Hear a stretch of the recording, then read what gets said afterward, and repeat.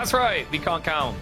We just do zero and repeat and repeat and repeat to get into a repeat of thrilling weekend days. One and all, welcome back to EGC Masters Winters. It's time for your Sunday dose of competitive action. I'm joined by the wonderful Tim. Tim, I've dragged down the green screen. I didn't want to leave you alone with the overly white backgrounds for us two overly white. Well, you know, yeah, you're kind of blended in a little bit with the back. I just wanted to say, you know, this is Business Casual Sunday that we talked about. We talked about it a little bit off screen. We take the green screens down. We all just, you know, get a little transparency with us. And we're going to be bringing you guys some wonderful Sunday series coming at you. KP, there's been the first four based on ATR, right? Mm-hmm. We're qualified. And we're going to see every single one of those four today. Isn't that correct? Yeah. Because it turns out ATR might be a better measurement of skill level than just ranked. Controversial take, but... Right. Yeah, I think, you know, I mean, when it comes to the ranked ladder pool, I don't know how much experience that you've had with it personally, but if I play another game on Wetlands, I might jump out the window. So coming into this game number one, this is going to be a very nice, fun map. We're going to be on Cliffside. Me personally, I miss this map. I haven't played this in a while, and I'm really excited to see it.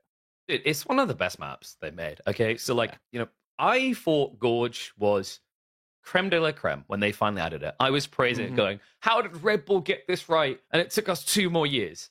Now, a year in, I'm like, I'd rather see Gorge go, and Cliffside should come back. Like, Cliffside, to me, is a highly competitively viable map. The cool thing as well is like it's deceptive because you've got those choke points that make it seem like it's campy, but the reality is because you start closer, if you want to all in your opponent, there are options. And maybe even a map as claustrophobic as Cliffside, you can implement those options quick enough that someone won't just pro scouts. Yeah, you know, you say that when it comes to pro scouts, but I feel like every game that I've played over the past week, minus maybe a couple, I've pro scouted literally every single time. Oh, one of those. I mean, it's just one of the situations, and we're going to see it into the game, you know, but there comes a time when you know your opponent's going to pro scout, and you're like, well, what's the best way to counteract it? You just got to do it yourself. You know, it's like Relics, right? You have a nice little mini game in Feudal, and then now you have a nice little mini game in Castle Age. And that mini game, because we're seeing HRE coming out, by the way, in Marine Lore, we're probably going to see some religious artifacts getting picked up. That's for sure. Yeah, but here's the funny thing about playing HRE in a Pro Scouts meta. You don't need to rush Castle Age. And here's the thing about playing Byzantines in a Pro Scouts meta. You kind of suck. Yeah, you know, that's kind of crazy. It was a little bit of an indirect nerf to the Biz, right? And Ellie too. I've even experimented a little bit because I play Byzantines myself. I've experimented a little bit with going Hippo and then going Pro Scouts and just like forgetting. I get it. Winery is great. I love Winery. We all love to wine and dine like the best of them. Mm-hmm. But when you see all of those deer carcasses out there, every deer pack is 2,450 food, if my math serves me correctly. Getting an extra thing out of those berries, getting an extra batch of mercenary units out of those berries, I'm like, I'll try to go for the deer. And then you gulp afterward. Any gulpers in chat? Hello? So here's the way I like to think of it, right? Is like, you know, oil's for babies, all right? Real men want to have that big load of meat, which is what you get out of the deer. You get plenty of that to pump with. What I'm waiting to see is the Hippodrome, 50 Scout, Triumph Activation, Trapezites, torch down the landmarks build. It's going to happen eventually. Probably not here today because Killjadi's one of the Byzantines. And he prefers Rams. But the reality is, like, you know, the concept of what Hippodrome does seems cool, always has. But in reality, it's just kind of poop on a stick, right? Like, it doesn't have enough potency in the early age, especially against something like HRE. In fact, I'm kind of like, we're having this discussion about Pro Scouts. I'm kind of seeing an issue with Killjadi's draft. Like, I think Delhi Byzantines as openers really is previous meta, right? Like, if you look at Marine Lords, HRE, Malians, these are very dominant Pro Scout civs. Whereas the first 3 for Killjadi aren't. A lot of people like to think that Delhi are Pro Scouts dominant, but actually not. If you pick a civ like HRE, China, etc., Delhi can't keep up because they take 4 minutes to get Pro Scouts, and those other civs get it in a third of the time. You're 100. It's about the timing, right? It's kind of funny because when we first went into this Pro Scouts kind of meta, everybody was talking about Delhi Pro Scouts. You're like, you get it for free because of Dome of the Faith. You get all these scholars. You get it faster, blah, blah, blah. And China, Zushi, HRE, they're like, hold my beer, dude. Like, I'm just going to go and get these scouts before you. The scouts of the Delhi, they haven't even cracked a textbook yet to get professional. And China and Zushi are already out there getting carcasses. So no. It's like China and Zushi went to advanced university. HRE and Roos went to what in those colleges, and then Delhi is like stay at home and read the manual and hope it works out, right? But are you saying Delhi players are homeschooled? I mean, this is probably the closest they've ever come to really seeing an elephant. But let's start address the elephant in the room. We kick off on Cliffside. Game number 1 here between Marine Lord and Killjadi. Marine Lord looking like he may have got the pick, hoping of a win. Killjadi, always known to be creative and aggressive. They need to be here. Yeah, I love watching Killjadi, man. Just how aggressive he is all the time. And, for Byzantines, they have that feudal age kind of stuff, right? With those mercenary units, a lot of tempo. He can really get some kind of feudal age push. But AP, the HRE, and that feudal age economy, it's pretty devastating. Yeah, and one thing I was looking for straight away is like the way they leverage it in the other game. We could have potentially been seeing a Rax rush opening here, but it's a little bit of a punt. You never guarantee that the gold is in the right position. And also, you kind of set up for a nice time if Byzantines still in their feudal age with the first Lombard bump. So, Marine Lord hasn't gone for the outpost rush. It could have been an option here. The interesting thing about rushing the Byzantines is you don't rush the gold, you rush the berries. But I don't know, maybe Marine Lord deep in his brain somewhere, maybe deep in their practice, he's aware that Killjadi could do a Hippodrome build. But it feels wrong to say. Yeah, and I mean we kind of talked about it a little bit right off before the stream started. Apparently, I'm having sound problems. So KP, take over. I'm going to fix this. All right, try again. I think you're fixed. Awesome. Can I chat? Which makes it sound like you've just been taken to a vets and neutered, but I think you're fixed. All right. Well, I don't judge you what you do on the weekends. The with the HRE and Marine Lord, because we talked about their feudal economy, Killjadi going hippo, and all that kind of stuff. When it comes to that area and that tempo of the Byzantines having, the winery and all that kind of stuff, who you got here? If they're going to try to get some feudal age aggression, because we talked about Cliffside being aggro, where would you put your money? So I think there's maybe an aggressive line Killjadi can take here due to the deer spawns, 2 of them being really tight in the center. But if he wants to be aggressive, you're going to be looking at likely, I want to say a horseman followed up by Lombos. Usually feels quite good. It's just a bit weird because HRE just have so much movement speed with their spear horseman comp. So maybe the better way for Killjadi to go is feigned aggression into Castle Age. Maybe just open up with some Javs or Keshiks, poke your opponent, come back. I mean, the value going Keshiks here is your opponent actually hasn't added in spears yet, so there is a small window. I've fear-crafted for a while whether Sippy Cups is the way to go here, right? There's the kind of fast castle build. Mm-hmm. There is a threat to that if your opponent's a mine worker, but Marine Lord doesn't really believe in the mine work. It's very rare you'll see him go for it, as we can see by the Archon coming through.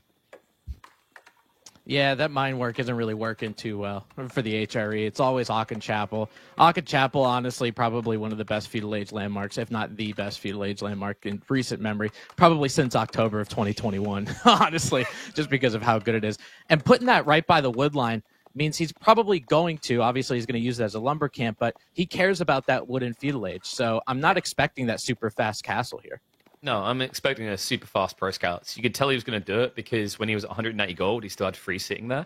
He's actually got more gold than he needs at this stage, right? 280 sitting. So might want to pull away unless he's intending to just rush into something extra, like maybe the Brodax tech, because this is quite a lot of gold. Yeah, this is a lot. And obviously, but with professional scouts, because we're going to talk about it over and over on this broadcast, professional scouts is quite an expensive technology. It's 275 gold if you're going to want to do it. So you got to make sure, obviously, that prelate doing a good job of inspiring that gold. And with that Aachen Chapel, he's going to get that megaphone and shout his prayers in that 6-tile radius. Yeah, but apparently everyone's wearing earplugs over the straggler trees and the gold, right? Because it'll be out of range. But, we're going to probably see him shifting over. Beautiful thing is you save on going for lumber because you do have that as a drop-off building. Does mean you can't rush into the Brodax that we talked about, though. Instead, survival techniques as a follow-up is just natural. We could even see maybe Wheelbarrow, but Wheelbarrow just feels weird. If you've got Pro Scouts, you shouldn't really need it. Killjadi, though, the question is, what is the play going to be here? Because he's looking at Limitane, and we've seen how bad they can be at chasing Pro Scouts. It just doesn't work. right? The movement speed is just way too good. Like, actually, if there's a Civ in this matchup that could block Pro Scouts, it's the other one, right? Because Atri have faster moving spears. Yeah, and you know, I'm really glad you mentioned it, because I feel like that's something that's not talked about enough. I know they got the HRE in that March, they got nerfed. Now in Dark Age, it doesn't count. In Feudal Age, now it just automatically comes to you. And those spearmen, when they're actually charging, I think it's somewhere like 1.56 tiles per second, and a regular knight is 1.62. It's like the spear just gets a horse. It's crazy. Yeah, and then you can tell these are both Roman empires because the Byzantines gets their own thing for their spears, but they have to wait until age 3, so they don't really compete. The only thing they compete in is like raw stats of a health pool. Is Limitane have 10 more health, but like you have to think about realistic economies here, right? Like in this matchup, the way it used to work is long feudal favored Byzantines, because once you have all the olive groves set up, you're just better economy wise, right? Because if we're 20 minutes in the game, I'm gonna have like a level 4 cistern, I'm gonna have the Grand Winery Groves. It just means I can eclipse your 40% gathering rate. And then also you have to think about the fact that H3's Archon gets worse as the game goes on, because you lose the value of gathering wood and food. It just becomes one. But that's the funkiness about Pro Scouts. Is like Pro Scouts with all this injection of food means you don't exhaust yourself as quickly. And it also means that Killjadi can't really afford to just start spamming farms.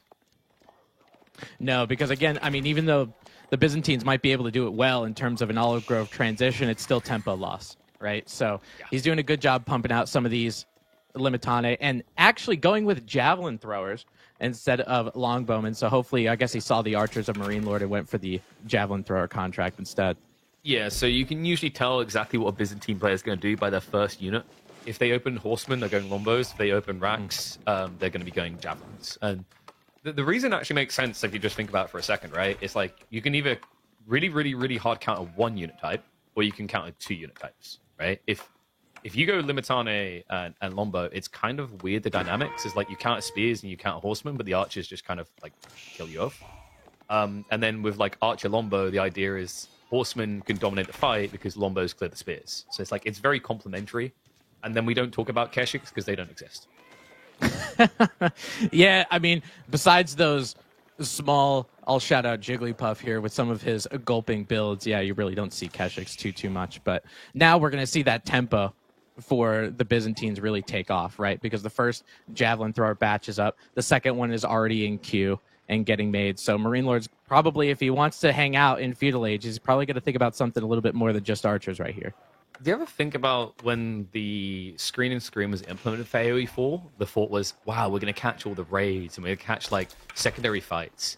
And then you realize in the current meta, all you get to do as a secondary observer here is watch scouts pull carcasses. Yeah. That. Oh, look at that.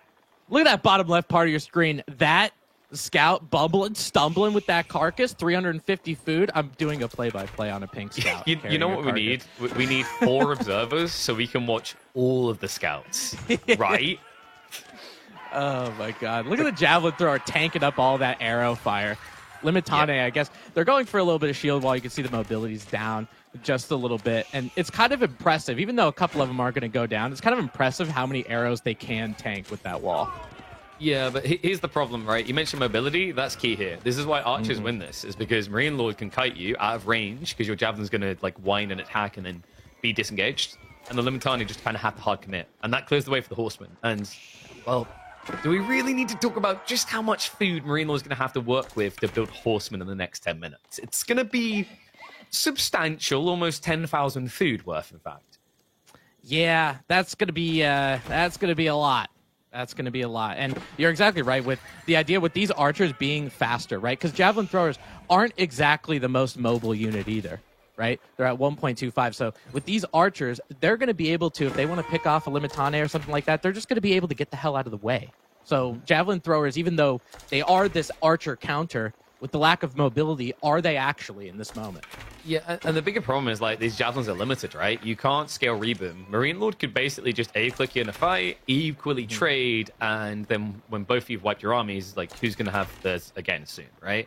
The guy who needs to go out to the berries is the one who's going to suffer. In this position right now, though, this is not a fight Killjadi can win. He hasn't got enough Limitane here. Like, 3 horsemen can peel this. Archers just dive in, Limitane get baited in range, and now, I mean, just 2 horsemen's good enough. Third one comes out. That bonus damage coming in, this is going to be way too good of a trade for Marine Lord. Yeah, those those Limitane, I'm not really sure what they did because they were going for shield wall, but they went right into the archers. They weren't really protecting the javelin throwers or trying to. So now with that getting cleaned up, KP, we have a military lead for Marine Lord, 25-3. And I don't know. I think the predictions are closed in the chat. Thank God. It's only a 9x military advantage, right? Like, I mean, Killjoy's got 4 javelins on the way. I've seen like how a Spartan throws a javelin. Surely Marine Lord is got to be scared, or he could be HRE getting ready to go Castle Age while pressing. And it looks like Killjardy is kind of trying to do that too, right? Yeah, his is more dangerous, right? Right. I mean, Marine Lord has this advantage, right? So he's gained the ability to go Castle Age pretty much unscathed. Killjardy's got to keep playing defense this whole time, and now these archers are going to come in and try to pick off a villager or two. Well, we saw what happened last time there was 2 horsemen to fight the javelins. This time there's less jabs, so they're going to get wiped here and poked on. Killjardy doesn't actually have enough gold to go into the 3rd age. So at this stage, Marine Lord has a huge advantage ahead of him. He's already prepping the prelates in anticipation of being an age up. Oh man, and that's the most devastating thing when you're playing against HRE too. You haven't really done a lot of damage to them. In fact, you've been hit with a bunch of damage as horsemen are trying to find raids, they're trying to find some of these berry packs. But as soon as you see the HRE hit Castle Age, and then you look at the map and the relics start disappearing, you're like, oh, I am a mile behind. Yeah, and it used to be Biz kind of felt decent at mirroring and contesting because the Grand Winery gave them access to monks, but this is more of a monk-esque. What? Killjardy? I think they were trying to defect. They were like, we identify with Marine Lord's Roman Empire, but they are going to come back. Golden Horn Tower is going to get built now. A little bit of a missed rally in there, so he will at least trigger his tech up first. Marine Lord looks like he slowed his down a little bit. Food drop-offs seem weak. I'm not sure what's happening, actually, with M-Lord's economy. Because he has got deer at home, right? Like, 500 food income a minute doesn't feel like a lot of deer. Yeah, I thought he would at least have a little bit more. I know that there's some deer packs on the eastern side of his base that he hasn't quite yet picked up. So maybe there's a couple more. Maybe he just ran out and kind of randomly. Maybe either that or like he doesn't have survival techniques. So like the amount of people we had was a bit limited. Because like usually you expect to already be accelerating towards 1,000 if you really want to force it. Well, tech up is on the way now with 13. He's even getting the steel pick. So it looks like we're going to get a big priority towards gold and upgrading this army. And already Varangian now getting queued up. So there is a small window here for Killjardy because Marine Lord can't really ramp his good army out at the same speed, right? That's meant to be one of the nice things of Byzantines is those systems, you actually get a very aggressive pump timing similar to the Delhi. Yeah, and it's kind of nice. I mean, just dissimilar to the Delhi. If you wanted to upgrade your army, you switch one of those cisterns to Dialecticus, and you end up getting those upgrades really quickly. Obviously, Killjardy didn't have an army to really do that with, but assuming he did, it would be easier. But with those Varangian Guard, the thing of it is, Marine Lord, he's got his economy already set up for the most part. He's already queuing knights, and he already has a bunch of archery ranges. He can just queue up a bunch of crossbowmen if he wants to also. Now, we've sounded smart so far because we've named 2 of the 3 system effects you can go for. We've got Conscriptio, Dialecticus. Can you remember what the other one's called? Presidium. There we go. Look at you. Wow. Oh, my God. But this is going to be a great casting day, let me tell you. Doctors and their Latin seems to be paying off here. Oh yeah, you gotta know the root words of stuff, man. Because you get hit with a bunch of lingo, right? And you're just like, I don't know what the hell that means. So you just break it apart. You know what does Presidium mean in Latin? I have no idea. However, I do know that those buildings get a little bit of a defense. That's all I know. And it becomes useful when you're a doctor, right? When a guy comes in, he's like, oof, got hit by a car. Clearly didn't activate your Presidium. And then, boom, he's got no response to that. He should have listened to the doctor. So, looks like Killjardy's going to be in need of a doctor, though, because his army looks slightly overextended here. There is a move out into the berries, which means this is hotly contested because Marine Lord, he just moved in for the deer. It's about to turn into a double jackpot. Yeah, and I mean, look at the amount of javelin throwers versus the amount of archers, right? I mean, these javelin throwers, I get it, they're good. One, they're still in feudal age, and now they just hit that veteran upgrade. But Marine Lord is all over the map, KP. He was trying to get relics. That monk said his last prayer. And now these archers, even though, the Varangian Guard might be something that could deal with those archers, but it looks like with how much damage those archers have and the mass that they are, they're going down more quickly than you might expect. Yeah, and he doesn't have undermesh too, right? Look what Marine just got. It's the second level, so these archers are going to be even more impactful. Frontline already gets mopped up. Javelins are becoming kind of irreplaceable. Any loss is unacceptable at this stage. And you're going to experience losses. It's 4 knights, 7 more queued up for Marine Lord. At this stage, we're just waiting for Killjadi to make that little death squeal that you get out of a piggy, you know, like, and done. Well, I mean, you just watched archers chase down a javelin thrower and pick it off, and you're like, what am I watching? What's going on? But that just shows the power of upgrades, and especially in the ranged variety, making sure your undermesh is iron, making sure that your rivets are wedged, right, for that +2. If you don't have that, you're gonna get destroyed by these HRE archers. Yeah, and then you have to take the right angles to give you full surface coverage on your opponents, and it's just chef's kiss from there. I mean, you can really just see how Marine Lord is starting to bloom in this particular matchup, and I'm not really seeing the way that Killjadi can insulate himself to stay in this game. Right. I mean, it's just, even though, especially now, he doesn't want to give tempo of groving, right? So he's going out for these berries and try to get some units. I understand with the Golden Horn Tower, it's supposed to give you a little bit of tempo, right? In getting those free units. But I don't care if you're on Cistern level 3, if you're on Cistern level 13. They're not going to come out fast enough for you here. No. At this point, it would require Marine Lord to basically just get up and do jumping jacks for a little bit too long, which I've seen Marine Lord. He's not exactly the most athletically fit, so I'd say like 20 jumping jacks should be enough to exhaust him. If Killjadi can convince him to do that, okay, there is enough time. GG comes out. Game number 1. Kind of the expected outcome here. Marine Lord with the HRE, able to get a dunk. Yeah, that was... honestly, for the HRE, it looked relatively simple from Marine Lord, to be honest with you. You can look at resources gathered. Look at this chart. Look at this wonderful chart that we have here. Everything you could possibly need about that game. The one thing about Marine Lord, 0 olive oil, so he was not greasy in this matchup, but it did not matter. No, we said oils for babies, and now Killjadi's left crying like one game down already. Oof. Marine Lord, literally and figuratively off the charts in this one. We do get the color switch around, just to clarify for people. Pink, Emerald, thumbs up. But, you know, we've got issues on the draft that we talked about, right? And I need to see some solutions quickly. Otherwise, we could be looking at 3-0. We already mentioned when we were assessing that draft, it felt like Marine Lords made sense for the current meta, whereas Killjadi's felt a little bit outdated with these high-pro picks like the Byzantines not proving as impactful as they would have just a few months ago. Yeah, no, I agree. And I think this was, honestly, I feel like this was the kind of battle that set the tone for the rest of the game. And it was 9 minutes in, 9.5 minutes in. You see those Limited just getting absolutely picked off. 2 or 3 horsemen against all of those javelin throwers. I get it. The javelin throwers have a decent base damage. Maybe they could pick off an archer or two. But the big problem with these mercenary units, and why I'm not the biggest fan of javelin throwers, is it feels like you can never get enough. Yeah, but that's meant to be the crux, right? Is like they're great for some transitional type play. But I agree. Like, you know, the way you have to treat your mercs is that they are a finite resource. They are an incredibly valuable resource. But that's also why you see most people don't go Keshiks. If you just break it down to a simple conceptual layer, range versus melee, right? The mercenary choices, most people are going jabs and lombos because at the end of the day, you can afford to lose your cannon fodder replaceables. That's Limitane, that's Horseman. Can't afford to replace Keshiks, right? So, like, that's why you typically see people always go for these range units, and positioning really matters. Like, I think at this stage, most players have reached a stage where they're happier using those first mercs to get castle age comfortably.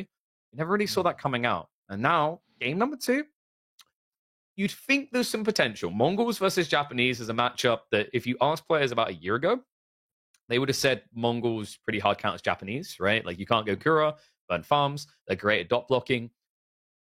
There's a certain ninja hidden somewhere in the room, though, that we need to address. Shinobi changed this matchup quite a bit. Mongols typically have multiple issues with it because obviously Shinobi are great blockers to Keshik and Spearman. And on top of that, usually you want to place your production around the Uvu, which means it's actually susceptible to some subterfuge. Yeah, absolutely. Those Shinobi, and you're telling me it's hiding around the room. Don't even bother looking for it because I don't know if you guys realize it's a ninja. You're not going to find it, dude. I mean, okay.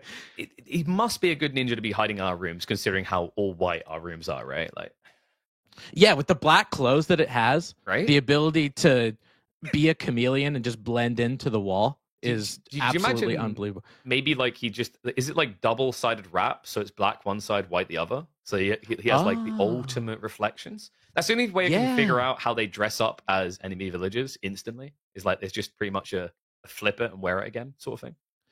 Yeah, because I mean, either that or they're carrying a bunch of gallons of paint with them. You know, because like there's no other way to change your colors that quickly. With and if like you're doing stencils, so you get the right trim. Yeah. And I mean, if you're holding all these gallons by Johnson and Johnson, you're probably not going to be able to use your, you know, any of your ninja skills, and your mobility is going to be decreased. But man, we're talking a lot of nonsense, aren't we? Kurlager. Should we bring it back to the more nonsense? Have you ever like watched and we'll probably get to it in this game because I'm expecting Shinobi. Have you ever watched a Shinobi swing his sword and think, man, does that look like a 4-year-old with a butter knife? Like they just kind of go, eh. Right? Like I could actually just imagine him. Like you could pretty much put a piece of toast in front of his animation in the game, and it would fit. It's not very French. You know, and the best thing about it, KP, and you might think, yeah, 4-year-old with a butter knife. Somehow it's 20 damage. Riddle me that. You know, like it's max. Because you didn't think it would be impactful. That's what happened. You undervalue the potency of that ninja strike, right? It was like, when people watch One Punch Man, it's like, what can this puny mother ducker do? And then he just blows your chest cavity wide open. Well, let's see if there's a cavity search waiting from Killjadi in game number 2. Marine Lord leads early. We head into Kalauga for Japanese up against Killjadi's Mongols. You know, I'm not really sure how players think about this map, Kurlager, but I think it's incredibly interesting. I really like having those two pawns there that you can actually walk through, and the sacred sites being there. It creates that little bit of chaos. You know, we talked about the Shinobi a little bit. I've even seen some Japanese players, like maybe they get a dock, their dock ends up going down. They put a farmhouse there, and they just periodically drop off with fishing boats. It's the kind of chaos that you don't really see in some of these hybrid maps that are, you know, just one giant body of water, like a holy island, for instance. Agreed. And it's interesting because there's a lot of extra manipulation you can do, that fishing house drop-off interaction, right? It's like other civs can do mills. I've seen China supervise those mills and get additional. So there's some hidden layers of mechanics there with fishing. And like the interesting thing, though, is while Japanese would usually look at that as a comfortable move to make, they can't do it on this matchup, right? Because Mongols will torch those houses down and get paid for the service. So Marine Lord, instead, his goal should just be to try and find a tech up after some initial harassment. Usually we've been seeing scaling Shinobi now, usually around the range of 3 to 6. That forces an archery action, which is perfect for Japan, because then if you rush Castle Age, you're going into heavy cavalry anyway. Yeah, and even in Feudal Age, like, if someone's going to make archers, you don't really mind going with a stable and a couple horsemen, just because, like you stated, it's going to transition you into Castle Age anyway, right? So it definitely plays into their hands, so to speak. Now, for the Japanese versus the Mongols, I think one of the big things that we got to harp on too is why people pick Japanese on water in the first place. You know, obviously the docks are full price. It's not like Ayabids or Bassids. However, those fishing boats are pretty cheap, right? They're 45 wood each boat. So that really helps that tempo to get to Feudal Age so quick, where those Shinobi make an actual impact. So I think everything, as far as their naval economy and military goes, it synchronizes pretty well. Yeah, and the logic is you can have up to 2 extra fishing boats compared to any other civ at that stage, right? And feel good about it, which means you're returning the cost of the initial investment quicker. You're admittedly spending more to do so, but it amplifies, right? That's the value play. Interesting detail at the start here, by the way. Killjadi has to swallow sadness as Mongols, because you may notice that TC looks like it's allergic to trees, right? Like this guy has a pollen issue, because usually as a Mongol player, you want to put your TC on the tree line. The issue on Kalauga is the tree lines spawn a little bit further away. You can even see it in Marine Lord's base. So it's not as easy of an option to exploit compared to, say, a dry Arabian. Yeah, and even if you wanted to get that big, I'm going to call it a forest on the left side, that big bushel of trees over there, your gold is so exposed, right? So putting that in the middle, I guess he's just trying to, you know, kind of save face on both sides. But there's an ability, you know, if you wanted to get that small bushel, maybe to unpack there. So Khan, definitely one of the most, I don't know how your opinion is, KP, but one of the most annoying units, probably besides the king, coming in and take pot shots at that villager. Hearing that attack notification go on and on over and over again, it's such a tilting experience. I can't handle it. It's outrageous. I mean, you know, this guy is always up in your face. And then also you get those snaky fast castle boys. That's when you really regret it. But no, it's a nice little mechanic for the Mongols. The hilarity is at this stage, quite often the Khan gets used more aggressively for his arrows than his signal arrows. I've seen way too many fights where people just forget to activate them, and all of a sudden this guy is just watching himself on spears. So Kuka is going to be coming in. Deerstone response is correct. You need this to kite your opponent. The awkward part is usually the Deerstone feels best after an outpost rush.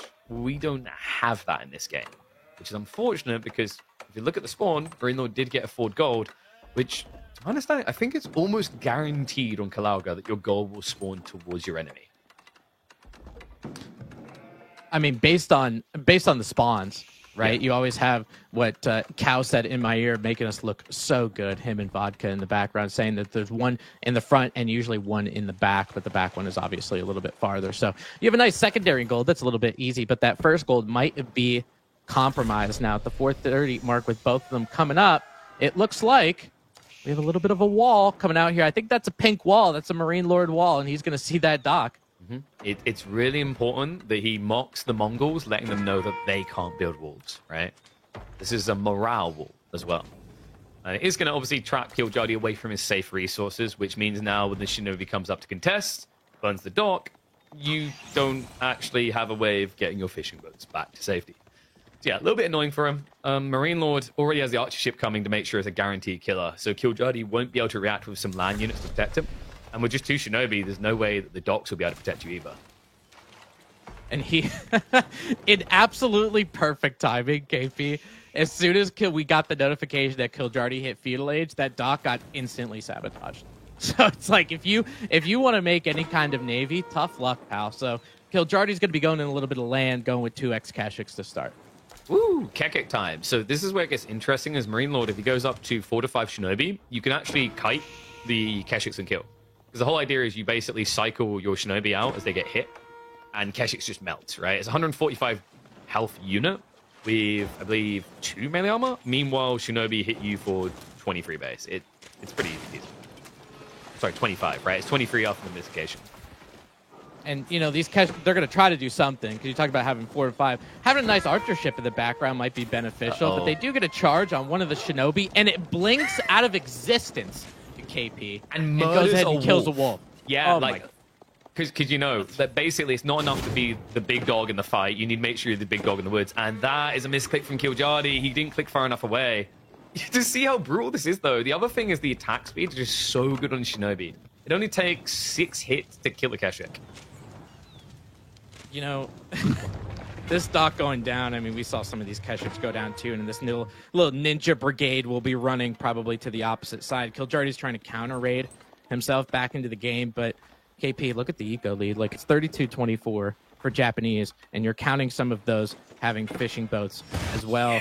I hate calling games before the 7-minute mark, but I know. This is devastating. Speedrun the series, man. I mean, we've got Yuumi getting added in, which isn't a confidence play, it's just a smart play here. The Shinobi just complicate the unit dynamics in the other game. Shiv's out as well on the tree line. Keshik's trying to commit in. Marine Lord is microing away a little bit too slow there, and his spearman can't attack. We'll get through in the end. So finds himself some worker kills there, but very expensive losing Keshiks at this stage in the game. And also, you know, Yuumi kind of gets looked at as a meme, but it really isn't a memeful unit. The cool thing about Yuumi is you just have a much better ability to flood than your opponent. And it also makes the castle transition for Japanese scarier. Yeah, it does, because I've noticed with Yuumi, I mean, in feudal, if you make this some kind of mass Yuumi kind of situation, and you're sitting there on 30 of them, because they're cheap, right? They're 30 food, 35 wood, right? So you don't need a lot of wood in order to do it. Oh my God, are those ninjas or villagers? I don't even know who they are. Oh my God. Hey, we're the relief crew. We're here to do some of the chopping of people. Takes out 2. Decides screw the Gur as well. Makes his way out. One of the Shinobi is going to die, but a worthwhile raid there. And one that's just going to buy reactionary, right? Like, Kiljardi's going to have to see this and contest it further, which is going to buy more time for Marine Lord to build up the next layer of his comp. A lot of spearmen, admittedly. Might want to just focus on doubling down on archers at this stage. Yeah, I mean, but that's the thing about the Yuumi, right? Like, you have to mass a ton of them in order to do the damage to the Keshiks that you really need to. Plus, with those Keshiks using their vampiristic trait, right, and getting that +3 every time they hit something. So, getting, like, I get you need the spearmen for the Keshiks, but you're going to need a solid amount of Yuumi if you're going to make a difference. So I think what Marine Lord maybe done here is he sipped the Kool-Aid looking for maybe a value play in the Katana Bannerman, because Katana Bannerman does buff the Shinobi as well, which is the best unit if you could realistically buff it in Fuel Age. Because double rank seems a bit overkill here, right? Like, your goal is to scale Yuumi. We're finally seeing the Horseman, which is typically what you want to be doing anyway, because, you know, if you had to measure what comp Mongols do the most, I feel like this is the one, Keshik's Archers. So yeah, a little bit surprising that M-Lord felt a necessity to build double racks. Yeah, I mean, honestly, I would have went with the stable probably before the archery range, to be honest with you. I mean, I know maybe you're thinking, you know, these Yuumi aren't exactly a meme unit, but when you have 3 of them running for their lives against Keshiks, this looks pretty memey to me. But that's why we built double racks now. See, this is the thing, right? The spears can protect you, but the TC is going to do that anyway. Marine Lord, I mean, he's got a healthy economy lead at this stage. Not rushing the age up. I think he could have got away with it. It's just, it would have been a bit risky with the Ford Gold. So we do have a lot of wood gathering coming through now. He has paused Yuumi production entirely. It seems like Marine Lord really did think it was going to be spears, and now that archery range just feels like a waste.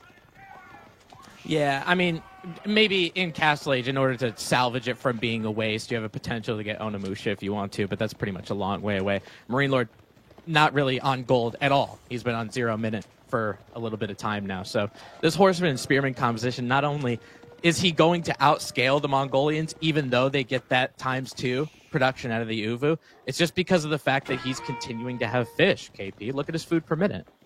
Yeah, it's weird though, because one thing he's skipping on by doing this type of build is the thing that Japan leverages really well with this comp, melee, right? He's not getting the Forge Techs, he's not getting the Uma Bannerman, right, or Katana Bannerman.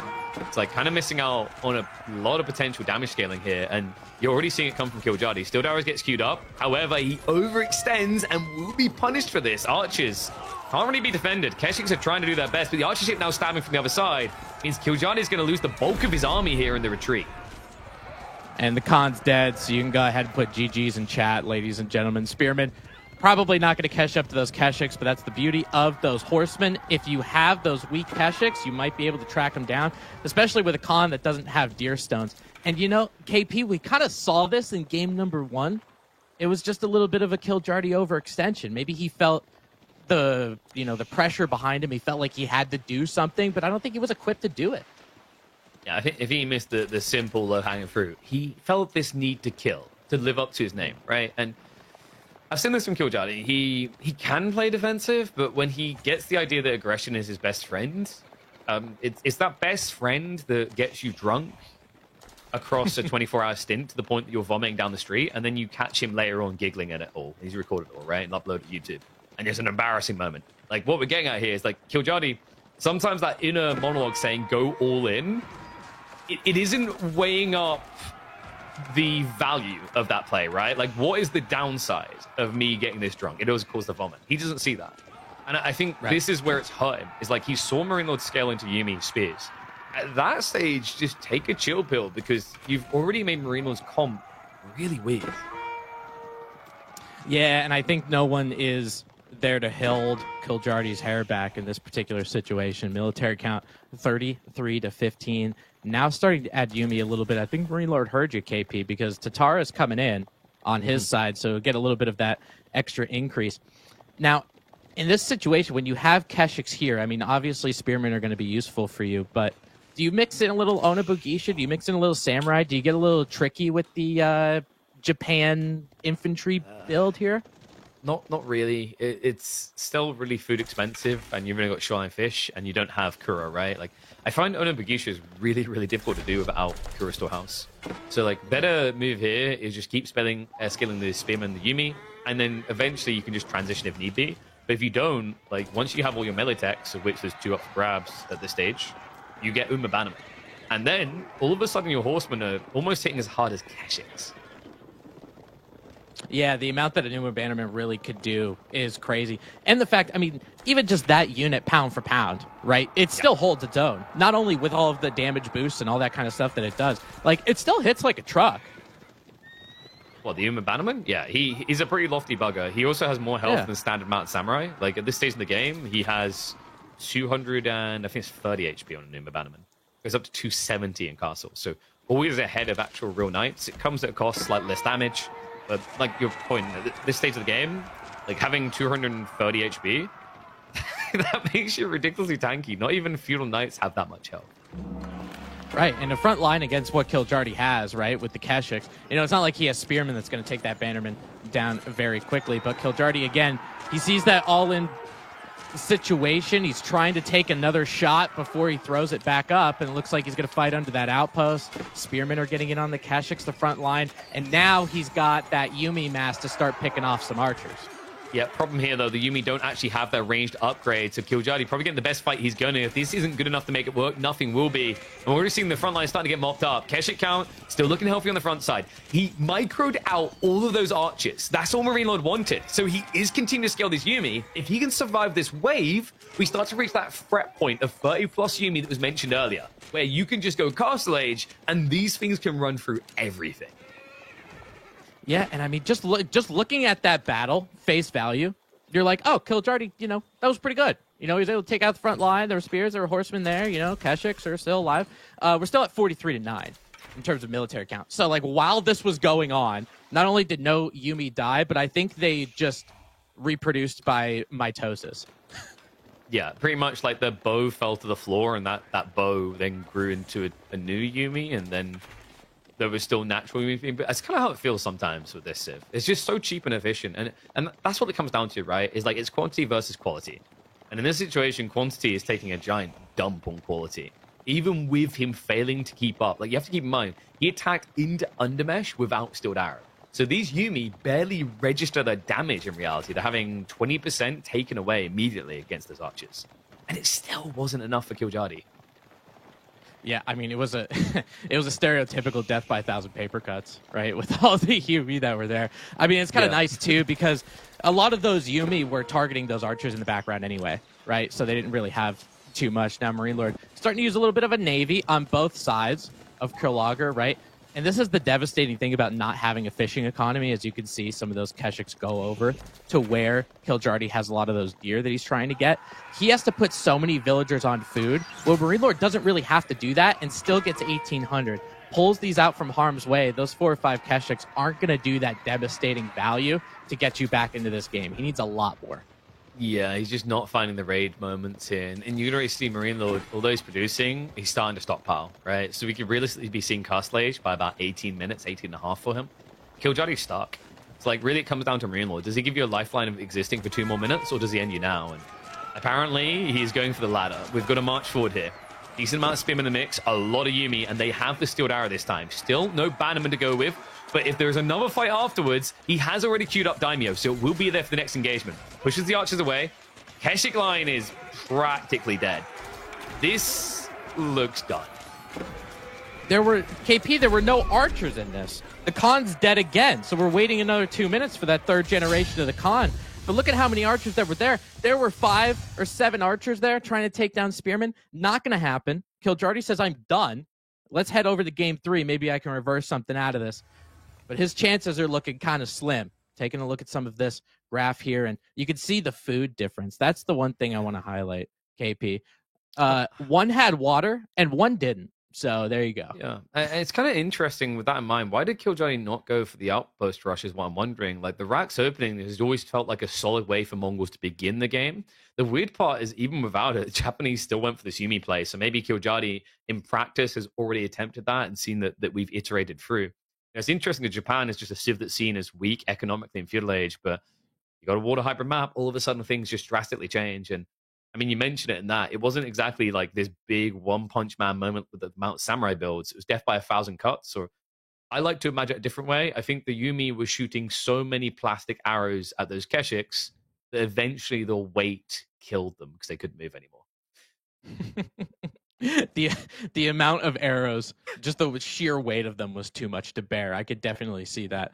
And, with that tempo that Japan gets in feudal age, just with the shinobi, it just sets the tone, right? Like, this is an idea or a matchup where, like you talked about before this started a year ago, the Mongols were the one that were setting the tone right through all of it. Now you have these shinobi. Are they villagers? Are they shinobi? We don't really know. Looking at this, oh, they're ninjas, sorry. And a couple of them end up killing some more villagers on the back end. So wait, is this just the being able of catfishing in the medieval age? Oh God. Like you think you're going to meet up with your fellow workers, and it turns out it's actually a ninja. Oh my God. And there's no, I mean, you're not going to be on MTV in the 1300s, that's for sure. So who are you going to tell about it? No, right? Russell Brand isn't going to turn up out of nowhere and go, "Wow, how do you feel about this experience?" If he did, you'd already be crying. I mean, this has been looking pretty brutal. I think the Yuumi switch for Marine Lord almost looked meaningful. Actually, like at one stage, it looked like it was going to win in the game, and then there was this weird off transition. But the reason it didn't matter that he went double racks in that early phase and it looked like it was going to be bad is because he already got set up by Shinobi. Like the difference in this matchup really is the Koga Township. If you think about these unique type of units, it's the same with something like a Dervish, really, right? Like and Desert Rays when they first came out, they break the natural triangle of counters and completely flip the way you have to address the matchup.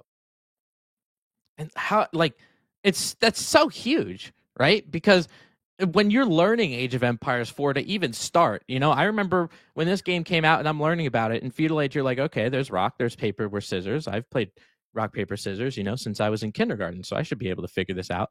You pull a Desert Raider into the equation, or you pull a Shinobi into the equation, you're like, what fresh hell is that? That's rock, paper, scissors, lizard, Spock, or something like that. Isn't that from Big Bang Theory? I don't know. But for how many things that you have here, it just becomes incredibly difficult. And look at this very last fight. Obviously, the military count was high for Marine Lord and the Yuumi, but the lack of archers on the opposite side, Keshiks are just going to get absolutely shredded. Yeah, it's kind of crazy, right? Like the way he won this was simply by treating Yuumi as the trash they are and trading them out with the archers. Like this was a matchup where the spear was the king. So his goal was always in these fights. You saw it there. He literally ran them into the Keshiks intentionally so he could hit the back line. But also the added effect is then sometimes the Keshiks are attacking Yuumi, which sounds like a good thing, right? No, because now the spears are living longer. So a little bit of a rotten egg moment there for Killjadi. And maybe leaving a vile taste in his mouth. But there might be hope, Tim, right? Because Malians hate Delhi. There couldn't possibly be a meta going on right now that Malians are better at Delhi than doing. Yeah. Well, wait just a minute. There is a meta going on right now. That's a little bit. Wait a minute. That's professional scouts. Oh, I thought we were talking about the two DC Malians. Oh, thank God, we dodged that bullet. Yeah, so Pro Scouts meta, we're on a very Pro Scouts map. Boldland is like one of the best for it. Very raid heavy, so there is potential there for the Delhi, right? Because they have the Ghazi. It's tricky, though. Something that Malian players have kind of woken up to is that building Sofa in Feudal Age isn't a bad thing. It's not a bad idea to mirror the initial Ghazi. It scales really nicely if you get the third age. And the scariest part of this, the Delhi, can you guess what it is, Tim? Something that Malians can suddenly do with Pro Scouts. Something that Malians can suddenly do. Other than win. That's the obvious part. But right, that's what I was going for. Leads to the winning. It's the Farimba. The Farimba. Interesting. Which has Imba in its name. So we may have overlooked something there all along. Man, do you remember those back in like season 3 Farimbas when you had warrior scouts and then you just used them essentially? Nobody like, but you know what the crazy thing is like, I don't remember them going pro scouts in season 3. I just remembered a bunch of warrior scouts that were providing a lot of damage because of the healing that they had. Yeah. Right. And then all of a sudden you're pumping out units 5 at a time with Farimba Garrison. And the worst thing about it, oh my God, I can't tell you how many casts I complained about this. You could make anything out of it. I'm so glad they changed it, right? The amount of tempo that you got to get all of those different units, you could just make the counter and you don't have to sacrifice the wood for a production building or whatever. Now, with Farimba, it's a little spicy. It adds some spicy units to it. And, with the choices that you have, you have the Javelineer, you have the Freeborn Warriors, I remember. Is there one that you have that you kind of pick as a favorite or that you like to see? Freeborn is like the most busted because of stats, right? Like, I'm going to be boring and say big number better, right? You have 175 health, 5 ranged armor, you move quite quickly. Like, these things just don't die. They're very cheap too. I've watched some depressingly obnoxious games where it's like, well, they're not killing your economy, but like you have to run from them, right? Yeah. The other scary one is something that I've been expecting to make Fitzy here come back to AoE 4-4, which is Mansa Mizraphadi. Oh my dear God, this unit. So Mansa Mizraphadi, when you really do the maths about it, you realize how kind of silly it is. So 5 melee base armor, and then you can scale upwards to 8, and then Elite Army Tactics gives you another 4. So you get 12 melee on that thing. And it's considered a trash tier unit, right? But like the raw HP, it makes anything but trash. You kind of feel like you got a pseudo English men at arms at that stage. And I think what the difficult thing is, I only have 20 seconds, so I'm going to make it really quick, is you see some of those units, and these Mansa Muzafati, like, you think they're regular Muzafati. Or the Freeborn Warriors kind of look like Muzafati. I remember the first time I played them, I was shooting a bunch of archers, and I'm like, what is this unit? Like, why am I not killing this unit? It turns out it just takes a million arrows, and let's see if we see a Farimba out of a Marine Lord. Game number 3, match point for Marine Lord, coming to your monitors, phones, refrigerators, wherever you happen to watch this delectable piece of content. We got Malians versus Delhi, KP. Refrigerator might be appropriate because it looks like Marine Lord's getting ready to put Kiljardi on ice here. 2-0 already up. We head into Borderland for potentially the last game of the series. Now, on paper, Delhi have looked really good against Malians, Tim, but we're dissecting a few of the reasons why Malians have some outs here in the Pro Scouts meta. So curious to see how Kiljardi is going to open. Likely we're going to be looking at Ghazi. The interesting thought is, like, Malians are a civ that don't like getting outpost rushed. Unfortunately, Delhi may be the last civ I can think of all the possible ones that would outpost rush you. Yeah, I mean, the Delhi used to, for that first, like, I don't know, maybe 4 to 5 minutes, something like that, when they're getting their Dome of the Faith, they're trying to get their production buildings. They just want to be left alone. They're not trying to interact with you. You're not trying to interact with them, and you just kind of have a little bit of a peace treaty, right? So once you get those scholars going, once you get all of those technologies that you need, then you really take a fight. I'm wondering if Kiljardi just kind of goes back to old school against the Malians and just, hey, maybe there's a Tower of Victory shenanigans going. Kiljardi is that aggressive player.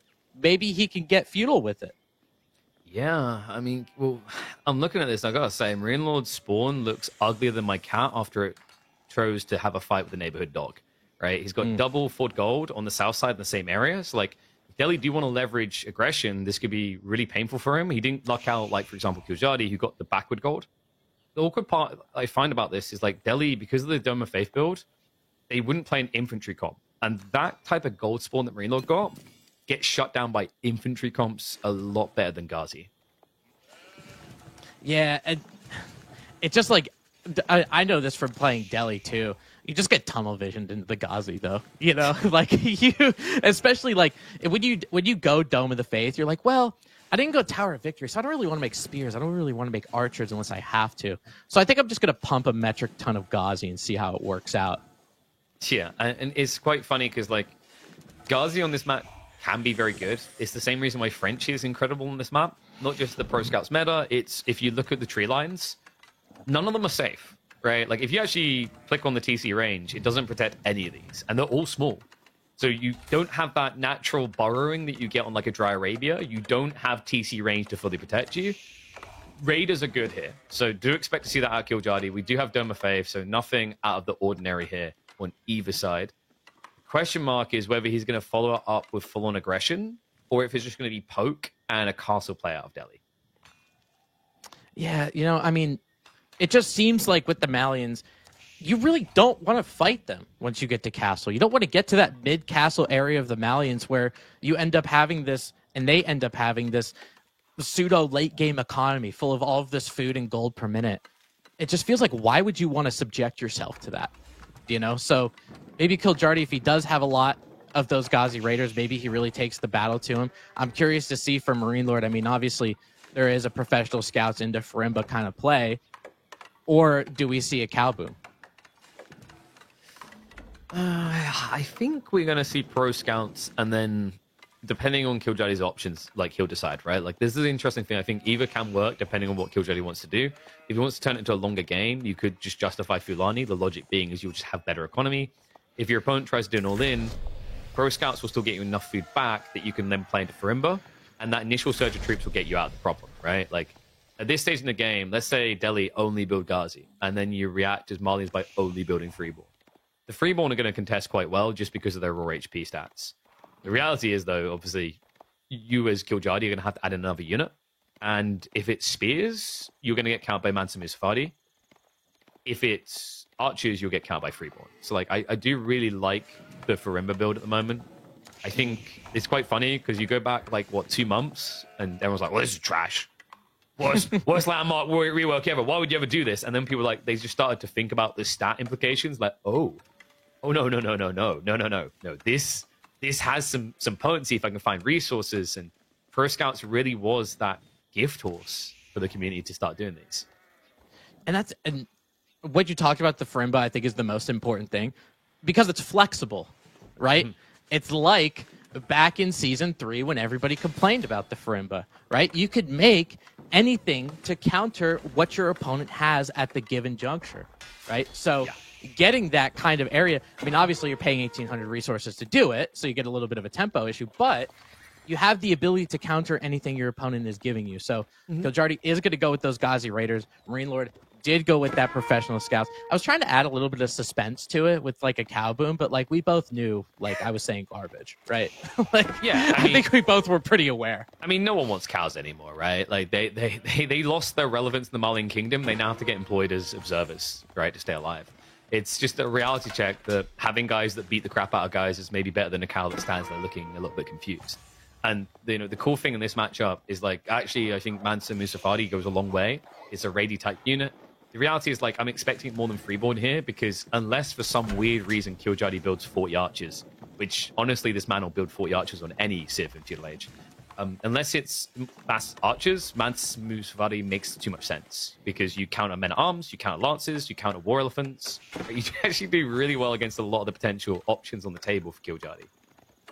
Yeah, no, that's absolutely true. I will say, though, a little bit of a warning, KP, if you're going to talk bad about cows, the stream will go off the rails. We do have a cow in the background. So anything, that you're saying about the bovines... So you're saying if we moan about them more, then, like, he'll zoom on a cow later and play violin music and, like, add a tier graphic to it? I'm fine with that.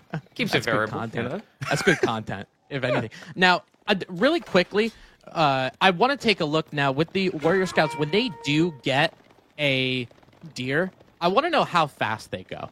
Because it looked like as that Warrior Scout was going to the town center with that carcass, it looked relatively speedy. Yeah, so, usually when they pick up the deer and you click on them, they actually, like, if we could hear the audio noise, like when you click a unit, it says something. When they're running with deer, they usually just make vroom vroom noises like an F1 racing car. They're that fast. So yeah, it's pretty obnoxious because it just makes it very difficult to chase them down. We've already got beautiful Donala here. Marine Lord is going to stop the first Scholar Cap. They're a really big deal for Kiljardi's timings here. And we do have Donzos coming out. The interesting part is that Marine Lord started adding in Javelins for a grand total of 0 reasons.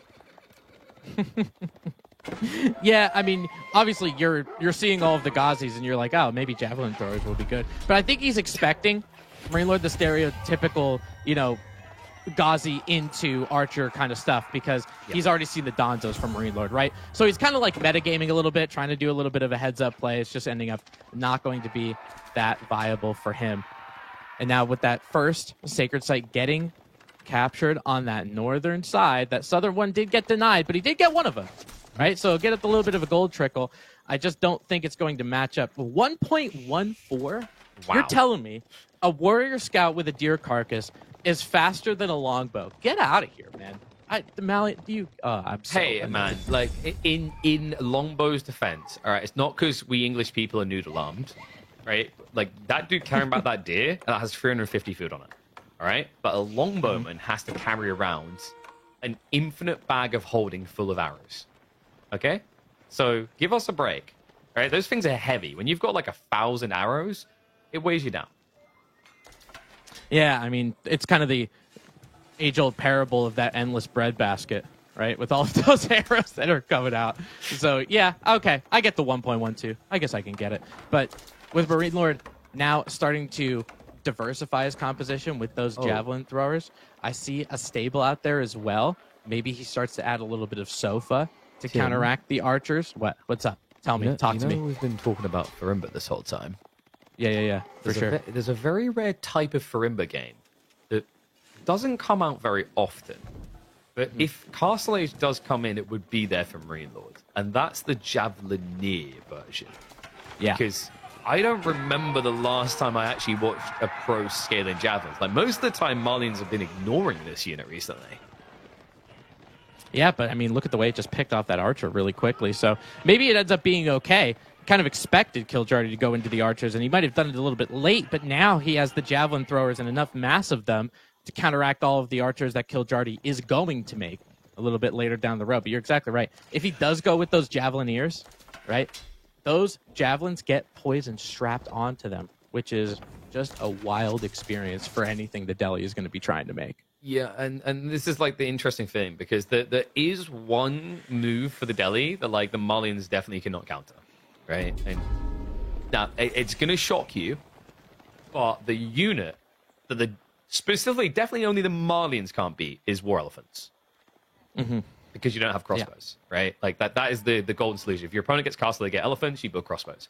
Can't do that as Marlians. Javelineers can get poison. It's still really not the same. So I think that's another part of why you're seeing Marine Lord posture very aggressively. He's getting great transitions to punish Killjardy. And the reality check is like playing a longer feudal because your opponent went Dome of Faith is better for you. Just think about that for a second. Why? Because once Delhi have got all their free techs, Dome of Faith is useless until they age up. Yep. No, you're absolutely right. And he's probably at that point where most of the technologies are going to be completed if they're not already, right? So definitely that Dome of the Faith just becomes, although you get those scholars at half price, I get that, but you're exactly right. It just becomes transitionally and indirectly, it becomes that rather useless landmark, right? Yeah. So Killjardy is continuing to fight for these sacred sites.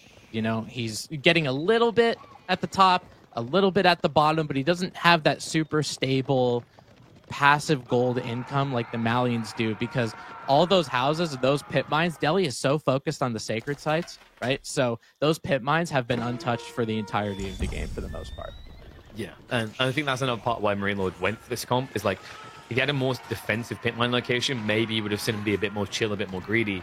But like, we're just getting a classic Marlian build here, right? And I don't think it's going to be Fulani to support it, but it does follow the same ideology of old school Marlians, which is lob a giant feudal army, let your opponent keep headbutting you, headbutt, build it bigger, and then just upgrade all of it. Now, Javelins, not really the unit you want to play deep into Castle Age, but good enough base damage that you'll take the full veterancy upgrade of this, right? Like, there are some civs that have to discard some of those units, they feel worthless.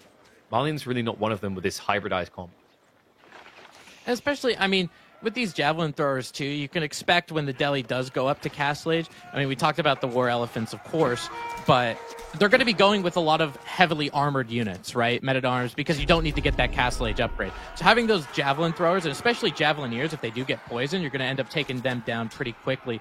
Now those javelin throwers are starting to kite all of these Delhi spearmen that are here. You've got Donzos making the front line, just trying not to dive for the most part. And look at that flank over there on the southeastern side, but Marine Lord is well aware of it, and that Ghazi is not going to get on those javelin throwers. There's a lot of bullseye targets on those archers. He needs enough Donzos to keep those javelin throwers safe, though. Yeah, that split kind of helped Marine Lord out, right? Just peels one side of a group of Donzos, means he keeps a bunch in reserve for the second wave here. It's still a pressure point fight for Killjardy. He has a lot of archers to work with, but the Ghazi are pretty much all gone, right? At this stage, you need to get a lot more cavalry out here. Otherwise, the Javelins will simply win this. Yeah, and it looks like, I mean, they can go safely back home, too, right? I mean, in terms of the amount of Ghazis on the map, Killjardy has 4 with one in the queue. So the Donzos kind of did their role, so to speak, right? They were arrow fodder. They were able to counteract a little bit of a surround if Killjardy was trying to do that with the Ghazi Raiders, and now they're going to start to back up. So overall, I consider this a pretty positive for Marine Lord, for sure. Yeah, it's tricky, right? Because, like, game 1, we talked about Javelin as the valuable unit that you can't replace. You should protect at all costs. Now, Marine Lord could replace as many Javelins as need be, but it is that same concept the Byzantines had, where this is my core. This is what matters most. The Donzos are simply there to be thrown away. The Javelin mass is there to continually be scaled. What worries me is, like, when you get in these long feudal ages, you know how it is, right? Like, you both have to scale archers, really, to compete. But the problem here, doing this against Marlians, is their archer count as yours. Like, this is getting kind of ridiculous. If you think about the value in this army from Marine Lord, we are reaching the crack point where Killjardy won't be able to compete, because competing any longer is just giving Marine Lord an even bigger win. Yeah, and I mean, especially when you're taking a look at the count too, Kiljardy's able to mass up those archers. Don't get me wrong, but I mean, he's massing them up right into that counter. Deli trying to get an outpost there might end up being delayed just a little bit, but archers are continuing. They're trying to get onto these javelin throwers. A perfect line formation, KP, so these javelin throwers don't get a lot of that overkill, and they're able to take down these Gazis just because of the sheer amount of base damage that there are. Again, this is the second time in a row where we're going to talk about it. There just weren't enough Gazis for this. No, it's like we're kind of at the stage where you wish you had Tower Victory, right? Like Tower Victory would have actually given you a comp, which would have been Archer Spears. Killjolly isn't doing Spears, which is kind of funny because the Ghazi aren't doing anything. The Spears would at least have a better shot of reaching the backline. It's always tricky against Donzos because they have melee armor, so they just hold a bit better here. But I think that's the edge Killjolly needs to look for. It's like he has Bloomery Tech coming through. He has these melee techs organically that Marine Lord won't think about getting. Instead, he just keeps headbutting these fights. Ghazi count non-existent, and the javelin numbers are just taking control. Like at this stage, he has more javelins than Killjolly collectively has full army. Yeah, and I mean, just how quickly those archers are getting decimated, right? Look at this line formation. Look at the difference. Look how many archers went down on that one volley. Was that a line formation? I thought that was like a dashed line formation, you know, because there's all those gaps between each of them. Yeah, I mean, the geometry could certainly be argued. You know, I definitely agree with that. But just because the ability to do that, right, means that overkill isn't there. So Marine Lord is sitting there continuing to up his javelin thrower count, while Kiljardy was at 38 archers, and they're cut in half. Yeah, and now we're just watching these OP javelins kill a building, right? It's like I don't know how that realistically works. I guess you throw so many sticks at structure. Oh, Cal. So this is Cal's relevance. He cast the qualifiers, and that was his appearance in the main event. But yeah, look at that. I think the way this works, Tim, is that you throw so many sticks at the other building full of sticks that the weight makes the structure fall over. I think that's how you kill it with javelins. Yeah, I think it's just like the pressure of it, right? The foundation is kind of thrown away. It's kind of like Jenga, but you're just adding more pieces of wood, essentially. And then all of a sudden, the structure ends up crashing down. I don't know. If there's an engineer in chat, they're probably going to tell us how big of idiots we are. But now that he's getting this little bit of a cow boom, the first time, essentially 17 minutes into the game, just about that first time that pit mine, that gold, ended up getting vacated. Yeah, but there's going to be a bigger vacation taken by Killjolly. Not just by his front eco lines, but a vacation from this series. It's a much-needed one right now. He's getting a little bit of raiding going on the backside. This posturing, I mean, it's crazy. Marine Lord, I don't think he realizes right now that he's just A-clicking a house. This is the dive point. Yeah, Scout sees think, it. Oh, there it is. That House of Learning. You better start to go over there before those books get on the bookshelf. Let's see if we can find them. We gamers, we don't read. Go. These javelin throwers also can sit under a town center because of how much ranged armor that they have. One full volley isn't going to take a javelin thrower down. It needs a second full volley. So that House of Learning ends up getting completed, right? We're going to get some of those technologies. Man, those scholars wish they could read a little bit faster to try to get some of these techs. And Kiljardy's starting to add some of those Castle Age units, right? He's starting to add some Lancers. He's starting to add some Men-at-Arms. But against 55 javelin throwers, I think you're going to need a lot more. We spent all these minutes talking about Farimba, but the reality is the feudal age went on too long. There's not enough food left from Pro Scouts, so it is going to be the good old classic Kung Fu Lani, because I'm expecting a follow-up here to revolve around a lot of melee units. Probably going to be Sofa, and we might even see some Musafadi layered in, considering everything Killjolly is now building would be counted by those melee boys. Yeah, and don't forget the Sofas, too. I mean, obviously, you could add Musafadi, but what's nice about those Sofas is they have a little bit of extra damage against infantry. So if you have some Men-at-Arms back there, it's even a better counter. Some of these guys are continuing to get picked off by those javelin throwers. That archer is no longer a corpse. He's just a bunch of sticks on the ground. And a military count of 71 to 47, now with the quickest Castle Age upgrades that you have ever seen, as you see at the top right part of your screen. So not only is he getting rid of these buildings, he's putting the pressure on Kiljardy. He did it all while getting that Castle Age transition and getting that unit strength. So here's the thing for Deli. Thumbs up, you get all your techs for free. Very nice. But what you don't get for free is the units themselves, right? You kind of wish you were Ottomans here, because what this posturing from Marine Lord is doing is hitting towards the eco and forcing out of time. Dive comes in, and I think this was premature. Kiljardy just lost practically the entire front line. The javelin should be able to mop up here. There's still a bunch of scouts in the mixture, which upgrading them will make him a counter into the archers. This looks cooked. We already have a scout watching on the south side, so this is a berry gathering from the deli. And this is going to reach to that back goal. At which stage, Killjadi is just going to end up running around his own base, doing very little. Yeah, and you know that's kind of the ball game when you have villagers starting to run around. And ball game it is. Game, set, match, blouses.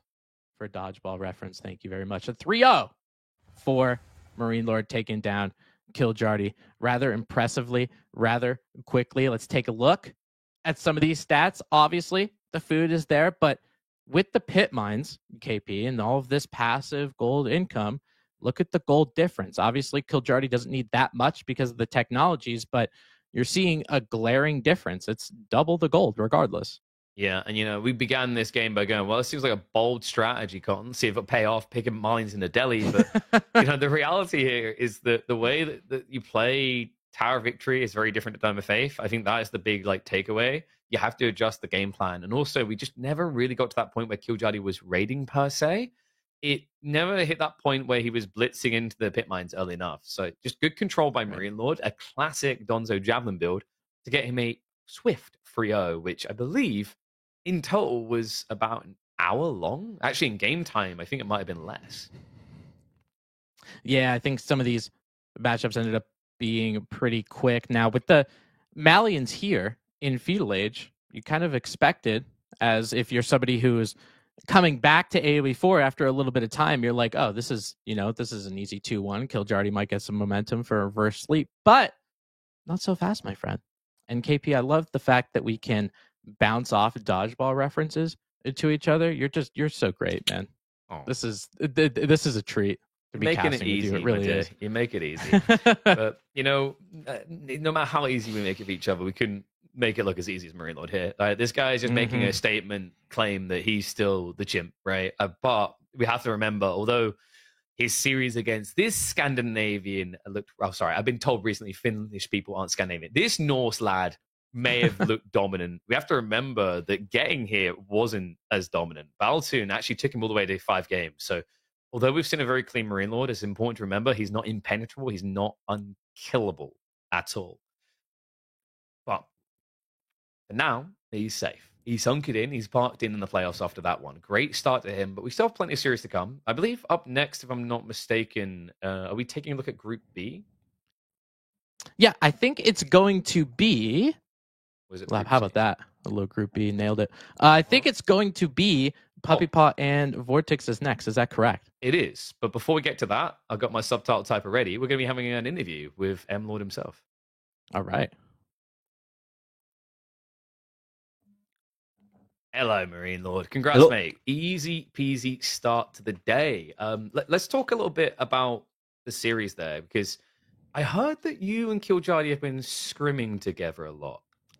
Was it going any better in practice for him than it did in this series? I mean, in practice, I try some more stuff, so you can win some mob, but most of the time I win pretty one-sidedly, I would say. How did you feel about the draft? Okay. How do you feel about the draft here? Because I was looking at the draft, and the thing I said is it almost felt like Killjadi's draft was pre-pro scouts, whereas yours seemed to focus more around the current meta.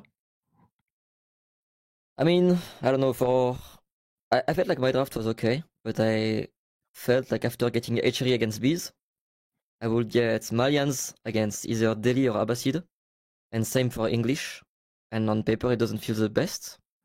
But at the same time, I practiced a lot of Malians and English against both Delhi and Abbasid, and even before, I thought it was very bad for Malians and English, and nowadays, if I don't make any mistakes, and I'm very, very clean on the game plan, I think it's a pretty close matchup.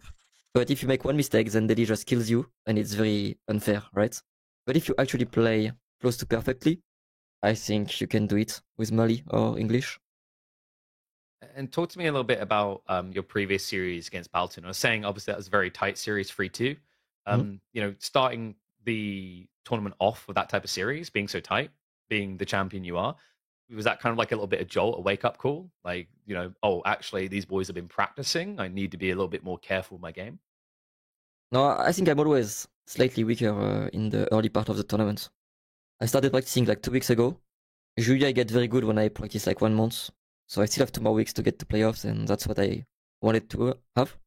So I didn't really care. Even if I finished second seed, it would have been pretty bad on paper, right? But at the end of the day, I'm gonna play against Group B, and in Group B they have only strong players. So no matter if I finish second or first, it doesn't really matter. And I want to win the tournament. I don't really care about winning my group.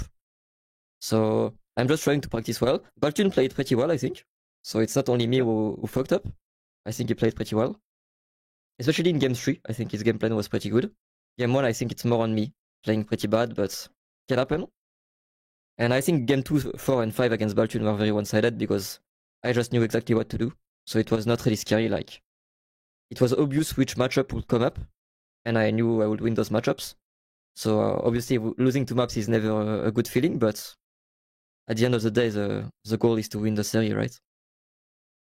Yeah, and talking about feelings here, like looking at the roster of players, who's the biggest threat in your eyes? I know you're like, oh, I'm going to win it all, but if there's someone you're maybe keep an eye on that could maybe take you down, like, is there someone that stands out from the pack to you here in Masters Winter? I mean, it's a very volatile meta, so honestly, all the top players can be pretty hard, I think. Especially in best of 5, but I'm still pretty confident. I would say the ones that improved the most recently, or like the 2, I would say are B and Vortex. But B is still very weird, right? So I feel like B just plays a lot and plays pretty weirdly like before, right? So he's just a good version of himself. Vortex, I think, he played some Age of Mythology, and it helped him grow. He grew a brain, I think. Before he didn't have a brain, and now you have a small one. But actually, I think he plays pretty good, and I think before he would just go YOLO all the time and kill himself. Nowadays he plays it a bit smarter, and even though at the end of the day, most of the game you still like it's still Vortex because he does some stupid shit. Most of early games and mid game, I think he plays way better than before, and I've been practicing with him a lot because obviously Lucifon is not playing anymore, and I didn't have Anoton since Anoton is he had some health issues. So yeah, I played a lot with him, and Vortex is for sure very strong. I think he's gonna finish first of his group. Wow, big statement coming out there. I mean, I think it also maybe helped B as well. Like we talked about, Vortex going to Myth. B went all over the place, right? Like Stormgate, Zero Space. I guess like taking a break, playing these different games, it refreshes your mind and maybe gives you a different perspective. I know for you it was fighting games. Curious, last question. Has there been a secret game you've been using to chill out, to reset? I know last time it used to be fighting games you'd regularly go for. I don't know. Honestly, this month I was pretty just bored and sad in my corner. I can't really move because I have a broken feet. Usually I don't like to, move a lot, but I like to still do some stuff, Right now I'm just sitting in my chair pretty much almost all day long. And that's kind of boring, but no, I don't even have a game. I'm just watching shows, watching movies, and playing Age of Empires whenever someone is up. What a hard life. Sitting around playing games all day for a living. No, it's very easy, but totally tough living, Marine Lord. Usually it's better, I think. That's what I'm saying. All right, buddy. But it's still I'm gonna let you get on with your day though. Big congrats on the win. We need to get to the next series, but good to talk to you, and I'm sure we'll talk again soon. Bye-bye.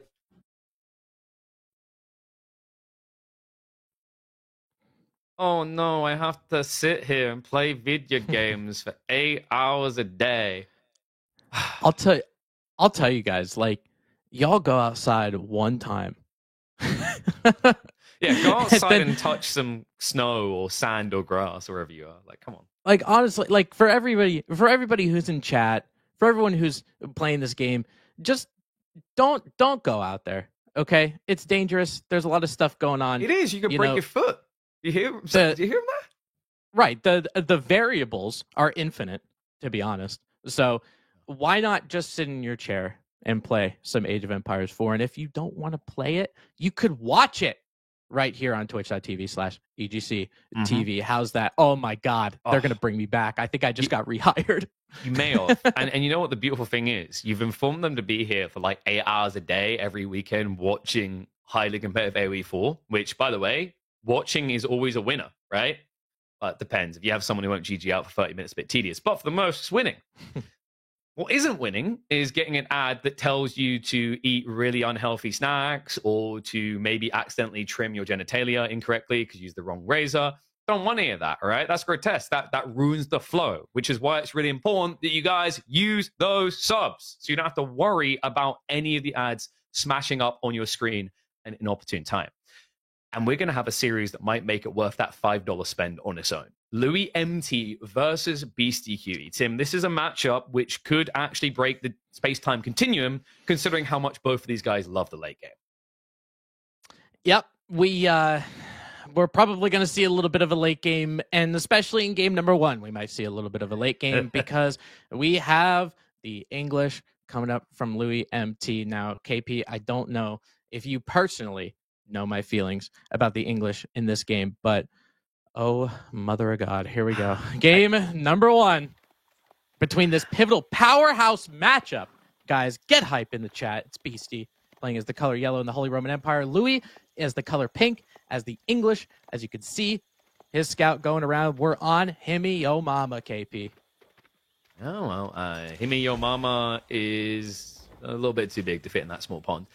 We do have a little bit of water to play with here, and I wonder if Louis is going to open up by going to it. Now, you said you wanted to rant about the English. The good news is it's Louis MT's English, so you actually might have 55 minutes to do so. The question mark is whether Beastie is going to play too aggressive for it, because there is a Civ that can unravel the plans for English. Historically, H3 has been a good one for that, especially on a map where it's very difficult to play defensive. Himiyama has you on the top of the hill with very little to defend you.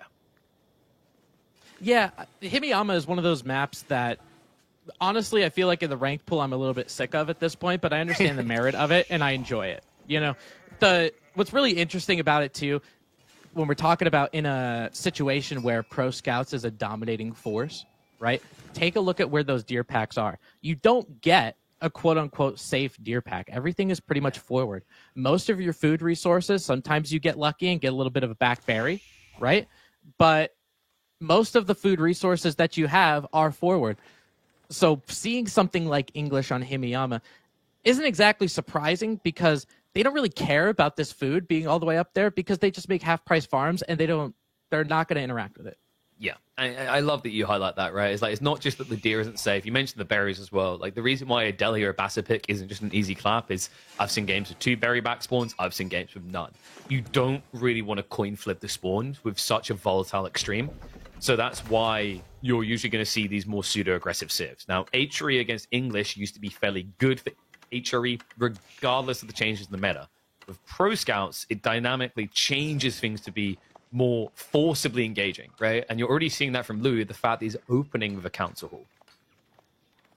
Yeah, that is interesting. Obviously, we're going to see him pumping out a copious amount of longbowmen. Now, with obviously your decision as the English, you can go Council Hall or Abbey of the Kings.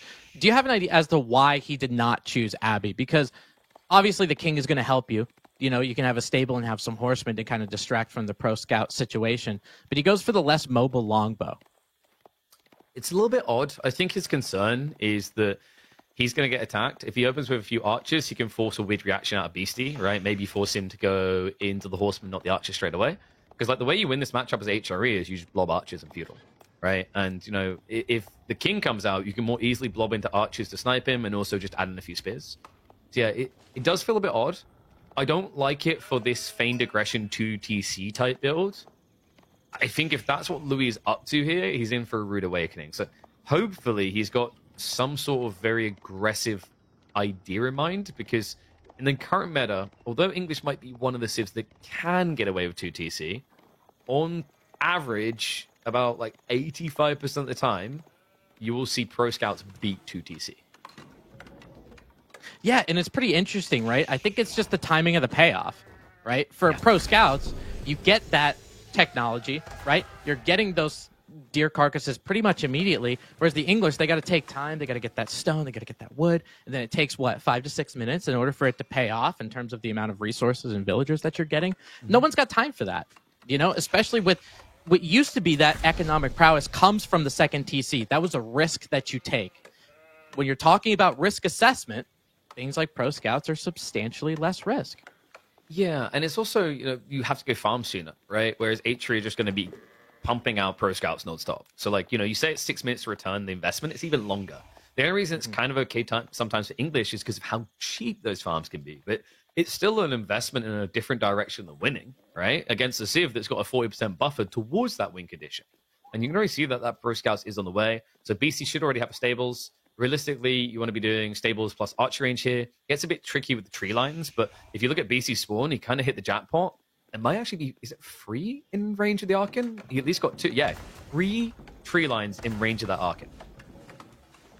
Yeah, if you're a Beastie fan, you're loving this spawn. Absolutely. You'd even have time to you could put a lumber camp over there just to make sure that wood line is secure. You clear all those trees out. You can get to farms a little bit later if you want to. First, Longbowman, the arrow shot heard around the world, taking hits on that HRE villager. So a little bit of that gold he might need to vacate.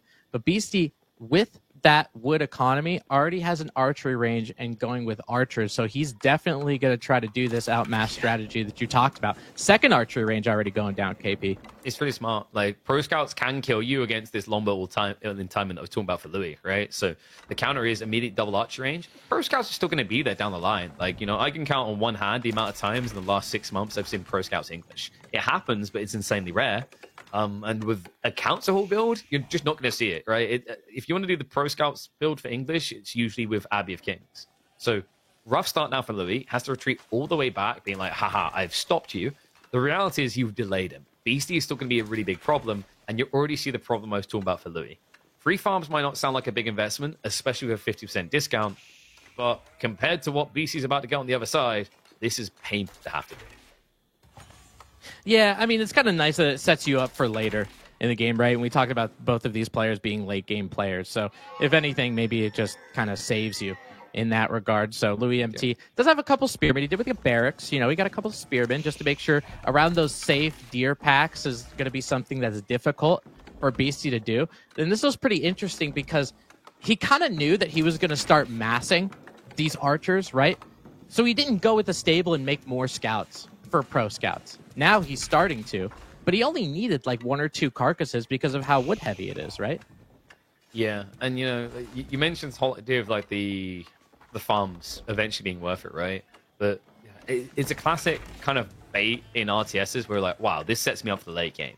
Yeah, but how are you getting there, right? It's like when someone says, oh, I'm going to invest in Intel because it'll be worth it in 50 years. Like, in 50 years, I'll probably have a nurse wiping my ass. I might actually have dementia. I don't know what's going to be happening then. I want to know what I'm going to be able to do in 5. And that's what BC's doing with this build. It's all about how do I pressure now. Louis knows it's coming as well. He doesn't want a part of it. We've got him actually stockpiling for Castle Age. And my worry is that if he does this, he'll have no choice but to do a white tower build. Yeah, this is really interesting, and I think it's really important if you're somebody who's new to Age of Empires 4, or even if you're a seasoned player, having a realization that the plan that you've made might not be there, right?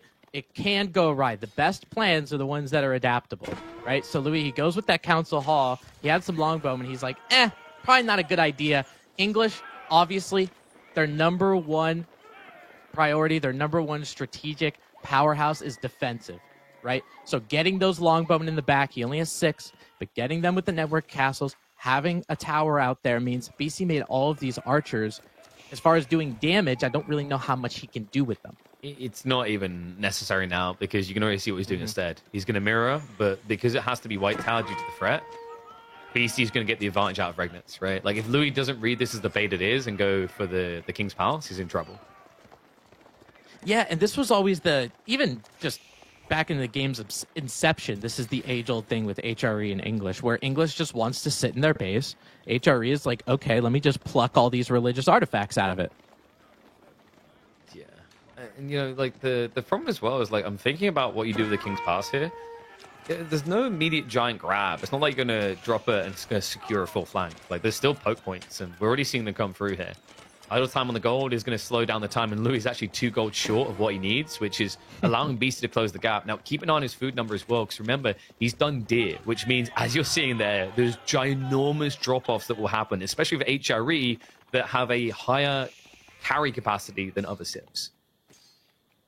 Yeah, and now you're going to see the difference in somebody who, even though they're half price, like you talked about, having a farm transition instead of doing what Beastie just did. he is going to slap down that Castle Age landmark right before I even finish that sentence with 11 villagers on that Regnant. So he'll be trying to pluck some of those relics out there. And because of his ability to do that, right, he spent more resources on getting a feudal military with some archers, a couple horsemen, that kind of stuff. So Louis has to continue to sit there. But look at what Louis is doing on the other side. He's trying to get his own economic prowess going on. That looks like a king's palace to me. Mm-hmm. But what Louis now needs is to immediately get into stables. Because you see the problem here, right? Is that Beastie is going for an immediate return on investment. Louis, you talked earlier about the whole TC reinvest, right? Like, this is a more expensive TC. It unlocks the age, but now at the start of the age up, you've got more burden on your food income. And you only have 400 a minute right now. Yeah, and I think that's what makes the White Tower so good, right? It's defense and adding, it's basically a keep that you're getting for free. You don't have to mine the stone. And because of the production on it, you can make whatever unit you need to deal with whatever's in front of you, right? So Louis would have had that ability, that tempo swing in order to do that. Doesn't have the ability now at King's Palace, acting like a second town center. But you're right. Now he needs more farms. He needs to stall a little bit longer. He's adding some stables to add in some knights. But it's going to take time because you need that wood economy to keep going with farms to get out more knights. So you're kind of at a catch-22 here. Yeah, and the White Tower, you mentioned a lot of the good things about it. It has another layered benefit. There's like a sub-variable of the defensive element you talked about, right? It's like, if I have a keep already in my base defending me, I don't have to have any units, right? Mm-hmm. Now, that completely changes the script, because if BC's adding in a few knights, I don't care. He's diving a keep. That's a dumb idea. However, because it's now King's Palace, BC is going to be able to dive into your base, which means Louis has to keep troops back, which is why you're already seeing him prepping crossbows, not just massing lancers and knights. Yeah, and I think this is the biggest part of English in the White Tower, probably that frustrates me the most out of anything. You think that because they just spent 1,800 resources going up, right? So you're like, oh, I could take the battle to them. I obviously have more army. Not so fast, my friend. You try to do that, and you die. I mean, clearly the issue there, Tim, is that you should have just spent the same amount of resources they spent on their tech up on rams. If you just built 9 rams, you could have killed them. Yeah. That's a good point. I'm going to Probably put not, that in my next game against English. I think that's what I'm going to do. Yeah, there's no way that 20 villagers will torch the rams before the White Tower dies, right? No way, right? Absolutely not. And I think, do the villagers get the network of castles with their torches? I think so. I'd have to double check, but I think they do. It's like the civ is just obnoxious. Why not? Actually, no. I think it's weird because there have been some variables that do affect things and don't others, but like other units, I think, don't get their torch increased anymore. I'd have to double check. We've been going through weird cycles. Like, I think just a month and a half ago, English knights weren't getting their attacks rebuffed for reasons I can't explain. I guess they're so busy trying to tell the horse to stay still, they forget to swing faster. Well, speaking of swing fast, this is kind of going against Louis. While the knights are in a good position, the archers are trading out for what they need. This is all about crossbow racing now, and Beastie is winning that race to max bolts.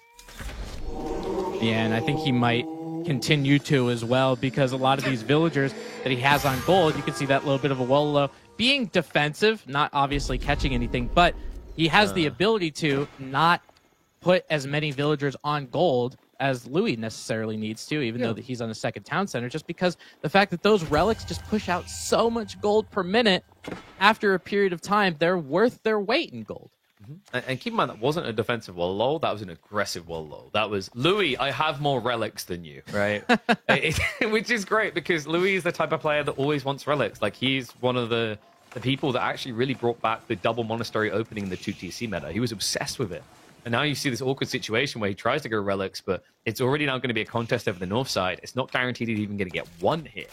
Regnitz makes up the entire lead that Louis has right now and opens the floodgate. You know how Beastie likes to play this. Now that he's against 2TC, he doesn't have to rush his opponent. He can just rush age 4. Oh, yeah. You're exactly right.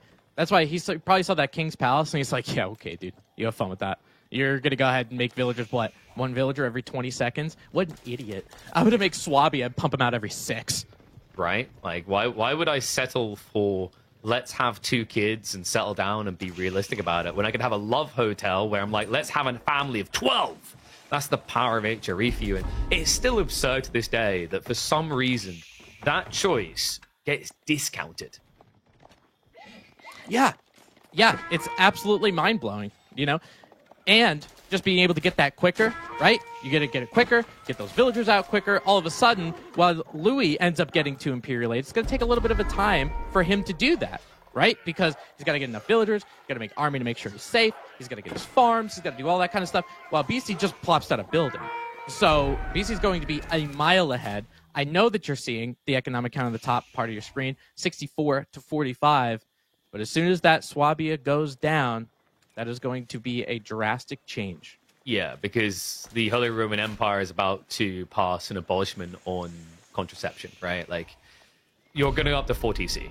And at that stage, a 20 eco lead, like, we're approaching the stage where Louis balancing up against his opponent's economy, right? Like, we've got the relics adding in an extra 16 villages worth gathering. Then we've got the Archon effect, which is still buffering up a decent amount of his economy with the Pro Scouts play. Like, realistically, at this stage, BC's economy is competing. In fact, if you look at the income numbers, you can see that clear as day.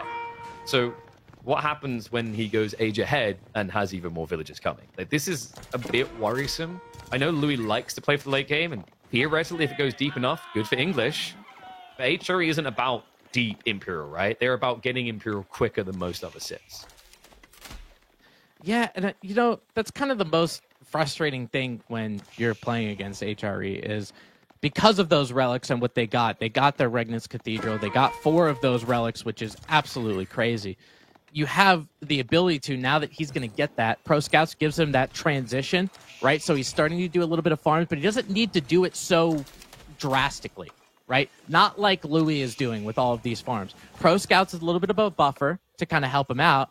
Now that Swabia goes down, you don't need that much food income to continue that villager supply, and you can continue to go on wood, get your farm transition, all that kind of stuff. But when you're playing against the HREs, you're seeing some of those crossbowmen have a nice volley there. You have this ability as the HRE.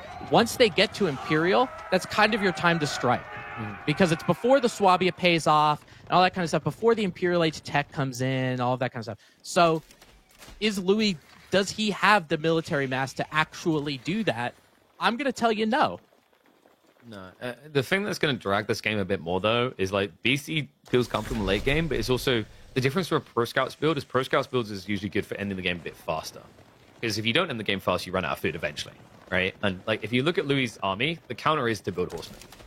So you either build horsemen or try to build spears in the English, which always feels weird. But building a horseman without farms is difficult. So BC is just going to allow Louis to try and attack him. He's going to probably stockpile up to about 25 farms. And then the pony flood will begin. Yeah, and you're seeing he's already starting to queue, spiking a pony flood. You're seeing 6 horsemen already in the queue. BC trying to save that outpost, obviously will not be able to do that. And you're seeing for Louis, this is kind of his time to strike, right? You can see how much he's building. He's building a lot of horsemen. He's building a lot of crossbowmen. He's trying to get to this, you know, population capped supply. And if he doesn't do it in the next 3 to 4 minutes, I think he's going to be battling uphill for the rest of the game. Yeah, he has to brute force his way in, but this is tricky. We've reached Imperial Age. Gee, I wonder, Tim, what could the HRE build that would stop an entire army? Yeah, you know, we're talking about it, and maybe you're thinking about units, but these outposts are a little bit more formidable. That might not be the answer that you were expecting, but look how formidable these outposts are. And you have the ability to, just because I don't see any siege out of Louis, you got to use all of these horsemen with a fortified outpost having the burn armor. And look how long this is taking just to take down 5 villagers.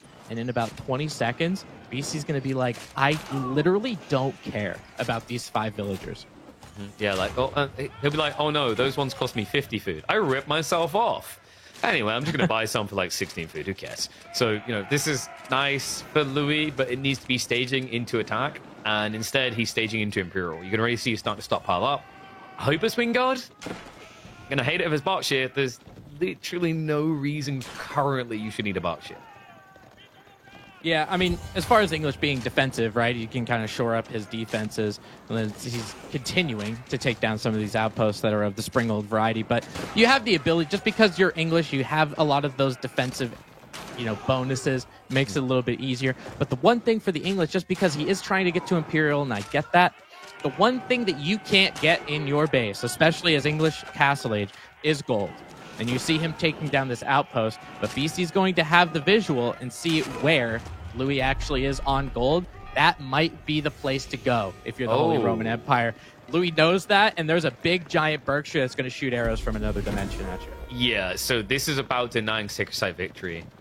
I'm a little bit surprised still, though. I think, what would have made sense is maybe even a little bit more aggressive, because then you turn it into siege, and then you can just push in, right? Like, you just spawn a few cannons, and all of a sudden, BC's in trouble. But, like, I do think that people have been sleeping on Wingard at the moment. It does feel a little bit weird when your opponent's flank horseman raiding, but, like, footmen can be good if you can funnel. Speaking of those horsemen, they are already in. They aren't elited up just yet. There's still a minute to go until that upgrade comes through, but Out of Time achieved at a key moment, right? Like, Louis is teching, and his farms are getting shut down. Yeah, and he needs this res, especially this gold, right? You know how expensive it is to get up to Imperial, not just the 1,200 gold to get the fancy building, but all of those technologies that are so expensive. To get those elite upgrades, it's 700 gold, and I would imagine he's not going to make just one unit, so it's going to take so much, plus the stuff from the university, plus with mangonels, if you want to get adjustable crossbars, it's another 1,200 gold. So Louis and what BC is doing right now, creating that idle time, is definitely giving Beastie a little bit of time, so that Swabia ends up paying off. And KP, you can see it on the top part of your screen, that eco count is evened out. Whoa. So abolishing the two-child policy pays off. Beastie already caught up before the 100 villager mark. This is where things become problematic. Now, Louis, he can at least equal out the economy as we go deeper. We have to remember enclosures on the way. We have to remember that at this stage, the farms, the English, are buffed by 30%. So 3/4 of what HRE get. And once you scale past the point, HRE's arc and buff kind of becomes poop on a stick in comparison, right? Like, I could buff 80 farms with 30%. You can only buff about, like, 30, 35 as HRE. So, like, there is a little bit of a worry if this turns into an infinite horseman flood. Really good for Louis. Time being, Beastie is just zerging trash tier units. Horseman spears, Louis doing something a little bit crazy. He's immediately trying to go into hand cannons. Yeah, and those hand cannons are quite the expensive unit, so getting a mass of them, obviously, it's going to take down most of anything, but getting that mass is going to be that biggest problem. BC's trying to find some of these gold mines that Louis is going for. There's one all the way in the bottom of the map, the southern part. Also trying to set some initiative, take a little bit of a fight on the back end of Louis' base, but there are way too many English units here. By the time, if he does take a fight near that base, you're going to be dealing with network of castles, maybe network of citadels if he's gotten that already. I think this is a little bit of a, I'm not going to say a throw, but I'm kind of surprised Beastie put his units all the way out there in harm's way. Wait, you're surprised Beastie sent his troops all the way around the back so his opponent would come all the way home so that Beastie could come all the way out to take all the resources from the center of the map? All right, KP, I'm just playing checkers over here and y'all are playing chess. The ability for you to call that out is very good. Never seen him do this before. he's even taking some of these villagers with him, right? He probably thought this was a disposable kind of army, right? And it was. Yeah. It ended up going down, but took a couple vills with him while he's establishing a little bit of map control. Now, that top sacred site can definitely be decapped. That bottom sacred site is going to need a little bit of siege, and it looks like BC is adding a bunch of culverins. Yeah. I mean, Beastie's endgame strategy, is always to try and absorb the map resources, right? Like, these horsemen aren't about directly fighting English. If he's just watched recent 20-year history, he'd understand the English people are very good at eating horse. We don't care. So, the reality here is that he just wants to waste so that Louis eventually shrivels up. And the game will be to try and secure wood lines, and eventually secure gold lines.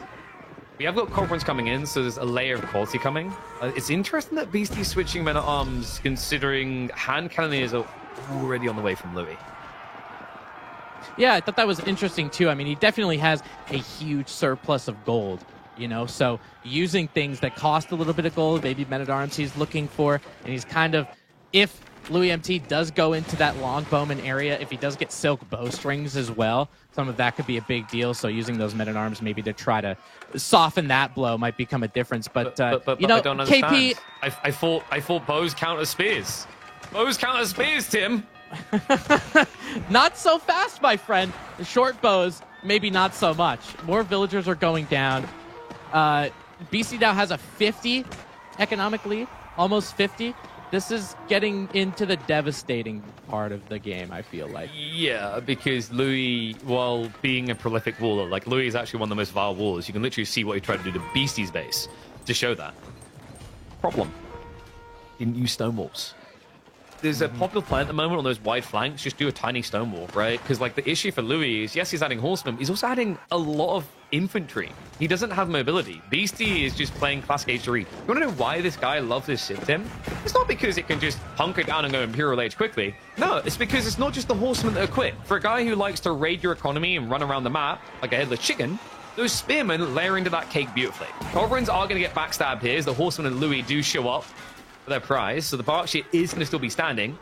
But I don't think Louis is going to be standing for long. He's down to 66 economy. Beastie right now has a 70 villager lead. Yeah, and he's only got 2 town centers, and if I remember correctly, English does not have the Swabia. So, it is going to take a little bit of time for him to do that. Now, we talked about the English farms and how good they are, right? With all of that gathering speed, they can really separate the wheat from the chaff, let me tell you. Yep. But if you don't have the villagers to pluck the wheat, it's just going to sit there. And then that military is going to continue to dwindle down and down and down. So you're right. Beastie's going to be able to do this kind of, you're calling it wasting or frivolous wars, frivolous skirmishes.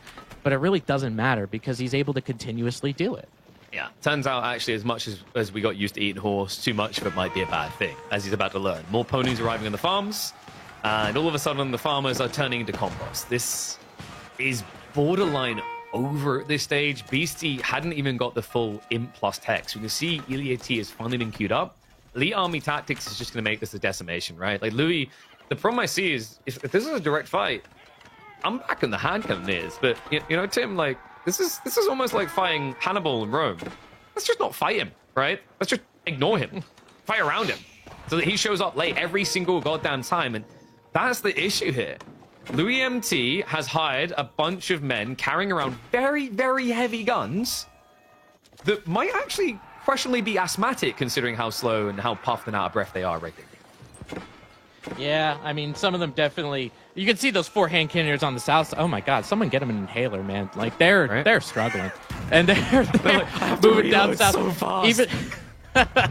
Even the spearmen are going to catch up to him, right? Because of the ability for those spearmen to be a little bit faster. Like you said before, I think that Berkshire, unless we see a little bit of a horseman flank at some point, those horsemen or those culverins are going to end up taking down that Berkshire pretty quickly. I think it's already burning, so that sacred site might not be in English control for too long.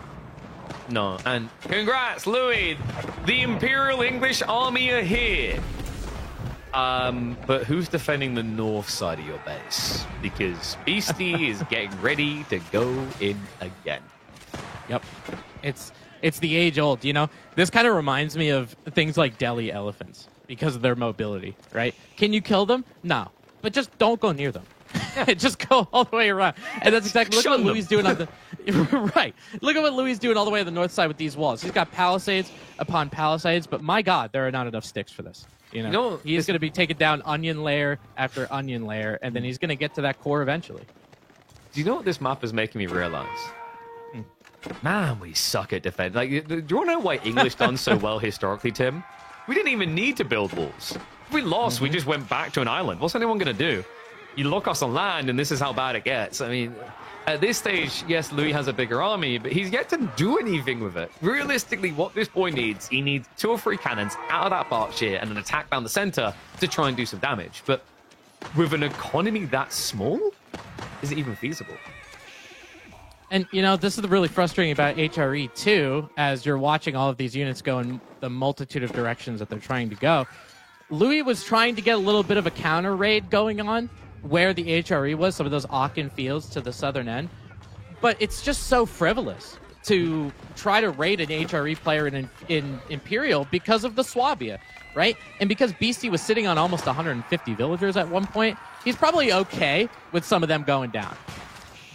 Yeah, I think what we need here is we need some like Warhammer Tzeentch changeling vibes. So, because if Louis could choose when he went Imperial Age, he wishes he could just copycat what Beastie's done, right? Like you mentioned, the Palace of Swab covers him so well. Reality is Beastie doesn't really need it. He's not losing enough economy.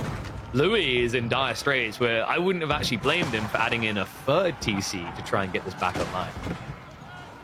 Yeah, I mean, you got to do a little bit of something, right? Because it's been a long time. I'm not sure how many minutes, but it's been a decent amount of time, and he still is nowhere near catching up. Now, obviously, because of all of the villager kills and all of that kind of stuff, that's not really helping you out.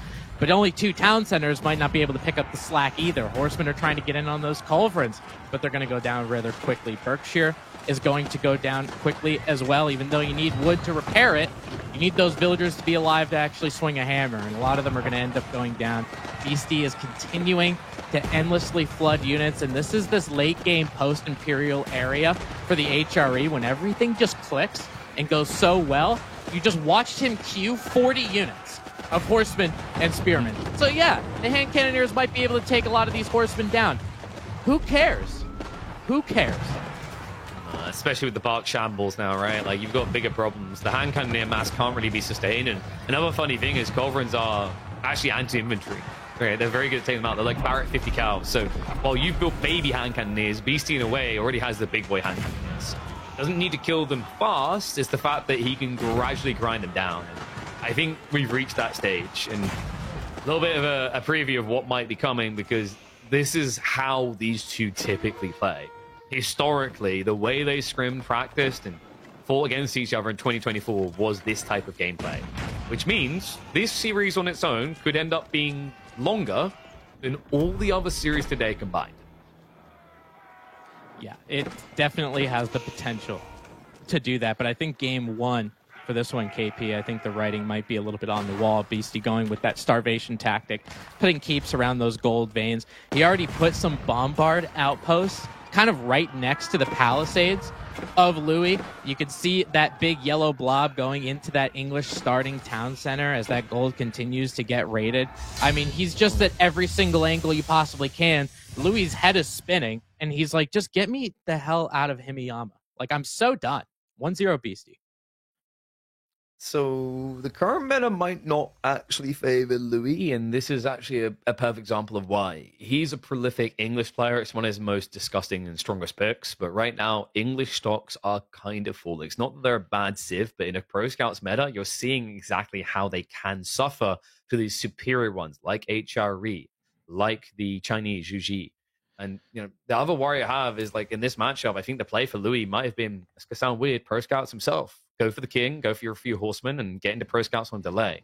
It's feasible. I've seen a few English players do it.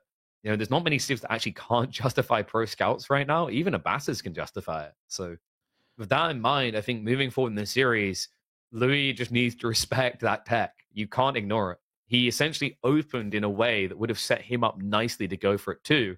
But instead of doubling down, he doubled back for a greedy fast castle. So you're kind of saying for the English, maybe they're down a little bit of they're down a little bit of a tier because they don't like to do it, right? Yeah. Is that kind of what you're saying? Like if you think about it, there's a few civs that just outright say no to Pro Scouts, right? And English is kind of up there, which is weird because I think they can do it. It's just they don't get any benefit to doing it. It's not like French where it's cheaper and where they have already got stables. It's not like Zhu Ji in China where they get it in 30 seconds. Right. And, you know, my personal opinion on that result, that end game for English going down a little bit, good. Going into game number 2.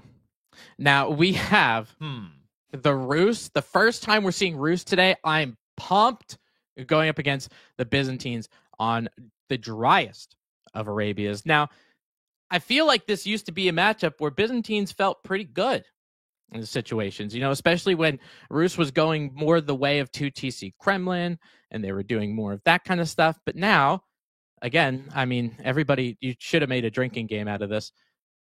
Professional scouts for the Rus going in feudal.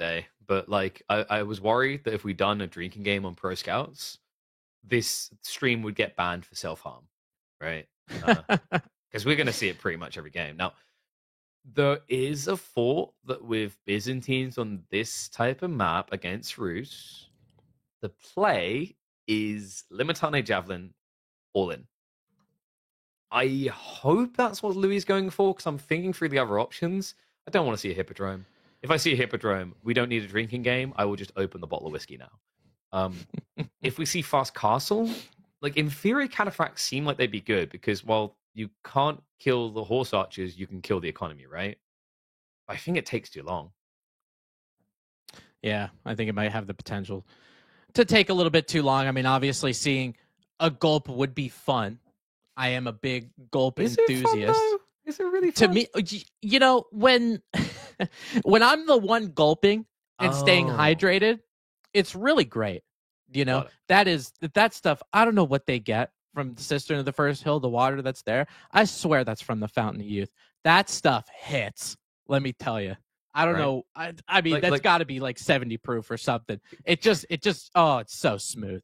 And with 125 HP that you get with a cataphract, it's pretty crazy. Now, don't get me wrong. I mean, you do have horse archers. You have the ability to kite them. But for a lot of Arus players that are going more Golden Gate kind of stuff, Arus base is a little bit less defensive than it used to be. Tim, come on. Yeah, I know. Yeah, I know. You're a Roost main. Stop trying to stop them getting nerfed, dude. I'm calling you on this.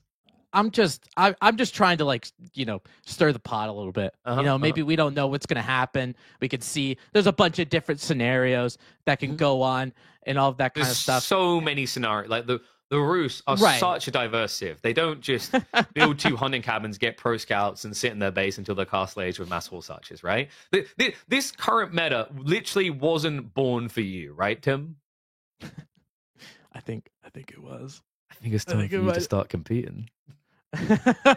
Yeah, no, I think if you've seen any of the games I play, you would know that I am a mediocre and garbage player. These two are not, however. Beastie playing as the Rus in yellow, and Louis MT playing as the Byzantines in pink. Now, that 2 hunting cabin start, just from someone like a Rus player, Rus aficionado like myself, is a little bit on the newer side, KP. You saw a lot of people going with 1 hunting cabin, especially when there was doing some kind of 2TC Kremlin shenanigans, right? But now that little bit of gold trickle to kind of help you, especially with getting pro scouts a little bit quicker, getting that hunting cabin trickling in from minute 0, you love it.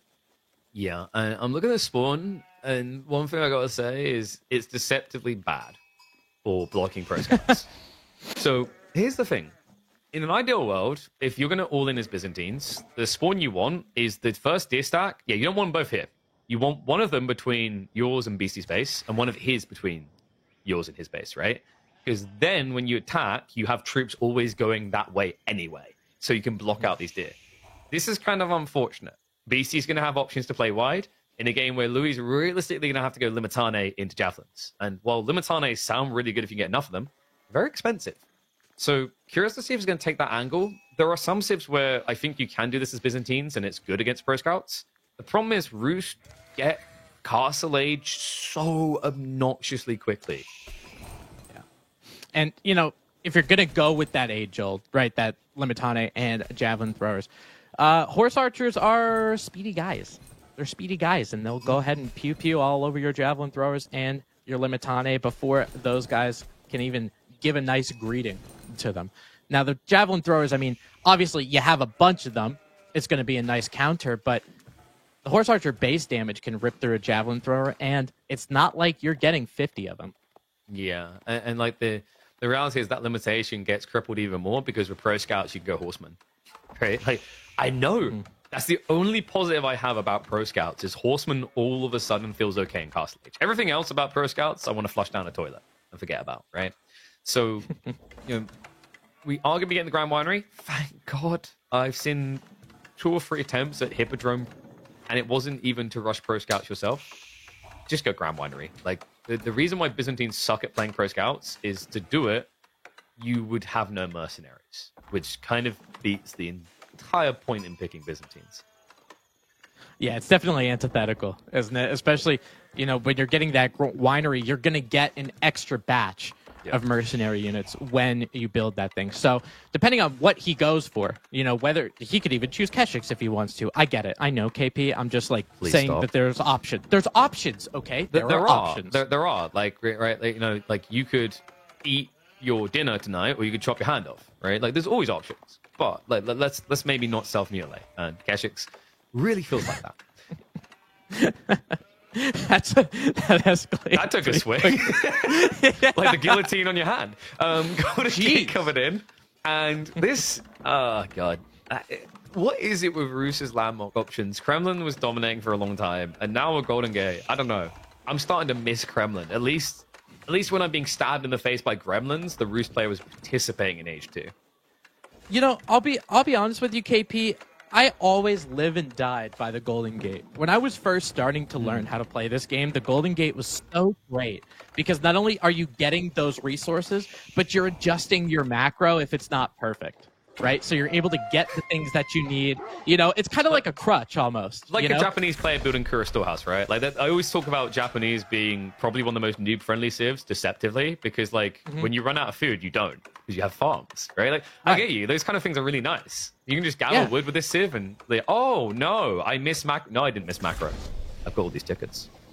And you know the best thing about Golden Gate too, not only is it obviously going to give you those resources over time, but it's something that continues to pay off throughout the entirety of the game, right? And those are the best feudal age landmarks, right? That's why the winery is so good, right? You can farm around it. You're getting that constant berry bush increase, or that olive grove increase, that olive oil increase. So it's really good landmarks. Things like the Akka Chapel, really good. Golden Gate continues to provide that little bit of bonus to your resource, a little bit of a macro change as you're continuing to progress in ages. So it's always relevant. It's ridiculously effective. And this is on a civ that just gets so many other perks the game goes on. The hunting cabin is phenomenal. The high trade house, I think, is still overtuned. I think they forgot to change it after the bounty system got changed. And like that's the other wild thing that I think kind of gets slept on a little bit is people thought that like the bounty system got nerfed. It didn't. It just became less stupid, right? Like the deer minigame was dumb, right? We can all look back and agree that was dumb. But now they're just getting a 10% raw increase in their income in gold by eating food. Yeah, and it just kind of delays it, right? Because when you had that mini game with the deer in Dark Age, you could get your 200 bounty and get wheelbarrow basically in Dark Age as you're aging up and all of that kind of stuff. But because that bounty is continuing to provide a benefit, it's not just 10 gold with the high trade house, right? You're getting, with each deer that spawns out of the high trade house, it's 35 gold because you're getting 1 gold for each 10 foods. So you're continuing to see these massive bounties when you're getting later into the game, where the point where Roos at Imperial Age, it has like 1,700 bounty, and you're like, yeah, that's average. You just got handed 1,700 gold for free. Are you kidding me? Whereas a previous Roos bounty was a couple hundred. Yeah, and like the way to think about it is the old Roos system was that fiery relationship that you know is going to last 2 months before one of you dies. Whereas the new bounty system's like going steady after 5 years. You know what I mean? Like it's reliable. It's always there. You trust in it. It's safe. Right underneath your TC. No fret, no worry. Add in the Golden Gate, and you see Roos games where they don't touch gold for 20 minutes, right? It's more likely that I will touch grass before a Roos player touches gold. Yeah, and I would advise against that just with the whole foot situation. But you're right on the gold. I mean, he's not going to, he doesn't need it, right? With all the stuff there. And plus, with the Golden Gate, if he wants to go up to castle, he can do things like sell wood. He could sell even a little bit of food, even if he just has a surplus of it. So you definitely have the ability to. And plus, in Castle Age, when you're using things like horse archers, right? That's the unit that you're going to make. It doesn't cost gold. You need gold for warrior monks, and that's pretty much it. You can get those safely from the Golden Gate. So there's really never an ability. And for how important that is, KP, your starting gold isn't touched until minute 20. That means you have a safe gold when you need it. For the Byzantines, they don't get that luxury. So they're going to be going out, and that gold is rateable later. You already seen the obnoxious this, right? The amount of deers already got home is whoopty freaking doodah that you do this term, right? Like, name me another civ that so frequently does fast castle right now. I'll wait. Wait. Name me another. Wait. Okay, we've got something off the beaten path that we can finally discuss this different, Tim. Oh hell yeah, dude! This is probably my favorite landmark in the game. It's not the most powerful, I get that, but it's so fun. Abbey of the Trinity, half-price warrior monks, right? So they're pretty expensive. They're 200 gold, right? Getting them at a little bit of discount, 20 food, 100 gold. And the Saint's Blessing becomes a certified powerhouse. You have so many warrior monks because of how cheap they are. You can get so many warrior monks in here, everybody is blessed to the nines, and then you're winning fights that you have no business winning. Okay, I got another Theorycraft on this. Beastie's, what, 35 now? By pro gaming standards, that makes him a relic. So he's obsessed with relics. Hence, we've got Abbey of Trinity. Okay, love it. Interesting thought here, by the way. Like, Abbey of Trinity did receive a subtle buff that kind of went overlooked. You may remember it, Tim. It's not just the Abbey that discounts the Warrior Monks now. And I've been theory crafting something I shouldn't have. How do you feel about a full front line of Warrior Monks? Oh yeah, just honestly, just give me the prayers, dude. Just give me all of them. You know, they all just bless each other. It's like it's never going to stop me getting that bless. You can't snipe 15 Warrior Monks out, Tim. Like, how do you do that, right? That's monkist. And especially, you know, if they do take some kind of fight, and a lot of them get injured and all that kind of stuff, they just heal themselves back up with the power of, you guessed it, prayer. So obviously they will be able to heal up, and he'll be able to crank those Warrior Monks out pretty quickly, going to gather up some of those relics. Louis is going to get that Golden Horn Tower, so trying to get the most amount of Javelin throwers. And for the 8 that he has now, as you can see, one tap that Horse Archer, one tap that second Horse Archer. I'm crying on the inside. But at least he has enough where he could do something against these mobile Horse Archers. Mm-hmm. Now, that concerns me a little. Louis just queued up Varangian. Why? Okay. The Limitane is the answer. Like, he actually had the answer. Like, Chaplains and Limitane are the answer. So, yeah, why? It's a bit weird. Yeah, I don't know. I'm going to say it was a misclick, to be honest. No, that he done twice more? I mean, I know the lag between Europe and China can be high, but... He did it again. No, but this Warrior Monk for the first one, getting that relic, obviously going to go down. One of the things that... We talk about this with HRE a lot, KP, but sometimes getting those relics, the best thing you could do is get a little bit of field position if you guys are American football fans. Just getting that thing closer to your base could be useful for you, so you can scoop it up a little bit later. You can get it in the red zone. You know, I know the Americans will really like that. Okay. The Europeans will have no idea what I'm talking about. Tim, I'm gonna let you in on a secret here. After how many years? Jesus, I'm old. After like 7 years of being a caster, I can tell you there is nothing that will alienate an esports fan base quicker than American sports references. That's great. Well, hopefully Beastie will be going for the touchdown with that Warrior Monk. Oh, looks like got dunked though. I mean, like right now, I think you're looking less for a slam dunk. This is more like baseball, right? Lame baseball, where they take one at a time. It's like safe. Like, look at those relics. They are pretty much just gradually moving towards BC's base. You'd think there's some sort of gravity pull on them at this point. And, you know, they'll get there eventually, you know, but Louis MT, the thing of it is, he's got a lot of his army around these relics, right? So what's happening? BC on the back end, you saw those Horse Archers that are there. Louis doesn't have any walls whatsoever. I didn't see much of outposts. If there is some outposts, there might not be too many of them. So he's going to be able to take a lot of losses here, or at least create a decent amount of idle time with these Horse Archers. And that's what I wanted for him, right? Like, I was worried at first when Beastie just seemed a bit too focused on the relics, but it's like, it's quite crafty what he's done here, actually. Usually throwing away Warrior Monks like this, honey, no, right? It's too expensive. And because they're 50% off, like 50% off, making them 120 resources to bait an entire army, absolutely worth it so that Horse Archers can do things elsewhere. Now, so far, Louis has done a phenomenal job of blocking those raids, but we have the next layer to the cake. Men-at-Arms and crossbows are coming. Beastie does need to wipe the Javelin mass before he fights, though, because Javs will just shred that crossbow line. Yeah, and I think, you know, he is making a little bit of a transition, obviously, Beastie is. And I think he's really doing a good job of not falling into that Horse Archer pitfall. You know, this is something that I like to do a lot because I think it's a lot of fun. But getting 50 to 60 Horse Archers, you know, obviously it's going to take a while to get that, and there's obvious counters to it. So he's not going that line. He's adding some Men-at-Arms to try to get rid of the Javelin throwers. He's adding some crossbowmen to get rid of the Varangian Guard. These guys really hate monks. Yeah, they hate him, dude. They... Like, BC hates monks so much he sent all of his to die. Whenever he sees one of Louis, he has to kill it. Like, this is the truest of relic races. You'd think Beastie is still playing an H3 game. He's so tunnel visioned on it.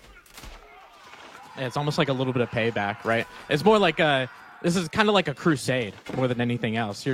You have this religion, this holy ability. It's a war of the orthodoxies. Well done, Tim. I knew that's it's where you were crazy. going with that. Yeah. With these horse archers, still, just with this group, the 7 or 8 horse archers, he's not making any more of them, but he's continuing to be a thorn in the side of Louis. He's got a couple workers down. Obviously, he's got 2 down, but I think it's more idle time that he's distributing. Now, Louis, basically the reason why he has a military strength the way he does is probably just because of that Golden Horn Tower. Well, we have to move out to build a wall, by the way, which Beastie is just a little bit off on his timing to spot with the horse archers rotating around. So I think those horse archers... No, okay, I thought they were coming to their demise, but apparently Louis definitely did not have even a clue of that. So idles the farm area, kills more workers. That's 3 additional eco kills. Camel Riders coming out now will be the answer. So this is going to get mopped up. This will be the last we should see of horse archer raiding. But Beastie now has built an eco lead, one that was absolutely necessary when you consider it's a 3-2 relic split. And over time, the Byzantine eco is going to be better due to those systems. They are. They definitely are, KP. That cistern, everybody getting hydrated, everybody getting wet and wild in that Byzantine Empire. But Rus is going for more of quantity. This is the time when Rus starts to add that second TC and really kicks off their economic prowess. Obviously, the Pro Scouts help, but you have the ability with that Golden Gate. You get a couple batches worth of stone, and all of a sudden you get a second TC. That's exactly what he's doing around that western wood line. So for Beastie, he's okay with doing this, creating a little bit of chaos, right? Just sending some of these units in every once in a while, making these villagers run for their lives. And he is going to keep going and keep escalating in that economic villager count. Yeah, I mean, it's just so impressive how Beastie's taking full control of game 1. Get what? Oh, sorry. It's just, this is very reminiscent of the first game. Oh. He's literally Beastie everywhere, and Louis MT is running around with the entire army one place at a time. Oh, dude, you got me. I was like, where the hell am I? Takes you back, Man, right? We got another Roman Empire. Stay on my toes. Man, this is crazy. Now, Beastie, obviously, this force will get wiped up. Some of these javelin throwers and the Varangian Guard are going to be able to take down that. But again, this is just delay. This is just a little bit of stall. He's getting a sacred site as well. He's got 3 relics. So the Abbey of the Trinity is full. There is a Trinity there. Maybe you would think that because he went Abbey, you might have expected a little bit more relics, but the winery making sure that you can pump out monks makes it easier. And Louis was so involved with trying to get relics, or at least stop Beastie from doing so. So I don't think 3's that bad. Yeah, and the thing that's different from game 1, right? Although we have the focus on raiding versus chasing everything around one by a time, the difference is that Louis obviously isn't being greedy. Beastie has been the one to be greedy. So by going to TC, he has weakened himself in a way. Pro Scouts should be like drying up, or at the degree where it is. We've got farms getting added in, but not many, right? It's like actually Beastie has a problem with food. Louis is in a pretty damn good position right now. If he just keeps aggressing, and you have to remember, he's set up more farms at this stage with the olive groves than Beastie has farms. Yeah, he's got to do an immense amount of damage here. You let that second TC keep going for the Rus, and it ends up being a pretty big problem. Now, Beastie did use, he used the Golden Gate for that stone, obviously, but I think he added a little bit more stone there with that Golden Gate, because look at all of these wooden fortresses, and look at all of these Spriggold upgrades. These fortresses are really chunky in terms of HP. If you click on that wooden fortress, if you want to do me a favor, just to see how much HP that it has. 1,750 with that Springgold upgrade. It will be a big deal. Those javelin throwers, don't get me wrong, they can sit under fortresses and stuff all day, but they're not going to do the damage. Yeah, and chip damage has been coming to the flanks to build a bigger lead for Beastie. The other problem is Louis didn't bring enough melee units. I'm actually kind of surprised he didn't go for a sneaky little bit of a heal there, right? There's only like 4 melee units left when he vacated the area. So Beastie will just get away the villages. Louis, at this stage, you need to go in more. It's kind of crazy. He's backing away. I hope it's not to chase the villages, because that does play into Beastie's hand here. Yeah, and I think you're talking about greedy just a little bit. Going for those berries all the way down there is a little bit greedy, especially when you're trying to do stuff like a farm transition. You need to get some safe stuff. Rus got to be a little bit defensive here. So getting that ability... Like, look at the south side. That's quite interesting from Beastie. Is like Louis checking. He's going to come over and see no mill and assume he just went home. It's kind of weird because like Beastie shouldn't need gold. He's still got a lot in his back base, but because Louis never going to realistically look there, it's pretty genius. That's actually genius. KP, if we see that Byzantine army turn around, I'm going to lose my mind. This is going to turn around to kill a wolf. Oh my god! They're going back. He's a genius! Now wait, Louis, he's heading down there. Because this is a bit tricky. He didn't scout the absolute corner, so Louis might be suspicious there's more berries down here. So unfortunately for Beastie, it's a bit too big brain to fit in a skull. He's going to get found on the gold. It's just a small point in the game. Don't get it twisted, But that was a real treat to sit there and understand. Now, Beastie continuing to go up in that economic count, so he's going to lose those villagers, but he's still going to be up, right? He's still 63 to 50. But we have a problem, Tim, because Louis is now 2 TC, and Beastie is about to lose probably 7 villagers. Yeah, that second one going up. And, it makes those winery groves a little bit safer, too, based on that spot. He can, just because of his cistern level. I think if it's not 5 by now, it should be. I'd assume it's at 4 with 4. TTC, right? And, 4 is good enough. 22%, I think it was? So add 22% on 50. Congrats, firm handshakes. You kill these villagers, you're ahead of Beastie on raw effectivity of villagers. Obviously, there's some variability there with the gathering rate for Roos and the extra wood. But it's fair to say that the gap is closing quickly, and Louis still has an army significantly larger than Beastie's. Yeah, just because of, the villagers that he was able to take down, keeping them idle, running them around. And while continuing to use most of these units that he has here, if you're looking on the top right part of your screen, more than half, or just about half, are javelin throwers and camel riders. So a lot of these units he got because he was greased up. He's got some Varangian Guard, he's got some crossbowmen, but most of these are these quote-unquote free units, so that he was able to keep up the tempo while trying to catch up economically. Can we check the east corner, by the way? BC has a building there, and I've been scratching my head about what that could be. Lumber camp. It's adorable. So after running from the south side corner, BC's like, he'll never check in his own base. Yeah, I mean, I like the cheeky plays, don't get me wrong, but I feel like Beastie's on a little bit of a timer here. You can see what he's adding in terms of army composition change, or I should say additions. Adding some horsemen and adding a couple mangonels. When you're seeing that big ranged mass that the Byzantines love to make, whether it's javelin throwers or longbowmen, you need some of that anti-range stuff. What? I'm kind of curious what BC's thought process is over men-at-arms instead of spears, right? And there we go. I was about to say, spears feels a lot better here. Obviously, he doesn't see the camels yet, but you got to suspect a few free points that are coming in. Really important because camels actually get bonus damage against siege, and they're incredibly tanky. But, the reality is, the comp here, I think BC, siege, horsemen, spears does pretty well, because the logic is spears are actually very good against javs, and Louis' army is primarily getting carried by the javelins right now. Yeah, I mean, especially when most of your composition is made up of it, right? He's got 33 drabs, and then the other to round out the mercenary units, he's got 10 camel riders. So things like spearmen are obviously going to help you.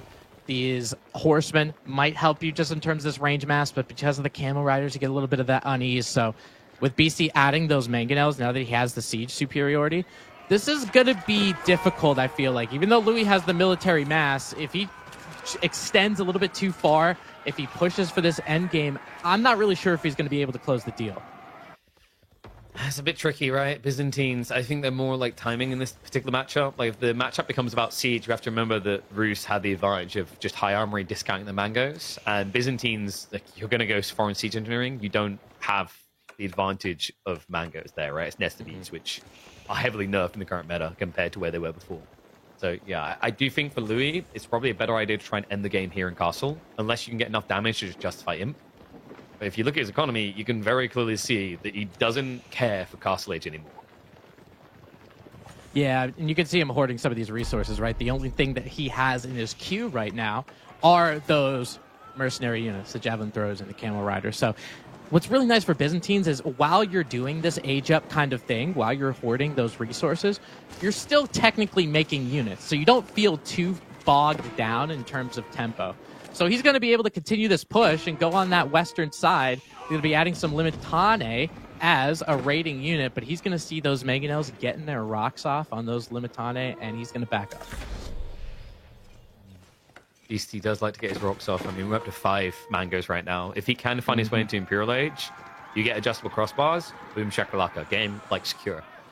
It is difficult though, because look at Beastie's position, think about the lack of gold, think about the fact he doesn't have a high trade house, which would be an extra 2 relics here. You start to realize that like massing mangoes is one thing, but actually making them really good is very difficult from his current position. Oh yeah, I mean, we talked about, you know, all of the siege changes that have been going on during this season, right? With the Mangonel not being that powerhouse in Castle Age like it used to be. So it seems like a lot of people, instead of just making like a couple of those Mangonels, then the Springolds are taking pot shots at each other, now you just make a metric ton of Mangonel, and hopefully it's enough. You know, so Louis MT is not going to take this fight in Castle Age. He's going to be going with the Foreign Engineering Company to try to help him out, but you're right. I mean, you're dealing with Nest of Bees against adjustable crossbow Mangonels. I don't like the beehives. Tim, are you actually allowed to view this landmark with where you live right now? What, the Foreign Engineering Company? Yeah, the foreign thing. No, it's just a so big black cube look on at my it. If we screen. look at it, Tim literally gets cut from the call straight away. Yeah. But pretty much the expected choice here. It does have some really nice things. For example, you're going to get the extra armor from the Camel Riders to buff up your front line, which could actually make like Limitane a pretty brain dead solution. Right now, Beastie has blobbed for a go. We have 42 men at arms. He needs to try and find some layer of punishment for Louis taking the attack. Yeah, and I think he's really going to attempt to right now. The thing is, Byzantines, they're no slouch in terms of defensible civilizations either. You're seeing these outposts, and you're seeing that he doesn't need to get Mangonels to get his rocks off. He could just build that phallic structure. Very strong and sturdy structure, type that you could thump into, it won't move an inch. And of course, the other stupid part about those towers, for some reason, while being siege damage, range damage gets increased off of blacksmith decks. Why? I'll never excuse. It's crazy. Like the amount of times I'll see Byzantine players still just use mango towers in Imperial says it all. Look at the range on that. Like you can't step up. It's just not worth the risk. And now Louis taking advantage of that position from Beastie to try and go towards the economy. And, you know, that's really what some of these static defenses do. You know, this outpost with the Mangonel, he's building a keep on this large gold mine. These defensive structures really bog the game down. Mm-hmm. If there were none of those Mangonel towers and stuff, Beastie could just continue his push with all of his Mangonels and all that kind of stuff. He sees what's going on. He notices if he takes fights in those areas, it's going to be a problem, so he backs up. But he's got a bigger problem, KP. Speaking of defensive structures, he's got one wooden fortress here just shooting Springolds at Camel Riders, but he's got to pull his entire army back. Cheeky little quick wall here, but the camels are already through, and the army chasing after that. Louis actually backs off before he puts himself in a threatening position, but the issue is with the tech up coming through. I don't think you want to slow down here. Beastie has 6 mangoes ready to start slamming here. Louis is prepping the Varangian wave. We should also have the teardrop shield, so pretty brutal in these fights. The problem, though, is like I'm looking at this, and while javelins seem like the answer to 40 crossbows, it's not a quick, rapid answer, right? Like right now, if these two clash, I'm favoring Beastie on this engagement. And, you know, I think because there's a little bit of temporary value to this, as adjustable crossbars immediately gets picked. 2,200 resources immediately in that siege workshop. That's so great. Royal Cannon destroying these houses, so Beastie might get population capped at some point. But, you know, with these javelin throwers, if he's able to take these down, if he has the Mangonels and take them down, it's not like you could just continue to pump them out of 10 archery ranges. It's going to take a while to build them back up. Now, these Mangonels going onto these melee units, and because of how many Mangonels there are, I think they're all going to go down if Louis is not careful. Pay attention, dude. Wait, but it's a bigger problem. Louis, that is all of his front line right now, right? Like, he has practically nothing now. The cannons are going to scare him away, so Beastie showing a little bit of respect there. Might want to consider going to the siege works. We have Streltsy getting queued up already. This will answer pretty much everything in his way at this rate. Cannon does slightly overextend. It was going to be a dive in, but he doesn't have a quick kill with that Warrior Monk. Men at Arms going to be able to chase it away, and the Mangoes are holding this hostage. Adjustable crossbars coming in just 20 seconds. Louis has to realize that it's on the verge of completing here. This is not a holdable position. No, and I think especially because of that melee front line that ended up getting destroyed, right? He's got to back up. One, of those Royal Cannons ended up going down. There's a second one that will be there. But remember, it takes 2. I'm pretty sure Siegeworks has not been completed by BC. So it's going to take 2 of those Royal Cannon hits to one-tap that Mangonel. It takes a little bit of time. And especially if you're spending a lot of oil to do it, you're sacrificing getting things like javelin throwers. Now, we do have some interesting details here. You might notice there's a tech queued out there for BC. That's going to be the Insta-Pack, which is very useful for Mangos. But Siegeworks is the one you look for, because the reason is the Royal Cannons do more damage. I think it's 20% more damage, hence why he's getting those 2 hits. However, Louis' issue, as has existed for the last few minutes and doesn't really seem to be drastically changing, is a lack of true frontline. Berserk gets activated, and this is simply to try and get the extra Varangian in here quicker. The problem is you're now lemminging. You're Congo lining one by one to just fall off the side. So I think Louis, he's so reluctant to give up this territory, but the longer he tries to park here, the better it's getting for Beastie, and it's going to get much better still. We see Horsemen getting queued up. Look at it's a devastating amount of damage by these Mangonels. I mean, I know we've been talking about adjustable crossbars for a long time now. You know, with that upgrade, it's not relatively new. But watching them just take hits over and over again is just devastating. Those Royal Cannons did enough to push them back. But I think we're seeing a very similar situation as another Royal Cannon goes down. We're seeing a very similar situation to what it was before these siege changes. And it's, if you don't have siege, you lose. So what you're saying is Royal Cannons are the new Springolds. There we go. French OP, let's go. College of Artillery finally getting built. Or you could just pick Byzantine. So there's a lot of Mangos lost. The tricky part for Beastie is he can keep doing this if he can get the gold. And there we go. That's what he needs to do so. The tricky part here, I think, for Louis is like, if Beastie hadn't committed continuously to diving forward there, I think he could have kept a few Mangos alive and just reset and wait for the Horsemen. So like there is an element of BC jumping the gun, pushing this back. But now with us getting into Horsemen, like you look at Louis' comp, not that great against Horsemen. Like the Varangian are going to be struggling to like protect this, right? Especially with Streltsy following this up. And the other thing is for Louis, if he keeps building cannons, he's not going to be able to afford to replace those lost javelins. Right. No, you're absolutely right. And because he's continuing to do so, right? The second Royal Cannon just hit the battlefield again. He's going to have to try to pick off these Mangonels. It's kind of crazy that Louis MT isn't bringing some of his own Mangonels to the party, just because this crossbow and mass... Well, yeah, that is true. They don't move. That is true. But just because of, you know, I get the javelin throwers are going to be good against the crossbowmen, blah, blah, blah, I get it.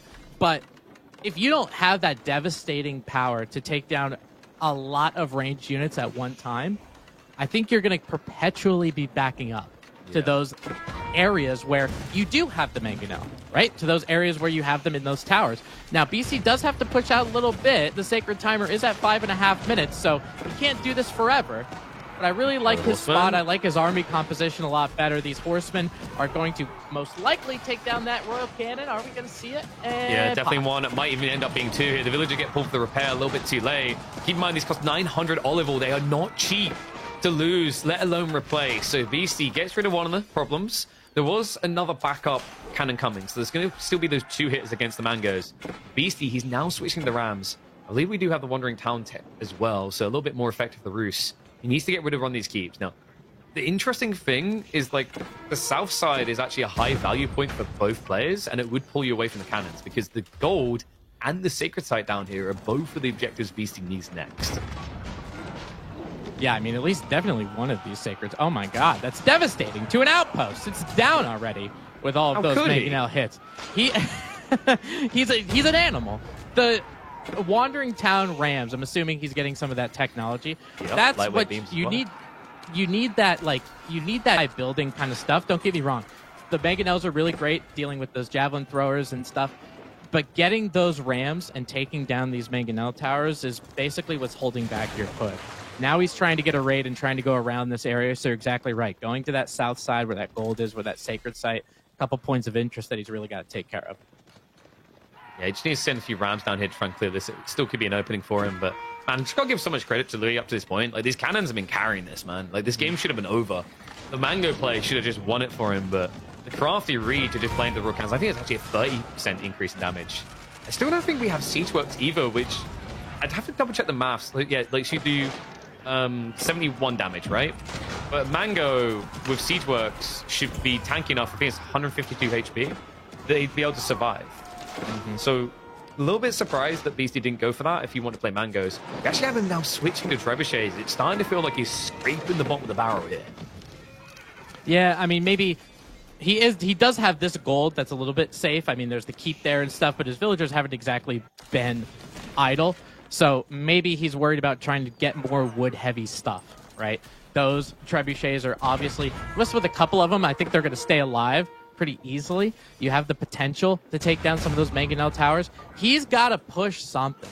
He's got to get out. It's 3 minutes now. We're going to hear in about 3 seconds as we're continuing to deal with these raids, Beastie, you're going to hear that ding-ding with 3 minutes left. I think he's got to be smelling a little bit of pressure. Surges forward here. The 3 Mangoes should be able to do a little bit of poke. Siege still being chased away, but the Horseman is a trickle, right? We're not seeing that mass that would just get Beastie out here. It just feels like 2,000 food income really isn't cutting at this stage. In the meantime, the Rams are moving north side to try and get maybe a second opening, because what Beastie's realizing is that static Mangoes are better than this pile of trash he's wheeling around the battlefield right now. He is losing in this tower defense game. And you know, you kind of hit the nail on the head, KP. It feels like you're at this point where you're not battling units anymore. You're just battling buildings. You're battling towers. You're battling keeps, building all of that kind of stuff. And that's what's really stopping any of your pushes. So definitely foreshadowed that Castle Age with these Mangonel towers bringing and bogging the game down, right? This is absolutely going to be doing that. He's using trebuchets to try to take them out from a distance at least. He sees this North Sacred Site might be a little bit of an easier area to take down just with that one keep. Ringing the bell. Less than 2 minutes to go here. Beastie, crap, or get off the pot. The trebuchets are trying to do that keep the north side. Can't really be forced to commit more. And the cannons just come in. The Mangoes aren't going to be able to break through this. The Varangian just seem to be carrying these fights as well on the front line. Where Louis was once lacking what he needed to hold these areas, it's starting to piece together. Cannon emplacements alongside the Mangoes now in those towers. Sure, the Streltsy may survive afterwards, but Beastie still needs to reach a sacred site after this. Oh my god, and he's pulling the boys! All those villagers to try to take down that royal cannon. There's too many towers. Watch what happens. Mango shots come in. Like, this is just a desperation play. This is over. Louis MT has done it. He has camped those sacred sites and boxed Beastie in, stopped him from reaching the golden age of the Rus, and guaranteed that we will not be seeing a stomp in this series. Yep, that is, in my personal opinion, I feel like that was the power of the tower. And absolutely, with those royal cannons doing all of that good damage onto those mangonels. You needed something to pop those mangonels. Louis' micro with those royal cannons was borderline perfect. So now, with all of those cannons, with all of those mangonel towers, all that kind of good stuff, we're tied up. And BC, with a resounding 0 olive oil, how do you expect to win if you're not going to get any oil, KP?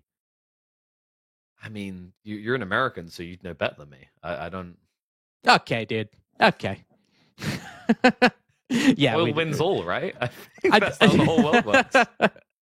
Yeah, I mean, probably. And then, I don't know, something colonialism. But take a look. In the middle of this fight here, you had a lot of those mangonels trying to take down that monk. I remember the joke about the War of the Orthodoxies. That was a really good one, actually, KP. I'll commend you on that one.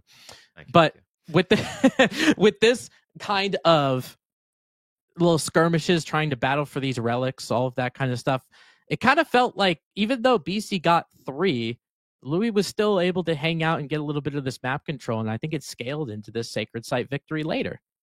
Yeah, and you know, like up to the point, BC kind of convinced me. I was sold on the plan, right? Like, get to Imperial on a delay, go mass mangoes, but 2 oversights, right? Like, one is the Royal Cannon play. We saw these carrying throughout these fights.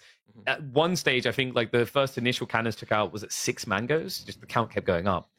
And there was no siege works on the way. And the reason there's no siege works on the way is the second issue here. The difference in BC's build, you might recall, there was a certain different landmark built in Age number 3 than what we're used to seeing. The High Trade House would have probably given him the extra gold to get the text together. Instead, he ends up gold-starved in this game. Despite what you're seeing in the gold income, he was struggling to move from vein to vein. Just great read and pivot by Louis into the late game, and showing us that he's just as comfortable in Imperial Plus as Beastie is. Yeah, that I mean, don't get me wrong. I really do love the Abbey, and I think it's really fun to see it. But that high trade house is like, you get probably on Dry Arabia, you might average maybe 115 to 120 gold per minute ish, around there. For Abbey of the Trinity, you make that building, you have to get warrior monks, you go get those relics, and then you bring them back. At the high trade house, you just get gifted a relic and a half before, like, as the age actually starts, plus the amount of gold that you're getting afterward with all of the deer and that kind of stuff. Yeah, so it's an extra 35 gold a minute, right? So like anytime I see a high trade house, I'm like, by the way, actually add 35 gold on, and then you start to realize, whoa, that's a lot, infinitely generating. So phenomenal building. The reason why we see it every day of the week. I don't think like we really saw the real plan there, but we'll have to come back to it, dial back to it later, because we might have more religious wars upon us. We hop into moving out. Marlians versus Order of the Dragon. Beastie looked cozy with the HRE, but this isn't the exact same beast. Meanwhile, Marlians has been historically a popular and quite dominant pick on this water-based map. Yeah, this is quite an interesting design. This is actually the first time I'm going to be casting on moving out, and I can see why you're in for a treat. I can see why it's called it KP, because from my understanding, you're in the middle of the map, right? And you have a dock, and there's maybe like some deep water fish there. But then you, from my understanding, you move out. Is that correct? Yeah, and this is a very polarizing concept, because if you happen to be the stereotype of a gamer that lives in the basement of his mother's at the age of 40, you don't know what that is. So you'll probably just stay on this island to the end of time. But as you'll learn in life, sometimes you have to leave the nest and spread your wings, because if you don't, you're going to be without gold, without wood as time goes on. So yes, moving out is designed in a way that you can't really stay here. There are a few civs that can, most notably China and Zhuji, due to taxation. Right? I don't know how they get away with that, but they can just keep regurgitating the same gold in their kingdom without ever leaving this island. Yeah, it's kind of a wild experience. And I always say this, just from even when I'm playing games by myself, China and Zushi are always kind of odd picks to me, because if you're trying to have fun, why would you include taxes? But maybe that's just the American in me. I don't know. And you guys have like you have confusing taxing. Yeah, like, each state. Let's not. And then like everything seems cheaper at first, but it's all a lie. Right, and it's just right. So with Order of the Dragon, when you're gonna go out to get that gold, some of that in Feudal Age, obviously Louis is gonna want to get that probably as soon as possible because of the pit mines. What kind of things do you see once you get to Feudal Age? Because this has got to be a tremendous amount of chaos. Yeah, so Marlians have a few interesting plays. Like, if he wants to go and get gold the good old-fashioned way, he could go for a Saharan trade network on the tree line and then scout the other side of the tree line. I actually think that Marlians might end up breaking this map a bit, because with the changes that came in Season 9, you have to remember that Saharan trade network gave you new types of emplacements, the javelin emplacement. So, like, we could theoretically see a bunch of outpost rushing. It's good at also denying on the water. And the other interesting thing is, like, Louis, he's going off the pit mine. Realistically, he didn't need to, though. Remember, Marlians, they get gold from fishing now. Yeah, they do. Actually, that's a very good point. If you wanted to continue to wait to do that, but I guess, shorten up a little bit of gold income isn't the worst thing in the world. And it only takes one villager to do that, right? So he's going to be able to get his farms and get his pit mine once he gets enough wood. And might this transition to a quicker Castle Age kind of thing? Yeah, I think you focus on the feudal for now. I wouldn't be surprised if Louis goes for a bunch of outpost rushing. That pit mine is a bit depressing, though. That is like dealing with your state taxes, right? Like, he's only getting half the value that he thinks he is. Man, it's unfortunate as well, because if he went a bit further north, there was a better one. There Louis was trying to body block here. It's cute, but hard. Really harboring the tax thing. I see. I'm ready. Oh my god, I'm ready to throw some tea into the river. I swear. Hey, you do that, the taxes are going up by another 5%. Okay. Great. My stamps are expensive. The ability for Louis, obviously, you have one of those big pit mines that are able to do that. Now, you talked about the Saharan trade network a little bit. Do you see? Obviously, with this wood line, you have the ability to do that. So Mansa Quarry pretty much not in play anymore, for the most part. I mean, it really comes down to his overarching strategy. If you go Mansa, it gives you more pressure on water, but if you go Saharan, it gives you more pressure on land. The tricky part is, like, I think players over time, when they start to get outpost rush, they just realize go to the mainland, silly. Like, why are we doing this to ourselves? So, Louis might see the Saharan trade network as a bit cheesy, and Order the Dragon can still thrive off of the mainland island, but it would deny a lot of value with this Archon now coming in. Beastie, never a believer in mine work, and to be honest, I don't see any reason why Water would ever make you a believer in mine work with the Dragons. It's kind of bad. Right. Yeah. And with the Aachen giving that little bit of wood economy, right? I mean, Beastie already has a scout over there taking hits on some of the pit mines, but that Aachen Chapel, obviously it's not, we don't think it is as good as an HRE Aachen Chapel because of the amount increase that you get for each villager, but it's nice that you don't have to put a prelate in it. So you have the ability to really carve through that wood line, and you're going to have a wood economy that's a little bit better than the Malians at this point. Yeah, so with Manta coming in, I mean, Louis is keeping the villager out here. He has scouted north side, so the second pit mine is very organic, very good. Beastie's not going to be able to contest that. It's going to be too busy on water. We already have the first archer ship coming out. And Beastie, he has kept gold workers on the mainland, but if I'm not mistaken, he only has maybe 2 there. So that doesn't give you a lot of potential to swing your eco, right? Like if this turns into, say, a lot of Springalds, you can't just blob demos like there's no tomorrow.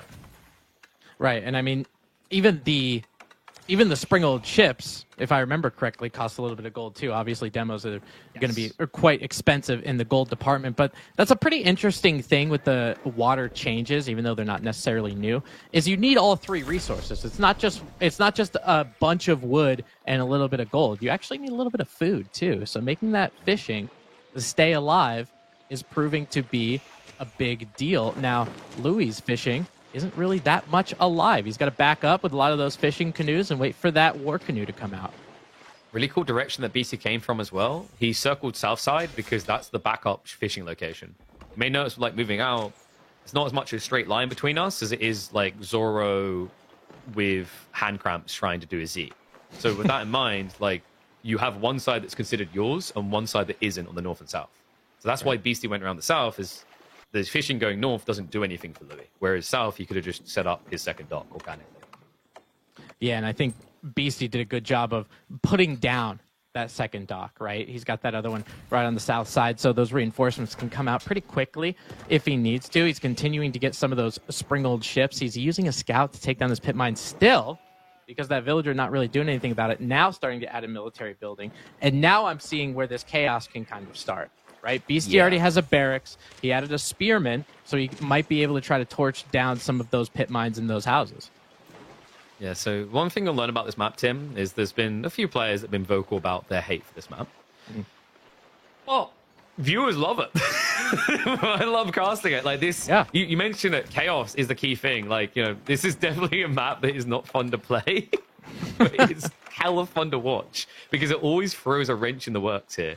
So we're now going to have both players focusing a little bit on the outskirts, but there's also going to be penetration into the tree line coming through. So there's probably going to be a race in a second for both of them to get outposts up here. Yeah, and I think just because, and you can see it definitely on the Order of the Dragon side, right? I think there's definitely a more. lot. Yeah, I mean, that Aachen Chapel, we just talked about, wood economy, all that kind of stuff for Beastie, and it's really showing with the amount of stumps that are on the eastern side as compared to the western. So definitely some outposts that can get up there. He has the ability to, if he wanted to get a little bit of stone, and it looks like he will be starting to do that now. So it looks like outposts are in the near future and getting stuff like arrow slits, fortifying them, all that kind of stuff to make Louis' life hell. Demo ship play coming in now from Beastie. He has also queued up men-at-arms on the mainland. Bit tricky for Louis considering he went for the archery range. This is kind of where he has to pivot now and go into a stables play if he really wants to counter, right? Because we've had to deal with archers into spears, but then he needs Sofa to deal with the men-at-arms probably is the best call of action. It's difficult though at this stage, right? Like when all focus is on water, I'd say one men-at-arms just gets a lot more value than anything equivocal the mines could buy. And, this is why I love what you just described is one of the reasons why I love a map like this, right? As a spearman is trying to take down some of the archers and javelin throwers, but you're dealing with this on land and you're trying to figure out what to do on land while at the same time trying to micro everything on water to make sure that you continue to have the fishing. So you got to keep your head on a swivel everywhere at once. You see that demo ship just remaining a little bit idle. Maybe he could have got a good hit, but decided to back up. No arrow ship to help out Beastie if a demo ship was able to get there. But Louis did add a second dock a little bit to the north. So obviously, instead of that south dock, he added one to the north and might be trying to see some kind of reinforcements coming up that way instead. Well, he did get this one online. Shivs are going to be out, so that poor little villager should be going down. He grabs him, 2 HP, gets out of there. So we'll survive. Now, on the mainland, we started the scout revealing what's happening over here. The reality, though, is like Louis can't afford to get enough troops to go around the flank. We already have the men-at-arms marching from the south side, 2 of them, in fact, so they should be able to deal with the jabs. Louis has got a very interesting lead on Springolds right now, but he feels a little bit one-dimensional, right? Like, one archer ship, a double demo, could easily go awry here, especially if Louis doesn't stay in range of his docks. Because if he's close to them, remember, he gets that 15% movement speed buff. Yeah, and especially if you micro them correctly, right? With the one arrow ship, obviously it takes 2 full arrow volleys on average to kind of get it down, right? So getting a couple of them, demo ships, you're able to work your way around, maybe take down some of the Springald ships. And we even have a little bit of outpost fighting in the middle. The first toll outpost from the Malians ends up getting there. He's adding another dock as well. Let's see what he can do with some of these demos. Maybe you might want to space them out. One demo might be going down. It looks like he wasn't quite prepared to take that engagement. And all of a sudden, that demo boost that he was going to have throughout this fight is gone. I don't think BC has the numbers for this. No, the dock drop guarantees he needs to retreat. And we do have Mustafadi finally coming out. So there you go. BC is going to find his way to being counted here. I don't really know if you can now justify adding in, say, archer range as well. When I say it's going to be counted, the awkward part is I think you need... I haven't done the test on this. I feel like the number is going to be at 3 Mustafadi to beat a Guild of Men-at-Arms. But he's very kind about this. He's letting them have that fight one by one.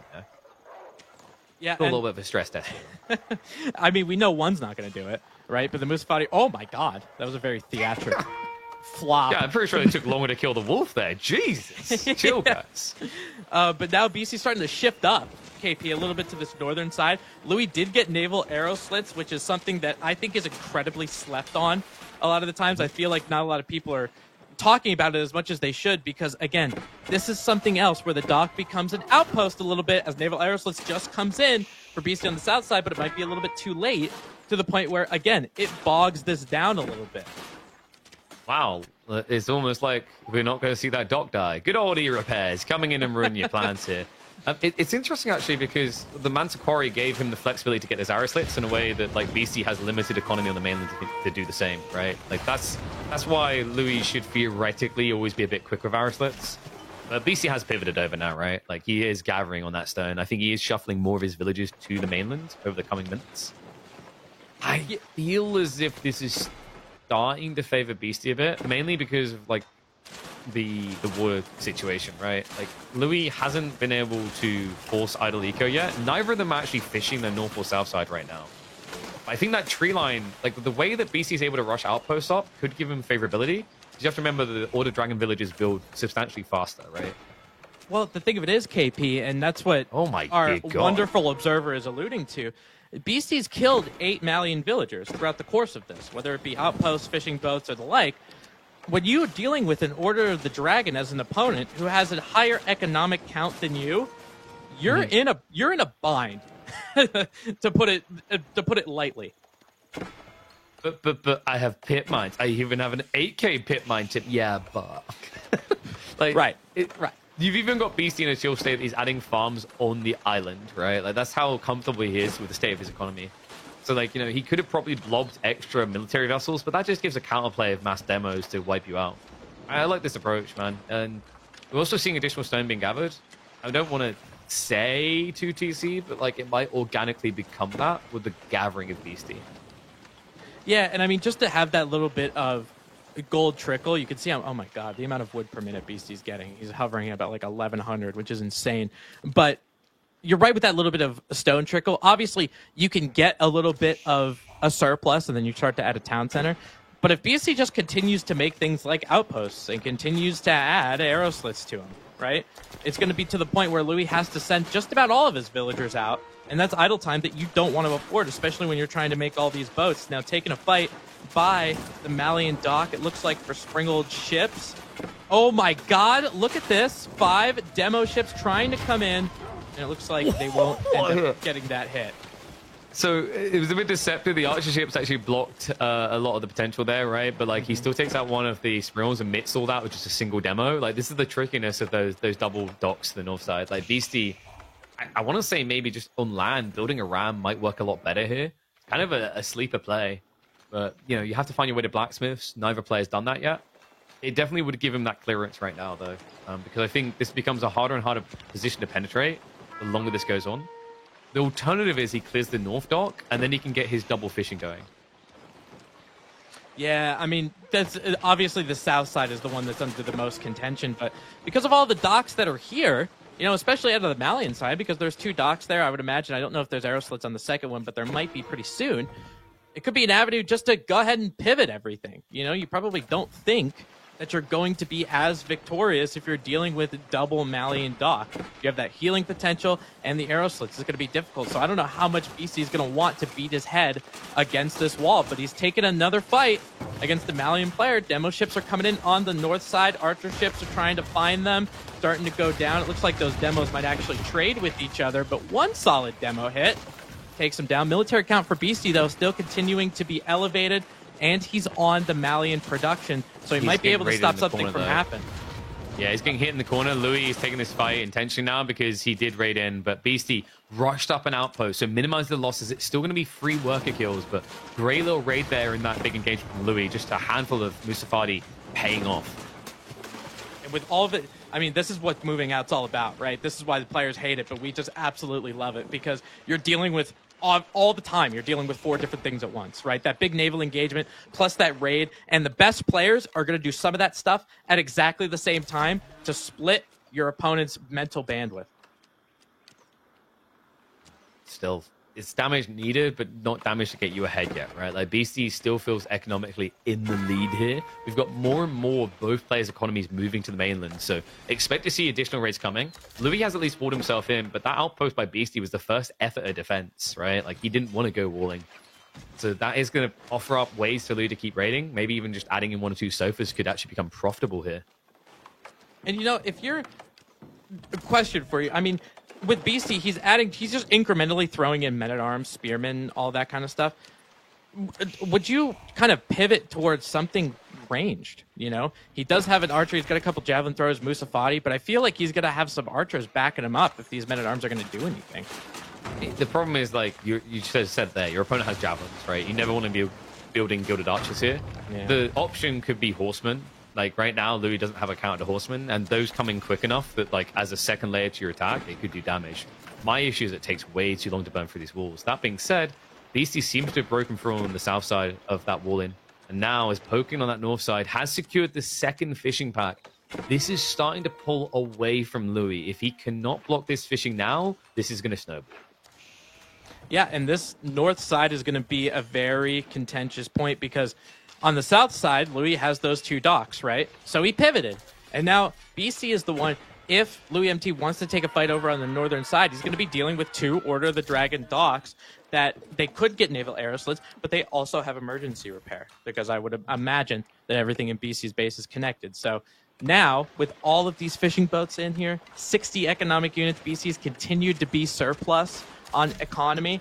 Maybe we're seeing a little bit of a horde into Castle Age. Check his resources out. Yeah, it looks inevitable at this stage, and that should be Regnus on the mainland. Has an added benefit of now dividing your landmark locations. So let's say Louis takes control of the main island. He can't kill you. Actually, I always have this debate. I don't even think this is the main island, right? The mainland is on the outskirts. Yeah, this is the kind of...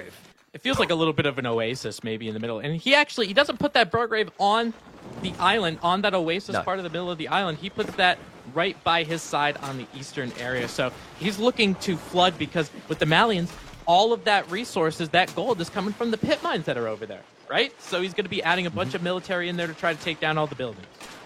Also, just think about this. 1 Landsknecht clears everything, right? That Landsknecht is going to be swiping harder than someone on Tinder 8 hours a day, right? Like, it's going to be crazy. And the reality is that Louis can't get a quick, clean counter to it because he didn't have a huge blob of archers. Flash coming in on the south side here. Beastie continues to press. It's keeping Louis invested, keeping him the age, keeping him away from mirroring this. And the added neat benefit for Beastie is it doesn't just have to be Burgrave. He could also consider just adding in a siege workshop on the main island getting 1 or 2 trebs, and then forcing a win condition down Louis' throat. Oh, yeah, and especially with the outposts, you're going to have the site, right? So Louis had to move just about the majority of his villagers, if not most of them, to try to get some of this wood over there. So that creates a little bit of idle time. Beastie's hitting Castle Age. Louis is obviously not at this time, so he could get some of those Castle Age Navy kind of improvements for his Springald ships, and maybe that turns the tide, pun intended.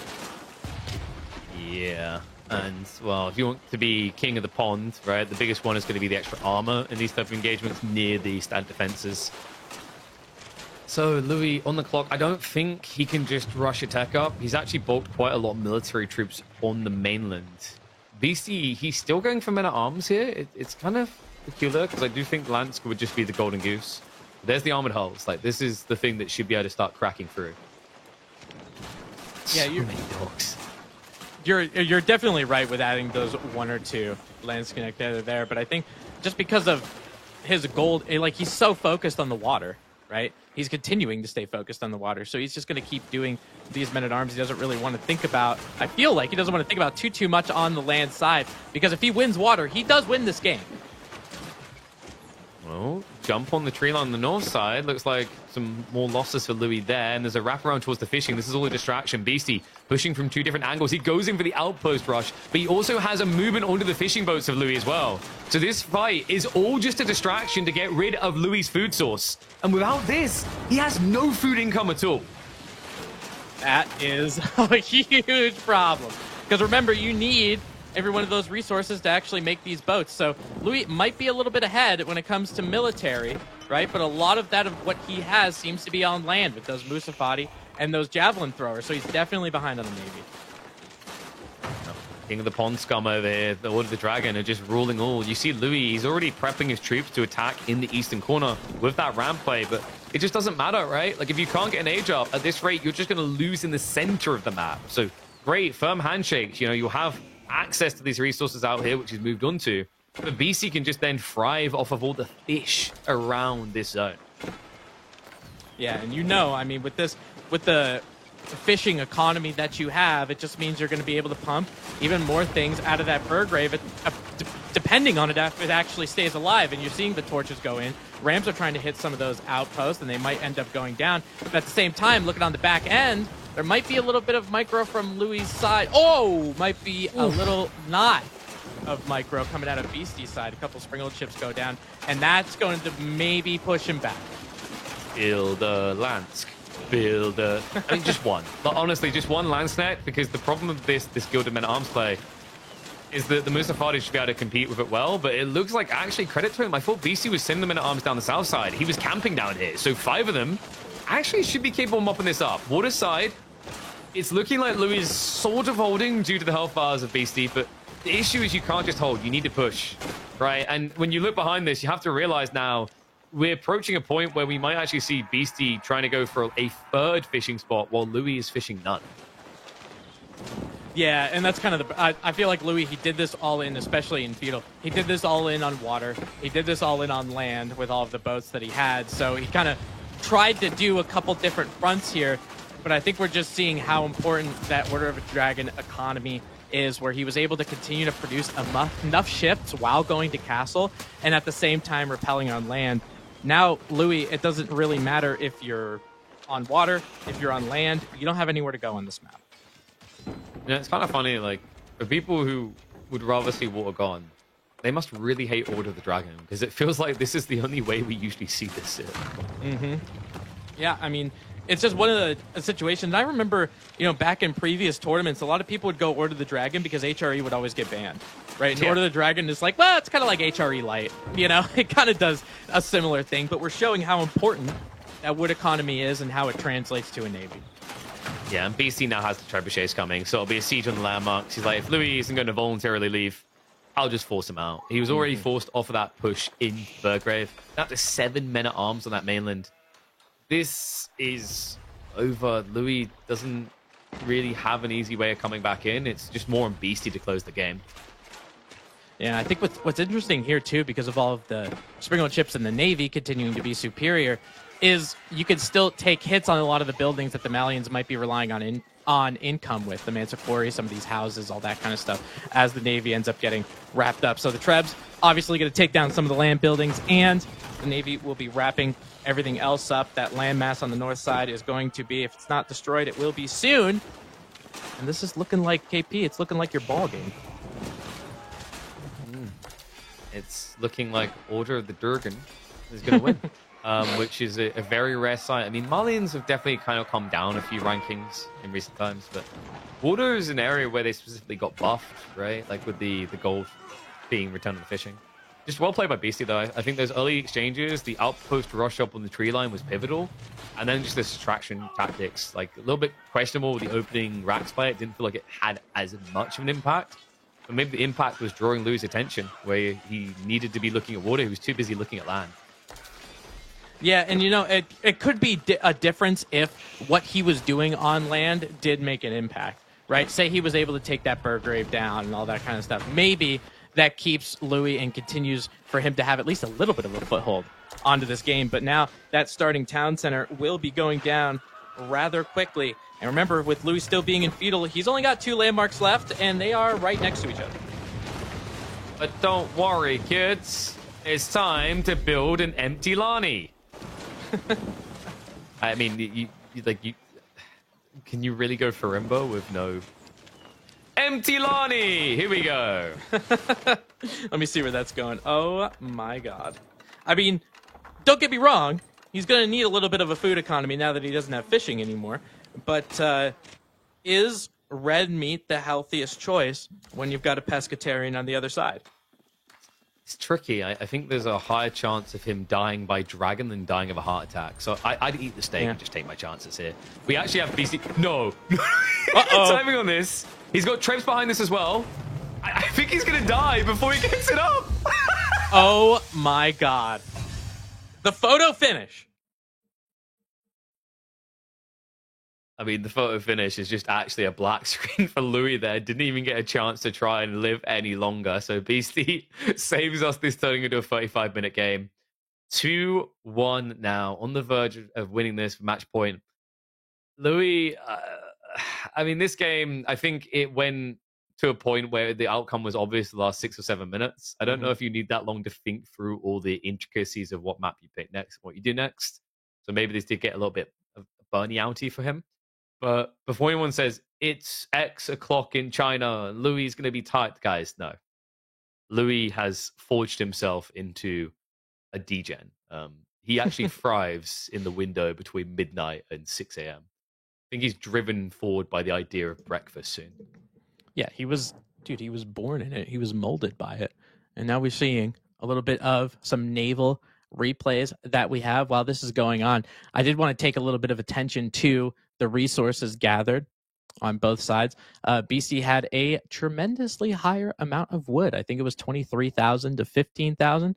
So, yeah, that's going to mean you get more boats. And we're seeing what happens when somebody has more boats than the other side. Yeah, I'm starting to think that maybe he shouldn't be picking lion for his flag. I think his creature animal after this game might be a beaver. That was pretty ridiculous. Like the lead that he leveraged, you could see he was intentionally chopping through the tree line at a targeted point as well.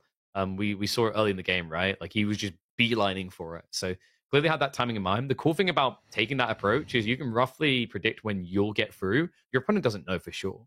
So that should always give you kind of a leg up. If you pull that together with like a push on water, you can always just get distraction tactics into outpost rush, which is what built Beastie a very healthy lead early on. Oh, you're exactly right. Yeah, because in the middle of this, while some of this was going on, in Feudal Age, I remember pointing out that there were eight worker kills, that BC was ended up getting. So that economy lead, he never shifted away from it. And obviously there was a little bit just because of the fishing boats, obviously.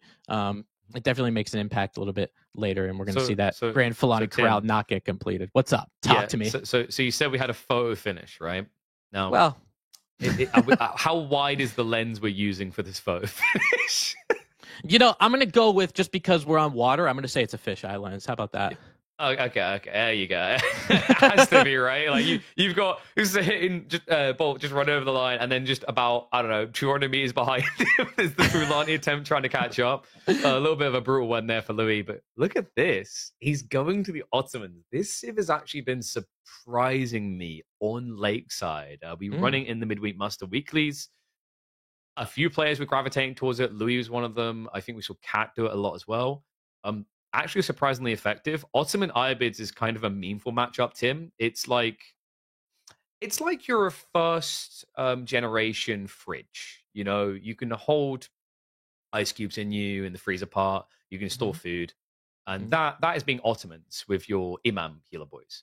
Okay. And then it's like meeting your future fridge, which comes with a smart screen installed in it. It can remind you of what you need to fill in, what you're missing. It'll also order on Amazon as well. That's playing Irobids with dervishes. So I'm hoping we're not going to see Louis take the bait and go into the Healy Boy strat, because it's been looking pretty good for IU when they get up there. Huh. So pretty much the fridge your girlfriend tells you not to worry about, I guess. Yeah, pretty much. You're like, what's this? Why are you getting beer out of that fridge? What's wrong with my little cooler over here? My bucket full of ice? It's just not the same, Tim. It's just not the same. And then it turns into a lake, right? Because it melts.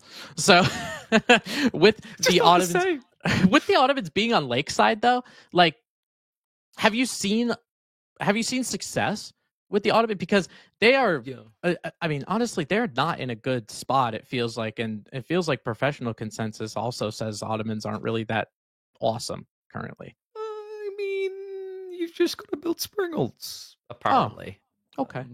That's what I've been learning, the games that have been melting my mind. But let's see if you can melt mine in this one. Louis MT with the Otto boys in game number 4, going up against Beastie and the Irobids. Both of these picks, I think, have been finding similar win percentages in competitive play on Lakeside. So anyone's game, really. I think Louis, with the Ottomans here, you're probably looking to open with Sipahi. One thing I've been noticing with Ottomans of recent is that they don't really go military schools until very deep in Castle Age, especially on this map. You know, it's kind of crazy how much this one deep water fish is that vastly important on a map, right? The ability, like, just having that one spot where you get a couple fishing boats, it just, like, ends up being the reason why you're playing it, almost. And both of them get discounted docks, right? It's a bit better for Beastie. And we shouldn't really be surprised Beastie's going for this. Like you said, he's a pescatarian. Yeah, I mean, he definitely is. And it's just, for me, it just shows how powerful water actually is. And it's a really stark contrast I've seen to something like AoE 2, where you have, obviously, docks and fishing boats, but they're bringing back 10 food at a time. And you have some of these boats that you're making, obviously, they're 75 wood, but the fact that you're able to get that much food, you're able to drop off 40 at a time, it means that the rest of this map, at least for a little bit of time, doesn't matter, except those 2 spots on the water. Now, I was in a stream, I can't remember if it was, I think it was Puppy Paw, actually. Shout out to Puppy Paw, we're going to be seeing him play a little bit later. I remember him talking about this map, and he was like, yeah, there's water on it, and there's one piece of fish, so that's what I care about. Yeah, well, this is the thing. This map is a bit of a douchebag. So, okay, on the north what did it do to you, dude? Well, it hits you over the head no matter the choice you make. Because here's the thing. You go for the fish, and then you lose water, and it goes, you idiot, why didn't you pro scout? There's like 32 deer all on the south side. And then next time you do pro scouts, it goes, you idiot, why did you pro scouts? There's fish on the north side. So like, it's very weird the way this one is played out, because at first, when Lakeside started getting played, there was a balance over the value of deer versus fish, because it's only one deep water fish. But then players evolved. You know how they are. They got to find the optimal strategy. Now the optimal strategy is, if I can win water quick enough, I'll build a transport ship. I'll come across to your side. I'll build a dock there as well. And now it most definitely was worth going for fishing, right? So it's kind of sad the way that this map has evolved. I've seen a few players try to do bait and switches, but the vast majority of the time, whoever wins water wins this map. Yeah, I mean, it's stereotypical for most water maps, to be honest with you. And Now with Beastie going up, I'm pretty sure he went for that culture wing that was relatively cheap. I'm pretty sure it was that 225, 125, something like that. So with him going up that quickly, obviously with the Iobids, you can continue to mine and get all of the resources that you need. That House of Wisdom is going to be churning that out for you. It just means you're going to get that quick feudal age. You're going to get that quick boat. And then you're going to get over there and start killing some stuff before Louis has the ability to do anything of the feudal age, because that Sultani trade network is about halfway done. And Louis apparently wants to do military schools. Please tell me it's military schools. 2 TC Oddman would definitely be an ambitious direction to take this one in. Yeah, 2 town center. I mean, we kind of talked about this in previous games now. This is on land, and this is a little bit of water here, but that second town center was just like, I don't know, it just seems too slow and not really going to happen. So now, that's interesting. I think he's just doing this for arrow slits and he doesn't want to touch water. I mean, that's kind of cool, right? Because the whole idea is Beastie's gone double dock. He's probably going to add 3 boats at least before he realizes what's really happening here. And then presumably Lou's going to try fast castle with Anatolian Hills to give him the food to do so. So he's going for that old little bait and switch. Kind of halfsies, because of the fact that you're getting the naval arrow slits. You could just forego it completely, but it's definitely going to stop Beastie in his tracks just a little bit. It just means that you can't just barrel through. You can't just park a springled ship there and it ends up going down. So hopefully it'll give Louis a little bit of time. And of course, he went with 3 boats, 3 fishing boats over there on that side, so he could just park them all in the dock. I'm just going to say it. This map is absolute pants. No, really. If you rotate the map... I know. I got it. No, it is definitely giving me some trouser vibes, that's for sure. And you see that arrow ship, right? You see that arrow ship trying to come in, do some damage to some fishing boats? With that arrow slits, I don't think he really needs to spend a lot of economy on boats. I think Louis is going to have the upper hand here in this game 4 as we're starting this feudal. Yeah, because the cool thing as well is if BC really wants to contest this now, he has to pull fishing boats or do this really, really slowly. It's sad either way for him. And also, the whole point in doing advancement wing is to get the big edge on water. So Louis essentially nullified the point of the Iobid tech choice entirely. So if this just turns into a Castle Mirror now, you're going to be so far behind Louis. Like, you can already see he's halfway. The only awkward thing here is going to be he won't have an optimal timing into the Imam points, right? Because he hasn't really been producing much.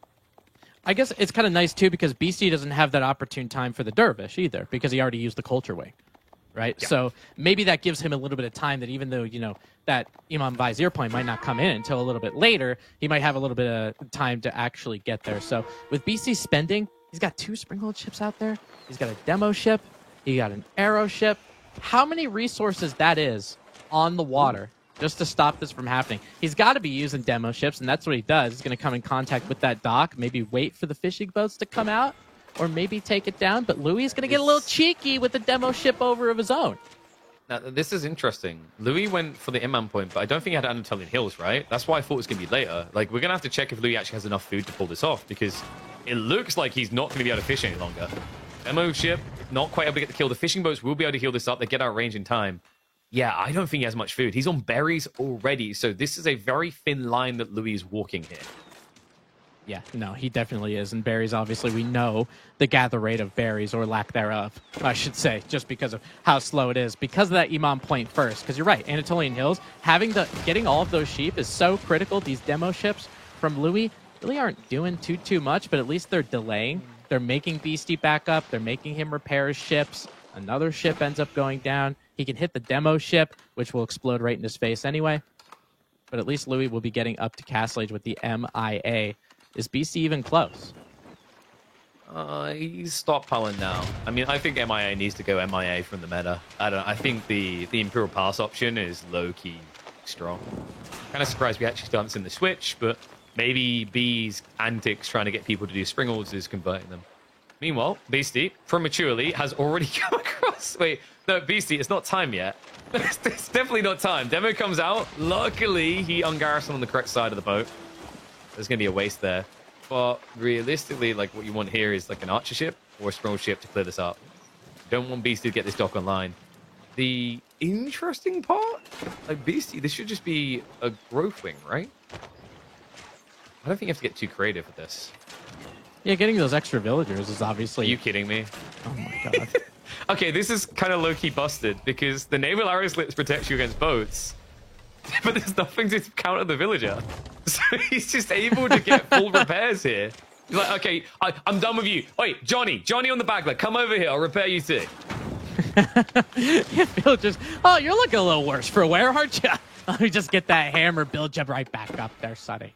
And that dock will finally go down. Louis MT now in Castle Age, so we'll be using those E-Moms to grab some of those relics that then you got to think about for Louis. Now that Castle Age has hit, you do have to make some military eventually. What do you think he's going to choose? What, for Louis? It's weird because you don't necessarily want to open Lancers against Ivids, right? Like, this matchup has some weird dynamics because usually you want to open Lancer with Ottos and Castle Age. You can't really do it here. But you also shouldn't have to worry about Camel Lancers because of the Janissaries. So, like, it's a weird game because recently when I've been seeing this matchup, Ottomans play feudal a bit and build a few Sipahi. I'm expecting him just to go stables for the wallop of trying to hit economy, but it is going to make it very easily counterable here for Beastie.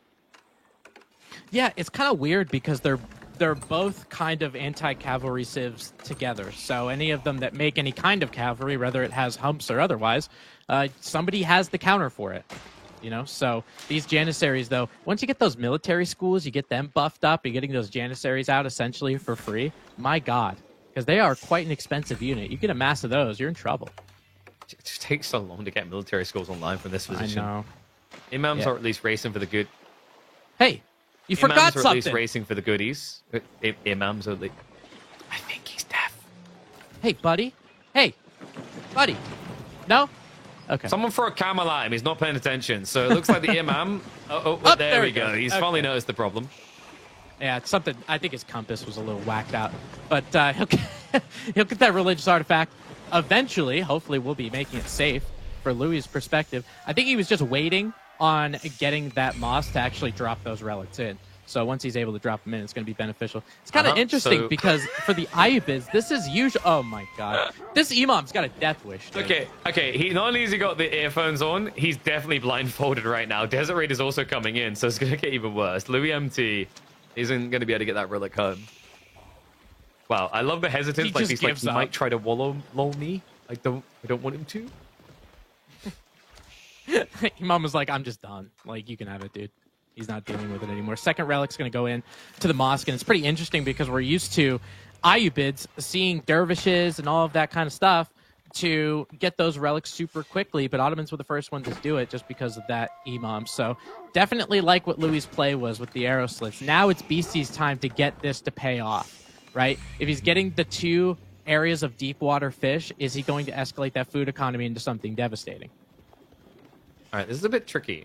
VC is just pumping Camel Lancers. We talked about why this isn't a great idea. The problem, though, on the other side is Louis has literally only built Janissaries. Now, this is kind of like when someone goes, I don't know why my spear doesn't counter this knight, right? Like, you need more. The initial wave's going to be good, but, like, realistically, this early on, just pumping raw Janissaries with no second component, surely BC just goes archers now. Well, there you go.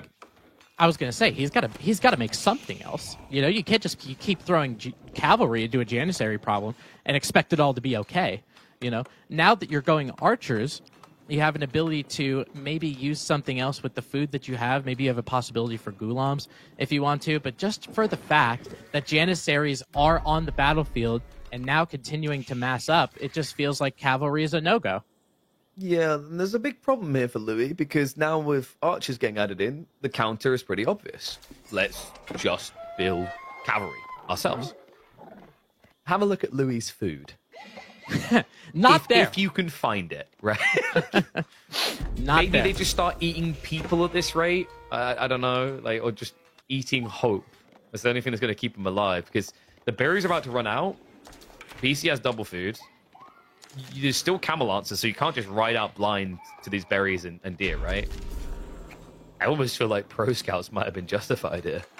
I was actually going to say that, and I thought I was going to get a lot of slack, not only from you, but also in chat, because going for a 13-minute Pro Scouts doesn't seem like the best idea in the world. But you have the Janissaries to kind of make sure your scouts don't get tracked down by cavalry.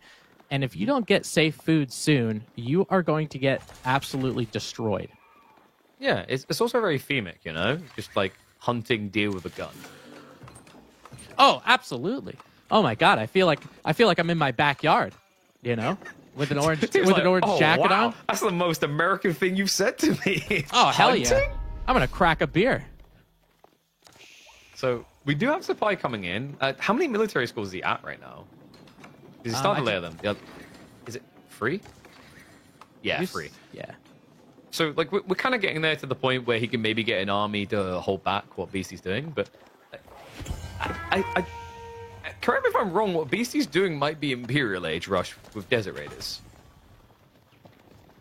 Yeah, I mean, there's definitely an option for that. I feel like he definitely has an opportunity to strike, though.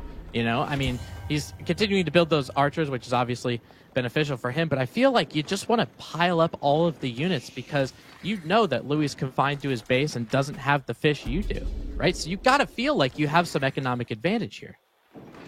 Oh, thank God. He's actually adding more units. So, I'm trying to figure out, like, this is what I mean about this matchup is very weird. Like, Louis has bypassed the stage to just build Janissaries. It's like, realistically, you want to build archers, but the Mangos are now a problem. So it's almost like what Beastie needs is Manjaniques of his own. Yes, there's supply coming, but, like, how does Louis, with this amount of food, or rather lack of food, get them quickly? Right, I think there's a really good timing here for Beastie if he just starts adding Manjaniques, because they're also phenomenal at scudding an entire army. Because, like, Mangos, you can dodge their rocks, right? But giant, fiery crap from the sky, a lot harder to dodge, surprisingly enough. Yeah, and it's just because the area effect that's on them, right? Just because those rocks are on fire, they end up scattering a little bit more. I'm not really sure how that works, but the physics of it is beyond me. The ability for you to do... Think about it. Like, if you were on fire, you'd run away from everything screaming. So, like, I think the logic is all the stuff on fire is running away from... I don't get it either. Oh, they're, like, scared of each other. I get it. And, you know, that would make a lot of sense if it wasn't a rock. If it was a person... then I would definitely get that. But I'm not, I don't really know. Now, Louis is trying to get some of this outside food. You saw some of these deer. He's got an outpost. He's got a mill. This is something that if Beastie spots, and it looks like he might, he is beelining his way down to the south side. The problem is that Stealth Forest might create a little bit of a problem for him, and some of these villagers might go down. Lance is charging in here. You notice he didn't want to fight because the Mangos wouldn't have a good position for it. So Lance should be able to tackle down a few of these. Nicely done to minimize the casualties. Louis is going to have to settle for the berries instead. Like, this is the challenge of hopping straight to the deer like that, right? Is like the Mangos are way too slow. And this is turning into Imperial. I think Beastie, even though he's against Janissaries, I've got this weird feeling we are going to be seeing the Desert Raider wing just because it's so cost efficient for Imperial rushing. Yeah, isn't it for Imperial it's 7, right? You get 7? You get 7 and they cost 180 resources each, right? Yeah, so that is... oh my god, just the amount of resources that you get. Yeah, so it ends up being 1,260 resources for that, right? So, like, literally every minute you're getting an extra 630 resources. Mm-hmm. And it ends up, I mean, Imperial, it just ends up paying itself off, obviously. And now, with the amount of map control that Beastie has, oh my god, Louis is like, he doesn't have anywhere to go. Please, sir, please. No, get out of here. You know, and this is such a big problem with the Ottomans. I mean, yeah, you can get Anatolian hills and get a little bit more sheep, but you still have this food issue. And I feel like the Ottomans, this is something that they've been struggling with for a while now, because now that he doesn't have fish, obviously, you know, he doesn't have that safe food, all of these food resources are so far out there, and an Ottoman farm transition might not be what he wants to do either. That's so time-consuming. Yeah, it's all about passive production to really compete at this stage, but that doesn't work when a clock is ticking against you and a gun is to your head, right? Beastie isn't only going Imperial Age, he's also 2TC. Like, everything is going his way. Like, the only thing that he could add on that would be even kind of wilder is if he traded, but like trade is not very good on this map. Now, we do have the upgrade for the Desert Raiders coming, and we also have Sultan's Mamluks, which is really impactful here, because your archers counter Janissaries. They kill them very fast, and because Janissaries are low base health units, it means you're going to trigger that buff a lot. Yeah, that's a really good point. And there are a lot of these archers that can really do some damage. Now, Louis is trying to add a little bit of supply. I think he's gotten a little bit of food, at least. That South Deer Pack might be starting to get gathered just a little bit. So now he's actually able to pump out something. And Sapahi is that something that he's going to pump out. I kind of like this choice based on what BC has right now. I mean, he's got some camel units, which will provide a little bit of unease, but the Janissaries, for how many that Louis has, should be able to clean them up pretty quick, regardless of if there's archers there. So the upside for Louis right now is we don't have the keep drops, right? Like, there's still a potential route to decap. Downside is pretty much everything else. Like, this is a bit of a Hail Mary. He has got 4 mangoes. He has got the meta, which is juicing him up here. But Beastie is getting ready for the big boys. But Spearman being upgraded. Gulam now on the way as well. And the awkward part about that is, like, normally you kite this infantry and kill them. When there's a timer ticking like this, you can't kite. You have to commit. Yeah, and that's why doing things like getting these sacred sites, especially on this map, I've noticed, is a really big deal.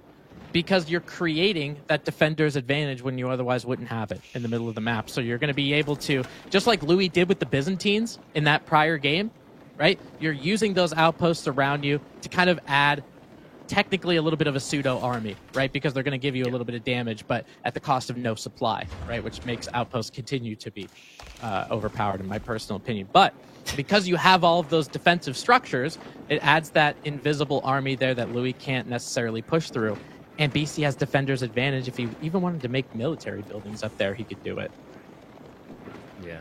I mean, you know, the nice thing, like, little tip on what Louis done was cool was when he walled his backside a long time ago, because something we have been seeing is when someone takes full water, they start raiding you by Normandying your backline. But, like, the reality is, like, there's still, even though you had that key play, right, like, that was a cool tactic. The game strategy, I think, relied too much on the opening that got essentially countered by one villager. So, like, Louis, with this 54 Janissary bomb, I'm not feeling inspired. It's crazy to say that, like, because actually I'd say Janissary and Castle Age is maybe a bit overtuned right now. I know people are going to hate to hear that because Ottoman underpowered. They definitely feel underwhelming in Castle compared to, like, the other gunpowder units. But at this stage, like, the Janny opening has looked quite good from what I've been seeing. Problem is, it's getting a little bit late, right? Like, what was the thing that, like, Black Widow always says to Hulk? It's getting late, big guy. Like, it's kind of that fading moment. But this might be a permanent slumber for Louis. He marches up. Mango's going to posture away. We have got a decap on the way, so it looks like that is going to be step 1. He will be able to achieve the removal of the Sacred Site timer. And that's so pivotal for him because he really just needs time. Right, he needs time to get his army underway, try to stabilize in terms of technology, right? Try to get to Imp as well. BC chooses not really to take this fight. You know, he could have went all out to try to stop these sacred sites, but he's bringing. I know the archers are the counter of the Janissaries, but look at all of that gunpowder. It's like the War of 1812 over here, and he's shooting a bow and arrow. Yeah, being the native's not a good situation here, so I guess we're just gonna say that this is Ibid territory by default, but not for long. Kind of going real history there as well, Ottomans versus the Middle East. So, Clash coming towards the other sacred site, which will get decapped. Beastie, I think the other thing is, like, he needs a farm transition, right? Like, he doesn't have that much food. That's why he wasn't willing to compete with that. And what's kind of worrying me is, like, I thought that he'd be able to get into Siege and contest that. With that decap coming through, changes the outlook. Hulk won't be sleeping. Hulk will smash. Imperial Age is going to be on the way in the next 40 seconds for Louis. At which stage, these Janissary Sipahi masses become the creme de la creme. Yeah, because you can also think about some of the siege that the Ottoman has available to them in Imperial Age, if it ends up getting there. So, obviously, BC is going to be using his Manjaniques and maybe get adjustable crossbars if he wants to, but now the Istanbul Observatory is coming up, and that means out of that MIA, KP, we're going to get some giant bombards. I mean, the more interesting thing is actually going to be the gunner boys, right? Trench guns is going to pop hard, but it takes a little bit of time to get that tech. There's a window here for Beastie. He has his elite techs coming in. That's something Louis cannot brag yet. 5 mangoes. Now the work cut out here, but Beastie is riding blind into the tree line. And he walks away at a moment where he really needed to be walking in. And that's the power of stealth for us, KP. You know, just not having that vision to see everything that you need to. A lot of the stealth force ends up backing people up as he's trying to get a little bit of a raid over here on the south side where this little economic powerhouse is for the Ottoman Empire. But the fact that you have that stealth force there and you don't have scouts, you can't see whatever, you don't know if you're throwing your army in to its defeat or if it's going to be a resounding victory. So you don't take that chance. Yeah, you'd think for gamers, most of us having to wear glasses, we wouldn't have such a sight issue in game, but stealth forests remind us of our biggest crippling weakness, our kryptonite, seeing. Oh, I thought it was going outside. But regardless, having the ability... That's true. Like, the trees are a problem, okay? Right. And now Beastie, with a little bit of his own Imperial firepower, going to be adding some culverins. I think he's going to be able to, just because his economy is a little bit better, you know, with the economic count and all that kind of stuff, he's going to be able to produce those culverins at lightning speed, whereas those bombards are going to take a little bit of time to come out. Yeah, Beastie's just going hard in the culverins. Like, we're getting CGK mode. I mean, it kind of makes sense, right? You need someone to snipe out the Great Bombards, you need to deal with the Mangoes. And also, I don't think they won't one-hit the Janissaries, especially now that they're elite tech, right? It's still a two-hit killer, though. So, kind of makes sense. What just doesn't make sense, and this is my worry, my reservation, we talked about the Desert Raider wing. It's worthless, right? Like, even more so right now, because he's max pop. This is a really interesting matchup because of that now. Because usually Ottomans at 200 pop doing nothing is bad, because you're missing out on free units. But Ayyubids are kind of a mini Ottomans now because of that wing choice. Yeah, and I think he would just, honestly, he would rather prefer something else than the Desert Raiders right now. But with all these Sipahi trying to take a charge in, we'll see how advantageous that is. Janissaries are going to be able to fire their guns at every camel in existence, making them back up. And this looks like both of them, it looks like they want to take a fight, but they're a little scared. Like, they both have the counter to each other, so you're like, I don't really know. Oh, that's right. Yes, I forgot they had that change. The Desert Raider tickets stack, right? Yeah. So I totally forgot about that. Yeah, I remember hearing someone talk about this. Like, they had a game where they were 2 max pop to spawn any Desert Raiders for like 10 minutes. Oh. And then all of a sudden, like 40 of them just appeared. And so especially, hear me out. Like, what if you get to a high vil count, right, and you just delete 30 vils? Like, that's that. No. What you do is you like make sure you got like 20 racks, and you just keep fighting for like 10 minutes. And then when it looks like you've both exhausted yourself down to 0 military, the Flight of the Valkyrie music starts playing, and like 80 Desert Raiders come out. Oh my god! I hope we do get to see that at some point, because there's a lot of posturing. There's not a lot of actual population loss, but Beastie and the Ayyubids trying to get a keep over there on that northern side. There's too many mangonels, I think, here for Louis. So some of those mangonels are going to end up going down. That keep ends up getting canceled. It's probably with a pretty nice flank, and just because of their mobility, able to get out of harm's way. But with Beastie's culverins, he's able to take down a couple mangonels when otherwise I think he would have been dead in the water. Yeah, tricky thing with having Mango advantage is if your opponent has just a few, he can still kill you. Because remember, yours are clustered together, right? Whereas, like, all you need is a few volleys. So even though Louis had the Mango advantage, that's why it didn't look that good of exchange. Bash now coming in, though, Janissaries. Gonna be able to melt through this. I just don't see a world in which Beastie wins this fight. It's just too many guns. Yeah, and you're gonna look at them wiping every. Mangonel's getting good hits God. on archers. Beastie has to back up that way. Now the military count is vastly shifted in the way to the Ottomans, KP, and there's still 50 Janissaries out there. U.S. Ottomans. I mean, guns beat all, right? Like, this is a classic here. Just seems to be impenetrable. And the crazy thing about this as well is, like, he has the Imam in there. That was a smart read by Louis. Remember, Beastie never went for the Dervish, so because he didn't take that Dervish wing, he doesn't have an AoE heal. So these Mango shots come in, and then your boo-boos get kissed out by the time they reload it. That's why the Janissaries simply aren't dropping dead. And now, like, what are you going to do against all these, man? What are you actually going to do? I guess you just leave. Like, there's no other...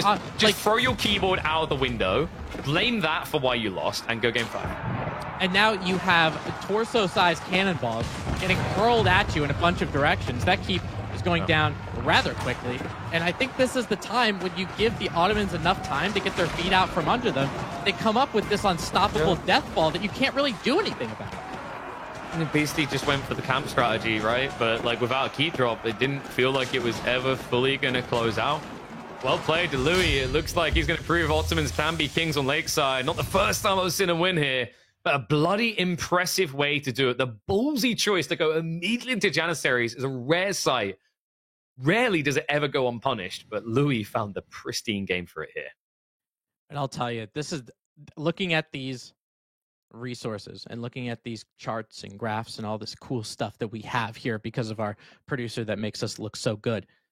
Look at the amount of resources gathered for both civilizations. BC had 13,000 more resources. And that's just what happens when you get something like military schools that continue to pump for you, right? Yeah. You get rid of the middleman of, hey, we don't have to worry about gathering a lot of resources because we're already making the units before you even have to get those resources, right? So it's like, looks wait, like... you pay your people? Right, Whoa. right. Like it looks like for economy that BC is obviously favored. We were talking about how good he was in an economic sense. It just couldn't take over something like a military school. It couldn't take over pumping all of those Janissaries out essentially for free. Yeah, kind of crazy. Like, and I'm thinking back, could BC have just all-in him in Castle Age instead of delaying? It's tricky. You could see the pausing moment where he had like half what he need for Imperial Age, and it's almost like he didn't know what to build. And I did mention that about this matchup. Like, Sipahi Janissary can break you. Janissaries in particular, just very polarizing that stage. Like, the obvious answer is to go archers. I think maybe in hindsight, the play would have been something cheap like spears into mass mangoes, right? Because that destroys Janissaries. Right. And I mean, don't get me wrong. Obviously, the archers are that quote unquote counter, right, to the Janissary. But once you get to Imperial Age, you're using archers, right? So he's doing things like getting Sipahi. You can do things like get men at arms. You can do, there are so many things that archers are not effective for in Imperial Age. So obviously you're going to be trying to take down those Janissaries, but that back line can get easily wiped down, and Janissaries don't have that ability for them to get surrounded because of how good damage they do to cavalry, as you're seeing right now. A couple Camel Lancers and a Desert Raider go down at no cost to those Janissaries. I'm not going to say those 3 units helped set the tone, but it definitely helped spiral into this particular moment with this posturing, and then it ends up this battle being taken, most archers being on Ayubid's side, trying to take down these Janissaries. They just didn't have enough firepower. It's so many Sipahi. Like, that's the most obnoxious element. And you've just seen the healing I was talking about, right? Like, this makes such a difference because the thing that you delusionally convince yourself of is after losing an army like this, right? Your takeaway is, well, we hurt them too. You didn't. Like, the obnoxiousness is like, you see the flow of AoE4, you know what I'm talking about, is when you get this late game, you have that meat grinder. The reason why it never ends is because the side that wins now has loads of injured troops. And that's the very unique thing about imams and dervishes, is they offset that problem in a very intriguing way in the late game. Yeah, usually, we talk about how powerful healing is, especially when you're talking about like feudal age kind of stuff, right? Because some people have access to the prelates and the scholars and all that kind of stuff. But you need those kind of powerhouses like a dervish with mass heal or the imams or all that kind of stuff to make that healing be a devastating impact. You're exactly right. So I remember we talked a little bit off the camera before the stream started about this series, and you were talking about maybe something 3-2 related, and my God, are you just so right, dude. Let's just say I might be on course for 2 for 2 so far. Like I want to be proven wrong here, but like, look at these picks. I mean, Louis MT on Mongols against the Abbasids on a map like Kalauga, bit of a rarer sighting seeing these two clash. You're gonna typically go military wing here, right? Because you need to answer the Mongols. I'm wondering if this map is too loose for a defensive civ like Abbasids, because like the tree lines, the gold, all of it is so far away. And if there's any civ that loves an open, naked map where they can attack, it's Mongols. Oh, yeah. Just for how mobile they can be, right? Going up with deer stones in the feudal age. You're going to be able to run around and do whatever the hell you want, especially in a map like this where you can traverse through the rivers. I think it's going to be a lot of weight. It's going to be based on what you do with those 4 units when you get out of that military wing with the Abbasids. The amount of tempo that you get is so crazy with the military wing, because you don't have to get an archer range. You don't have to get a barracks. You just end up getting those 4 units for free, and then you could build a ram with them. So you might be able to take down a dock or 2. Who knows? So one thing that I'm confused by, though, is the Mongol pick over the Japanese pick. Because, like, Japan does quite well against Aber. Mm-hmm. French is a bit weirder. If they get arbitrary, you're screwed, right? Because like the weakness of Japan in the current meta is they can't build crossbows. That's the biggest downfall. But like Mongols, I think maybe lose expecting French. I feel like it's a bit better for Mongols than Aber. But I guess we'll see. It's gone all the way to 5 games. I would expect it, seeing the names on the screen, the similarities of playstyle. We hop into Klauga to see who is going to be proceeding forward here. Beastie with the Abbasids, Louis MT on the Mongols. Yeah, and this is a pretty interesting one. This is the 3rd game out of our 5-game series that is a little bit wet on this map. So we got a little bit of waterfish playing a very important role in this series going forward. Now, for Louis, he has the potential to do things like get a barracks around an Uvu, try to figure all that kind of stuff out, get aggressive with it, or is he just going to bypass that completely? So I have seen some Mongol players just kind of scouting first, and then if they gather the word, they have options, right? Like on land, it's either you go racks or you go for pasture. On a map like this, fishing can make sense. I don't know if the outpost is really worth it against Abba. The problem is they're going to gather enough gold realistically that they should be able to get their tech up. That being said, when you see your opponent open fishing like this, could change things. The only issue I take is like, there's going to be 1 back and 1 forward gold, right? So 1 outpost would ever be enough. No, because that second gold, you're exactly right. That second gold is so safe. If you see anything, if you see a couple spearmen walk out or you see a tower getting built, you just leave. Yeah. Right. But Beastie doesn't need to worry about that. That is a very forward gold, though. I mean, I get that they're supposed to be forward, but that is pretty out there. And it might be a target if the Mongols want to create a little bit of idle time going forward. Now, we talked about the going for Dark Age or going for Dock or whatever the case. He didn't really go for wood here. He's just trying to get that real quick age up with deer stones. Yeah, and like you say, the gold's forward. It's always forward. On this map, gold is as forward as someone asking to marry you on the first date, right? It's designed that way. You do have a backup option, but it's further away. That's meant to be the trade-off. The hilarity is, because Mongols move their TC, the backup option is basically as close as the primary. That is true. It almost begs the question: why don't you just start in the back? Right? Because just push yourself all the way to the edge of the map and do a good old fast Imperial Mongol build. Who's going to stop you? Yeah, I mean, especially when you have the Abbasids who like to do their kind of booming strategies. Maybe they don't, but we're going to see what wing he ends up going for. It's kind of weird because is the military wing even something viable? Because the Mongols are just like bypassing water completely. Yeah, it's a little bit interesting. Do you think that they benefit from at least trying to block the fishing? We do have military wing coming, but like military wing makes a lot more sense when your opponent is blocking something you want. He's not. It looks like Louis might contemplate a fast castle build. It's on the table here, especially now your opponent going melee wing. It does come down to how much sheep he got. Like if we get a check on that, because the Khan has spent a lot of time spitting on these villages. And talking about it's just disrespectful. These villagers, they're going to go down to I don't know about half health, and then they end up getting vacated, right? And I think we do see military wing out of Beastie, so he will have the potential to try to fight off that Khan a little bit. But Deerstones is going to be the first one to go up, and I'm curious to see what production building he actually chooses. Now, Beastie going to be shoring up with the wall, now going with a feudal age dock, so he has the potential if he wants to create some chaos, but those walls are going to stop him. I think that dock is also really necessary here because my thought is like, is Louis going to do like a double arch range build? That's bad against military wing, right? Your opponent can get better archers with boot camp, and horseman's a natural transition. Like, oh god, he's going to do it as well. So my worry here for Louis is now with melee wing, BC just drops the stables. It was a classic build for Abbasids that was really oppressive. You basically had all 3 unit types at the very beginning of castle feudal age, right? Which made it impossible for your opponent to get an edge in the opening. Yeah, I think it's all about targeting down some of those military wing units, right? Yeah. Because you're going to need the production buildings to build more of them. So obviously it gives you that little bit of tempo, but if you're able to take down a spearman, take down an archer or something like that, it could prove to be difficult for you. But take a look at what Louis is making KP. That looks like a big fat mega deck. Oh, we're doing this. Or is it yeah.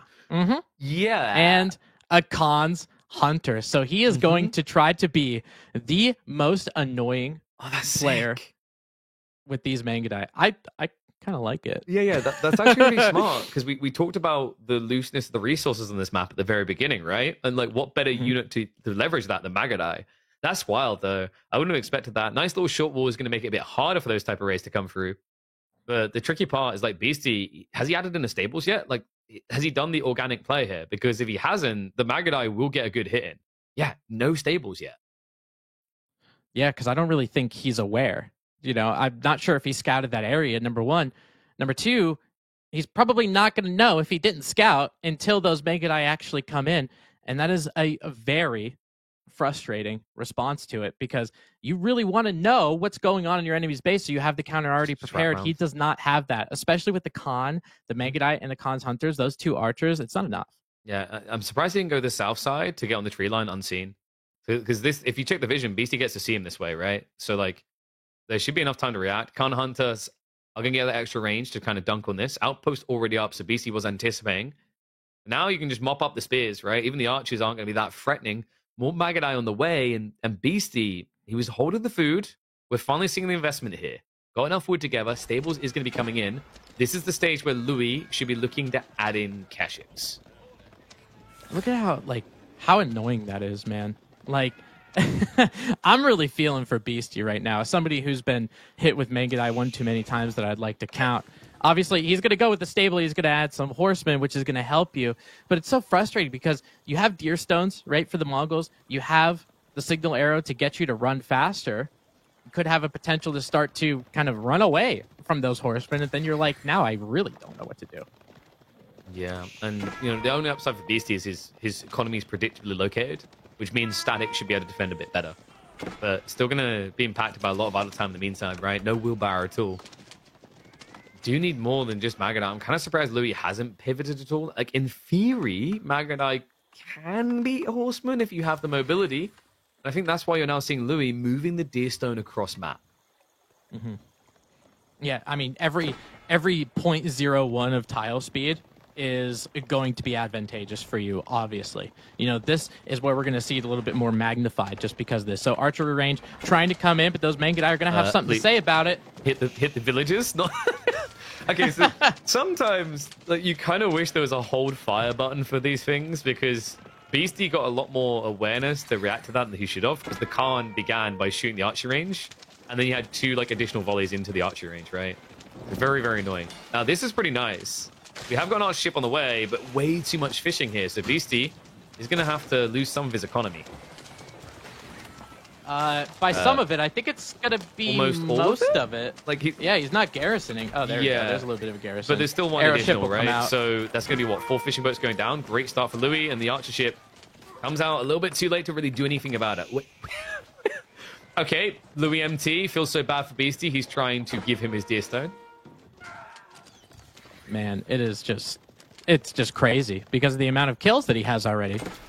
Louis didn't really worry about water until the feudal age because he wanted to get up and make Mangudai.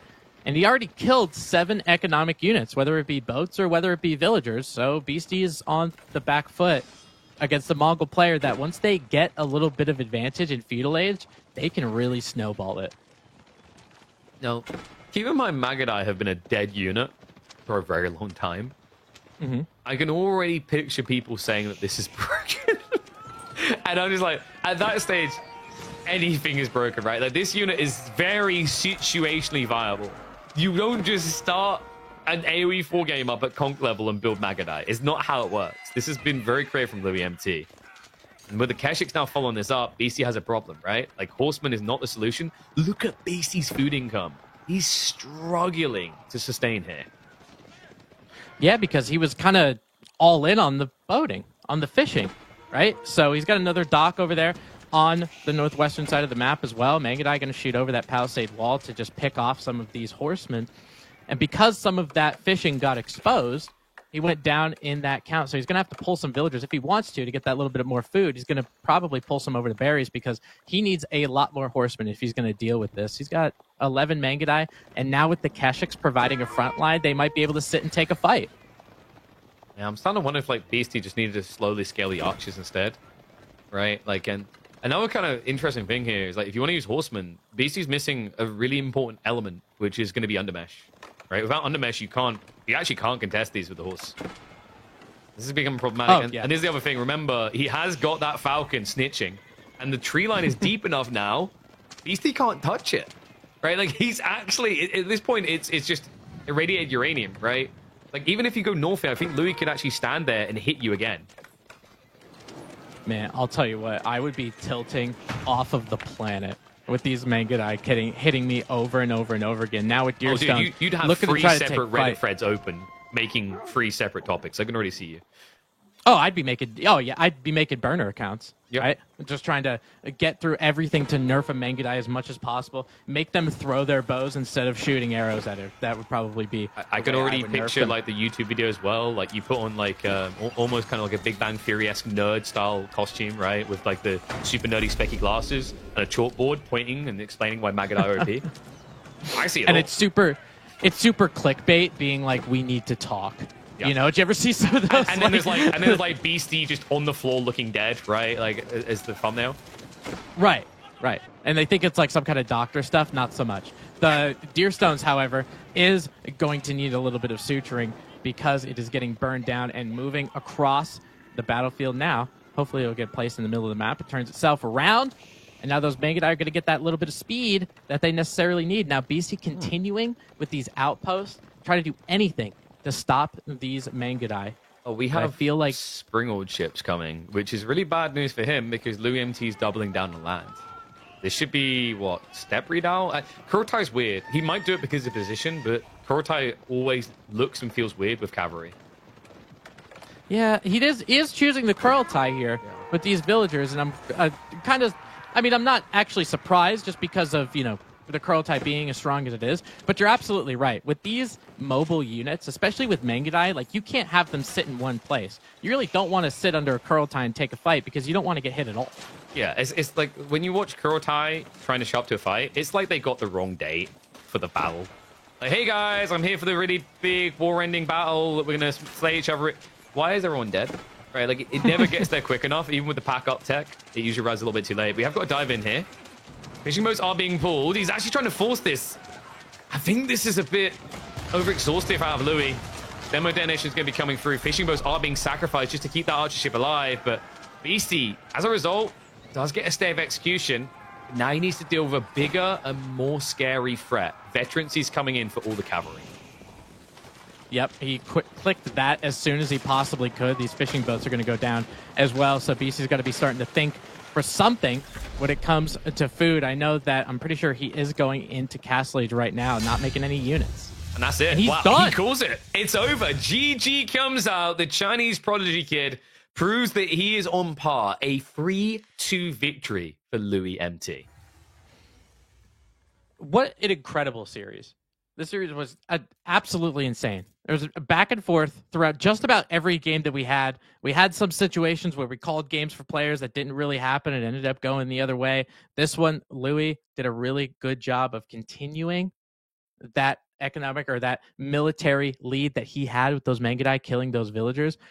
And it just set the tone. Dude, if I'm Beastie, the amount of how long he stayed in that game, I would tip my cap to him because I probably would have quit 3 minutes prior. Yeah, this is like everyone's first experience with horse archers, right? It reminds me of that one. It's like, how is this unit balanced? It does have that feeling, or like a Gilded Men-at-Arms rush. Really painful because Mangudai, now proven to be viable with games like this, it's always easy to forget that they even have that unit. There's certain units in AoE4 that function that way that you never see them. So the surprise factor is on a whole other level. Just great read by Louis, though. I think that's the map to do it. Like we've got Ottomans and Iobis still on the page because we need to remember those games prior as well. Like the way that Louis played that was very creative in the late game. Just really, really impressive out of him. Beastie just caught off guard, I'd say, twice in the series. And it means that Louis MT proves that the scrims have been paying off. He's been cooking up and brewing some amazing strategies. But guys, I know what you're thinking. First interview ever with Louis. No, I'm sorry. We're not going to be doing it. Louis MT, he's English is okay. I've seen him communicate serious to me. Like, yes, very fun. Go. That's kind of the extensive nature of it. We don't want to put him on the spot. And I don't think Tim, do you speak Chinese? Absolutely not. Yeah, no. I get like Ni Hao, and that would be it. We'd be done. As we've kind of discussed throughout this stream today, I am an uncultured American. So if it's not English, I don't know it. Too much American to the point that he calls it American, not English. So, guys, what we're going to do instead, we're going to hop to a short break. When we return, we hop into our third series of the day. Another nail biter. It's going to be Wham versus Anatan. Don't go anywhere.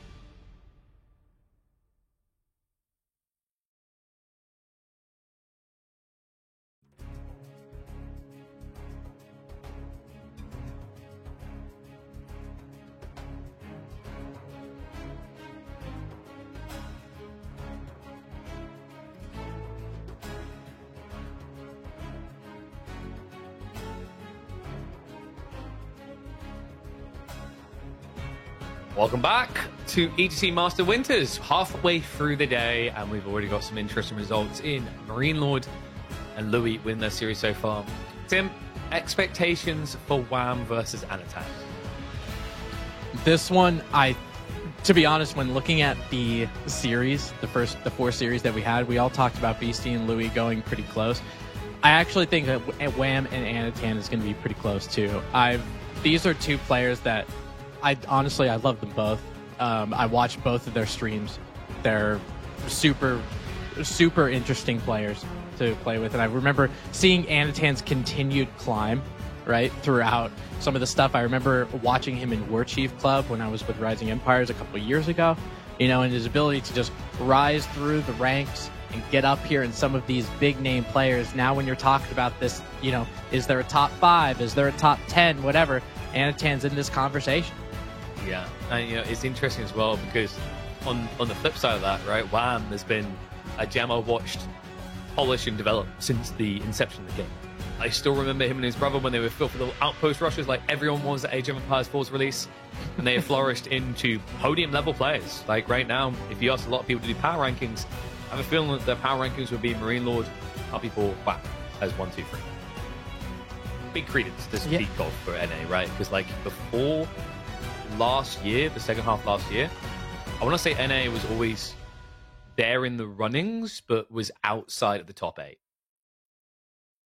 Yeah, I felt like NA was a little clowned on, in the beginning, but there are some amazing players that are in the EU. There are amazing players that are in Asia. We just watched Louis take that 3-2 series. So it's nice to get representation pretty much everywhere, especially with WAM and Puppy Pod basically carrying NA on their backs for most of this.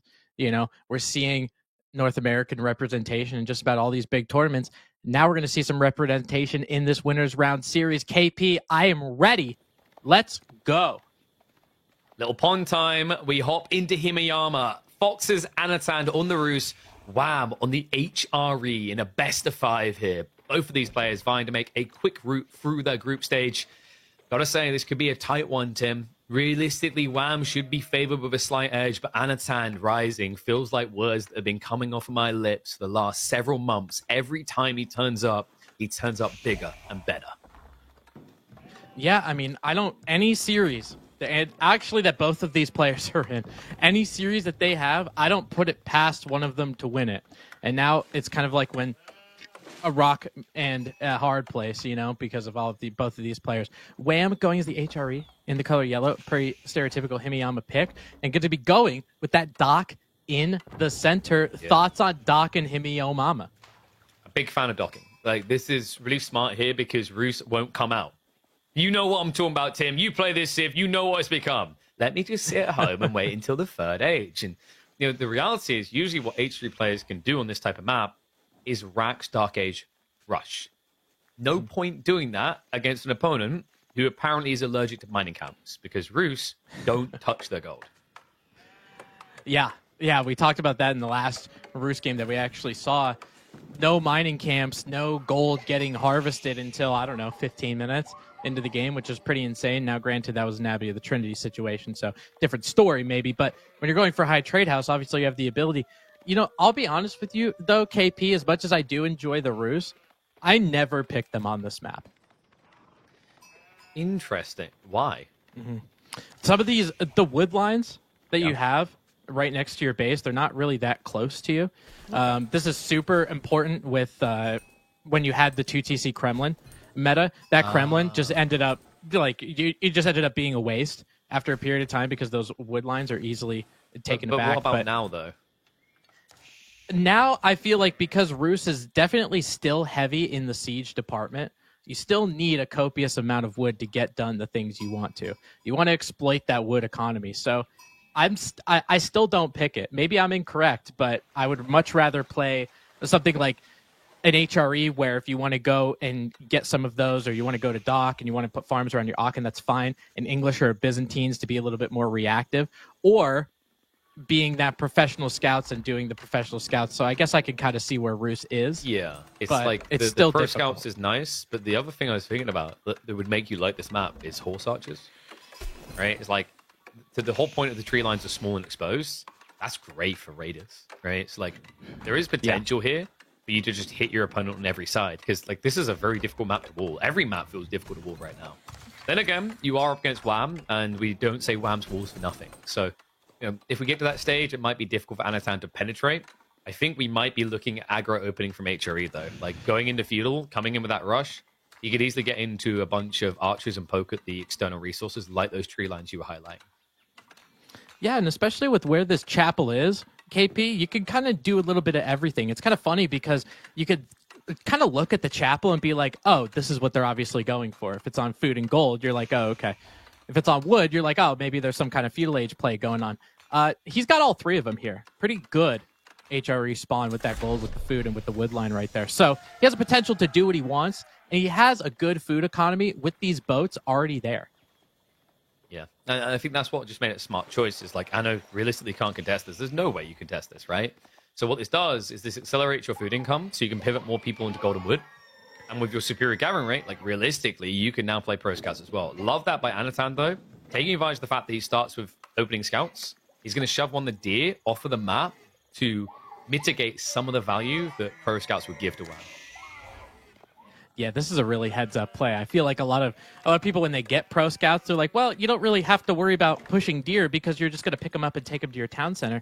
But if you're on a map like Hibiyama, those deer packs are all forward, right? So pushing them over there just to make it a little bit easier to grab them and go, it's going to be really important, especially to shore up any kind of Castle Age play. And Anatan is on just about every villager except a couple on food, so that's looking to be the play. Very stereotypical of Roos. Yeah, and very stereotypical HRE. I wondered if he was going to compete with the pro scouts. He's not. This is fast castle. With the fishing, he's going to get there fast. He dropped the Archon on the gold, which already opened up the option for that. It's just smart because Anatan, like, as fast as Roos is going to be, if you stop for pro scouts, go up to 6, it's not happening. And I almost feel like Anatan maybe misread this. 4 scouts is good, 6 is overkill. It's almost like he thought they were going to have a pro scouts race. Yeah, and if you're playing against HRE, they have the potential to go pro scouts and do all that kind of stuff, and then they get buffed up by the Aachen. So that could have been just a predicted thing instead of I scouted this and I found it. Now Anatan's actually going to add a dock of his own, being very careful not to destroy any of those shoreline fish. Is this an opportunity where Wham's food ends up being compromised just a little bit? I mean, it has to be. You have to deal with that. Not a great start losing one of the scouts like that, but like this is the tricky thing. If you don't add in extra, the spearman could maybe still run you through. The interesting part to me about this play, by the way, is like Anatan's expectation of Wham to play feudal isn't wrong. HRE are really probably the only civ I trust in to maybe block pro scouts, and it's because of the marching drills that allows your spearman to chase fast enough. But like Wham's idea to bypass is genius. I don't think he has enough sheep to go for Burgrave play here, as gaming as that potentially could be. More likely, it's just going to be a safe Regnance. Yeah, and it's kind of weird on this kind of trade issue because now Anatan is getting the deer and extrapolating those resources in Feudal Age. Wham is going to be extrapolating the religious artifacts in Castle Age. So both are trying to exploit resources. They're just going for different ones. And Anatan thought they were going to be going for the same. Yeah. I mean, it's pretty crafty the way he's done this. So I'm imagining, like, opening-wise, realistically, you need someone like Horseman to counter your opponent. Because, like, the other way you can deal with Horse Archers is scaling Archers. But, like, he hasn't done that at all. So definitely going to be a Regnance coming in. Maybe we just see a standard Stables Knights opening, because although Horse Archers can beat them, the villagers are going to have a problem in the meantime for the Roos. Oh yeah, I mean it's just a timing kind of thing. We're seeing Wham already obviously hitting that Regnance Cathedral button, and we'll be building that pretty quickly with 7 vills. So he has the opportunity. He can scout. He can pull all of those prelates out and try to get to all of those relics. Because Anatan, he's trying to get to Castle Age and trying to keep up, right? He's trying to keep up and trying to build that high trade house and get there, not making any kind of units. So if Wham does get there first and can snack up those relics, which one do you got? Do you got the Pro Scouts area, or do you have the Regnants? I'm kind of trusting in the Regnants here. Interesting play out onto the deer in the meantime. Like, he'll eventually lose it to the Scouts, but it's like he's taking value away from his opponent and gaining extra food to run the game with. What do you reckon the high trade house is going to be, by the way? Like, what number? I'm gonna go with a buck 35. Buck 35. I'm thinking a buck 21. Okay. Hopefully you guys are putting your guesses in chat after about a minute or two. We will click on that high trade house just to see who is correct and who is the winner. Anatan does hit Castle Age. Actually, first, you win absolutely nothing, but we appreciate you playing. That's great. Man, love that. My favorite thing, nothing won and participation trophies. The 21st century is a glorious thing. Yeah, nothing like a little bit of pride, nothing like a little bit of an ego stroke. You get a shout out in front of a couple thousand people, and that's really what most of us are here for, isn't it? You guys in the chat, and now with Anatan going to be going to lose. Oh, sorry. Okay. Well, it's okay. That may have been a bit personal for you. Right. It does look a bit problematic right now, Fano, though, because we have 3 prelates out in the field. Like, this could easily turn into a 4-relic game by 10.5 minutes. Maybe quicker. Yeah, take a look at Anatan's base, because I want to see how many archery ranges he has. A lot of the times when you are... That is one archery range. That's what I was expecting. Because with him going into Castle Age, you should really have 3 archery ranges pumping out horse archers so you can get a good mass. You can snipe down those spearmen. You can start to get map control, take down some of these prelates. He was slow to the jump. Yeah. So it just means some of these relics are going to get gobbled up. Well, it's because of that dot play, I think. I don't think that dot play was worth it at all for him, right? It just completely screwed him over. Love that from Wham. Do you see that? There's a weird icon on top of that dock. What could that be? Smart lad. Remember something that most people forget about. You can garrison relics inside of docks. And, if that was very astute, because that is something that I forgot. 121 gold What do I win? per minute. I see, I think it is what do I win? Jakub X with 125. 115. You had what, 125? No, I Something said like literally 121. Well, KP, you absolutely win. Forget every number in chat. I don't rest care of the about cast you off. anymore. Tim's got this. I'm out of here. Great, and he's still going to get paid the same. The idea with these horse archers now, the warrior monk going to be able to hit that prelate. But now that there's some horsemen in play, that was crafty. He almost worked for Anatan there. The spearman will chase this down though. So you've had your fun. Now die. Yeah, and especially, the horsemen will be able to do a good job of that also. So 3 relics now firmly in Wham's grasp, and that 4th one, I think, just based on field position, will be easily scooped up by him. Anatan is definitely on the back foot. Adding a lot of horsemen against these horse archers, which obviously is a good play, but Anatan, he's got to make this pay off. His Castle Age, these horse archers, really got to pay off, because you let those relics keep ticking in those outposts and those docks, you're going to run into a substantial economic deficit. So what Anatan needs to do right now is attack. Because if he doesn't attack, he's not getting 1 relic. Right? Like, Wham has the counter to the horseman coming, and if you don't start to posture outside of his base like this, what Wham will do is run north side to make it a 5-relic game. So, good read by Anatan that he needs to attack. It's not easy to do so into all these emplacements and the horseman. He knows it's coming. But, it's already a nightmare. Your opponent's going to be 4 relics Regnants. 5 relic Regnants feels GG immediately. Yeah. No, absolutely. It does help that he went for the high trade house, right? Think if he went Abbey of the Trinity, that would be devastating. Those horse archers... I've never seen anyone do that. That's crazy in the current meta. When you have a landmark that's called Abbey of the Trinity, and you have a solo relic in the Trinity, you're probably in a bad spot. But luckily for him, did go with that high trade house, and these horse archers will get pinned down by a lot of these horsemen. He's continuing to double down on these horse archers, though. I'm trying to think, Abbey of Trinity, as a name for a landmark is very confusing. Like, why don't we just have 3? You should be able to build all monks out of it, Tim. That's what it should be. Abbey of Trinity builds warrior monks, dervishes, and normal monks. There's your Trinity. You would need some scholars, too. Nah, no, we don't read books over here. Yeah, you're right. Dude, you spam horse archers. When did you last read a book? I haven't read a book since '98, dude. And now with these horse... I relate. And now with these horse archers, okay, now he's got a pretty good mass here. He's working out of those multiple archery ranges. I think he's got 3. Now going with stables and adding in some knights of his own. And I really love this play. This is something that, honestly, I do personally, because when you're expecting a lot of horsemen, you're expecting a lot of archers, because that's the counter to the horse archer. You start making knights, turns out he's got nothing for you. Yeah, and we have crossbows coming already from Wham. So, like, he's already reading the night play. Like, realistically, for Anatan, the better play is what he's doing now. I think that is meant to be a pseudo-scout frontline. Old school Roos. Yeah, and I mean, he's continuing with this line. You know, you have the ability. Now he's got 6 scouts. He's still adding more. So that'll definitely help you out. You have an ability to have Boyar's Fortitude, which does count for those scouts, getting plus 25 health. So they could be a little meaty for you and definitely take a decent amount of crossbow bolts, that's for sure. So they used to be super cost efficient because they got, like, was it 135 health total at that point? But the issue was that they eventually had the cost nerf, right? Because there was a time where scouts cost 50 food, I believe it was. Now they cost 70.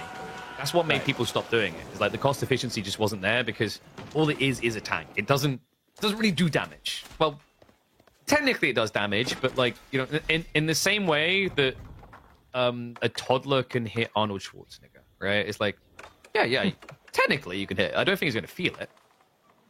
Right, and after maybe about 100 hits, you might get a small bruise, right? So getting all of those scouts, it just means you're going to be able to do that. But you're going to be able to burn down this dock just because of the torches that those scouts have. So that relic ends up getting exposed. We got some knights and some scouts over here creating a front line. It's going to make those horses back up. Might this be Anatan's time to strike, KP? He needs to posture to get that relic. It's going to be step 1. Crossbows starting to stand their ground. The horsemen are going to be marching in, and you're seeing a lack of real front line here. The horseman can actually counter this mass right now. Anatan resisting as best he can, but you need to start a step away. You can't just run. You're going to die that way. It feels like he's not going to get the relic, and instead he's just going to get put back in his pen. Weirdly enough, Wham is giving a lot of respect here, though. That was the kind of push timing. I'm surprised he's backing up as much as he is. You know, it's kind of nice because those horse archers are at that critical mass to one-tap horsemen, right? So their kiting ability, these horse archers are really unparalleled because they're, you know, obviously with the Mangudai, you're able to fire at the same time. But look at what these horse archers could do. They sit and fire, they make sure the crossbowmen don't hit them, and now every time there's no front line for Wham, he's going to continue to back up because he knows he can't chase these things. I think Wham kind of dropped the ball on that. That relic going back to Anatan probably shouldn't have been occurring there. I think he thought he had a little bit more time than he actually did, so things looking a little bit better for Anno. And ironically, the guy who usually walls the most in all my weeklies has walled the least in this game. And it's kind of interesting against when you're playing an HRE player, right? You're expecting a lot of outposts with a lot of those upgrades and stuff like that, and some walls to kind of help you out. So obviously those outposts are going to be beneficial, but when you're up against 40 horse archers, maybe a palisade might not be the worst idea in the world. Right? And the awkward part is it's going to blunt your rating because remember, those rules for the Roos are just double the HP. So very good luck trying to get through those. We also see a little bit of stockpiling here. I don't think Anno is going to rush Imperial Age. It doesn't really give him anything straight away. The better play is just get a lot of horse archers together, play wide, right? Because marching drills is one hell of a drug, but at the end of the day, the infantry units are still substantially slower. Right, and especially with, again, how many horse archers he has. You know, we saw Beastie in a prior Roos game, in the Roos series before. He kind of stopped after 7 or 8 horse archers. Anatan is doing the horse archer double down. He's like, hey, 5 isn't good enough. 8 isn't good enough. It might be a little bit of a raiding party. Try 50 and see what you're going to do about it. Wham's got crossbowmen. Now he's starting to add men-at-arms. Horse archers will eat both of those units for breakfast.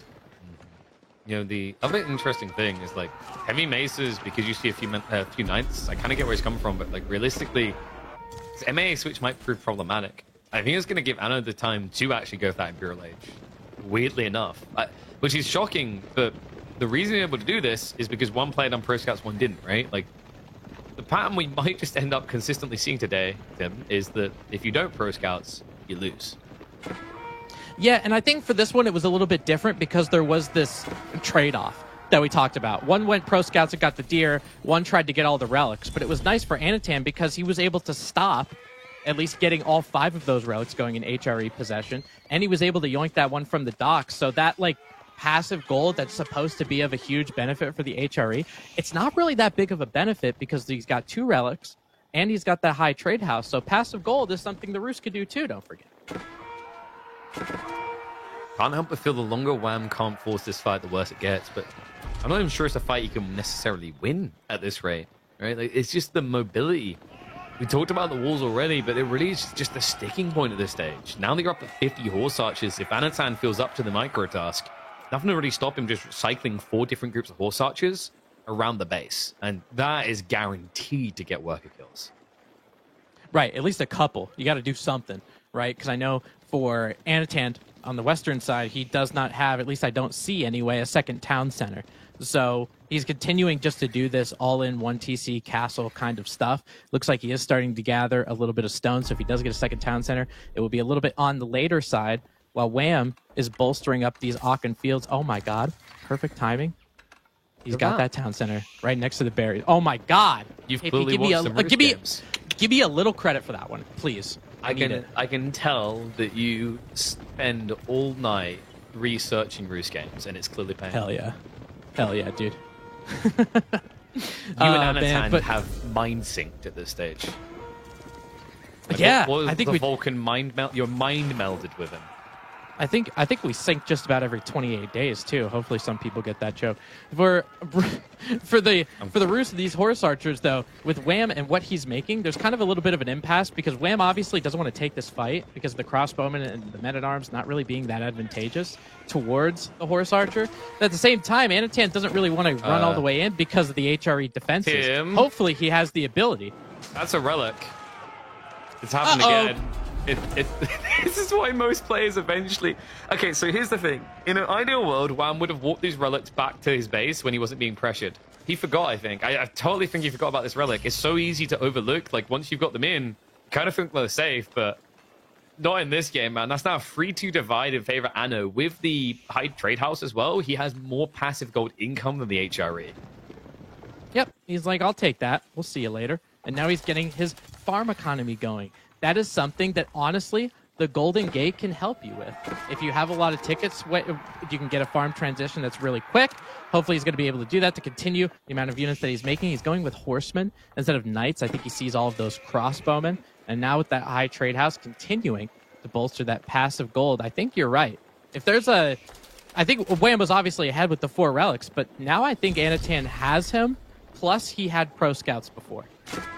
This break-in isn't going to be as swift as you'd like, right, with the fortified palisade. So Anatan posturing defensively in his base. He's prepping the horsemen. Already has a lot of horse archers to work with. A little bit tricky with horse archers because of the amount of men-at-arms Wham has. So there is like an attack point to be had here. But this fight is going to be dictated more by ranged because of all those buildings creating choke points. Yeah, I think with most of the choke points, you're going to see these horse archers start to do a little bit of kiting, even though they're in their own base. It looks like they're being behind that choke point, continuing to back up just a little bit, and you might be thinking, well, these horse archers don't really have much to go, any room to go, because of where they are. They're in the middle of the Roost base, but they definitely have an ability to do a little bit of kiting, stand their ground, wooden fortresses with that Springald upgrade, and before you know it, all of those men-at-arms are absolutely cleaned up. These crossbowmen have nowhere to go. Horse archers, it's target practice. Speaking of practice, I wonder who Anatan has been practicing with. I see Springalds. Yeah, Springalds are definitely a move you could do. I mean, against those men-at-arms, against those crossbowmen, I feel like you have enough with the horse archers anyway. I don't really know if I would do that. It's kind of nice because the horse archer base damage is 12 with the +2 on them. 14 obviously can cut through some of that men-at-arms really high melee and ranged armor. So you're seeing all of those men-at-arms get absolutely destroyed. It's kind of rough for Wham, right? Like, you're kind of seeing him get drained a bit. Sure, he's still got the crossbow bulk at the heart of it, but the amount of horse archers here, Anatan could just go raiding. The moment Wham backs up, that should be his prerogative, is just to spread wide. We've got more and more farms coming in. Like, if you were going to beat Anatan, this was the point to do it, right? Before he had the farm transition complete. Now he's got plenty of gold to boot to use those tickets you talked about. He's got 2 TC escalating him. Wham isn't really rushing an age and isn't really rushing the gold to kind of very extravagantly suddenly do it either with only 2 relics. Like, my concern at this pace is, where is Wham going to be getting his gold? Yeah, and I think Wham, with some of this gold again, it's going to be forward. Like a lot of the stuff that's on Himiyama, a lot of this gold ends up being forward. So with these relics, they can't give you all of the gold that you necessarily want even though he's going for a little bit of a low gold area. You know, he's adding these men-at-arms. They don't really cost too much. The crossbowmen are 40 gold apiece, and he has a decent amount of them. So maybe he'll be okay for now. But now he's starting to add some mangonels. I saw one mangonel in there, and for horse archers, having all that health, one mangonel, it's not going to do it. No. And it's also, it doesn't really take the pace you need to in this game now. Right? Like, the Mango posturing this aggressively can get punished quite easy peasy. We're seeing mass Springolds, and I do think it's the right answer here. It's kind of crazy, but Spears, Men-at-Arms bulking up, and these choke points, it's just to your detriment. It's like, for Anno, his goal, his win condition is in Imperial Age. The whole idea around Springolds is a very cost-efficient way to get you there without committing too much into Castle. And, you know, he's pretty cool with doing this, too, because he's on 2 town centers, right? So he's able to, he's going to get rid of some of that Wham, Aachen Chapel stuff, that 40% inspired there, just because of the fact that he's just adding more villagers, right? So he's definitely softening the blow in that regard too. He feels like he can hang out and sit. If he can continue to do these holds, I think he's going to be rather victorious, and we're going to see if these Springold bolts can carve through some men-at-arms here. Once more into the breach, this time a harder base to penetrate than before. A little bit surprised Anatan actually didn't go for the Springle shots. Okay, now this is very important, Tim. I have seen where Springles look best. Can you guess where? In a keep?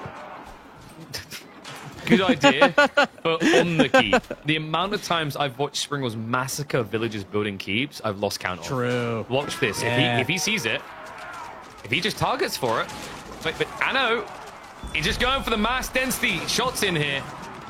Rotation is coming in for the cavalry, but that means the keep might be secure to go up. The Springle count going down a little bit, but still plenty to try and get through that front line. The men-at-arm count already down to 8 here. If there's just a few Springles left over, that means the villagers are still going to be toast.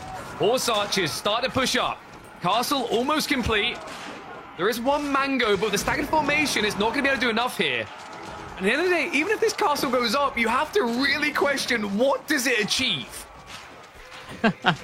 And it does go up. The keep is going to be complete. But to quote my good friend Dr. Dabston, at what cost? Oh, man. I don't really know what Wham's goal was with this. I think in an ideal world, it goes up, he builds a siege workshop behind, and he goes for a landmark victory. Because horse archers can't die for you, right? But now with what army? Right, to your point of what cost, there's not really much to push with. Also, he did lose a few villagers, sacrificed in the midst of that. He has got some layer of control for the moment, but with the Trebs already out, that control buys you maybe 2 minutes. Yeah, and I mean, as much as, don't get me wrong, as much as I love a good face keep, I love getting in the face of an opponent, being aggressive, being proactive. Because Anatan already has 3 Trebs on the field, is going to put a ram down there just for good measure. The keep is gone, and you just lost maybe about 10 villagers doing it. Villagers that you really couldn't want to give up as the HRE because they could be inspired and helping you. Yeah, and now, like, you have to really assess the value of that fight on each side and ask, like, who lost more. And the reality of Springolds is, for as much criticism as they get for sucking, they're very cheap. Right? They are. Yeah, they absolutely are. And especially against a front line that's composed of just infantry. Yeah. I like the idea. You know, now with him, he's kind of gotten away from the horse archer just a little bit. He's kind of turning them into a raiding party more than anything. He's got some crossbowmen, he's got some horsemen, and continuing to add, he's already got 9 more Springles. It's crazy because, like, when you do the maths, the Springle's 300 resources, right? So, like, if you kill 2 men-at-arms, you're pretty much, like, bordering break-even. And the reality is, like, they have the potential to kill a lot more. Like, if you took that blob and then took the health balls reductions and them hitting like 3 units on average, I think that was worth it in that exchange for Anno. Like, the way I describe Springolds, so they're like a big archer, right? Oh yeah. It's like if you're a Delhi player out there, I can't believe I'm giving the advice. Go Springolds and go Elephants. You pretty much just got like the most tanky front line and the safest and most bulky archer as well. And I'll tell you what, if you're an AoE 2 Scorpion fan, too, you know what this is good against, right? If you have prior experience in playing that game, you have an idea. You're like, hey, a bunch of spearmen are coming at me. Yeah, I'm going to make a bunch of Springolds. and it's going to get absolutely destroyed. Now, Wham is going to be going up with the Swabia. You can see it on the south part. It was alluded to just a little bit before. So hopefully he'll be able to equal out that villager count. But is he too far behind for it to make a difference? Or is the Swabia going to do this comeback that we know Swabias are good at? Well, we are going to be moving to a potential siege department. Now, the interesting thing here is like, Wham, he needs a little bit of time to close the gap. Food income should end up superior for him, so things like this room should feel a little bit worse. Then again, the Roosters horsemen are better, right? The Boys 4-2 guarantees that. Right now, the other big issue I still have for Wham, it's almost like he's trying to just resist the temptation to do it, because I do tease him about it. Walls. We do not have safety in the Holy Roman Empire still. He only has one wall, and it doesn't even cover the entirety of the north side. And you see how devastating that is. You see how much of an impact it is at this professional level when you're not bolstering up your base like Anatan has. He's got a couple layers of walls, especially on that south side. I see a second layer coming in. With Wham, he's going to get repeatedly raided. And don't get me wrong, I get it. With Swabia, you can make those villagers back really quickly. But when you're this far behind, you don't want to stay behind. No. And now we have traps moving up as well. So good luck with those pitiful walls. He's even trying to build some stone walls now. Streltsy have been queued up. Anatan is switching over to quality. Meanwhile, Wham may be a bit too inspired by BC's game earlier. He has got the crossroads, sure, but he's more focused on producing a lot of the trash. Yeah, and I think for Anatan, now he's making that switch into the horsemen if we're talking about trash here. And these horsemen are going to be a super devastating effect. Big thing, shot over there on some of those crossbowmen. Have to walk in the other direction. Look at this, though. Wham has his Imperial Age upgrades. He's got a spearman. He's got a crossbowman. And he's got 84 military units. So he is nowhere near out of this game. No, we do have biology coming the other side, though. And that is going to be the Banded Arms tech, which we'll hover on because it's very different than what people remember now. Before it used to be the extra tar range. I think I was told there was an interesting bug with the banded with the extra shot trigger range tech when they done the pre-season 9. I didn't even notice it. Apparently it was turning Springles into basically Gatling guns. Oh, well, that's no problem. Yeah, I mean, that's not like we didn't get that version. Come on. Right. Let me just switch my Springle to auto. In this state, we're allowed to. Right. Unbelievable. Anatan, I feel like he's having some trouble continuing his military count. I mean, don't get me wrong, he's got some Springolds and stuff, but he's hovering on 51 military. I know the majority of it is Springolds and Trebuchets and Siege and that kind of stuff. It just seems like he doesn't have enough of this front line to really protect himself. Hold up, we have a break-in over here. Key drop coming in, but going to be a little bit slow for Anatan. I'm starting to question whether he actually has textiles. I'm not really sure if he does. No, so several villagers are going to go down here. Okay, he does. All right, these guys have plastic swords right now, it feels like. Castle should just about get up, but it's definitely going to come at a pretty penny. Probably about 12 villages in total to go down. Yeah, but it will go up. Let's see. Okay, now it is up. A little bit of defense is going to help you out. Wham continues to have an open HRE base. Maybe we're going to see some horsemen raids. Another keep coming up here. Wham's military, his melee infantry, creating a line formation, which makes sure those Springles don't get that shot, that pivotal shot that they need. But just because of how many bolts are flying all over the place, KP, his military mass, all of those spears, all those men-at-arms, they're gone now. And Springles really requires trigonometry, or just a lot of them in A-clicking. The A-clicking seem to do a good job. The line formation from Wham is a good idea to minimize the losses, right? But the Springles are still just proving a nuisance here. So Castle Drop is going to be coming in. That's going to secure the gold he needs in this area. That's also going to give a block to the Sacred Site. Might even give him an own win condition on those sites. Elite Army Tactics is on the way from Wham. Now, this is going to allow him to fare better against Horsemen, but the Springles are still going to be a pristine counter, because remember, you don't get extra ranged armor with that tech. Yeah, I mean, you do get just a little bit of buffer to kind of help you, but Springolds are really carving through this. They have. He needs to shoot the north side. Like, these A-clicks are losing the fight. Oh, please, hit him. Hit him! Oh, yeah! Oh, yeah! Get him down there. You know what this is like? This is like playing Total War when you get a gunpowder musket unit around the flank side. You're like, this is going to be a cleanup. Like, if you can bait a line fight and then come in from the side of the Springolds, Jesus, do they look broken. But it's so difficult to do in those type of skirmishes because he's putting so much of his population cap into siege. He's kind of lacking that bulk front line. Well, the thing is, KP, through all of that, Wham's military, Baram's economy doesn't exist, yeah? to be, it continues to be open, and especially that point down south where the Swabia is, right? There's no defensive structure over there. I don't remember seeing a keep or outposts or anything out there, so Anatan has 65 worker kills and 71 total for Wham and continuing to go up. So he's trying to cut his losses here with the Swabia, so he needs more time if he doesn't want to do something. He seems to be allergic to walls, man. I think they came in way too late. It is difficult to wall in Season 9, but usually Wham has been one of the most proficient people getting it done. Just never able to find the opening, and this is the result, right? Like, Horsemen are just having a field day, time and time again. We're never reaching that superior economy point. And now we're at the verge of his death, right? We've got the containment protocol being activated by Anatan. As the walls are going up, it's like, Wham, buddy, you seem to be struggling with these walls. Let me help you. Yeah, and they're not just your normal palisades, KP. They're fortified. So if you're able to get those up, it's going to give you the timing to react to wherever Wham wants to break out of his base. So this is definitely a little bit of an embargo, a little bit of a, starvation tactic. As you can see, his gold is probably going to run out if it hasn't already. So he's going to be relying on those relics while Anatan's just going to continue to push and just raid him to death. And he's keeping more and more stealthy behind this, right? Like, he's kind of been delayed on pulling the trigger on that second wave. We found the counter. Springles. Run away from them. Just run. It kind of highlights a little bit of not having the Springolds of old, right? Please. Oh, yeah. Oh, yeah. Look at that. Oh, my God. They're gone. Just like that, they're gone. It's a magic trick.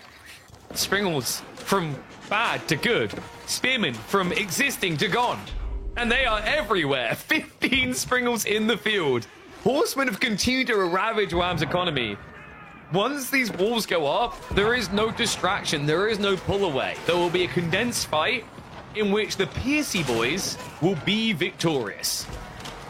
Yeah, and you can see these spearmen, I mean, even though you're in a line formation, you're trying to do that with the spearmen. Once they find a target, they still bunch up a little bit. So it's not like you can completely avoid it. Even just having 3 or 4 Springolds here, the crossbowmen look like they're targeting horsemen more than anything else.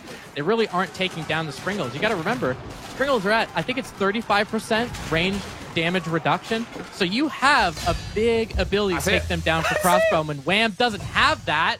And Anatan is going to set the momentum in this series. We had 3 months of Springles not being meta. That's all it took. It's back. Oh, God. I recall some crap about they needed buffing. Mm-hmm. But Exhibit A?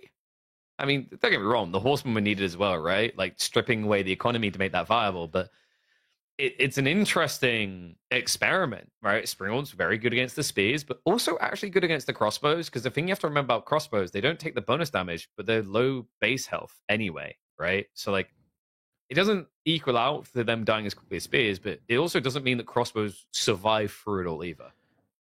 Well, I also think, too, with the banded arms and roller shutter triggers and all that stuff, they probably outrange the crossbowmen, I would imagine. In Imperial, I don't know the actual stats on that, so you can correct me if I'm wrong, but you have that ability to. The crossbowmen never get to you to actually take them down, right? Yeah. So they end up getting absolutely carved up. And so speaking of getting carved up, seeing these horse archers going pew pew on them, you love to see it, KP. I love it. Mm-hmm. So remember, the tech they took that's really good for Roos. You got the extra 1 tower range. This is the fight before we had that Springald transition. This is such a good fight for Anno because, like, crossbows are eternal. Horse archers are not. You actually don't want horse archers as the game goes on, right? So, like, if you're getting roughly a 1-to-1 exchange, you are over the moon about this. Then the follow-up fight, you can already see he's prepping for it. The Springals are being queued up. I think that fight, when he went for the keep drop, went better than it should have. Had the Springals just targeted on those villages straight away, he doesn't even get the keep up. The game's probably over even quicker. But, and credit to him, Anatan took what looked like an ugly, almost over game, being 4 relics down, peeled it back, snatched away 2 more relics from Wham, and from there it just felt like the roles completely flipped. Yeah, piggybacking off of that, KP, it was probably where Wham had those relics in the first place. You saw one of them that was in that dock. Speaking of those Springles, it's going to be doing a little razzle-dazzle on these Spearmen and these Men-at-Arms. They will get wiped away pretty quickly. And with that keep, it is going to be going up just a little bit, as you alluded to previously. I mean, look at the Springle position, though, right? Like, if they just penetrate that east side, the build speed of this is cut in half, right? Yep. So, like, you just don't get the castle up. That's the brutality of Springles. They are really good at sniping gold workers, keep builders, like anything that stacks together, really. That's what you're looking for. And a lot of people kind of sleep on that because they just want the buildings up. But yeah, these are the things that matter. These little choke points he was creating. Now it's just crossbows versus Springles. And you're just not seeing this dive in. And the issue is because Anatan keeps sending out a trickle of horsemen, your A clicks aren't immediately going onto the Springles anyway. Yeah, and you could see, like, once the crossbow would actually get there, well, you saw it for a minute, but when the crossbow would actually get there, they're able to take them down. But it's all about actually getting there. So definitely those Springles have an appeal in some matchups, like HRE being one of them, and, you know, Japan being one of them, I would imagine as well with melee infantry. I can't imagine that works very well with something like French horsemen and knights with royal bloodlines. Maybe that isn't the play. But we're going back to Kurlager for game number 2, KP. Mongols and Ayyubids. We're wasting zero amount of time. Let's just dive right in, baby. Surely we're not going to be getting Magadai here. Not in the realm of the camels. Back to Kurlager we go. Wham with the Mongols. Anatan whipping out the Ayyubids. A shock and awe opening, taking that first game. Can he do a victory lap and make it back-to-back winners? Especially with how Anatan has had this month. Rumors of him being ill or having some real-life issues. Be an amazing morale booster to come in against one of the top players and run him through for you.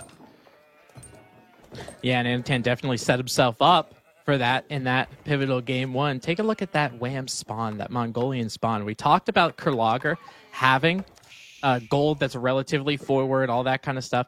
He's got a little bit of safe, you know, he's got the deer that's safe, he's got whatever. But the stone, the uvu, the gold, that is vastly in harm's way.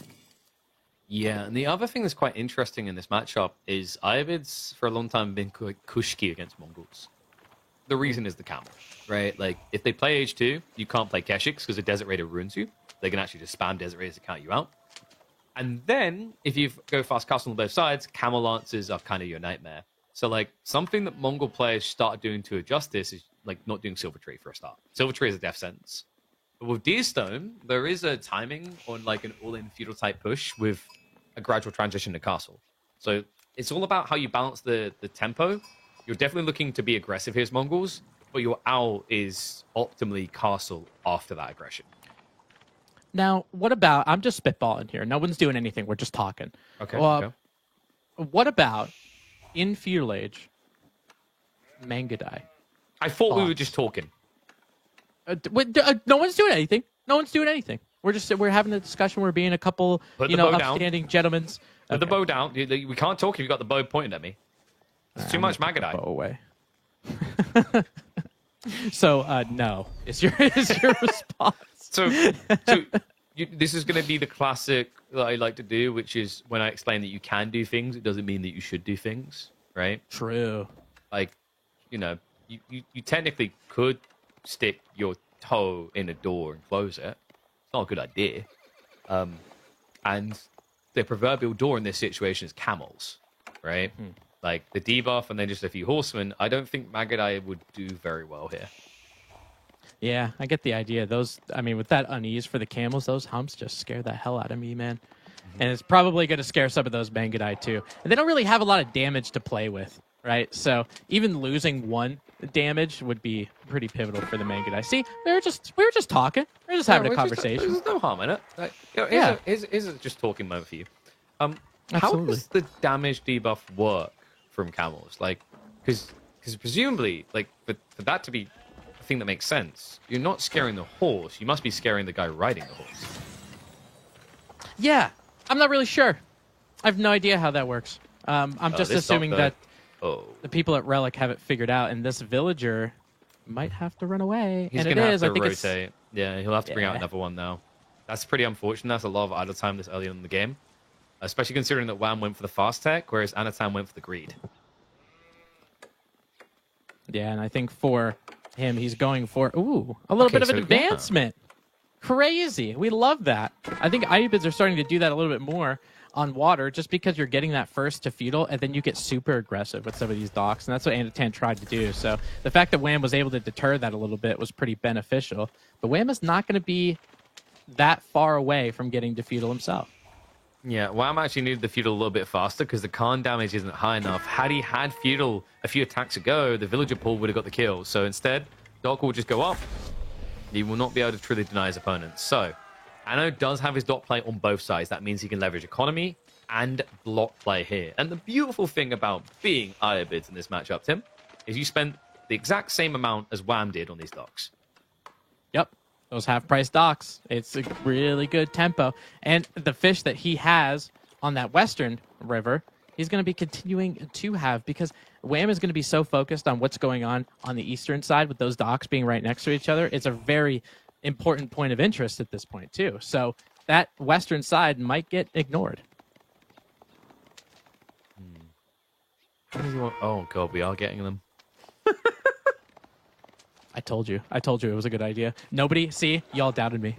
Every single, in chat, people were like, oh, let him cook, whatever, he doesn't know what he's talking about. I saw you. There's Mangudai. There's Mangudai out here. I don't know. I have no idea. But it is, now don't get me wrong, with these Mangudai, it's pretty good because you can take down boats really quickly. You can raid villagers quickly. This is, on Kurlager, there's a lot of points of interest that we just kind of talked about before.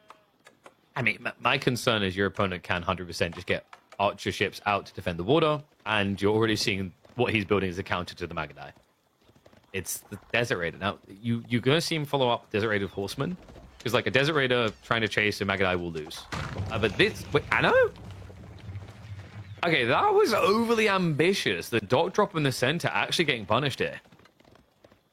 Yeah, that is getting punished, and it's really important for Wham that he was able to find that. He was able to get there. Now, with Anatan going with these Desert Raiders, I know you're talking about this being a little bit of a, counter, whatever the case, but Desert Raiders don't have any ranged armor. So if Mangudai can catch up to them, even though they're at a little bit of a, with a little bit of unease and stuff, look at how quickly this Desert Raider is going to go down. Yeah, but that's why I thought we'd be seeing Horsemen getting added in as well, not double Desert Raider. This is really slow to produce. In theory, what Anatan is doing is right, but in practice, the production speed makes it wrong. It's 35 seconds wait time. You need troops now, straight away.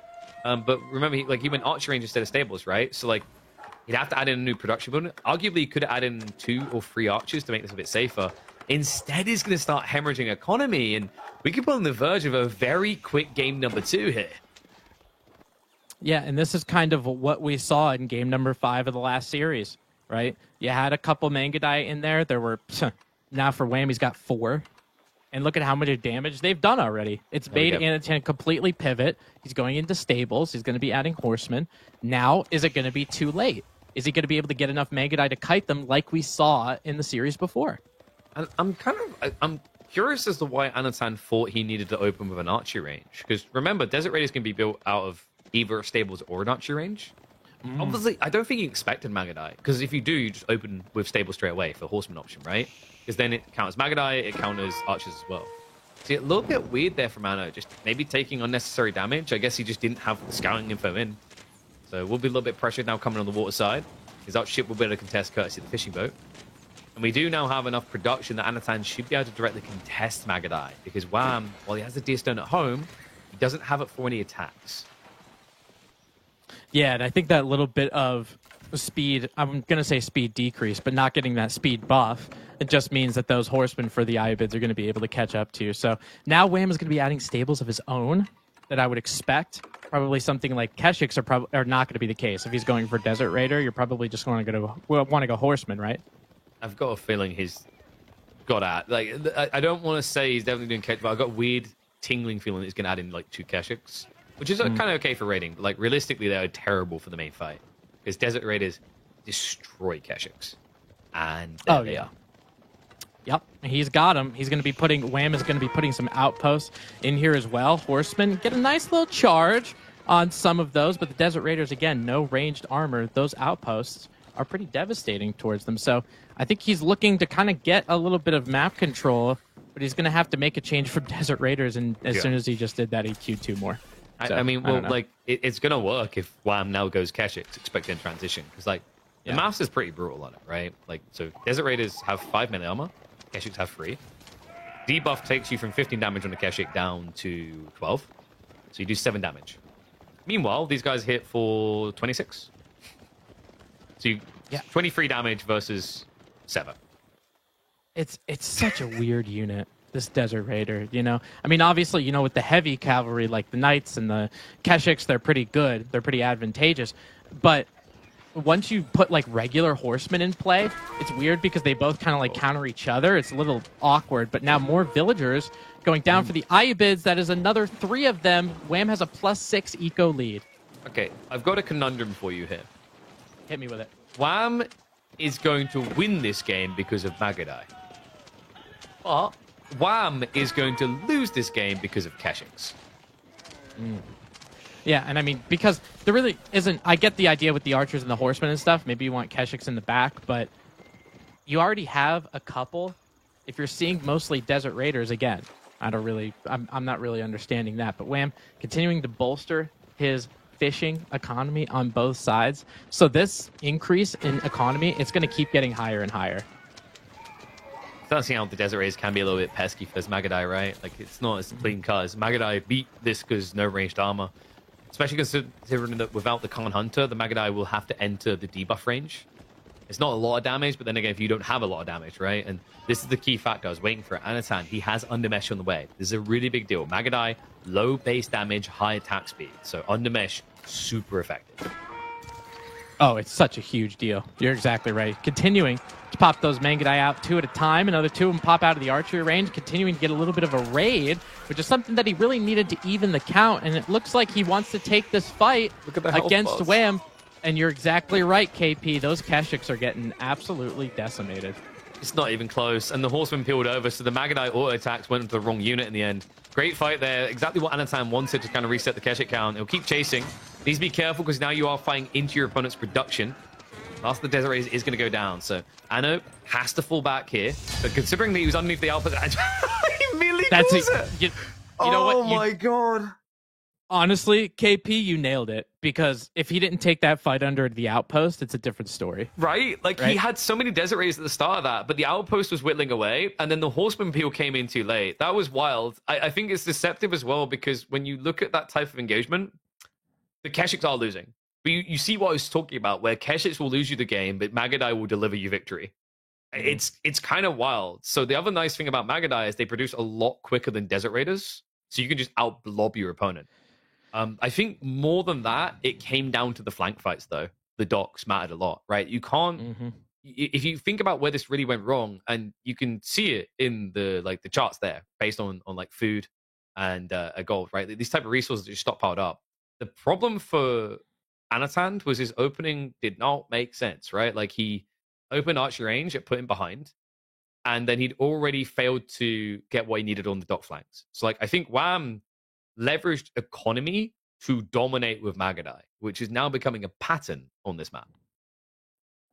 Yeah, because that mobility is so important, man.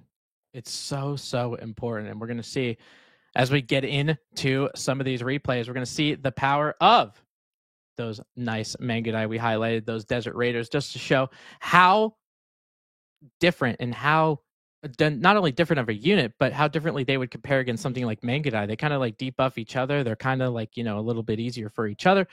But the Magadai, if you get enough of them, and if you take a fight under an outpost, it proves to be pretty beneficial for you, And Wham starting to take down a lot of those Anatan villagers for the Ayubids. That wood line just getting completely decimated over and over again. Yeah. And this is the kicker, man. Look at where this outpost... And I'm pretty sure this outpost targeted the Desert Raiders individually. Wham had a heads up. I think he went for the low HP ones as well to make it even worse. Like, just look at the Keshiks. They die so quickly. Like, that's the awkward part of the exchange. But the health pool, man, I think it's almost like the ideal way for Anatan to fight is the horsemen are all on the flanks, so all the Magadai shots auto attack onto them, right?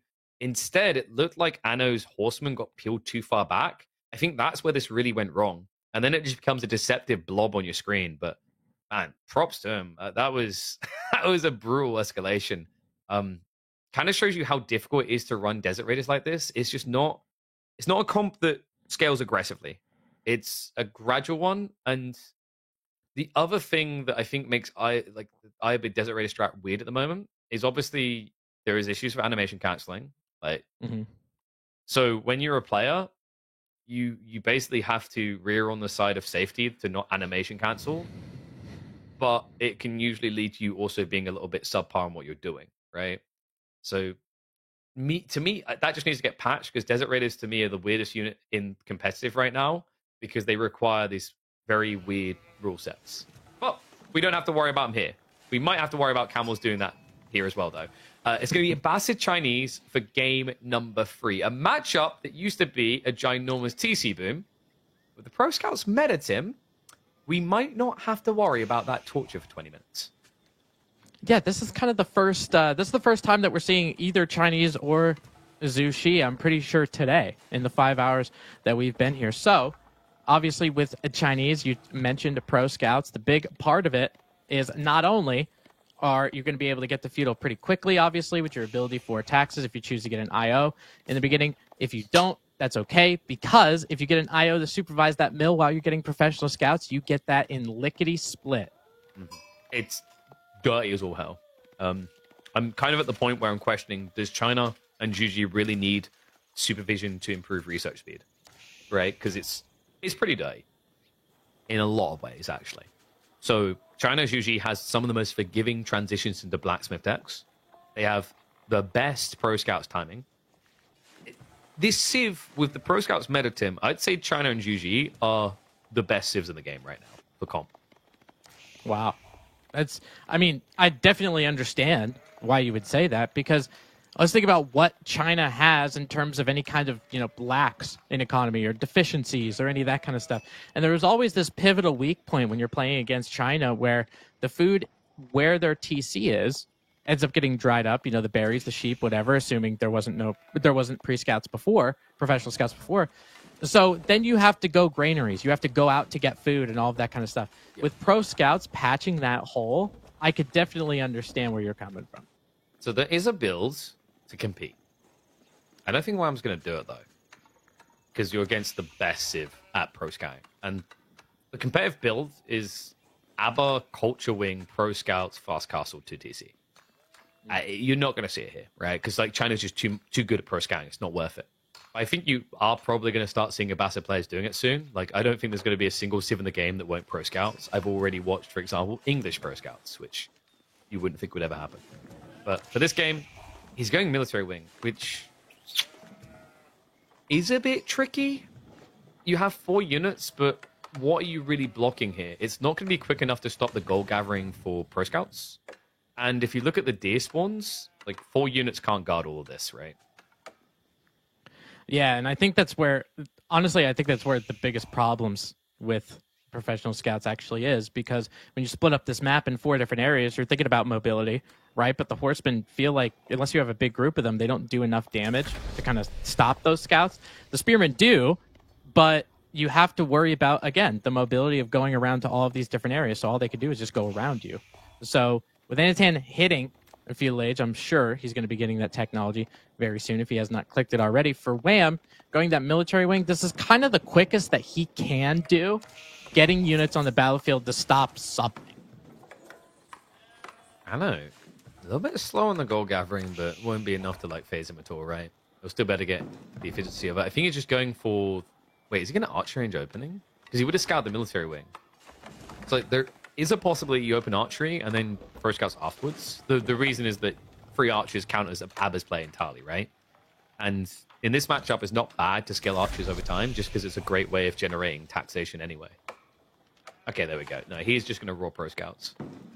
Yeah, 30 seconds with that supervision. Wow, what a reasonable tech unlock timing. Yeah. What Civ is that does that? That is the China.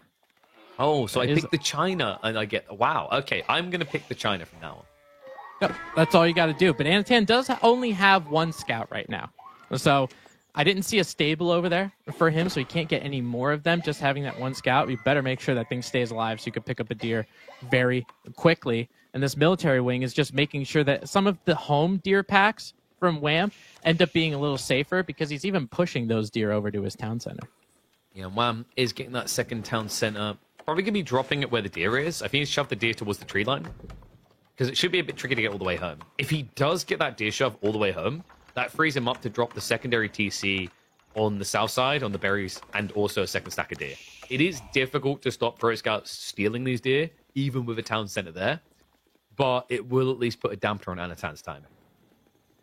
Which is kind of wild, isn't it? Like, you just put this big, obviously it's an economic structure because it pumps out villagers, but it is a defensive structure too. You put 8 vills in it, and they all shoot arrows, and then you still can't stop it. It's kind of crazy. Yeah, it's like, can you imagine the post-snatch conversation there between the scouts? Brothers, not all of you will make it back, but those that do will dine, not in hell, but with me, venison, all night long. And that boom, with that, they're just morale boosted. 15 scouts run in, only 8 come home. Who cares? Yep, that's exactly right. I mean, just because of how many that you're able to pump out, right? You're going to be able to get them. So Wham is just kind of scurrying around trying to find somewhere. But again, this south deer pack that's closest to Anatan is pretty safe. So he's able to gobble them up. And again, just based on how many resources Pro Scouts is and maybe getting a couple extra scouts, I think if you bring back 2 or 3 deer carcasses, it ends up being worth it. Yeah, and there we go. He does go for the safe TC we talked about. He even shoves some of the deer all the way back to the primary. This is nice the way he's done it because this isn't grabbable. Like, if you're a little bit worried that your opponent's going to grab it, just drop a wall on the east side of that tree line, and it isn't diveable at all to gather. We do have archers coming. I think Anatan's goal here should be like a ram rush all-in timing. China's very good at that with Pro Scouts on 1 TC. The cool thing you have to keep in mind is that if you have a look in his base already at the buildings around the Imperial Academy, you're going to realize just how much gold he's sitting on. There's a weird snowball effect with China, where because of the tax rebate on the blacksmith tax, with just a little bit of assistance from those production buildings, you pretty much are able to pay for all the tech back to back to back to back. Yeah, and that's, I mean, I don't know. It's just the power of taxation, right? Yep. Just having the ability. Right? You're just gobbling up. Wait. Actually, that's not how it works. Like, because the taxation system is weird in this game. It genuinely is them cooking the books. Think about it. So you spend 175, and then you get like 64 back. Taxes are meant to take money from you. I'll give it to you. Yeah, I've been losing money on taxes every year. No, apparently you've been doing it wrong. You just need to you need to say, here's the money, when do I get it back? Right. And they're like, oh, I'm sorry, here's a couple grand more or something like that. But now Wham going to be adding in a little bit of units in the feudal age, going to be adding some horsemen to help him out against those archers. And Anatan does have a couple horsemen for himself. But I know that you talked about previously with the Anatan going for this kind of, feudal age kind of stuff. And he might be doing that because Song Dynasty is coming out, right? That Barbican is going to be there. So he's got Zug Nu. And Zug Nu are pretty interesting. They're pretty difficult to deal with if you're the Abbasids. Yeah, and it's all about that scale point. So we're not going to see him just lean too hard on archers because you don't have to go into spears. The reality is, you have to play Zug because your opponent has got the military wing boot camp, right? So just make it a bit better for him to trade otherwise. Now, there is still timing in mind here. You do need to play with a little bit of urgency because it is 2 TC versus 1. And we can already see what Wham was up to here. This is dirty ABBA play. They are so quick at bypassing into Castle Age because of how cheap 2 TC is with fresh foodstuffs. Yep, his foodstuffs are pretty fresh, and it just means you can save a little bit of that food. To go ahead and click up, he just needs a little bit of gold in order to do that. But Anatan is starting to pump out the Zug Nu. You're exactly right. I mean, when Wham does hit that button, it's a minute 45, whether you like it or not. So it's going to give a little bit of time for Anatan to muster up some kind of Zug Nu mass. Just depends on if it's going to be enough. Yeah, I'm getting a bad feeling about Anno's strat now. Wham has just bypassed him so quickly. Eco Wing going to be the choice on the way. 1 minute 45 out. 1 minute and 45 now. What does Anatan's army look like? Maybe 22 Zug? That is a little bit scary, especially if there's 2 rams to assist. The goal for Wham here should be to probably start scaling archers, but it's difficult when it's horseman Zug, right? So, I feel as if he's just going to not spend resources. That could actually get him killed here. Yeah, definitely could.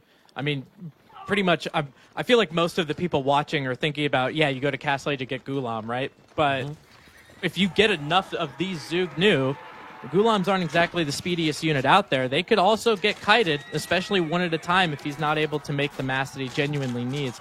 His gold is getting a little bit idle. A couple villagers end up going down. You can see, just based on that economic count, though, KP, Anatan isn't too far behind. Song Dynasty helping him out. Yeah, and the other thing is also Wham is missing a critical component into defending with Horsemen here. No undermesh whatsoever. This guarantees that he's just focusing on the heavily armored units because, again, Jugu Feudal, if you get Golems or Lancers, you don't actually need Blacksmith Tech. They take the minimum amount of damage. So, like, Anatan has got one up here for now because of that. But Eco Wing is just 30 seconds away, and because Anatan spent all that time diving and not building Rams, he actually doesn't have a blocker to what Wham's done here. 500 gold in the bank already, 700 food to work with. It's going to be triple Lancer spam, and Anatan is at risk of being blitzed out of game number 3. Yeah, that is a very viable possibility. And usually, maybe you might not think about Lancers because they're pretty expensive, right? As you're continuing to get some of those deer carcasses on the lower left-hand part of your screen. But now that we see them, he immediately queues 4 of them. Another Ram coming out for Anatan. You were right. Actually, you almost nailed it on 22. He's got 21 Zugnu now. Yeah.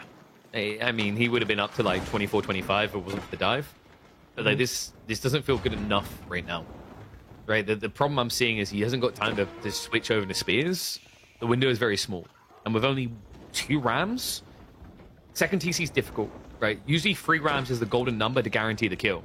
I think this is going to be a little bit too slow, and that first wave of Lancers is really going to put a stop in Nano's step. Wham might even consider just sacrificing the TC so that he can get the big army together. But instead, he forces the fight. First Lancer rides in. 2 more on the way. You just need to shove him back a little bit, because if you're able to do that, the repair crew can get underway. Yeah, I mean, you just got to make sure that those Rams stay up, right? You got to make sure that this town center does end up going down. If you're Anatan, right, you're trying to take down that economic ability of the Abbasid Dynasty. 1 Ram's going down. Next one's going to be quick to fall, and he's got just about an entire province of Abbasid villagers trying to repair that TC. He's got no wood. Doesn't need it. He's got because no there's no wood hitting you in the face anymore. I mean, this is the problem. Anatan just needs to go castle. This is now snowballing against him.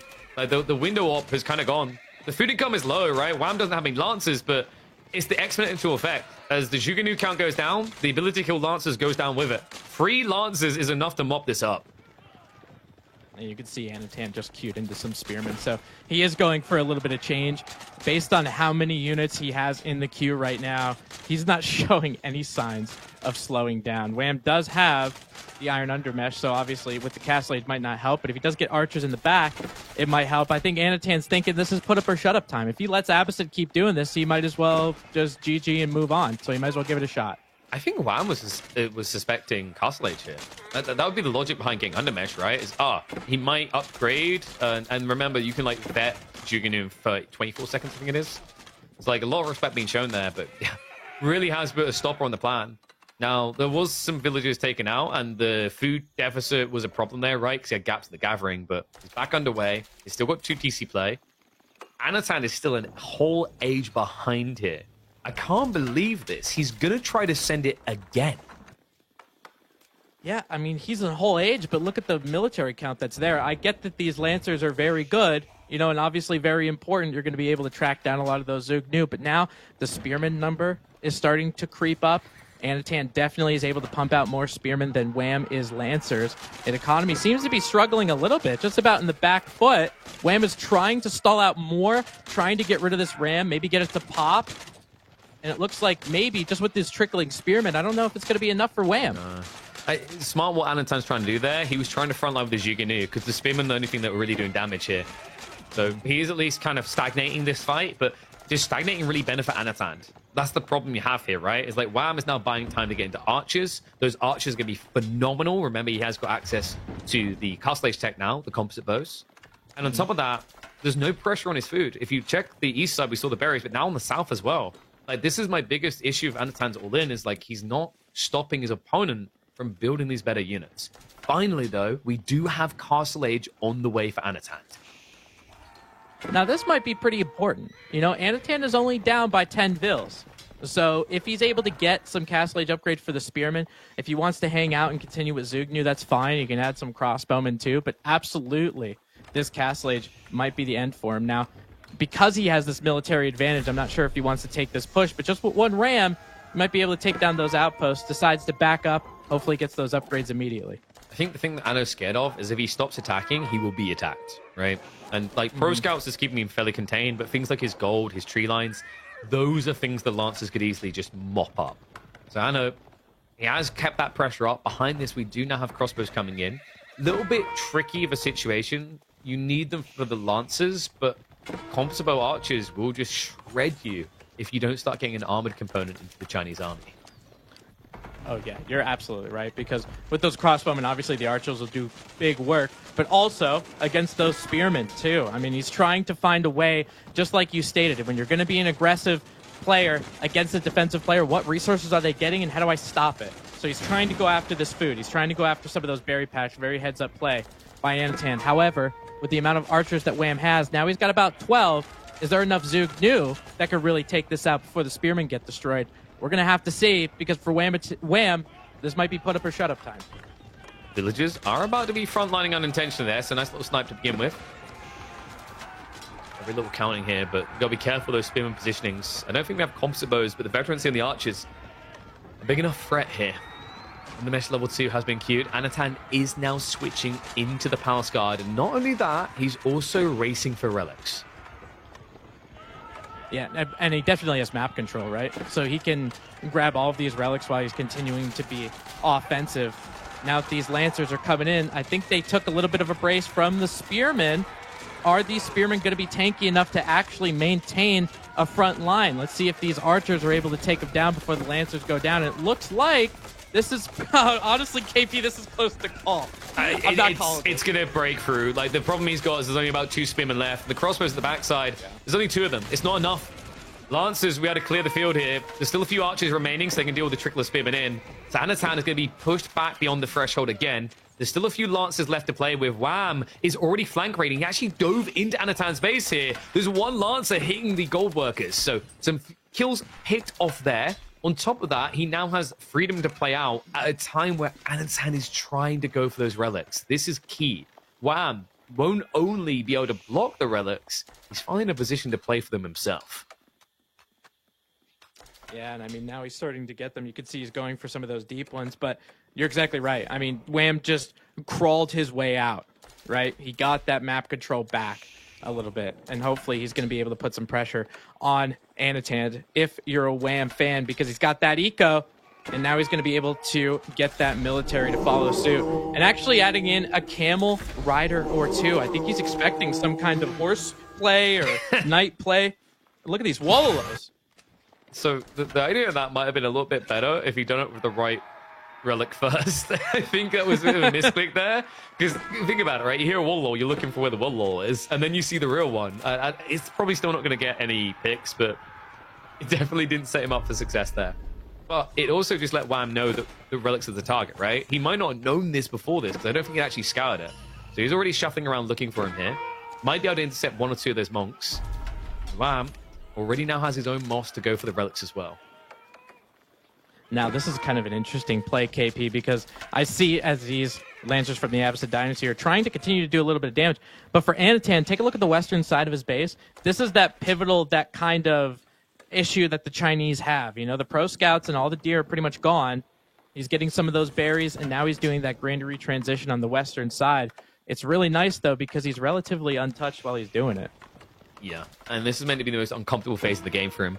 The interesting thing is, if Asses make it comfortable for themselves, right, with the eco wing play that he went for, so Fertile Crescent will make his own transition when necessary. Easy peasy, but he's going to have to start thinking about that soon, right? The berries are running out for Wham. The deers were already taken by Anatan. The fact that he is going to add in farms after the Pro Scouts player, I think says everything about the ludicrousness of that defense, right? And the effectivity of the cheaper TCs. Like, it doesn't make sense that the guy that got 1 deer pack versus the guy that got 3 deer packs. The guy with 3 is going to end up building farms first. Yeah, and I mean, just to show how much military the Anatan really made it, how cost effective it was for Wham when he had that hold, right? Because he used maybe, I don't know, maybe 8 to 10 Lancers for all that Zugnu, all of those spears, all that kind of stuff.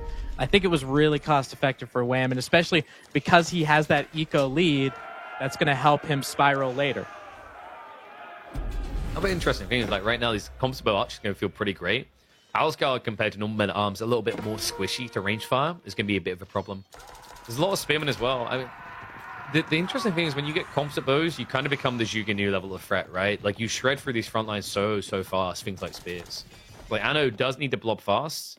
That's why he set the farms up so early. The whole idea at this stage, I think, is to just get a flood going on the flanks and play that kind of classic Palace Guard raiding you 24/7 style. Yeah, and I think you kind of hit the nail on the head. Just going away from those spearmen and then going away from the Zhuge Nu as well. He's got crossbowmen just to make sure if there are some knights, some lancers up there, they're going to be picked off pretty easily. And then these Palace Guards can continue to take those hits. But you're right. How many Palace Guard is it going to take to overwhelm a lot of that Archer mass? And because of how speedy those Palace Guards are, they take a good fight. You can see that Archer mass go to 0 pretty quick. I'm wondering, actually, maybe if we potentially get some sort of Mango play. Maybe Nest of Bees would be pretty sick for the Chinese here, because if you look at Wham's army, like, it's all squishy, right? Knobs are weird. They feel pretty bad once you reach Imperial Age, but I think they can be quite viable at this stage. The issue is he went Imperial Palace, right? It's like, until he gets Yuan and has a clock tower, you're probably not going to want to invest in such a squishy siege. Yeah, I think honestly, for at least Anatan's opinion, it goes to show how much he doesn't really believe in the Nest of Bees strategy against, especially in Abbasid Dynasty with archers with composite bows. You would think you want something like that. Are they just that bad, KP? Nest of Bees, yeah, they got pretty crippled. Remember, they used to get gunpowder tech, so they lost substantial damage. They went from 8 to 6 per hit, and they hit, like, I think it's 12 times. So it was a pretty big swing. And the other issue is, like, where they used to scale reasonably into the game, now when you go Imperial Age, they just get destroyed by mangoes because of the range difference. That's why they actually buff the range slightly. So yeah, like, if you want to use knobs well, it's usually kind of mid-castle where they thrive the most. The interesting thing in, like, this particular matchup is I almost feel as if Anderson's looking across going, have you built melee yet? I want to build Springles again.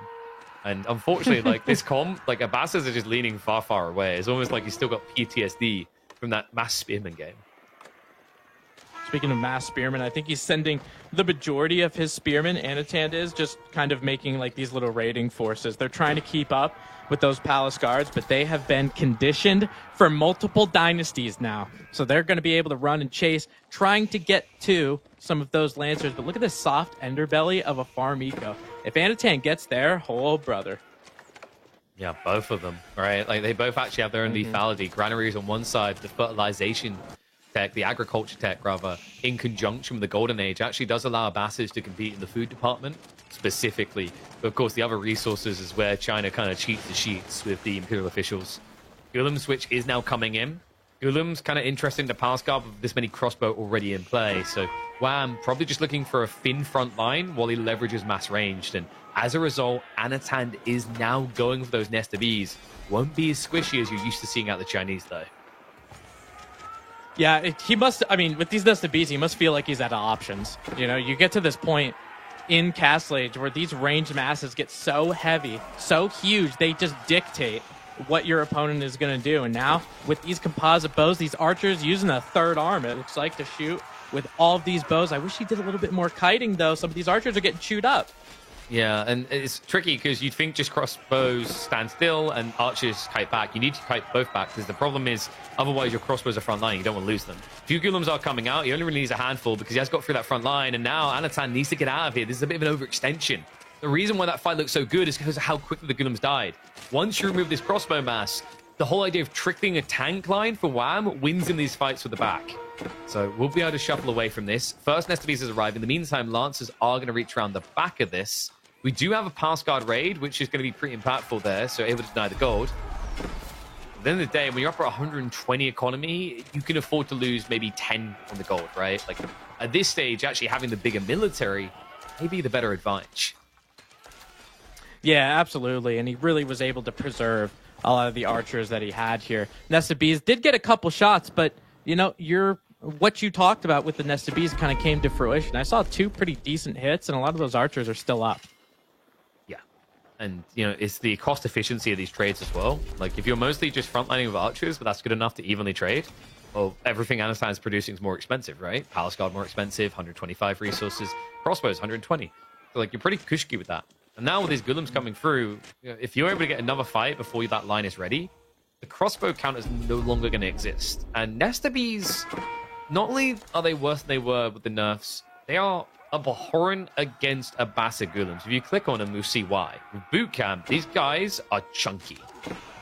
Oh, yeah. Take a look. 195. Wait, no? He hasn't even got it yet. Okay, that's an oversight. These guys, these Ghulams skipped ROTC. You got to be kidding me. These archers, though, looks like they've done a decent amount of training. Now there's just crossbows. It looks like he's trying to get a line formation to try to deter away from those nest of bees, and Ghulams might be able to close in on the eastern side as well. This looks like a Wham cleanup, KP. It's a freebie, right? Without Clock Tower, these boys aren't that tanky. So the double strike's coming through. He has to focus on that. That means the archer's going to get the trade out. Should just be able to run under the farms here and force a little bit of hemorrhaging. I think the weird part is, like, Wham's going to be face palming after this. Because think about how in control it looks. Imagine if he had boot camp this entire time. Yeah, I mean, that nest of bees, the second one that ended up getting rid of all of Wham's archers, could have ended up going down. Because he only had 2 or 3 Ghulams, so that could have been a major impact. Now Anatan shoring up his defenses with that keep over there on the south side, while Wham's trying to clean up his base just a little bit. And we might have, KP, a little bit of this late-game Imperial slogfest coming. I don't know how feasible it is for Anatan right now, though. Like, he's heavily military outmassed. Wham is actually leaning to the age. We now have Horsemen getting added in. Makes sense against what he's seeing. Crossbows, the siege. Reality is he actually just needs to go back to crossbows, though.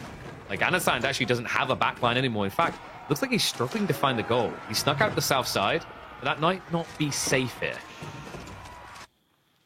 Yeah, I think there was some... Oh, there's another one over there on the southwestern side. It looks like he's got one of them. But you're right, with this front line, he's got a lot of palace guards, not necessarily anything that's going to stop a lot of these horsemen. Now he's starting to queue those spearmen in with those palace guards. Looks like with Anatan, these palace guards are starting to hold up a little bit more than I kind of anticipated. Yeah, but not for long. The numbers are shrinking. Like, it's deceptive. The spearmen aren't a strength play from Anatan. This is desperation, right? Like, the horseman isn't really that big a concern. Like, you don't have a backline that needs to be protected right now, right? So Palace Guard would have just been better. It's just he's struggling to keep up. He needs mass. I can't believe this, man. Wham, he's still missing some key techs, right? Like, for guys spamming this many archers, not having the lumber 2, not having the boot camp is a huge deal. But I've got to give it to him. There's something about Wham. He might be the most consistent player to win while lacking techs. I still recall the Delhi games where he forgot about them for 15 minutes. Yeah. Yep, there's definitely something to it. And I think for him... maybe he was just feeling like he doesn't need it. You know, who cares? You're Abbasid. You already have 130 villagers. It looks like Anatan... keep it competitive, you know? Like, you can't just whoop his ass in 20 minutes. Right. You might as well make it a show. You're on EGC TV after all. And all of these ranged masses from Wham are just sitting right in front of that TC. There's a TC, secondary TC, a Barbican. He doesn't even care. He's just sitting there mopping everything up. Right on that production for Anatan, he's not going to be able to get that military mass he needs. Oh, the keep drop? The villagers are chasing in right now. And wait, is that textiles? That must be textiles. I can't believe this. Wow, instead of just trying to torch it down, I mean, OP China build speed, right? He's just going to shiv them down instead. I think it's going up. It's definitely going up. Like, there's no denying it's going up. It's China, right? Like, I can already hear Wham's voice going, China's broken, man. Like, build speed on that civ. Now, I mean, even though he let that keep go up, there's a pretty big problem for Anatan. That's the middle of right? Yeah, take a look at all this stuff. I mean, this is the thing, though. It's a very interesting dynamic between Abbasas and Chinese. If this game goes late enough, I favor Chinese because they have hand cannoneers, the best hand cannoneers, right? They have Yuan Dynasty. We're not at that stage. We're at, like, peaking economy, which is Abbas's domain. They have powerful eco, and they have powerful surge at this stage. Wham just read his timing pristinely. If this had been delayed another 3 or 4 minutes before they attacked, I know it would look a bit too cozy in this game, but now things are getting insanely uncomfortable. Yeah, I feel like Anatan is just continuing to just try to scrap up something so his villagers can continue to work. Right, and it doesn't really look to be as good for him. Wham's going to be able to take down that Anatan keep. Anatan going to be putting up another keep right by his granaries. Again, it's a Chinese keep, so it's going to go up. Yeah, there's just no stopping these guys. Goddamn efficiency of this country. Then again, the efficiency of Wham knows no bounds, right? He's maintaining about a 5 to 6x military advantage. I think the problem here for Anatan is like these stopgaps to build keeps, to try and secure resources is just stopping him from getting that next wave going. I think he also has an issue with the amount of buildings to produce out of anywhere. Now, Wham sending a message. He's like, wow, that Barbican looks really cool, but it does also look a bit short. Yeah, I mean, when you put a keep up next to it, you think this Barbican is some massive structure, but you put a keep right next to it, and it kind of looks very small by comparison. It just looks down and it goes, how tall are you? 5'8"? I don't know, man. You look like you might be 4'10". That's a vast discrepancy. There's also nothing wrong with being 5'8", by the way. The Palace Guards from Anatan going to be starting to move back onto those granaries, and these granaries are kind of the last line. He's doing everything to protect every one of those granaries and the farms around it, and I don't know. I think it's just a matter of time, man. It's the Gulam numbers, man. It's just getting too big. It's getting scarier and scarier. Like, he only has 9 crossbows to address that, and PG, they're kind of okay as a front line, but realistically they're going to lose. Can we check if there's actually... Oh, there we go! It's on the way! Wham is like, okay, this is boring now. I'm just going to win the game. Boot camp is coming in. This is the game changer. Watch the HP on those Gulams. 195, 20% extra. It takes them up to, what's that, like 230, I think it is? Yeah, it's sorry, 50% extra, right? There you go, 224. Now, The that particular Gulam died quick, but the point holds. And you're looking at it like 29 health, maybe, whatever, not that big of a deal, but you end up putting 10 Gulams together. That's an extra 290 health worth of Gulam.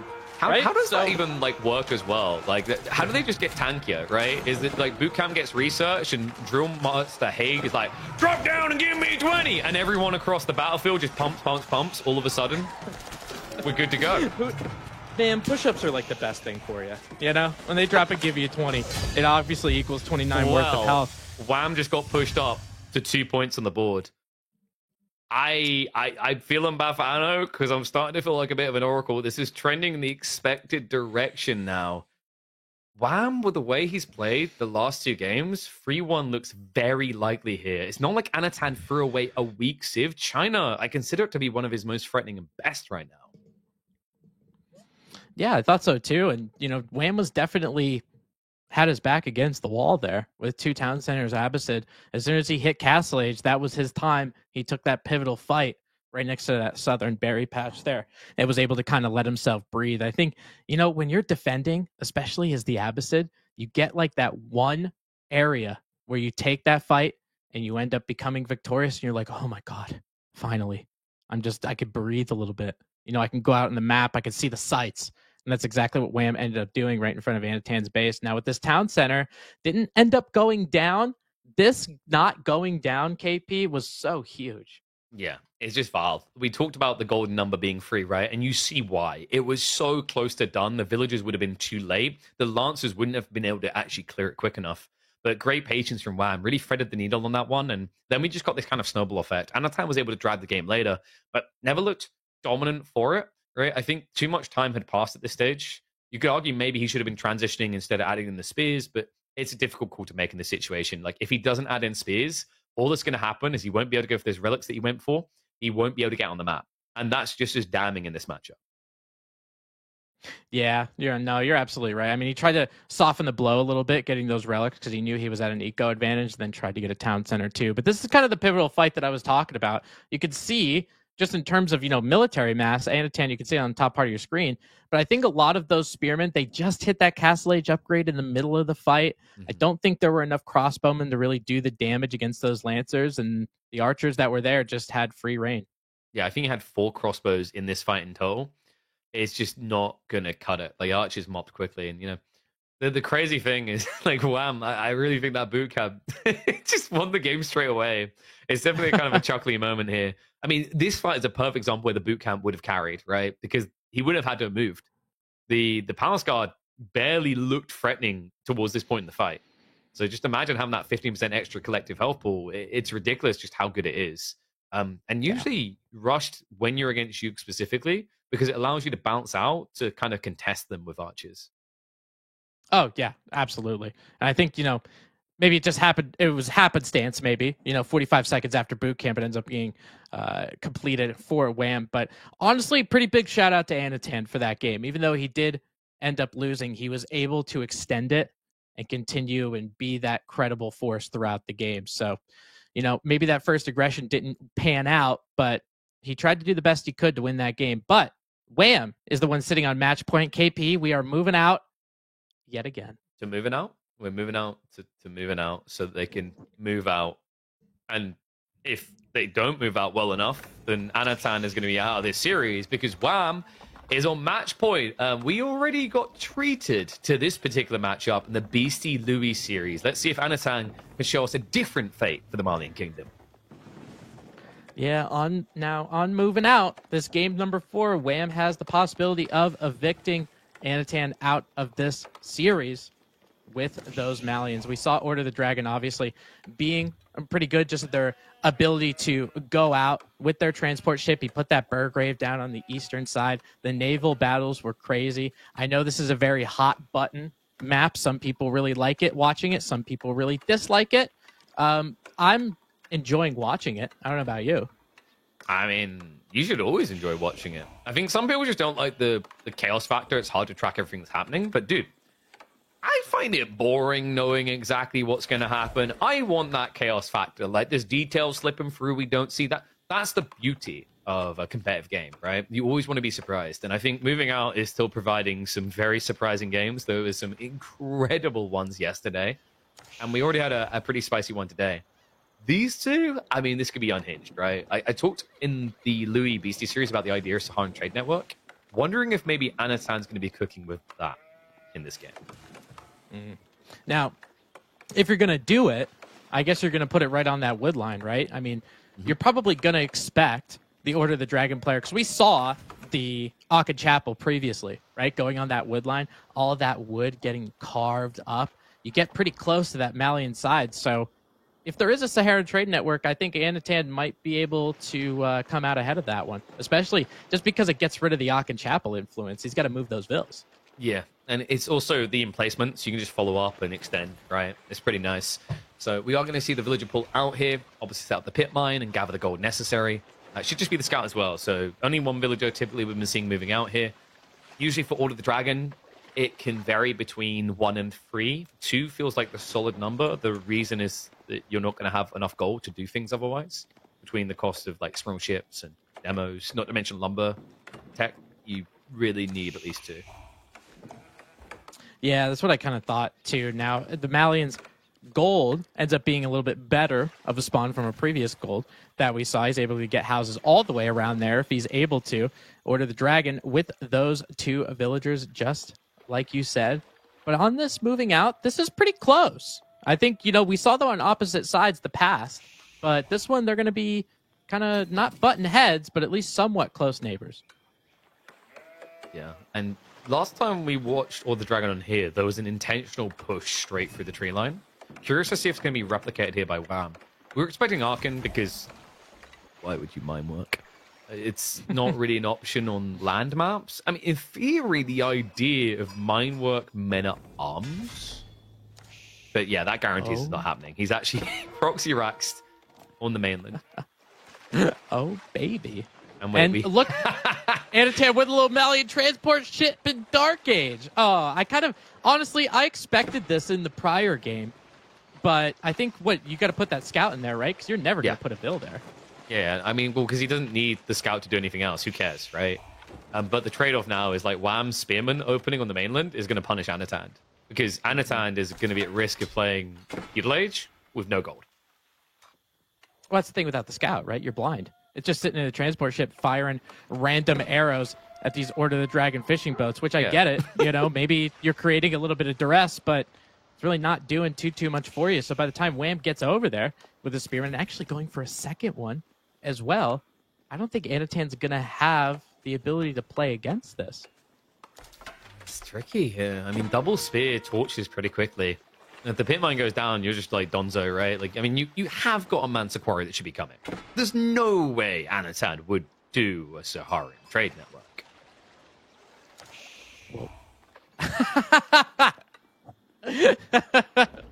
As he slaps down the Saharan Trade Network 5 Vils on it. Oh my God, I love that because I do that all the time. I guess this microphone does work. So and we spirit... Wait. Oh So my God. is there a world in which he crawls around? Because, like, if you have a look, Anasand, he put his scout back on the island. He's in the stealth forest. He could just walk a villager into that stealth forest, build an outpost up there, and then all you need to do is just wait. Because at some point, Wham is going to have to come north or south, and you'd have outposts in both positions. Yeah, that is a pretty good option. You know, as we see a scout here by the stealth forest, just trying to have an idea of what Wham is doing. He's going to put that second dock back on the south side. But on the north, it is pretty shored up just because of that Saharan Trade Network. So definitely got away with that Mansa quarry, chose not to build it. But his passive gold, this pit mine and stuff that's over here, it's going to go down at some point. So he's going to need to put that transport ship, add some more villagers over there. I feel like for Anatan, he's going to be north uphill. now. I think that might be another villager from Anatan going north side to build a different pit mine. Which is awkward because Wham just saw him. If you check the northern corner, there's like a red and yellow unit on the mainland. Like it's, yeah, no, this is cursed right now. The Anatan's plan is cool, but in reality, you need gold, and you are not getting the gold. The weird part actually is that Wham, he went after the housing to stop the opening boats instead of the pit mine. So there's at least going to be some potential here. We already have the javelin emplacements being queued up. Hey, man, I mean, I'd rather be lucky than good any day of the week. That's exactly what happened. I mean, Anatan's trying to get that sneaky pit mine, but that scout obviously being there. So with Wham going up to feudal age, where is that Aachen? And it looks like... I think he's hit. Yeah, the outpost he's in. There you go. So the scout reveals, shoves him north. And now if he just gets vision on that north side with like a fishing boat, he's now in range of the Saharan Trade Network. So this game is most definitely not over. There's a risk that Wham's entire economy will not be able to work here. Here he comes. Wraps around. Just a little bit more. Just a couple. There we go. He starts hitting the Arkin, but this rule ship's going to come in, and there we go. It forces him off, and now Wham can't touch the trees. Oh, my God. The actual range of the Saharan Trade Network is pretty crazy. And now with that Spearman, that villager goes down. That's the second one on that outskirts that end up going down. The Aachen Chapel is pretty much null and void for the time being. And the thing of it is, KP, that's a 5,000 hit point outpost on the other side of this wood line. So it's like, what are you going to do about it? Yeah, but why stop at 2, right? Why not just build another outpost on the south side? Anatan needs to, right? That is his creme de la creme piece, because if he doesn't, that's the one area Wham can gather in, and there we go. It's coming. This is the big difference. This is the change since last time we saw moving out. Marlian's change was the Saharan Trade Network javelin emplacements. And the big drastic difference that matters here, they don't need stone, remember. It's only gold to build these things. And we're seeing that. We're seeing the power of it. It's kind of, honestly, whether it's Order of the Dragon or HRE, it's kind of sad just seeing that chapel and, like, nobody around it. No, I'm fine with it. Oh, okay. Yeah. The slam bar gets built too many times, you know? Just, like, screw the slam bar. Yeah, at this stage, Wham just needs to go to the mainland. Like, he's won there, right? So why not just win there more? The more he tries to fight this, kind of the worse it gets. Yeah, I think maybe there's a sunken cost fallacy a little bit in there. He spent a lot of time on this. He actually can't. Like, he's actually got pinned. Oh, no. And Wham, like, the other thing, right, is, like, I don't think he has a grand amount of gold income to clear this. A lot of fishing boats going down.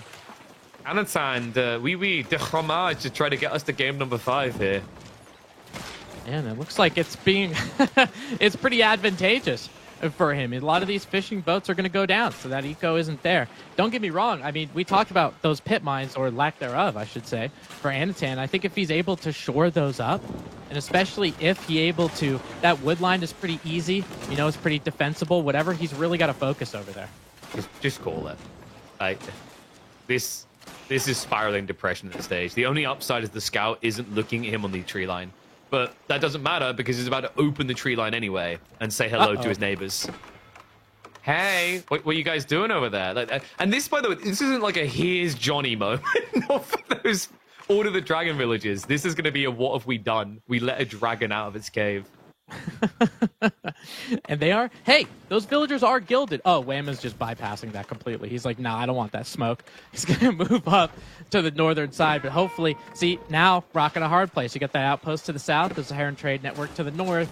Probably has that small area of lumber to where he could actually, chop some trees. After that, where are you going? Oh, man, he's getting ready to just blow and send it on the main island here. No. And there's the breakthrough. The javelins, they're starting to hurl here.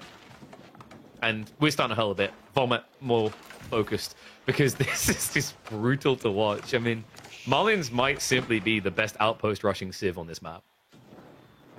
Especially like with that Saharan Trade Network, I don't think, obviously because of where Wham built the Aachen, he definitely couldn't see it, right? So now with that ship, we just saw that ship go around to the north side and the Saharan Trade Network shooting at it. He was kind of like his, oh, crap moment. If there was like one thing I'd change for Wham that could have maybe evolved this game, he started to do it though. It's the lumber camp on the straggler trees. That's the safe area while you come up with a solution. It's your only safe area, right? Because like there's no world in which an outpost can reach you there. So yeah, he done some of it, but like there was still more trees to be had here. But he greedily went back to that center, and it definitely bit him in the ass.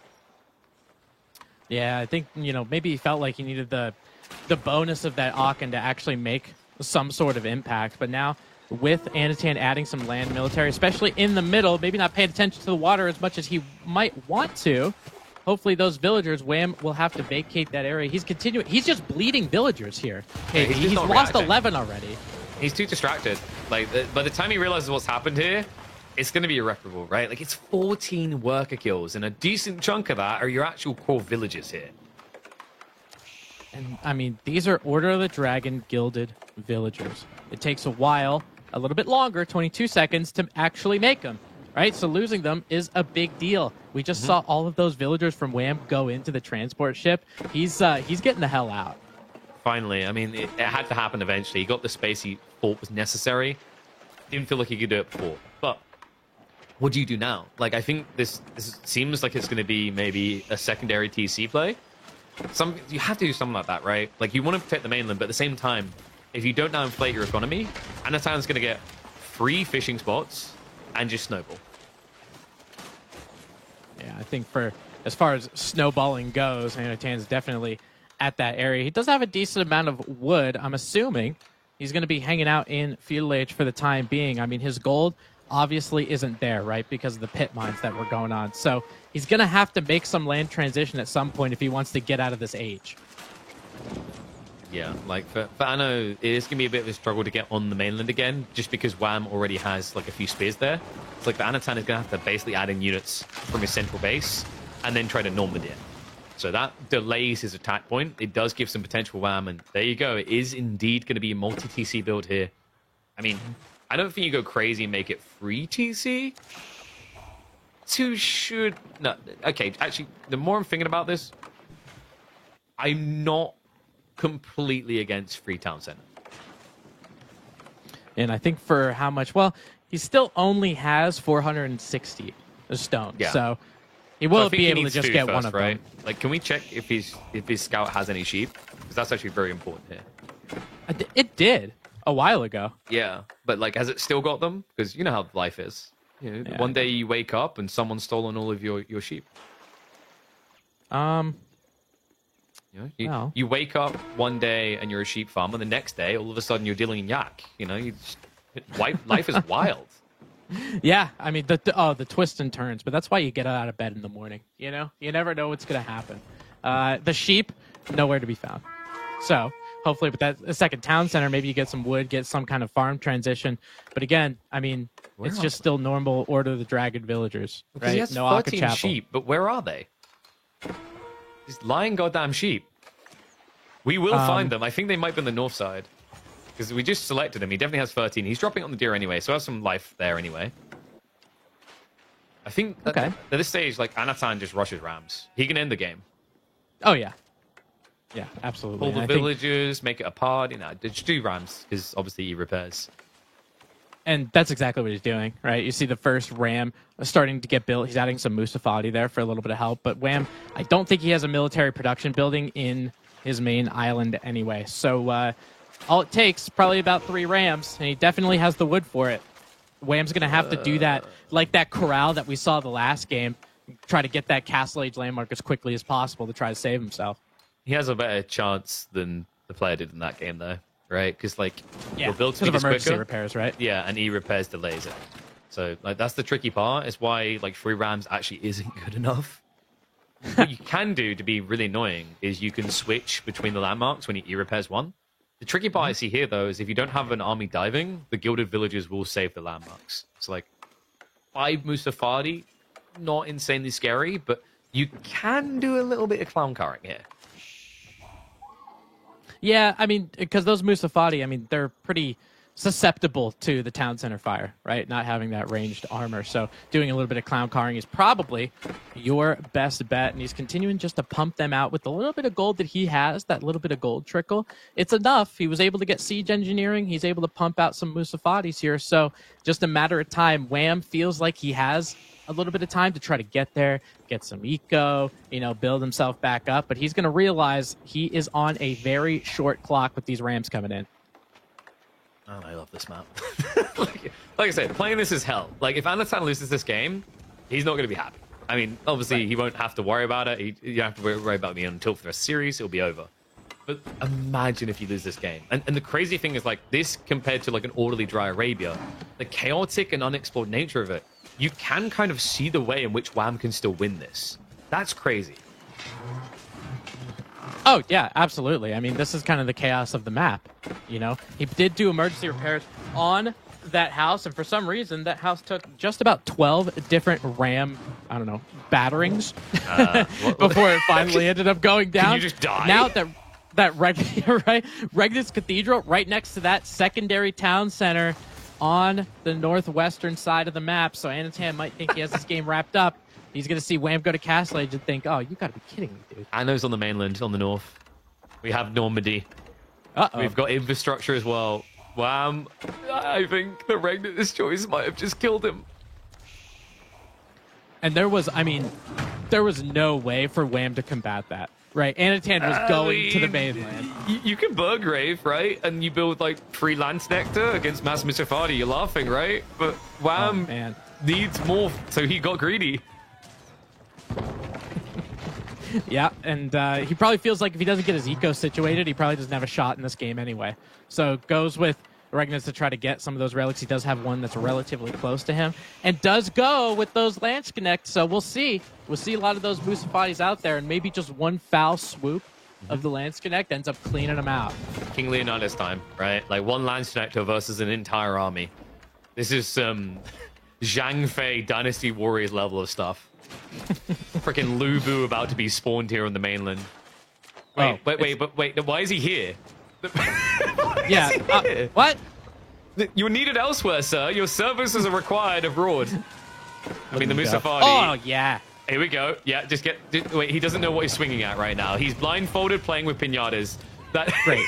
Oh, my God. He's flailing. He's flailing around. I don't even know if he's hitting anything. I think this is cursed. Yeah, main town center down. Aachen Chapel will be closely followed. No town center means no emergency repairs. Wham trying to build barracks to try to help him out. Musafadi over there, though. Anatan has a military mass of about 40. So even though he's trying to add some Lance Connect, I don't think he's going to have enough. And he's dead. Yeah. This is, like, once the tech up completes, you'll know. Farimba's coming in, which means Mansa Musafadi, which means a lot of melee armor against Lance Nectar. I kind of don't care at that stage. He's building in Wham's base. He's like, hey, great Order of the Dragon play. You look like you're missing a landmark. Someone just fill this one in for you. He goes over there. Can I just put this anywhere? I'm just going to put it anywhere. Yeah, I'm running out of space on my side. Do you mind if I just borrow this? You don't look like you need it anymore. His side of the island, Wham, has mostly been vacated. Economic lead, obviously, for the Malians about double. And military mass, obviously, about 4 times as much. Wham is just finding, I don't know, something to go for, any kind of resources. Like if we stonewall, we won't die to the Mansa. Maybe. Right. Probably still will, but maybe. there is a way. He has 3 Landsknecht right now. That's like having 3 Space Marines versus an army of Imperial Guards, Tim. I don't know if you follow Warhammer 40k, but basically your faces get smashed in. Okay, no, that I needed the ending. I was not familiar. I do also, with a lack of familiarity, all of those battering rams just like cramming into the transport ships, like no problem. It reminds me of some of those war elephants doing that as well. But Wham now starting to get up in that Landsknecht count. He's on 4, going to be adding a couple more. Did they ever fix it? Like, can you actually put? I never tested it. I keep talking about it. I keep meaning to test it. I keep forgetting. Can you put like 16 units in a ram and then put 16 rams in a transport ship? No way. You can't. Like an infinite bag of holding type thing? I don't think you can. Surely not. Maybe? So stupid. Right? Like, can you imagine that? My entire army is in this one transport ship, and then it walks into 5 demos. Flip of the year right there. All right, so Mensa Musafati Raiders coming in. This is disastrous, because the Landsknecht might have a really big sword, but they are the 4'10" guys, Chim. They have tiny legs. They don't run fast. But they're doing their best. This guy's hitting 3 rams at once, so kudos to him. Bunch more. This game's coming in here. Oh my god. They all just packed into the ram before. Yeah, I know.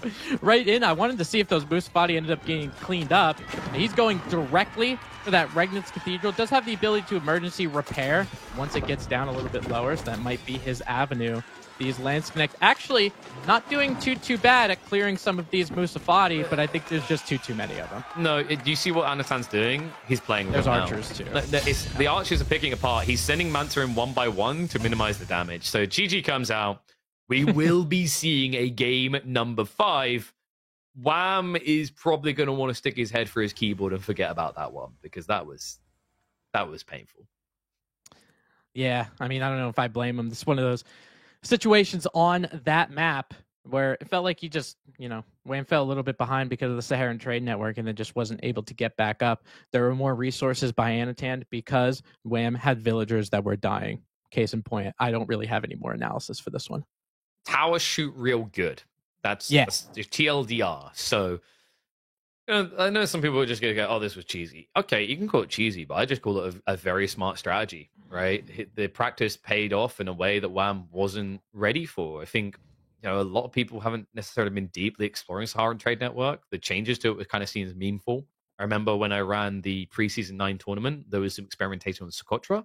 That was about it. It's very subtle, but very powerful in the right circumstances. This game could have went either way. And the reality is, if Anatan had been scouted on that gold and denied a bit earlier, I think we'd be looking at a Wham win, because he wouldn't have the gold to get those emplacements. Yep, absolutely. And if he knew or had the ability to know where the Saharan Trade Network was going to go, right? Obviously, you put that scout a little bit out to those outskirts, but if he did get a piece of that, if he did able to see it, Aachen Chapel goes in a different place, and we're in a completely different story as well. So I think that for this one, for Wham, it was a little bit more unfortunate. Just compared to most other things. Obviously, there's things that he could have done better, but he did the best that he could with the situation he was given. So now he has the potential to go match point again, but Anatan also does as well in this game number 5. This is our second back-to-back. It's our back-to-back game 5s. Sounds like a very long day. I wonder if the final series will be able to get us back on track, potentially. I mean, kind of giving a little preview towards that as Puppy Paw versus Vortex. That's a series that I assume could be 3-0 or 3-1. Puppy Paw has looked pretty good against Vortex, but then again, you heard it from Marine Lord a little bit earlier. He really thinks that Vortex is leveled up. Different player than when he left us to go to Mythology. So it could be a very, very long Sunday here on EGC, but might be not too long of a game for game number 5. Lakeside is tricky. Turtley map. French versus Japanese. You'd think Japan wins because Mounted Samurai OP. The problem, however, is when you are given a defensive map, Arbalists come into the picture. And Japan doesn't have great answers to Arbalitrier.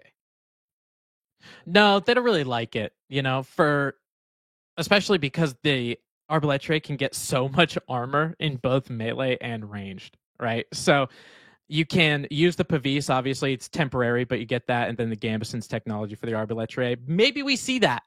Some of those French crossbowmen coming out while Wham doesn't have the potential to get crossbowmen on foot at all.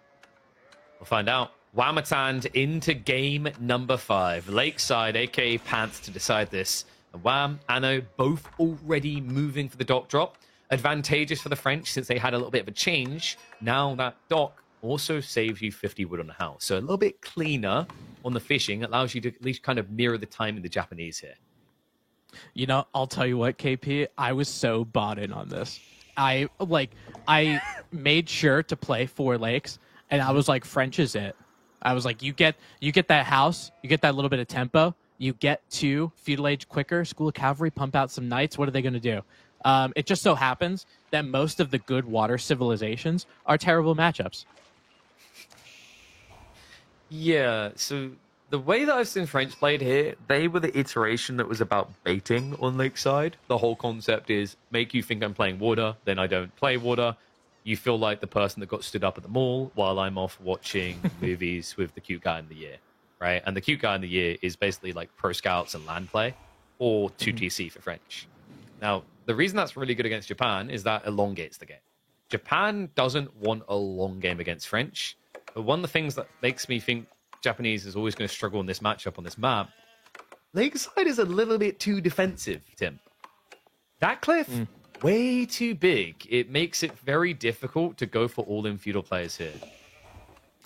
Yeah, definitely, because, I mean, even take a look just behind that cliff, right? Obviously, you only have one avenue of attack, which is what you're describing, but also, I mean, look at the resources back there, right? If you're making sure nobody transports across the other side of that lake, and assuming they don't, you got a gold that's back there, you got berries, you got stone, you got a wood line, you got wood all the way in the back, plus a relic. So you could still hang out back there if you need to vacate and actually make an army. So I definitely see that. Yeah, I think like the weird thing for me as well is it's too much defensive resource in reserve and then only one entry point. Like this map's issue is quite easily resolved. All you need to do is make that cliff small enough so that you can walk on the inner side of the TC. Because like if you click on Wham's TC right now, you'll see what I mean. Like you can't get by it, right? The gold is already in range and the cliff is in range. So the only option is that back tree line, which is why if you were to pull all the pro games, 90% of them, that back tree line gets walled. 8% of that remaining 90% is probably Mongol games where they can't wall. Yeah, that's probably true. If you have the ability to build the wall, you're obviously going to build it. The French, with Anatan going up with that School of Cavalry, in Japan, as Wham will probably be going up. That's the Cura, right? Yeah. I think, I don't really think Koka's a good play on this map, personally. It's so like Coco's kind of weird in the French matchup because you're like, oh man, that ninja's gonna lose to that knight. Until you realize the ninja brought all his friends, right? Like it's a micro engagement, but if you don't want to scale into like a lot of poker and then maybe add in like some spearmen, it's not worth it. So yeah, like Kura's fine here. It also just gives you that elongated play. Like if this now turns into a stalemate on water and you have to rely on land, your farm transition is already underway. We were talking earlier in the broadcast about I think Japan's one of the most friendly to new players in a weird way. The Civ seems complicated to some degree with its interactions, but the Kura Storehouse makes for one of the easiest transitions into infinite food. Oh yeah, absolutely. And it's a lot like, or I should say similar to, English, because you're getting those upgrades on farming when you're upgrading your TC, right? And you're getting that stone pretty much passively. So the first one for Daimyo Palace, you basically get without mining any stone at all. You're just getting it passively with all the gold that you're collecting. And then those farms end up getting increased. The one thing you gotta worry about if you are a new player, think about that Japanese wheelbarrow. It's not just wheelbarrow. There's 3 different techs you gotta get. Yeah, and the other thing about it is it makes berry gathering ridiculously good. The funny thing that didn't get highlighted when we saw the changes to Season 9, a subtle thing they've done is they increased the berry gathering rate to offset the nerf to the economy tax. But something that slipped by there is that Japan's wheelbarrow tech didn't get nerfed. It's like they actually got a berry buff compared to other civs. And it's a bloody good one. It's like 0.66, and you can increase it by 50% in feudal age. Oh, yeah, it's crazy. It's absolutely crazy. And, the ability to use those berries because you have Kura Storehouse getting those farms, right? You have Sheep that's safe. Your berries are somewhat relatively safe, especially for his case because his are in the back, and he's going to be pulling a little bit of a cheeky wall here just because of the scout from Anatan. There's still a small gap one. if There's a Anatan small gap. realizes. I don't think he's going to get there in time. The Knight's actually diving under the gold, though, and the outpost is already up. So we're going to be getting arrows that's coming in, and have a look at what Anatan is going for here. We have Pro Scout. Yep, right out of that mill. I think it's a pretty good, I mean, obviously, I think it's a pretty good idea. The Knight will finally take a crack at one of these villagers. I think one of them will go down before that gate, and it does. So with Wham, hopefully he's going to be able to take down some of these boats. But now we're going to see some naval play. This is exactly like how moving out was, right? There's a little bit of naval play, a little bit of land play, too. Plus with Pro Scouts, right? You have so many. Look at how many points of interest there are. And those points of interest being the deer packs. There's nice, I think that's 8 in a nice line right there. I think it ends up being like 34 deer in total on this map. It's a lot. Yeah. I think I counted before. We can tax our observer to go select all the deer. I'm pretty sure it's 34, which is just quite frankly ludicrous. And the way that the map was designed, it's very much linear. So the whole trade-off is meant to be, hey, you need to get this, but it's predictable where you're going compared to like Dry Arabia. So yeah, it's 16? Yeah, so 32. 32 in total, because we already selected half. But poor Vodka is going to commit. Vodka he puts it all out on the field for us. He sees, hey, you got about 30 deer here. Let me just count them up to make sure. Shout out to Vodka and Cal in the background he's doing that some dad production with stuff. the tape measure, while the other one's just like, yeah, that's roughly 20 centimeters. He's like, nah, let me check. And he's got that tape measure right in his fanny pack, dude. Yeah, he's got the spirit leveler in there as well. Oh, man. But now, I mean, with all those deer, right, Anatan's going to have a stable food source, whether he has those fish or not. And it looks like he still has a couple fishing boats that are there, relatively safe. But look at those resources, KP. Anatan's going to be the first one to castle, and he's going to be going with World Institute. He wants to end the series now. Yeah, and this is just simply arbitrary. There's no reason not to. So Wham needs to read this for what it is and just stop spamming Horseman at, which isn't a natural thought for Japanese, but has to occur here. Floating Gate's going to be coming in. You might see him open one or two Mount Samurai, because one thing I've noticed with Anatan is he forgot something critical to keep this map defensive. He hasn't actually built a wall on the back of his tree line yet. Mm-hmm. Now, I mean, when you're looking at this French base, I mean, don't get me wrong, that wall on the backside is obviously very advantageous, but looking at this base, it doesn't look like there's any real good parts of raiding. That gold is pretty close. The wood line's pretty close. He's got Pro Scouts, so the food's right under his town center. I don't know. Maybe he just doesn't care. He's just looking to try to get some of these buildings. Archery range is going to be coming up for the first time. Knight getting a little cheeky here, creating a little bit of idle time, but that gate will get suspended in midair, and I am waiting to see what production building. And he's going with the archery range. I think he's going to own a Musha, KP. That would be a mistake. And a pretty big one, because if he had a scout out here right now, he'd see exactly what Anatan is cooking with. We have got not only Arbitrary, but Horseman. This is the perfect counter to the archery range play, and this is exactly where the ailments are caused for Japan. On a more open map, you can kind of get away with Mount Samurai Onimusha and play relics. But here, with it being so linear, Arbitrary can just run straight down the center, block relics, and they are already you being at your perfect unit comp. Yeah, and this is pretty, with these Onimusha, don't get me wrong, I love having an archer on horseback. We talked about horse archers for the Roost. The Onimusha just don't feel like they cut it as much. And it's probably just because of the base damage. They do 10 base damage instead of a horse archer's 12.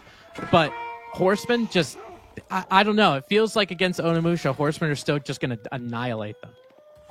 Yeah, and it's people are already going through the options of how to solve this issue, right? So if you think about Yumi are terrible because of Avis. If you think about Spearmen are terrible because of Gamsons. Arbitrary just pretty much solves the entire Japan issue. It kind of forces you into this weird, okay, I guess I'm going to have to go Imperial type situation. How do you go Imperial at 10 minutes? Yeah, that's not going to happen. You picked the wrong Civ, right? Maybe if you're HRE, we could talk about 13, but not this Civ. Yeah, and especially, I mean, you're going to be able to get a mass of those Arbaletre. Now that he sees the Onimusha, right, his knight goes down, he's like, yeah, I'm not making another one of those. That's for sure. He's going to be adding horsemen. Now, remember, with the Royal Institute, you still have the ability to get royal bloodlines, and it still works on your horsemen. So you can have some pretty strong horsemen out there. I know. He sniffed that one out perfectly. There wasn't even an opportunity to really drag it away. So no relics safe. No relics coming home. Well, there's one safe for Wham, but not really a morale booster when you should always be getting that backward relic. He needs to contest center. The problem I'm already seeing is already playing a losing comp, right? Your opponent has more horsemen, courtesy of School of Cavalry producing quicker. Your Onimusha are already irrelevant in this engagement. Like, you know, the only thing that might be an edge for Wham is the fact that he's going for his blacksmith techs, and Anno hasn't added that in yet. If he does, that's automatically double bloomery level for these horsemen.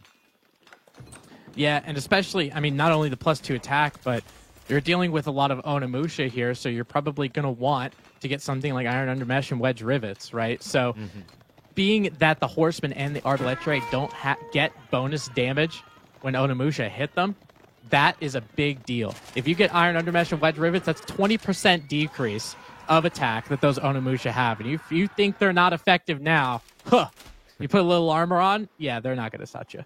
And we do have the Uma Bannerman coming in, so the whole idea of the Uma Bannerman is that's at least going to balance you out against the Horseman buff Anno. My problem is, like, it doesn't make Onimusha beat Arbaletre. And look at that. Gambeson's is already in the way for Anno. This is brutal. He went Royal Institute, right? So there's another thing to layer this cake and pretty much put the final nail in the coffin. And that would be crossbow stirrups. Expect to see that around about 25 Arbaletre. Definitely a cost-efficient tech at that stage. Oh, yeah, absolutely. Getting that attack speed bonus on the crossbow stirrups, especially against a comp like this, it might mean that those horsemen that Wham is making might not be as strong as you might think that they are. Now, horsemen could be able to get a surround on those Onimusha. He's got enough Arbaletre. Let's see what these horsemen can actually do. And the horseman from French is just good enough. Pavis comes out. Gambeson's is completed. So these are the tankiest crossbows you are ever going to see. Look at what the Onimusha are doing to some of these crossbowmen. And by what they're doing, I mean a lack of. Wham is doing a lot with the little horseman. That healing is actually coming in clutch, and also Anatan, a slight overextension. He didn't supplement his count, right? There wasn't a second stables building the horseman, so the Arbaletre actually get wiped here. Wham now leveraging this. Now, in terms of relics, there's still a lot up for grabs here in the center. It looks like Anatan should win in that department, but this is a big L where it matters most. The Arbaletre overextended, and Wham now has an opportunity to keep punishing. Yeah, and there's really only one way to cut through those Gambesons, right? And it's a bunch of bonus damage. And that's exactly what these horses would do. Obviously, with the mobility, you're going to be able to, and these Arbaletre, they're not going to be able to escape, right? So they're going to be able to get taken down. Military count for Wham continues to be increased, and now he's going more horsemen than anything. He's got like maybe 4 or 5 Onas, realizes that's not really what's going to help him win this game, so he's kind of stopping. I'm a bit shocked, man. I think he's still on 1 stables this whole time, right? He went triple archer range. I feel as if he just jumped the gun a bit. He didn't need to overextend beyond the sacred site there, right? I think what baited him is when he got that tree line, he was like, haha, you can't reach me straight away. But he left 3 horsemen to hold back an Uma Bannerman buffed wave of Japanese horsemen. And now, like, looking back at this, Anna's probably like, maybe I should have added spears instead, right? But he's kind of stuck with this comp. The good news is, like, your opponent is layering in spears, which doesn't sound like great news for horsemen, but is good news for Arbaletre.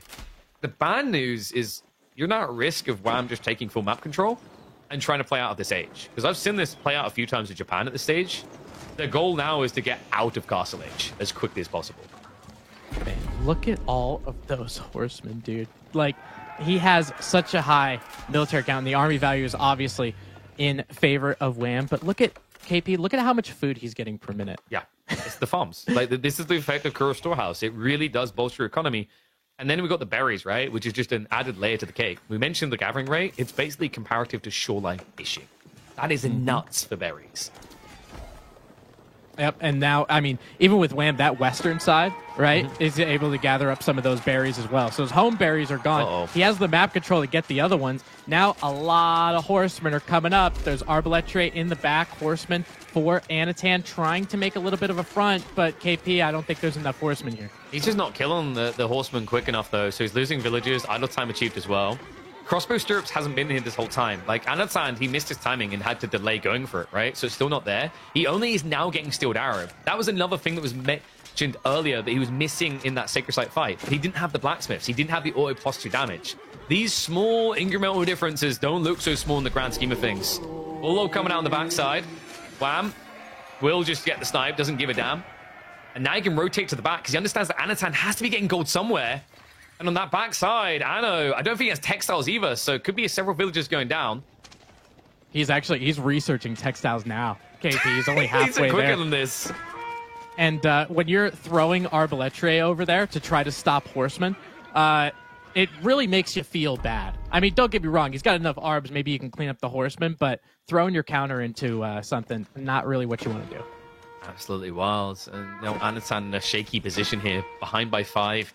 Wouldn't be surprised if Wham goes for a secondary TC. You organically get this stone from all the gold gathering, and it is a natural transitional play for Japanese if they feel the game's going to go later. But I mentioned trying to get to Imperial Age. Wham sensed weakness. Instead of allowing Anatan time to bulk up the mass counter Arbitrie, he's full-on sending it. The amount of horsemen he's pushing out, all possible due to the mixture of fishing and that Kura Storehouse play.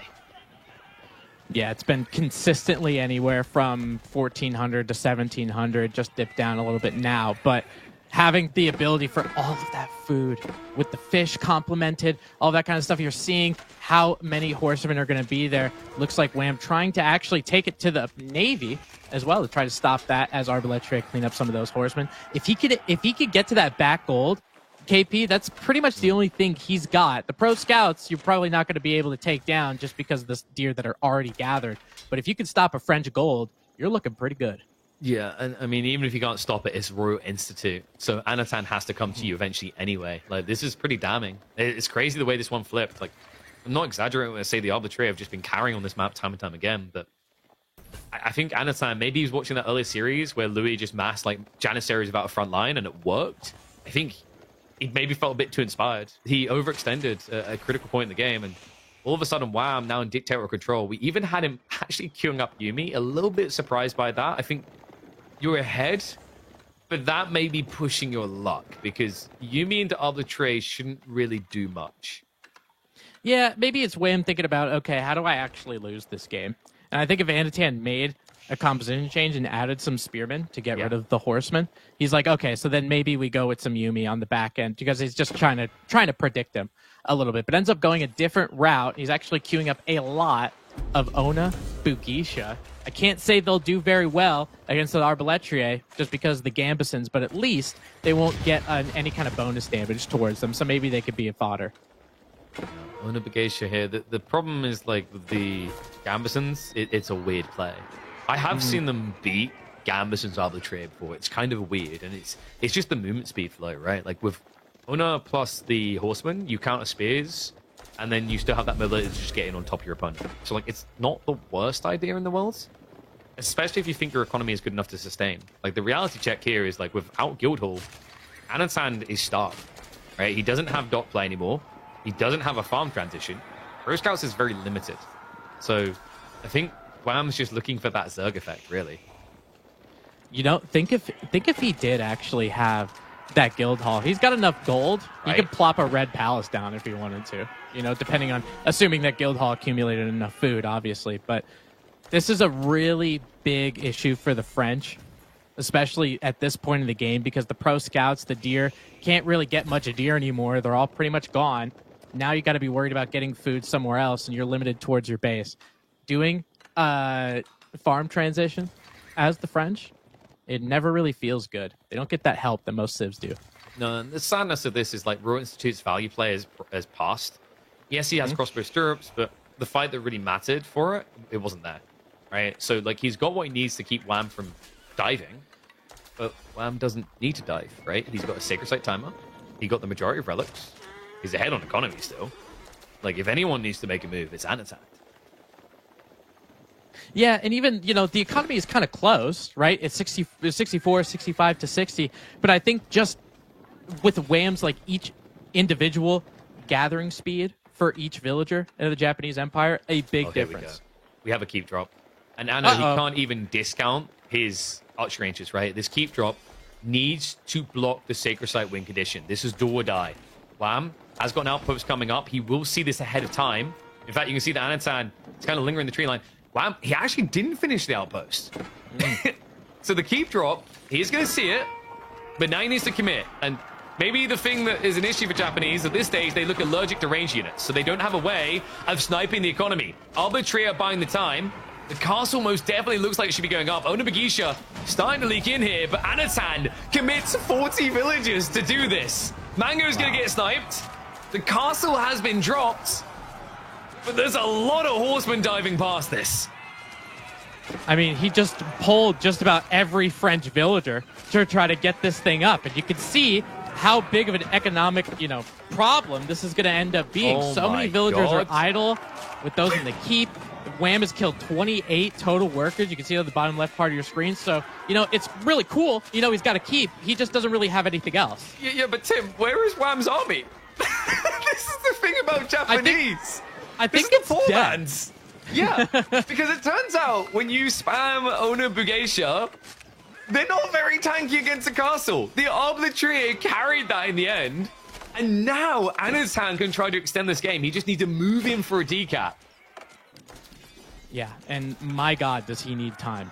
To decap this is going to be huge. 5 minutes left on that sacred site counter. Look at what Wham has. With all of those walls, he's got a lot of safe resources. He already has some of his farms because of the Cura storehouse. Anatan needs to set all of that up. And Wham already set it up. This is wild. And, with the decap coming through, we have a very different game because the Arbitraire are starting to carry. Now, Anatan still has problems. He still needs to solve for the food issue. He's getting more stone on the front line, so we might see a keep drop just to the south side as well. He needs to secure the flank because the gold, right? You're already seeing on the minimap, he's moving out to the south corner. Problem is, your opponent went Onabugisha. So if you don't keep committing into him, they will go raiding. Yeah, it's just because of how speedy they are. I mean, I would imagine Wham has just about every single improvement on those Onabugisha that he is looking for. I could definitely see the kind of bait. I think he's for the got 2 Onabugisha. levels of melee tech, which is... Oh, no. He's missing one, and every little bit of damage counts, right? Because you hit for 7, but these guys have, is it 6 melee armor at the stage? So, you tickle. And especially with Gambesons, right? No, he's got all 3. Oh, okay. Yeah, he sorry, does have he all does. 3. Oh, okay. Yeah, wait, so... it must be on the threshold, because remember with the front end UI, it rounds up or down. It's like, with that amount of damage, basically the Onabugisha on at 11 damage, they're like, I think 11.5. Yeah, like, you can literally see that, right? When you hovered on it, it had 12 melee damage in one piece, but on the UI it has 11. Oh, you put him in a transport. I wanted to see it. Yeah, Well, there's probably more. I mean, there's 23 in Onabugisha. We can find other ones, and you'll see why. It's very weird. Yeah. So yeah. And- Well, we don't have the bannerman now. Boo. We'll have to wait for the raid. He's Aw. standing around the back, which is interesting because Anatan's entire economy is ahead of the TC now. Yeah, and I mean, a really good TC play with this gold. Obviously, if you are Anatan, you're going to need a lot of gold to keep pumping out Arbalestre. You're probably going to need some siege as well. I'm not really sure what you're thinking about doing because, he has a lot of melee stuff. Might we be seeing a French Springald? Question mark? KP? Huh? Oh, sorry, I just almost choked on your words. No, because this isn't Jean. Right. Yeah, Because Jean is Goad. But look at that. Look at that. Like, how do we math? Well, that's not right. That's false advertising right there. Man. So, I mean, Anatan's got a big problem, obviously, with this keep being up here and being endlessly raided. Don't get me wrong. But now, with those Onabugisha in the back, there's something really important that I feel like if he does this correctly, this could be game-ending, is if he wants to take a battle, he uses the trebuchets to take down this keep and then starts to push a little forward. You raid at the same time, it's huge. But Wham, not really waiting for it with all of these Onabugisha. He's looking to take a battle to Anatan's farm transition, and that is a huge deal. Anatan needs that. He's on 44 food per minute. Straight away.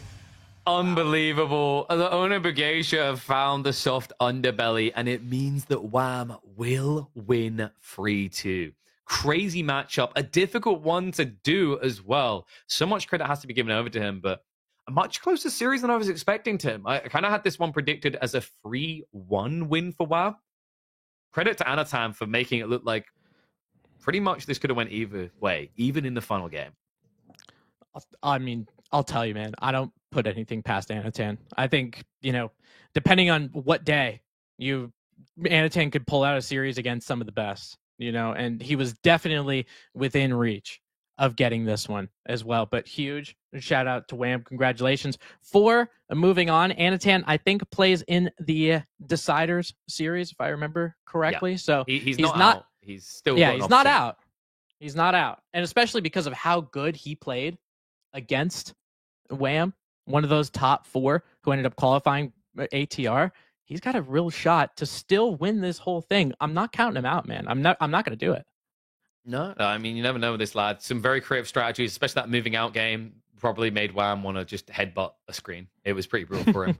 But, a crazy series, like thinking back across it, like I was still blown away by the effect of the Magadai up against that Desert Raider game.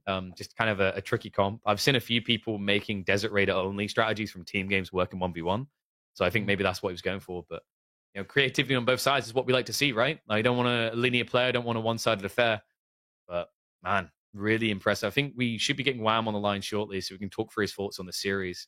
Because I have a few games in particular I'm curious about what he thinks. I'd love to hear it. I know for Wham and some of his interviews when he talks about games, it's always a delight. So let's see what he's got to say. Well, hold on a sec. Let me get him in. All right. Like, Canadian internet in the middle of the woods. You never know. It takes a little bit longer to connect. But we still have one more series as well, folks. Remember, we've got Puppy Paw versus Vortex after this. That series is one that could easily go 5 games with how Vortex has been leveling up. A guy who was a little bit missing from AoE4 when he took a shot at Mythology.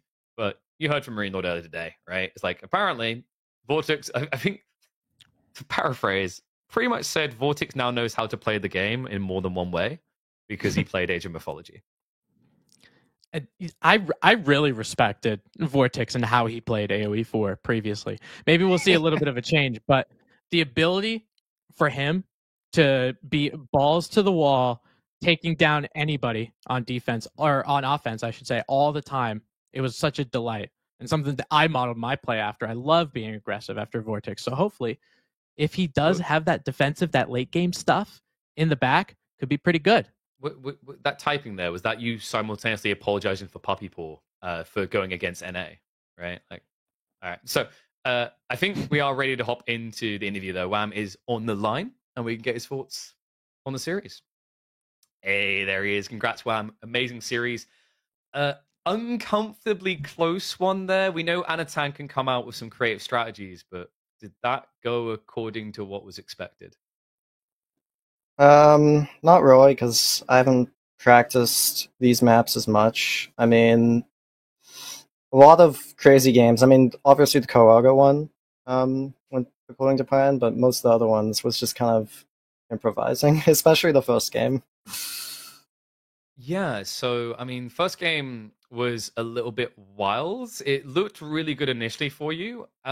We have seen some very polarizing opinions on Springalds. Did that game convince you that they might not be underpowered? I don't think it was really the Springalds. I kind of messed up by allowing him to get 2 of my rocks that I captured, and I think it was mostly the Horse Archers. I really underestimated how strong they were, and I was continuing to fight despite not needing to fight. And I should have just secured those 2 rocks that he stole from me, and that was kind of embarrassing. That he took 2 of my rocks, especially when the game went so well in the first stages of the game. I think the way I described it is like, it's one of those things where you forget about it. Like, you safely bank them in the outpost, and you're like, there we go, they're sorted. Like, and then you get egg on your face down the line. There was like one that felt a bit egg on face, the Abasa game. We've got to talk about the boot camp, man, because the moment that came in, we had a 50-50 game, maybe looked like it could still go either way. You snowballed through. Was there maybe a little bit of a skip in the build because of Anatan's pressure? I mean, yeah, you kind of have to, right? Like, I didn't get boot camp, I didn't get wheelbarrow, I didn't get double broad axe. There were so many things in that game because he was like kind of owning me-ish that I just kind of had to skip, or felt the need to skip. And yeah, boot camp, I guess, was just one of them at that time. and then we're definitely going to talk about moving out. We always describe this as a map that we know it's uncomfortable to play, but as a spectator, it does provide entertainment. Were you expecting what Anatan cooked with? Because Mali and Saharan Trade Network kind of goes different on that map. I mean, yeah, you kind of have to assume that. Like, if they're putting Malians on that map, they're only doing it for a few reasons, and it's like the transport ship and the Sahara Trade Network. But it's just more difficult to deal with than I thought. The range is insane, and it's not super difficult to get vision on that map. I also tried to do the Spearman Pressure on Dark Age, which I haven't really done before. It sort of worked, but then it allowed him to get better vision on my woodlines, which was not good. So I don't know. It's kind of a give and take there. It's I think one thing I mentioned in the cast though is it's kind of interesting that we have mixed opinions about water in the community, right? One positive I want to give it is it almost feels like the way the Order of the Dragon is a viable civ. I mean, yeah, but I think in general, like I played Order of the Dragon King of the Hill against Demu in your tournament. True. I think they're not that bad. Like I think they're a little bit underrated and they have some potential. And I still think, yeah, they can suck, but also they can feel really good at certain points as well. So speaking of suck, we have to talk about that final game because the feeling at the moment, especially on Lakeside, is meant to be arbitrary equal death for Japanese. Run me through that game from your perspective.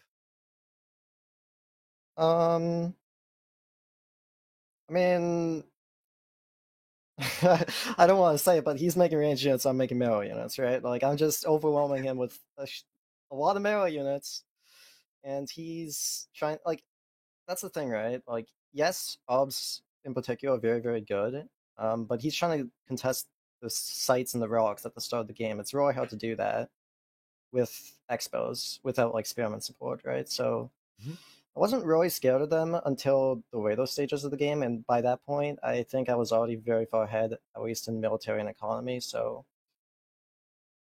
I wasn't super worried at any stage of the game, really. Calm and cool going to. I respect that. So 3-2 victory, but I want your predictions. Your brother is up next. Vortex has been looking, I want to say, renewed and refreshed and scary going in 2025. What's your prediction for the score there?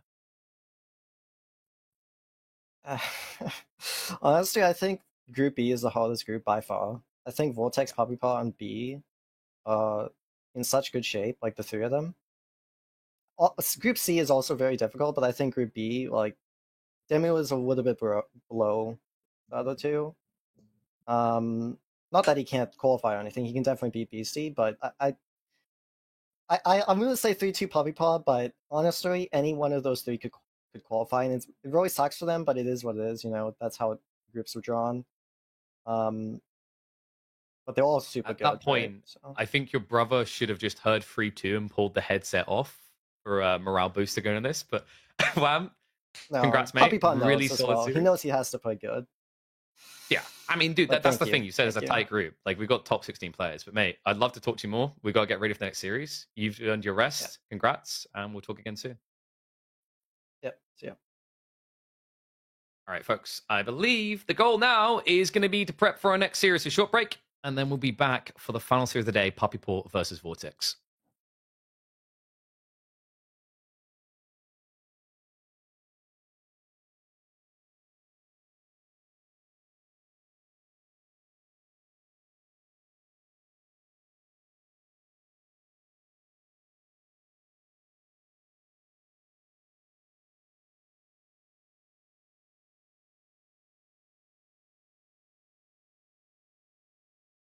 No, the Lombos are getting a double kill. Yeah. That is vile. Oh, 3 Knights. Well, this fight now, buyback immediately comes through. Knight's going to be tanking on the front line here. All right, 3 more volleys. Let's go. Limit Hale number is going down. She managed to get maybe, I think, 18 XP there, and we're starting to realize why JD is not that strong against English anymore. JD basically got a participation ribbon in this game. Let's call it what it was, Cal. She was not able to really have any substance, any relevance in these engagements. Lombo's being thinned out a little bit, but the Cataphract count is still looking good. The Knight count is shrinking. So that is TC is also under Barbican. It means that he will have a bigger area that villagers can work in, and I'm trying my best to ignore this. Yeah, this should be censored. This is not child friendly. Did he kill one? I think he killed a horseman and a spearman and lost everything else there. Yep. Get a little bit of damage here and get some room for himself. Is splitting up Palace Guards in groups of like this is the problem, right? Like, the timing wasn't right for that. Numadam was already circling the base like sharks. Look at the mini-map. Yeah, I think at this point he's like, oh, 2TC? Wow, I didn't expect this. And oh, wow, mass Springolds. Gonna have to punish that. I mean, you know you're scraping the barrel when these things come out. He doesn't really even have that much of a front line, right? 6 men arms in total is not what I call grand here. The backstab is coming around here. So the Horseman Spearman reaching in, trying to kite away, but it means the crossbows are now being sacrificed because all his micros going onto the Springolds. No time to waste. We need to inject more Age of Empires 4 into your veins. So sit down, tap up that arm, and get ready for a high dose of competitive action. Puppy Paw versus Vortex to round out the day. Tim, I think we might have another 5-game series. Yeah, I think this one's going to be really good, really close. I think, I was going to say we saved the best for last, but these past 2 series have been absolute bangers. So it has been an absolute blast to cast with you, but we are not done yet. I'm going to say 5 more games. I'm going to call it. I don't care. 5 more games. 5 more games. This is what we're going to do. First one's on Gorge. Delhi versus HRE. Cow is yelling in my ear to go, go, go. So I think we're just going to go right in there, KP. Are you ready, my friend? I am ready for HRE dominance. Long live the Germans. The elephant might be dead, but let's find out. We head into Gorge. Puppy Paw versus Fox's Vortex. Who's going to make it in the playoffs here? An interesting matchup, Tim. One that more recently, HRE have been looking Gucci, Dolce, and Gabbana. That was pretty good. I like that. Most of those brands I don't even know yet.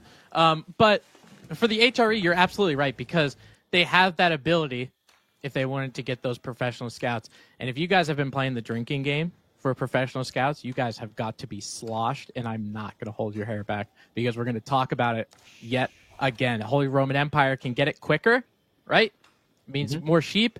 Get that Aachen Chapel right there helping you. You could even go a fast castle route if you want to, because we know how quick the HRE are in order to do that. If you're Vortex, I always thought for Vortex you had this aggressive kind of mindset. That might not be the case anymore. We'll find out very quickly if he's evolved, because if he's old Vortex, we're doing mine. That would be wild. That would be absolutely insane. I'd be curious to see it. Now, for Puppy Paw, obviously, I would imagine going with a little Dome of the Faith action. There is that Aachen Chapel right in the back. Yeah, he's chilling. He's chilling. He's settled in for this 5-game series. Now, I know with Vortex, if I remember correctly, he is in Spain. So it is a little bit later for him, but man, he is so ready. Yeah, and it's interesting because, like, you might go, why would you want mine work here? You can. You don't need to. It definitely gives you a bit more of an overkill and feudal, but the reality is you can actually just play a pretty solid arc and build up. Typically with HRE, you're going to be looking at Horseman Spear here as your bread and butter. It protects your Pro Scouts play, it insulates you with it, and also it just runs it at Delhi. Because with Dome of Faith, the only answer they'd have is like an infantry comp, right? But if you do infantry comp with Dome of Faith, you're just worse than HRE, right? Because their economy is that much better. It's not even that their I mean, obviously their economy is better, right, because of the chapel, but they're also faster than you, the spearmen and the archers. Yeah. So with Delhi, it's so important to, especially even though you're still getting those pro scouts, you need to have that good first engagement, right? Because it helps you set the tone. It helps you snowball later in. If you're the HRE, you have that economy, you have the faster units. If you take a fight that you might not necessarily want to, as the Delhi, the HRE is going to track you down and make all of your units pay for it. Yeah, and the reality here is Vortex isn't going to be Russian Castle. You need to be present, especially on a map like Gorge, because the sacred sites are too aggressively oriented for the Delhi to take advantage of. So do expect him to open probably with the stables, this Pro Scouts we're talking about. You can see by his gold amount, he's definitely going for it in this game. In fact, you know what a surefire way of figuring out if HRE is doing Pro Scouts is? Do they have a mill? It's really that simple. Yep, they wouldn't waste the wood on a mill if they weren't queuing it up, and he does queue it up already. Takes a minute and 10 seconds in order to get it. Puppy Paw still waiting on getting Dome of the Faith completed. So if he wanted to get those professional scouts, he is going to be a country mile behind. Without it, without those scholars coming in, it's going to take, what, 3 minutes, 3.5? Yeah, it's usually up to 4 and then fails down to like 3 because you add in the scholars. Because then at that stage, you have to pull the scholars out to go to the sacred site. So it skews your timing. You go 3 minutes to and you can scale it down a little bit. But like I said, because of the time on Sanctity and that being a real win condition, you just can't face it. So with HRE, Stables opening is going to be there. He can already immediately follow up with a Rax if he wants to. Would make a lot of sense because then you just build scouts and build spearmen and nothing can touch you. Yep, and we're seeing the stable for the scouts and then the barracks for the spearmen. And we all know for the Delhi Sultanate, because you went Dome of the Faith and obviously that Tower of Victory isn't there, those Ghazi Raiders are kind of your best option right now, and that's what he is going to be going for. I think when he does get some of those with Pro Scouts and all of those, technologies that come in, they might be free. But again, I don't know how much time you guys got because it's going to take a little bit. Well, first scholars are on the way, but this isn't going to be for free, right? The whole idea is this puts pressure onto you, blocks your win condition, and because he's going for the deer, he already needs to be present on the map. I'm a little bit worried. I haven't been convinced by Delhi recently in this particular matchup. Like the last 4 times I've watched it, it's all been HRE wins. Mm-hmm. Yeah, and I think, it's with this economy too. We talk about Pro Scouts over and over and over again, but that Aachen Chapel is bolstering just about every single villager, probably besides the gold. And the gold isn't really something that obviously it's important to him to get to Castle Age, but he's more so trying to make sure he gets enough Feudal Age units to keep that presence. And that's exactly what he's got. He's got Spearmen that just went up to the Feudal Age, Horsemen to be able to track those scouts down as well. All signs looking good for Vortex currently. Yeah, and he will be barreling out towards the sacred sites pretty swiftly here. Sanctity's coming in about a minute's time, at which stage you actually have probably double the military count of Puppy Paw here, courtesy of the fact that he's deceptive, right? Like half of his military right now aren't military. Right. No, you're absolutely right with those 5 scholars. Now, I have seen, maybe not in Feudal Age, more so in Castle Age, you get a decent amount of units, like he's got Ghazis, he's got Spears, and then you just send all of your scholars with you in this kind of YOLO situation, because the Dome of the Faith, this isn't like the old Delhis of a couple years ago where the healing was astronomical. You can still kind of fight through it, but it's definitely a benefit in Feudal Age. Yeah, it's tricky though. Like you can use them in Feudal for a long enough period, as in you are deep Feudal, all techs already taken. We're not going to be there for a long time, right? Like right now, we are in the HRE advantage window, and he really is milking that advantage. Archer's getting added in as well. He's trying to dilute the composition. And the more you do that against Delhi, the worse it gets, because the ideal situation for a Delhi Dome of Faith player is, let me build Ghazi and nothing else. Mm-hmm. Yeah, absolutely. And plus with all of the scholars coming in, not only, we talked about the heal a little bit, but these technologies hopefully will be going the way of Puppy Paw pretty soon. I don't really know if he has a blacksmith, but it looks like no techs have been queued by him. No, I don't think he's got time for the blacksmiths, right? Like he has to add in the Rax's production. There's a lot of wood already being burnt there. So a little bit problematic here. The Horseman raid's already forcing a little bit out of time. But the key thing is he needs to start locking these sacred sites. So trying to capture the first one. I don't think Puppy Paw realizes he pulled the scholar off. Oh, there we go. He's going to walk on now. That was a little bit awkward because the type of thing where you just might think you're capturing the whole time. But Vortex should be looking to posture for this fight. You can see that Puppy Paw, trying to guarantee that this happens, brought 3 scholars for that heal you talked about. Yeah, and I think just with them getting that first sacred site, that little bit of passive gold income is going to be so important. He had a couple of archers Vortex did in the back, and now he's going to be adding some reinforcement archers, but he is the only one with a ranged unit. So those spearmen end up getting mopped up. I think these scholars are not long for this world. No, he could run past them with the spearmen if he wants to in the horsemen, right? So you can just get the body blocks and the kills. Right? It's actually more value to kill the spears at this stage. Like, the scholar count is going to help to unlock the techs, but you just get a follow-up to dive in if you kill the spears. So it starts to reach the economy. Last of the berries has been gathered, so Puppy Paw was already shifting away. Sacred sites have been locked on the flank, though, so Vortex needs to kind of retarget out here. Is blocking that east side. The west side has been captured. Yeah, at least he's got one, right? Just to get that little bit of income, that's going to help. Obviously, Oh my god. For Delhi, obviously not thinking about that castle age, just because of how many units he's trying to pump out. Vortex is sitting on like almost 1,200 food and still has a military. Like it's so wild. HRE, this feudal age economy it's unbelievable. Yeah, so there's two ways you can play this. Like the way he's playing it is he got such a good lead that he's just going to rush castle. But the other way this typically goes is you play a longer feudal, you keep building into like archers and spears, but then you transition men at arms. The whole idea is you wipe your opponent's Ghazi and then get men at arms, and then eventually go castle with like 20 men at arms. It's the old school HRE build. This used to be good before Delhi got Ghazi, and then fell off because Ghazi can destroy men at arms. But in this game, Vortex is just so confident about what he done, he doesn't even think about playing that long age. Dive is going to come in, but the Ghazi not able to kill a single soul here. So there won't be any denial of Vortex's fast castle play. Yeah, and plus with, I mean, Vortex sitting on 31 military units, only one of them being a prelate. Puppy Paw sitting on 25 military units, 5 of them being scholars. So having that increase, you know, obviously, first one to the professional scouts. And actually, a little bit of food surplus. He only needs 1,200 to get up there, but hopefully he will have enough to whatever Castle Age unit he wants to pump out. He's going to be able to. I did want to touch on the Ghazis a little bit, KP, because I think they're good against feudal men-at-arms, obviously, but the feudal Ghazis, they only do an extra +2 to heavy. So I feel like the Castle Age, you might be able to strong-arm them. Yeah, especially because you have your own two-handed mates, two-handed play, right? So get that for the +2. And there's the Renate's coming up. So like the reason why Vortex kept floating more food is because he doesn't have Wheelbarrow and his gold isn't in range of the Archon. So he didn't want to pull more villagers over there. So now he's going to rebalance his economy by still gathering gold and then just use the food gatherers to build the Regnates. So it will work out. It just looks a little bit greedy, a little bit weird, but it's going to give him an immediate influx into like triple knights here. And Puppy Paw right now has 0 answers to triple knight. Oh, yeah, absolutely not. These horsemen are even actually going to take a pretty... I don't know. I kind of would have taken that fight because there was only just one spearman there. I mean, he's blind, though, because his scouts aren't here, so I think Vortex is just showing a little bit of respect. But now that they've arrived, you look at this fight and go, that's jackpot.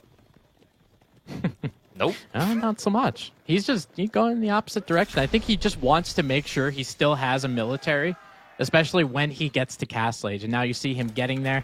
There are the knights coming out, I would imagine. Relics are going to start to get scooped up in a moment's notice. And when that happens, you thought this game was over before. Now you had a couple Regnant's relics in there. Yikes. Horsemen overstaying their welcome. So Puppy Paw, the best thing you can hope for is just get rid of the raiding type units and trying to catch up. But how do you catch up here, right? With that type of food income, you're looking at 2.5 to 3 minutes to try and mirror castle. That's way too late. All relics will be gone from the map at that stage. So at this stage, what Puppy Paw really needs to do is kind of blob spears, archers, and try to go and force an idol. My worry is Vortex has already shown racks, right? Like, what stops him from building men at arms? Currently, not much.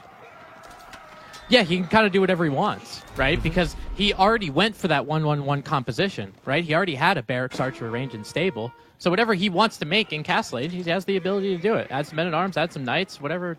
Honestly, whatever the hell you want at this point. Now with that veteran archer upgrade, now that Vortex was able to maintain his archer mass, they're just staying to try to make sure that gold gets secured. He's going to have some knights as a front line. I think it's going to be rough for Puppy Paw. Yeah, it would be quite the uphill battle to try and get back in this. Like, theoretically, if Puppy Paw can get to castle, there is always war elephants, right? Like, if your opponent hasn't added crossbows, it doesn't have a reason. The reality check, though, is, like, you're about to be eclipsed on military. You haven't even started the age up. It's hard. Like, hard doesn't really do it justice here. We already have veterancy in for the archers. They can pretty much mop the floor with this entire army. And the knights are going to start just trickling out to these pocket economies. So lock yourself in, because if you're a Canadian fan, it's going to be a long route to recovery. Yeah, and I mean, he just has like 1 or 2 of these knights that are out here, but look at what he's doing with these spearmen. And we've seen this time and time again. Spearmen just making sure those archers are staying alive, making sure the Ghazi don't get that kind of surround. Puppy Paw does have the quantity, though, with how many archers are in the back end. But look at the spears. They just make sure those Ghazis didn't get there. They got to back up. Overall, a little bit of archers continue to remain. He's got nothing for these knights, though. Yeah, I mean, the knights were a little bit slow to arrive, but the archers still survived. That's the most important thing. Vortex, yes, he lost all the spears. Those were only feudal spearmen. It wasn't what you actually wanted to play into at all. It was all about this knight archer comp. Now, villagers on the front line are going to be in trouble. His Knight is just a little bit too tanky to penetrate. Puppy Paw, I mean, he has to pull the trigger. You can say that he's saving up the last bit he needs for Castle. Problem I see behind this is, like, realistically, with the pushback you just saw here, Vortix should be belting out to all relics on the map.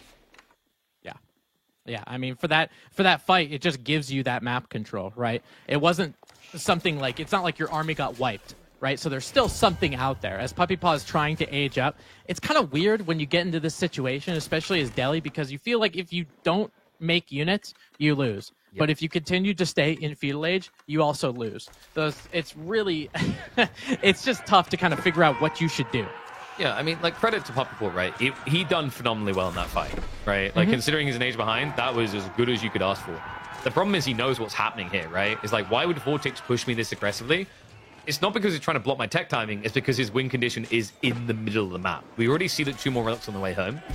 Realistically, I don't see Puppy Paw getting out of the base before the other 2 are coming home as well.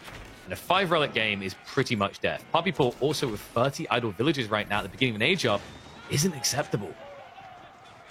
Yeah, no, you need them gathering. I don't really care what you're gathering at this point. You got to be gathering something. And, you know, with Delhi going up to Castle Age, people kind of try to figure out where there's a weak spot for the Delhi, and it's definitely in this moment because you're early Castle, you're trying to get some of these Castle Age units, and even though you have a lot of Scholars, it still takes a while to get those Castle Age upgrades. So Vortix is going to be hanging out with a tech advantage for probably another couple minutes. Whoopsie. It looks like Vortix was not all seeing here. 1 relic is actually coming home from Puppy Paw. Still should end up being a 4 relic game for Vortix, but not the complete domination he's looking for. However, we are talking about an 8 eco lead at this stage. Lancer play is going to be good for Puppy Paw once he has the home blades in, but this is the heads-up moment where Vortix should be switching to crossbows. Not even needed, though. You get the scatter return at home. Game 1 will be a swift opening victory for the Spaniard. Yeah, you know, I feel like we're going back in time a little bit because HRE, it just feels like always had this super good matchup against Delhi, especially really early in AoE 4's inception, and now we're seeing it a little bit more just because of the ability of those professional scouts to kind of get there. And you can see Puppy Paw obviously did not have the ability to continue to make those units and go to Castle Age. At the same time, Vortix striking first blood. I think that's still 1 of 5, though. I'm just saying. I think it's still 1 of 5.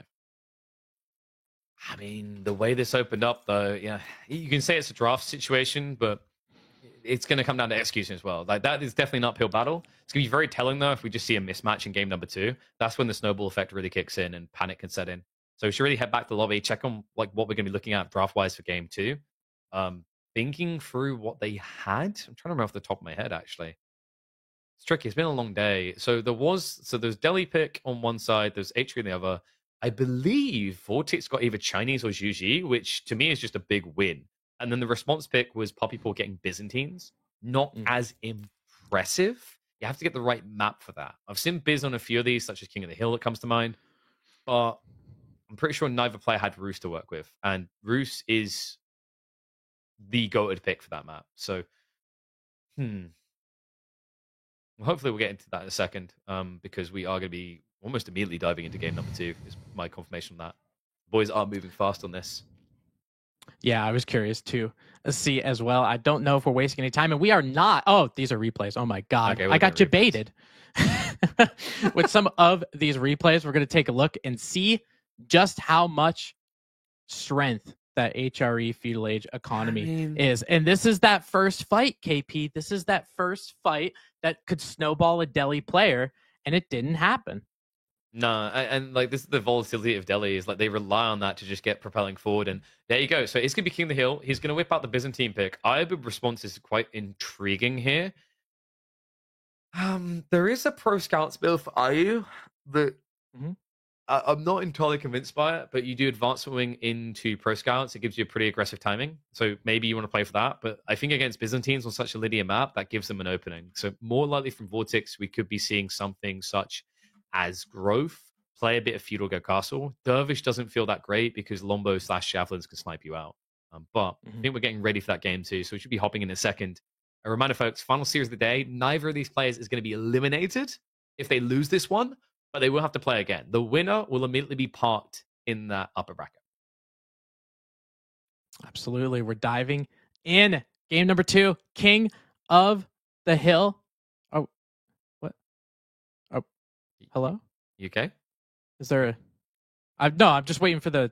Oh, are you trying to bully the production into doing what you like, want? I just wanted to do... never works well for casters. Right, I just wanted to, like, move... No, I just wanted to, like, move it. Don't put me on the spot. I just wanted to, like, move it so I could get that transition while I was, like, getting excited about it. Anyway, you know what? Let's just carry on. Excitement's gone now. Byzantines and Ibex. Oh, here we go. Yeah, right. So, let's find out who our King of the Hill is going to be. Return on this map after a long time of missing. With the changes that came in for Season 9 around Siege and Walling, this map has a new breath of life. Unfortunately, that breath involves Pro Scouts. Take a shot. Yeah, I'm curious to know, honestly, KP, I'm curious to know your opinion of this map, because this is one of those maps that I absolutely love to cast. I love to watch because of the climactic endings with the sacred sites, but I absolutely hate to play it. So, sacred site win conditions feel less emphatic. I think is the word I'm looking for on this map. Like, compared to old, because although it's a strong play, and although the map will probably end over the sacred sites, it won't end because one player has more sprills than the other. There's a big part of why I added it back into the midweek musters to test it for that reason. And the outcome was, sure, you'll see sacred site victories. Actually, the biggest scourge on this map is the scourge on every single map. It's Pro Scouts, right? I don't think we can measure the true weight of this map until Pro Scouts gets fixed. Yeah, I mean, probably not. It sucks to say, to be honest, but at least with these deer packs, there is going to be a lot of contestation, right? Like, all of these deer packs, they all spawn up relatively forward. Usually King of the Hill, your, like, quote unquote home deer pack ends up being on the first, like, ring of the hill, so it ends up becoming a little bit difficult. And obviously those boars are a little outside for the Byzantines, but they just care about that oil. Those boars are going to be safe today. There might be a problem here for Vortex. If he wants the fast castle, his spawn is atrocious for it. Double gold on the west side against Byzantines that can have a Lombo timing. Like, you could actually just kill his game here if this is greed from Vortex. So, likely we're going to have to see him play the Feudal Age. Question is whether it's going to be that Dervish play. Vortex was a really big fan of the Dervish and Desert Raid opening, right? The whole idea is you just keep chain healing and poke at your opponent. So, wouldn't be surprised if he goes for it, but as I mentioned in the lobby, the problem with it here is Byzantines will have range units, and that is the counter to the Dervish. Yeah, especially because it feels like you can just you could target the Dervishes, right? Instead of just the Desert Raider if you wanted to go for the Desert Raider. I always see a lot of people, like, they have like a couple horsemen or something like that, and they're going for this Desert Raider, and I get you get the bonus damage, but if you're not stopping the healing, it feels like you're not really doing anything, you know? Oh, wow. How people... Yeah, he must have seen something. No, because his scout is here. Like, this is a very interesting and early outpost to be coming out. It's Growth Wing. So, the outpost feels kind of wasted here. Like, you'd be worried about and feel the need for an outpost if this was the Dervish Desert Raider opening. Oh, yeah. If there was Desert Raiders in there, or Dervishes that come out with the Desert Raider, this is an absolutely wonderful tower. Wait, is this a Kata build? I'll lose my mind. Don't even... I can't imagine any other reason why you take this defensive line in minute 3. Right? Like, he's walling west side and outpost. I at least understand the outpost because it's berries and gold, right? But this is overly defensive. I don't think, like, there's no way you gulp against Ayyubids, right? The things like Desert... Why not? Like, Desert Raiders and Camel Lancers, they're like... They have so many camels, there's humps flying all over the place. Why would you make a horse? Because cataphracts just run past the camel and kill villagers, right? Oh, yeah. I guess that's... beam me up, Scotty Tech, pretty strong. It'd be interesting. It would definitely be interesting because you're talking about trying to get a little bit of map control, especially on this map, because of King of the Hill, the Sacred Site, and some of the relics that are there as well. It could be advantageous for you to do it. But yeah, that wall on the western side, this definitely feels like he's thinking it's military wing.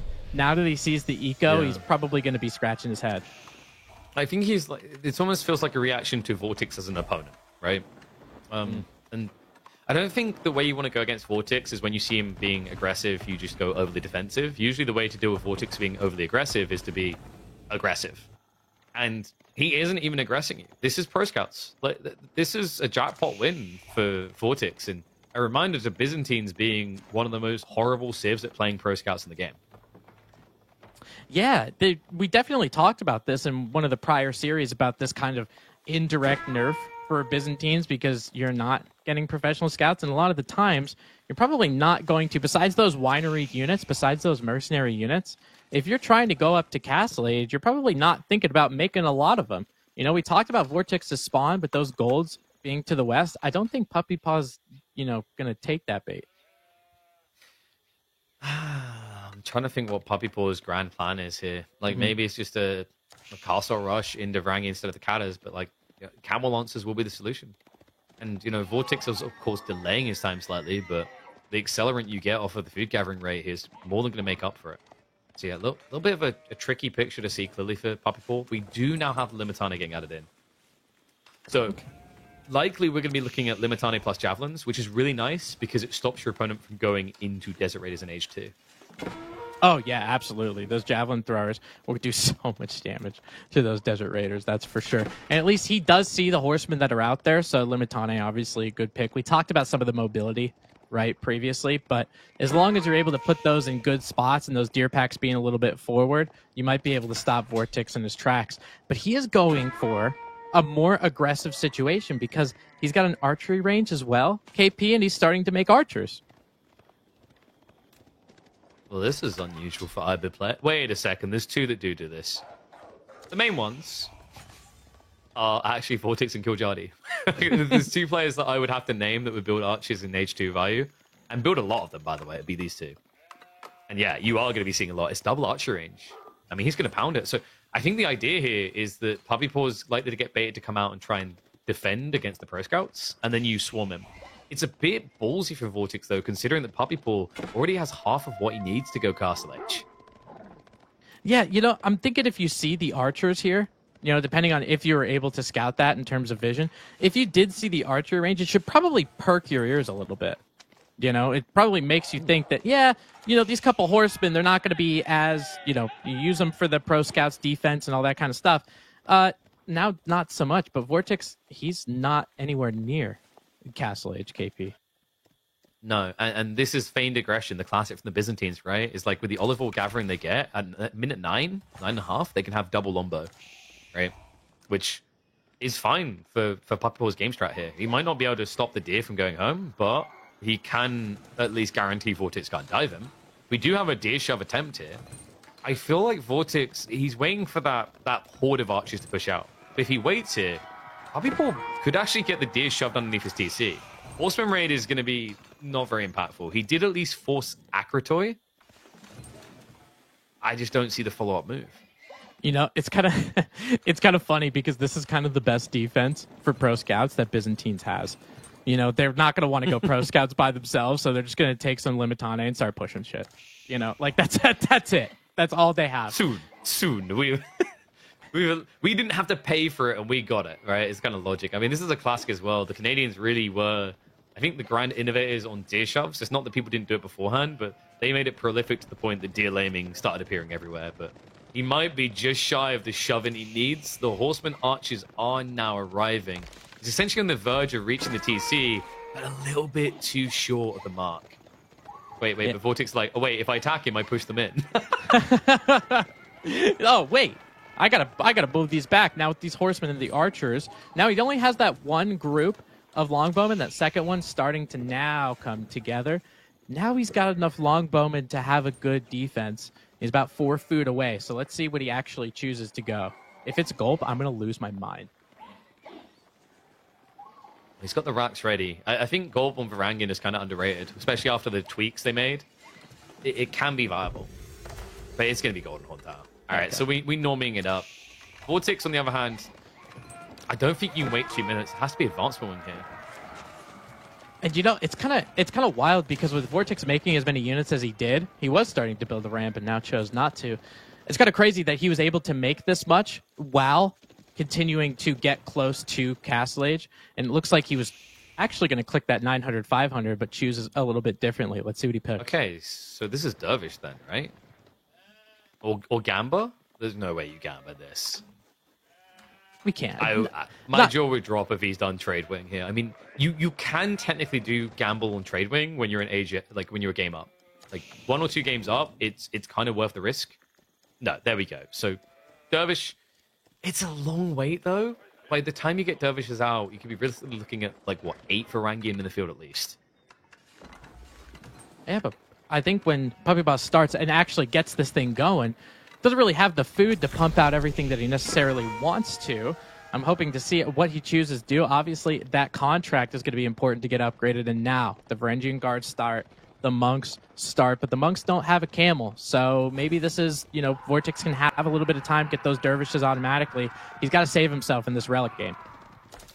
Yeah, it's just tricky, right? Because Puppy Paw in the end was able to get that deer shove under. So at this stage, I wouldn't blame him for gathering that instead of berries, right? Just to get that accelerant. How many deer did he get underneath the TC? Probably like 2 or 3, maybe? So like that's enough to really get that initial Varangian pump going. Veterancy is also already on the way. Undermesh is being prepped by Vortex. Problem for him right now is he's kind of stuck in limbo, waiting for the ability to build Camel Lancers. Yeah, and I think, when those Camel Lancers come out, the Varangian guard that he's making probably have to get changed again to Limitane and get that Castle Age upgrade. So that's even more resources. That's a lot of gold that you're spending on doing that. And then you got to pump all of them out too. So Varangian guard are good now. He's got 4 of them out there, a couple in the queue. But I feel like he's really got to make an impact with them because he's on a small amount of time. Oh, he may have sensed this perfectly, Vortex. The problem is the Lombo's already here. So you can't actually dive for the Monk kill. Great grab there by Puppy Paw. And the key thing is Puppy Paw is doing a great job of still using the Lombos. That's important because to your point, the Varangian, when he makes that switch into Limitane, archers at the counter. So what you need as Puppy Paw is to not lose any Lombos so that you can block the Iobid's second step in the combat, right? Which is Camel Lancers followed by archers. Yeah, and this is we have to get in the mind of a professional player, right? Because usually a lot of people are thinking one-dimensionally, not so much, right? You got to be thinking about what your opponent is going to be doing and what you should do to counteract what you think he's going to do. Okay. Yeah, so I'm going to try and channel my pro player thought process. Here we go. I got someone coming. Okay. I don't want to play moving out. Okay, do that's what's coming to me right now. That'd be kind of nuts. Maybe we'll see it in this series, but Dervish is going to be capturing that middle, the sacred site, so he will be the first to take the hill. Has a decent amount of army behind him just to make sure he gets that cap, and does have the ability, if he has all of those archers together, maybe he can start to make some siege up there too. Landsknecht coming in randomly won't be that useful against this comp he's facing. You kind of wish you had more Lombos coming. The Varangian count just doesn't look scarily impressive right now. Archers, they have been vetted up, right? So more than just a tickling. Like, Varangian kind of hate this because they have quite a lot less health than the standard Men-at-Arms. So he's going to at least be able to get the decap. But the trade-off is going to be a 4-1 relic split here, guaranteed for Vortex. I don't really see how Puppy Paw would stop him from this position. Yeah, I mean, obviously Vortex is going to get a little bit of extra gold per minute, but, I mean, Byzantines gets these quote-unquote units for free, right? I mean, he's got Longbowman in the queue, Landsknecht in the queue, whether that's from the Golden Horn or the Mercenary House, we're not quite sure, but he's going to be able to continue to bolster this up. And these Longbowmen are such a good defensive unit, even though those Camel Lancers might prove to be an issue. Let's see if they get that charge, and they do. Yeah, Limitane count is practically non-existent here. He also has a Dervish heal. I love that. Him just being in this area, not being focus fired down, is giving a lot more heal and sustain to Vortex. And Puppy Paw cannot remain here. We talked about what happens when you lose the Lombos, and they've practically been wiped. Wow. Yeah, but actually all of them did. How many archers that he had, he was able to target the Limitane. There were only about 3 or 4 of them, very accurately called, KP. And then he was just able to target those Longbowmen that were there. Camel Lancers are left up, and Dervish can heal them back to full as long as they don't die. Now, if you're Vortex, I think you just send it, and that's exactly what he's doing. Imperial Age, AoE heal OP. Castle Age, Feudal Age, every age, right? You're seeing it here. Usually it's in the Feudal and Imperial, but this is a pristine time in Castle. You exchange with your opponent, he has practically nothing left. The upside for Puppy Paw is meant to be, well, when we fight again, you've been beaten to crap. So let their health ball on these guys. Have a look at their bars. Most of them are going to be half, if not full. As long as he just brings a Dervish forward, and the next time he fights, there's going to be no damage at all. I mean, look at that. Like, barely any of them are limping around at this stage. and certainly not the archers, right? I mean, those archers were relatively untouched throughout the duration of that. He's trying to get some longbowmen back up. Honestly, KP, maybe, I mean, I get the longbowmen are a really good unit, but a couple crossbowmen to take down these lancers might not be a bad call. There's just so many archers. I know. Like, this is the problem. The key thing with Byzantines is unless you build an advantageous position, oh no, losing your mercenaries is unacceptable. Like, it's the thing that makes them simultaneously overpowered, but also vulnerable. And he's beyond vulnerable. That large, overcompensating structure there is, I want to say a death sentence, but it's going to be very sad to watch Varangian try to kill this. that is without a doubt the siege tower your girlfriend tells you not to worry about. I love this Tower of the Sultan because of the way it moves. It's like its wheels are a little bit loose. It's bumbling, stumbling down the hill. And Vortex is playing with the philosophy that sometimes the best defense is a good offense. He's got that sacred site in control. Now he took that first fight and he is shipping it. This is the evolution of Vortex. He used to be a Mongol main. He still considered it signature civ. That was a civ that would outpost rush. Well, this is technically an outpost rush on wheels. Yeah, and I think, you know, I don't know about you, but usually when I'm playing against Ayyubids and I see that Tower of the Sultan, I'm like, okay, dude. Like, you don't have to do that. You know, you could That's just rude. Stop BMing me. Like, come on. I mean, he's always killed the tower, but it's just baited so much time from the Varangian Guard. Crossbows now getting queued up behind this by Vortex. At this stage is the perfect transition, right? And Puppy Paw is bent over a barrel. He's about to explode like that tower. You know, and just the way it explodes, too. It looks like there's TNT in it. You know, right? just the it's way like that was totally worth the price. It's like when you spend $1,000 on fireworks in November. Oh, no, that's the 4th of July, baby. That's for Oh, sure. sorry. You guys do it different there. Oh, man. But look at Ayyubids, just in their ability to take all of the resources that were on the map, the professional scouts being very advantageous for them, and would about double the case just because of your ability for pro scouts and all of that good stuff for the archers. Vortex made that game number 2 look pretty good.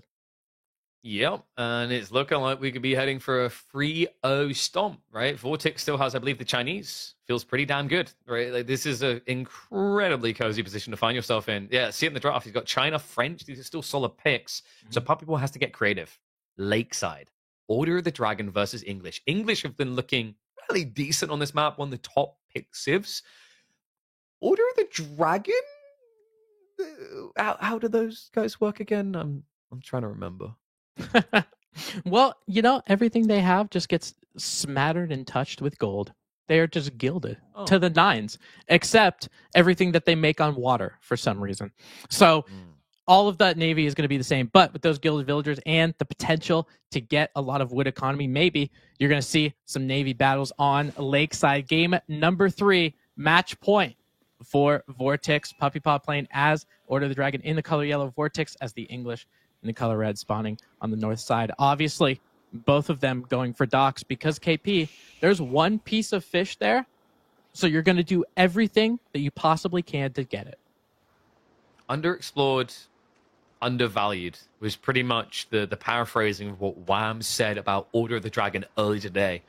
Well, we'll see if that holds true, because if there's anyone that should know how to use it after a statement like that, it's his regular scrim buddy. And Puppy Paw can do nothing but perfection from here on out. English, they've proven themselves on this map. Not always guaranteed a win, but a solid base to begin with.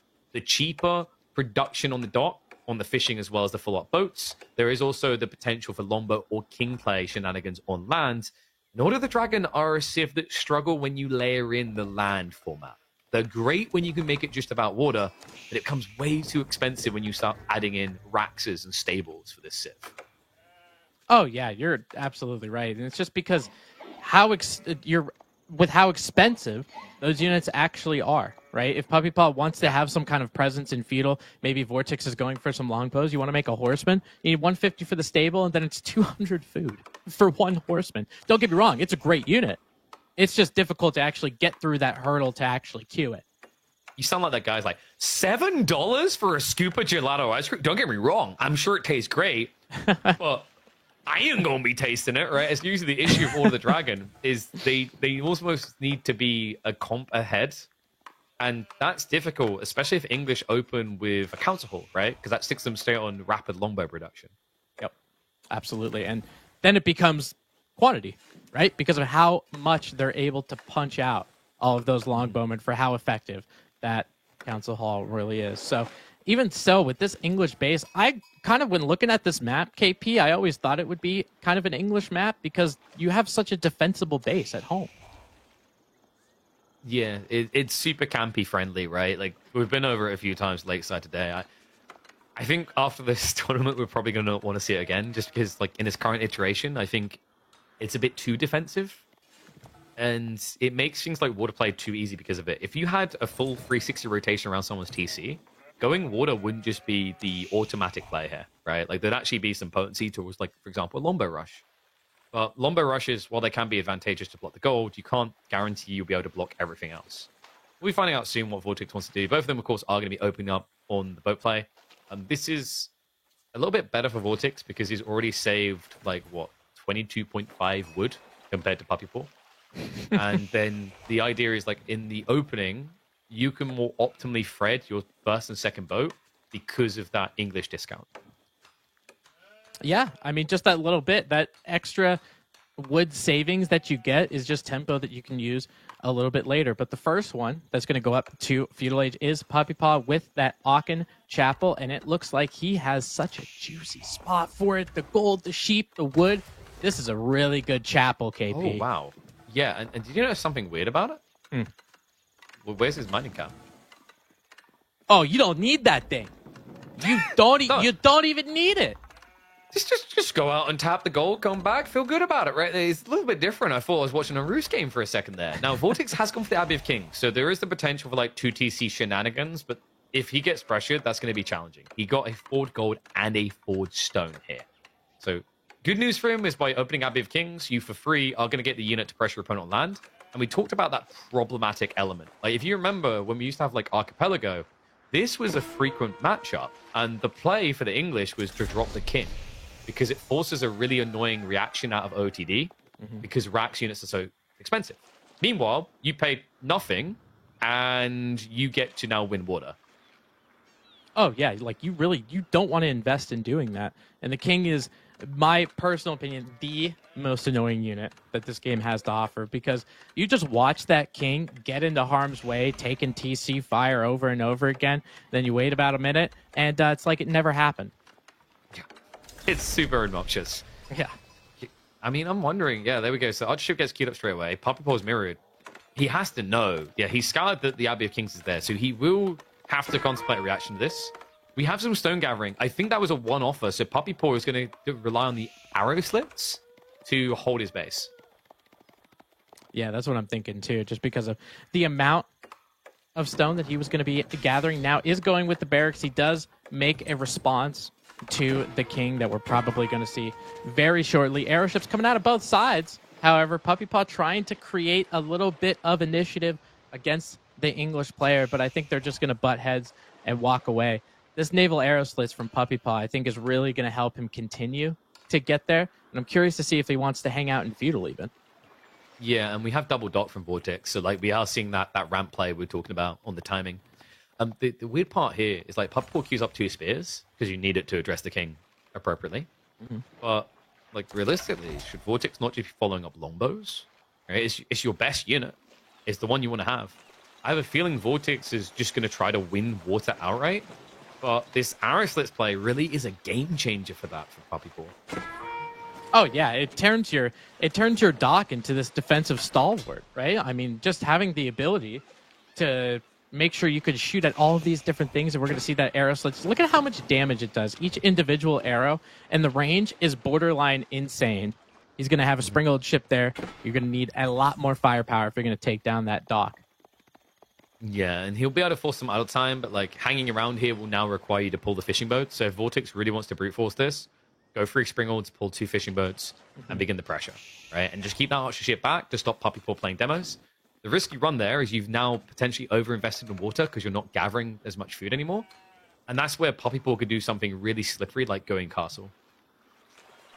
Yeah, I think that honestly for Order, it seems like a good idea. I mean, they might be going the way of the HRE, right? Usually with Order of the Dragon on land maps, you might see a mine work, you might see a Burgrave, you might whatever. It looks like you have a little bit of a choice, but maybe we see just that Aachen mine work or Aachen Regnitz, excuse me, that you see of normal HRE. It's like Puppy Paw trying to take a little bit of a fight, trying to get a demo ship out. This is a bit obsessive trying to protect the archer ship. Demo is going to be coming out, and that's going to be a double whammy. That's so Vortex! Good. He was too busy looking at land there. Great hold by Puppy Paw. Oh my god, that's so good. You know? And this is why some of these maps are so important, right? We talk about Vortex all the time being so good on water, but any professional player, you lose sight of that water for just a split second, and a demo changes your will to live, essentially. Absolutely wild. And now the game has taken a complete flip of the roles. Lombos are being built by Vortex, but redundant. Puppy Paw is getting ready for a tech up. Now, this should be Burgrave. You're going to need units to flood the map. Going Regnitz actually leaves you vulnerable to just getting countered, right? Like, you won't be able to move. Oh, wow. He's actually just going to... I mean... It feels like a big lead what he done on water, but like doing Regnitz here means you've got 2 spearmen to protect you, and your opponent already is queuing longbows. So like, I think if you're Puppy Paw, the only play here on the opening is to take that safe relic. Yeah, I kind of get the idea of the Burgrave, kind of like how you described, right? You have the food economy in order to do it, right? You have the fish that's going to help you out, and you already started to make some farms over there too. So you're at a decent amount of food per minute, 660, so you could probably hang out and get a lot of those units, but chooses not to, goes with that Regnitz. I think even with that barracks, you might be able to produce enough, right? He's going to try to get an outpost here. Hopefully they will have something to say about that. Spearman might be able to come in. King on the backside, creating a little bit of problem, and now he knows that Castlades is going to happen. So what's Vortex's plan now? He's stockpiling. Right, so he's got enough longbows to be a little bit annoying here. Love the idea from Puppy Paw. He did actually queue up a men-at-arms, so this pads him a little bit. But Vortex now spotting what you're doing so early is a problem, right? He's mirroring. And with Castle Age, I don't think you have to go White Tower here, right? Puppy Paw is going to have, like, what? When you're teching up maximum, maybe 3 men-at-arms? He could play it safe, though. Like, I've seen White Tower on this map. It just gives you an impenetrable location as English because of the defensive spawns that we talked about. Oh yeah, absolutely. And there's a lot of open field over there in the back, like the north side of Vortex's base. If he wants to hang out and make a bunch of farms, he will have the ability to do that as well. So those early gilded men-at-arms need to get fully gilded and mature just a little bit to get some more ranged armor, because these longbowmen, if you give them enough time, you might even be able to kite them. So Puppy Paw is making that transition, adding a little bit of horsemen. And I hear in the background a dead king. Oh, I love it. Yeah, not a long live the king moment. I think the awkward thing here for Puppy Paw, though, is it's almost like he's playing a bit more defensive because he's maybe expecting it to be White Tower reaction or an all-in. We can see it's King's Palace, so Vortex is going to have that scalability. It's really important that Puppy Paw counterattacks here out into the map. Man, I think he might have the ability to do it now with those horsemen out there. Those longbowmen are pretty much focused on those men-at-arms. Maybe one of them end up going down. But that one horseman, we talk about how expensive it is, KP, but that horseman will take down every single one of those longbowmen. Yeah, he's the MVP right now, but the part is Puppy. Yeah, instead of just finishing them one by one, he was just hitting them all, so that got a little bit weird. And there was an opportunity for Vortex to snipe one of those men-at-arms, but he doesn't take it. No, he doesn't. And I think for these horsemen, it's kind of funny because I'm used to seeing them two-tap. I think it is, if you do get Bloomery for these horsemen, I think the longbowmen do go down in 2 hits, right? Yeah, they just get completely pummeled. So, she's arriving in his base. Vortex doesn't really have a standing army to defend with. There is a growing risk that he won't be able to gather anything here. Yeah, with that goal being in front, I think you might be right. He's starting to make an army composition change. He had some longbowmen. They're obviously not going to be too effective. He's adding crossbowmen and going to be adding some spears in the background for some of those horsemen too. But God, these men-at-arms are so chunky. Yeah, but where's the undermesh? Puppy Paw, he never found wiggle room for a blacksmith play here, right? So this is idle time achieved, but definitely not death, right? It's only 1 worker loss. He got enough crossbows out, so credit to him. It looked grim for a moment there. But the double TC fire is enough to whittle away at this. Puppy Paw is going to be reset, but not without an advantage. Remember, while this die's been going on, he's been playing into the middle of the map. It's going to be a 4-1 relic split. Yeah, honestly, that could have been the plan for him the whole time, right? Just get some men-at-arms, provide some idle time, make Vortex hang around in the English side of the base while you're just scooping up them relics like it's no problem. You see that on the bottom left portion of your screen. It's 1+3. Look at them all. That's a trinity if I ever saw one. Mm-hmm. Ruse should take lessons from this. I also love the way that it just kind of synced up, moving across the map together. Like, initiate arrow formation. Yeah, that's pretty. I mean, even though those prelates, they're not going to, do any damage to you, but I'd be scared. I'd be like, I don't know what kind of divine intervention they got going on, but I would probably run in the opposite direction. Initiate staggered Wallalol arrow formation. It could be lethal. It could do something to you. But yes, pretty scary position now for Vortex to find himself in. Not one that he can't scale out of, mind you. With 2 TC, there will be a window here down the line before Order of the Dragon caps out. We do have Gilded Archers coming. Love this play. Undermesh plus the scale armor makes you a really solid counter against crossbows.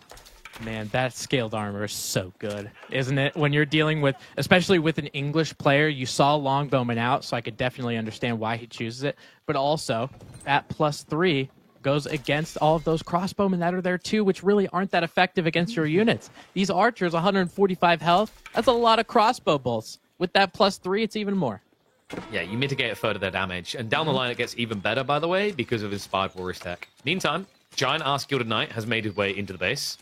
Crossbows were completely out of position to defend this, so Vortex kind of trickling troops to defend. He is doing his best to not idle too much economy, but it's still going to be, like, what, a third of your eco not working?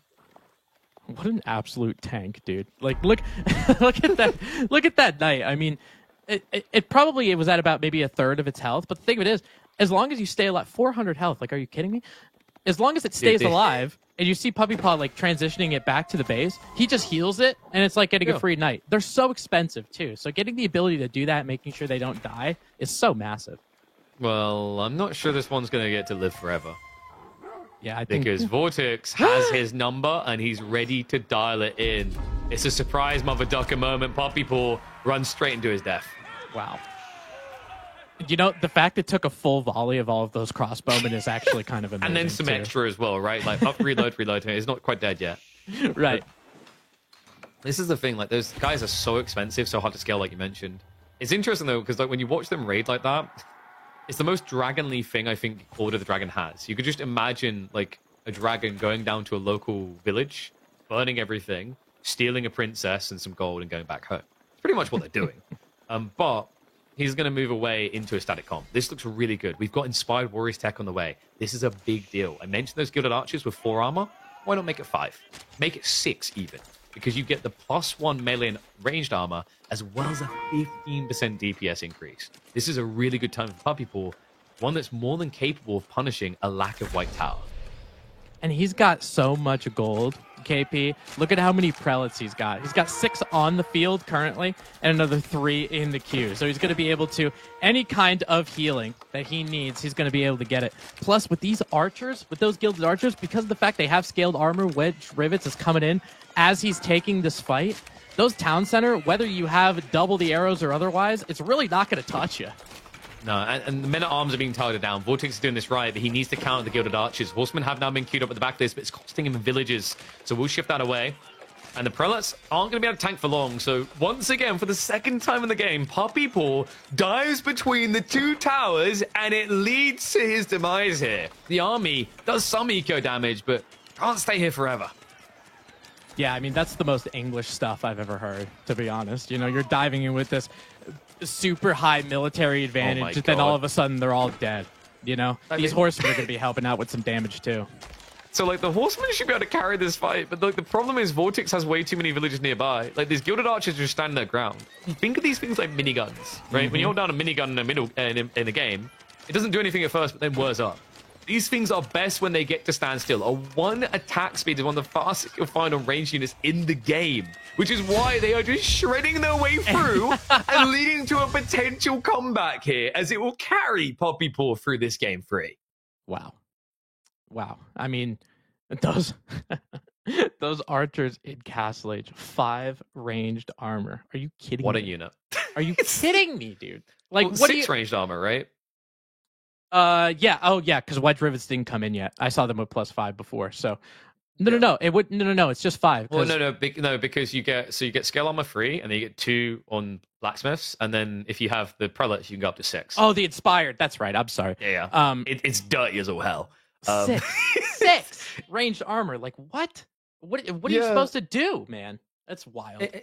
And you see what I was talking about Order of the Dragon. The reason that looks so good is because they are a transitional civ, transitional into transactional advantage. What he done is he got a unit comp ahead, drastically ahead. Because the thing about OTD is if they do get 1 unit ahead of you, it's doubly impactful. So what we saw here is Vortex. I mean, the men at arms look pathetic, right? Can we just agree on that? Those guys were just pretty much running into flop dead. But they paved the way for Vortex to overcounter with crossbows and have no solution to Gilded Archers. Yeah, it was almost kind of like a bait. But, the thing of it is, for Vortex, like, you feel like you need that many. You needed a decent amount of crossbowmen to stop men-at-arms from wreaking havoc into your base. He even had a knight over there as well. So he did have some heavily armored units. And then all of a sudden, Puppy Paw has 14 Gilded Archers on the battlefield and continuing to make more. His economy was out of this world compared to Vortex. And when you're Order of the Dragon, you got an eco like that. You could pump out those heavy units. It's game over. This is the dream, right? Like where Gilded Archers struggle is when kiting gets involved, because if they have to start a step or anything of the sorts, they suck, because the reality is they attack too fast to use their attack speed. But getting in the middle of the base and just standing there is the dream. Anything comes in range, it dies. It's almost like watching one of those kind of cinematic scenes where the guy is just shooting 360 and hitting everything. But let's see who's going to be hitting harder in game number 4. Potential deciding game still. Puppy Paw has begun a path to recovery. Can he carve his way to a 5th game with the Japanese, or is Vortex going to send him out in 4 with a Chinese pick on moving out? It's pretty interesting. We saw basically both of our moving out games. We saw the same matchup, right? We saw Malians and Order of the Dragon. So now 2 completely different civs that are probably going to play this completely differently, right? Because China, they're not the Malians, right? They don't got to go out and get pit mines and all this stuff. They could just collect some taxes, and then all of a sudden they're feudal age. Now, as controversial as a map as this is, someone I did just realize is we've got one of the best pro scouting civs in the game, and finally, we won't see it. Yep, we're not going to see a single professional scout. Well, at least I hope not. Getting a little tired of it, honestly. After going into, I think this is our 18th game that we're going into. So yeah, I mean the pro scouts, maybe we could give it a rest. Put your books down, go to bed, dude. But yeah, do something different, innovate. Come on. And the Japanese, they're obviously not going to be doing anything like that. They're going to be worried about getting that fishing eco and those boats that are so cheap. So you have a little bit of the taxes from the Chinese, but Puppy Paw's got to go out to get gold with cheaper fishing boats. So who even gets to feudal first? Yeah, so with this, I mean, China should be a little bit quicker. We did get an Imperial Official build opening, right? Like usually when there's war involved, you'll imp official opening. So you do have taxation. It's pretty nice. The Japanese is a little bit more annoying. You just saw him queue up Tawara because you need the movement speed because you're going to do a lot of walking, right? You don't really want Tawara here. There's no berries in range. There's no real reason to have to, other than you just need to be a bit swift on the outro. But yeah, so we do have imp official. So there is a world in which Vortex doesn't even leave the island to go feudal age. I'm expecting him to probably just transpo ship 2 to 3 out because it gives you options. But once that Imperial Academy goes down, if you have docks in range, oh my dear God, this civ. Dude, it's just illegal what they're doing. That tax evasion, avoidance, whatever one it is. It doesn't make sense. How is the money always going up so much? Right, and I want to call it evasion, but it's like a surplus, right? So I'm not really sure what to call it, to be honest. But Puppy Paw is going to be that first deep one loophole where your uncle dies, you don't pay any tax, but you actually get 20% of what he's worth extra back. Yeah. Yeah. Sorry, did I just expose your get rich scheme? Well, I mean, I would just prefer not to really tell anybody. But with Puppy Paw going out there now, is Japanese with all of these villagers. He said 8 out there, KP. Yeah, I'm just googling how to say Jesus in Japanese now, so it's more appropriate because That is a lofty pull. Yeah. You think He's because a of that? goodie. There you go. Because of that, do you think that there's going to be a lot of military mass on land for Puppy Paw? I mean, like 8 on gold. Don't get me wrong. You probably only need a few to get up to feudal age, so you got to be thinking he's expecting to do something else. I think it's just he's going to switch them onto trees afterwards, right? Like, I mean, it doesn't hurt. You don't have to have a taxman there giving you 20% more. You just have to suck it up and get your normal rates. So, you know, it gives him pivot options. It's not the worst idea in the world per se. It's like when he needs more gold, switch it. When he needs more wood, whereas like if you misplay the opening and you all of a sudden need a lot more gold, you have to take a risk coming out. So Coco is going to be on the mainland. Makes sense. Like, why would you want a Kura storehouse here? And now he can probably just queue up a second Shinobi and go north and south, rotate around and arrive here at the same time. Because Vortex does not want to build a Barbican. Any Chinese player can speak from experience. In the last 2 years, if you have to open with a Barbican, you're sad. Yeah, it was kind of funny because that wasn't how Chinese used to play, right? No, like all they used to do was Barbican our asses. Yeah, because like not only, I mean, offensive Barbicans, obviously, but you can go defensive because they needed that. Tim, there's a bigger problem here. What's the problem? Vortex should have went to his opticians. I think he realized it. Okay, so didn't spend too long on it. Yeah, he wasted a lot of extra time here before going out in the gold. So we'll be able to get the plop down now. Imperial Academy is going to be on the way. So this is really important for timings. If he'd spent any longer trying to find that gold, he would have been up Craps Creek without a paddle. Because you wouldn't be able to just lean on taxation alone. It's really good, but you would have been limited in your options on just Imperial Academy. Oh, yeah. I mean, especially you're trying to get some of those Springald ships and those demo ships that cost a little bit of gold. Plus, you're probably going to need something land-related.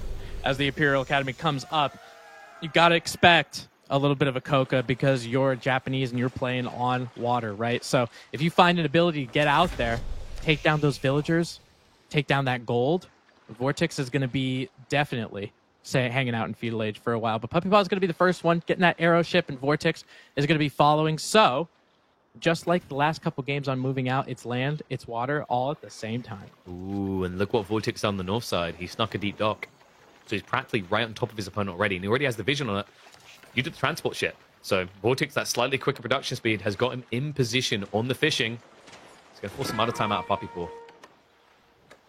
Yeah, and just that little bit of damage moving those fishing boats around is very advantageous for you, and you got that transport ship just kind of supervising you. But yeah, that north dock is definitely going to play an impact because it just means you can produce stuff 2 at a time.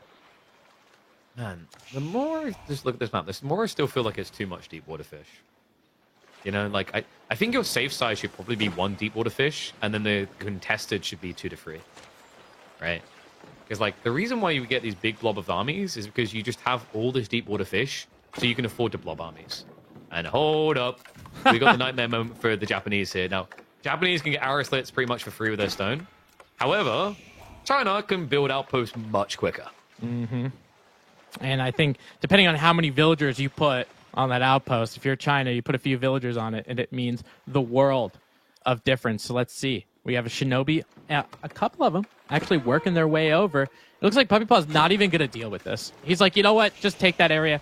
I'm going to go to the north side and kind of spread out with an outpost as well. Vortex continuing to be a nuisance over there on the eastern side. I'm waiting for, I think, is that Doc getting naval arrow slits at some point? Because that'd be pretty good. No, he doesn't have any stone gathering, and the Shinobi shenanigans are about to begin. He even brought a wolf. He brought the gang. Vortex, I mean, there's nowhere easy to go. I don't think the transport ship is nearby either, so this could easily be 2 dead. He's going to sabotage the stables to maximum value. But without wheelbarrow, there's no escaping this unless you get picked up right now. Yeah, and I don't think they might have called for the Uber, but it's going to take a little bit of time for it to actually get there. Like when your geo doesn't work, you're like, oh, we got to walk 5 goddamn blocks. I am drunk from the Pro Scout Shots game. Right. You definitely call it an Uber after that. The Horseman gets completely sliced and diced by the Shinobi, and Puppy Paw's definitely having a little bit of fun on land with all of these Shinobi. Look at where the Barbican's going. He's just wedging it in the tree line. Like, you know, he doesn't have the ability to build it over here now, which I think is optimal. He's just cramming it in the gap he's built, but he's losing villages to the outpost as a result. Yeah, I mean, he definitely, regardless of whether this Barbican goes up or otherwise, he can't stay here. Like, there's the outpost there. He's probably going to end up having arrow slits on it if he hasn't already. So he's going to move, regardless of that Barbican being there. So, Golf Clappers, Vortex has built the biggest outpost of all. He's definitely not overcompensating. Downsides, where are we getting gold? Yeah, that is your problem. I don't know how much. I don't think all of that taxation is going to be that good for you. Only a couple hundred gold gathered for the most part. And Puppy Paw's got to know this, right? Maybe that means Vortex can't get as many demo ships as you want on Navy. It could really snowball this game. If Vortex wins this game, and the devs do not nerf taxation in the next balance patch, I'm going to mold non-stop. I will become every Redditor's greatest fantasy. Like, I've seen taxation do ridiculous things to them. Right? Like, watching Chinese win game with taxes unreasonably ages you in ways you cannot imagine. Yeah, I don't really doubt that, especially even when playing against them, right? You're just like, yeah, I stopped all their gold, and then they're somehow pumping out all of these gold units, and you're like, what is happening? Like, why is this going on? Demo ship with a big hit for Vortex, but Puppy Paws was just that much better, dude. 2 springald ships making shipwrecks. Yeah, that was like watching a pony full-on charge the front of a train. I don't really know what Vortex was expecting to happen there, and it's getting worse. That's an immediate GG. He locks him out. We are getting a game 5. I knew it. I knew there was going to be a game 5. What a... oh, my God. Puppy Paw showing his teeth. Those canines, they are not puppy-related. They are fully grown.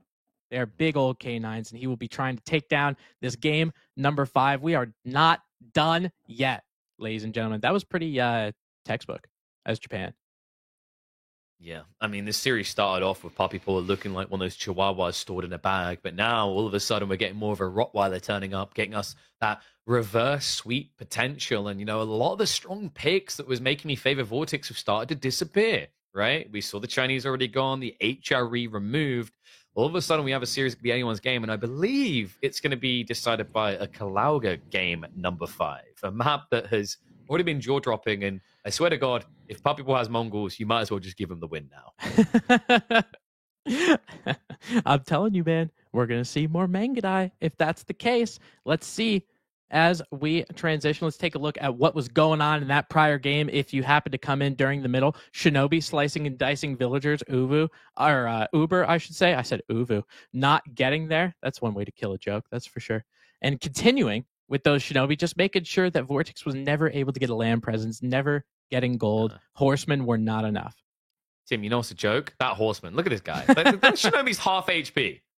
You brought a spear to a knife fight and lost. Just stay away from him, you little idiot. Why are you getting so close? And with Japan coming up here, obviously, getting to that Castle Age first, like, he was so far ahead, man. Like, even just, he was peppering down some of these villagers with that arrow ship, which was super nice. And obviously, you can't just sit there and micro all of your individual villagers, right? They're going to go there. They're going to go to some of those lumber areas. Then Puppy Paw with that pivotal demo ship. Hopefully, we get to see that very last demo ship. This is so weird for Vortex, by the way. Like, this guy used to be one of the kings of water. Mm-hmm. Him and Luciferon were feared on Holy Island. But that right there, you know what baited him?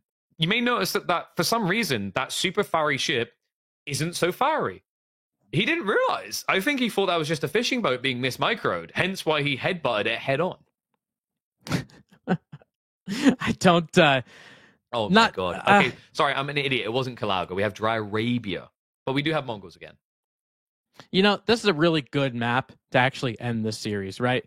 The end-all, be-all, the driest of Arabias, the stereotypical, okay, there's no shenanigans on this map. This is your normal map. So this game 5 is really going to show who's going to take this group. KP, game number 5, Mongols versus Abbasid. Let's see if Mongols are going to end up mangled. The Abbasids usually have a good time just vibing and TCing up.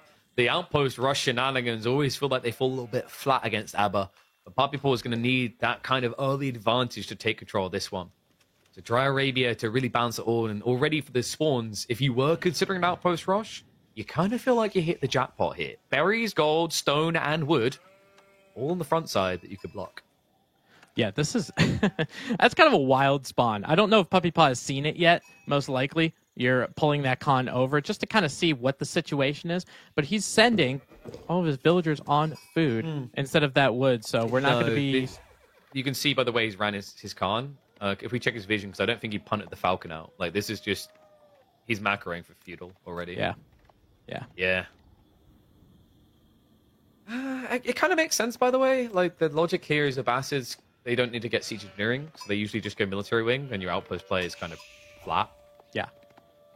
Yeah, absolutely. And plus with those, with those 2 spears and those 2 archers getting there, obviously that ram's going to take it down, but then you can kind of go forward a little bit, because the Mongols have to wait to get to feudal age because they spent so much time on that tower and stuff. So not going to be the case. Vortex doing his stereotypical House of Wisdom, plop down immediately, but don't start building it yet. I saw that when he was playing Ayubids before, and it's a nice touch. And you know what? How about this for a nice touch? How about this for a cherry on top? A sour cherry that's been out of date for 4 months. Whoever loses this has to go up against Marine Lord. Oh, well, that's no problem. But that's both totally fine. That's inspiring.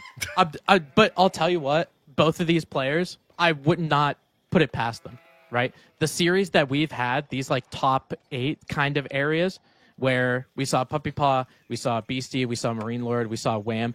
All of these series were crazy good. Yeah, because and keep in mind, like, there's another potential option, right? Like, not to write him off because we have B and Corvinus and stuff to play. But like, whoever doesn't win this is basically punted into that crowd of people that are going to have to be sacrificed to the chimp. It's a scary proposition so early in the tournament, and kind of crazy when you consider some of the names already in there. Like we mentioned, B, Puppy Paw, Vortex, the front runners. Corvinus trying to keep up, but really stacked against him in this group. But it's crazy to think that we have such a powerful group that is just on a collision course in the early rounds against M-Lord already. Silver Tree coming out. So we have old school Mongols. And I don't blame him, Tim. Have you seen those trade posts? Yeah, look at them. North tip, south tip. You go ahead and put that Silver Tree all the way over to the western side. You have 2 very good trade routes you can choose from. And especially because he's probably expecting the Abbasids to boom, right? So if you're doing like Eco Wing, all that kind of stuff, they're going to sit there in their town center. Puppy Paw's going to be like, yeah, I'm going to outscale you economically with this trade. But Vortex going with that military wing saying not so fast. Yeah, it's interesting, right? Because when you're looking about this spawn on so many levels, it's almost like Bidolin wants Mongols to win. Right? Like, you could have went for the best outpost rush opportunity you see. You could just go for the best trade opportunity I think we've seen for Mongols in a long time. Like, the options really were on the table. Curious to see how Vortex really wants to approach this. Like, even military wing, you're usually looking at 2TC. There's a possibility of an all-in, right? Like, usually the succulent play here is to drop a stables, get 2 horsemen out, you counter every unit type. And also, as a result, would block the initial trade.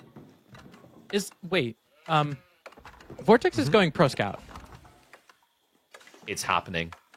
The Abbasid way. Oh my god. This is... I thought there was going to be some civ that was going to be safe from this garbage. No. It's not the culture wing pro scouts build I really want to see. But the logic here is he just wants to try and block his opponent from playing on the map by reacting to the military wing. And this is going to be a real test of Pro Scouts. If Pro Scouts wins this, we have a problem, right? Like, you can argue Pro Scouts should beat 2TC, sure. Pro Scouts beats Trade as well? Like, what beats Pro Scouts? Is there anything?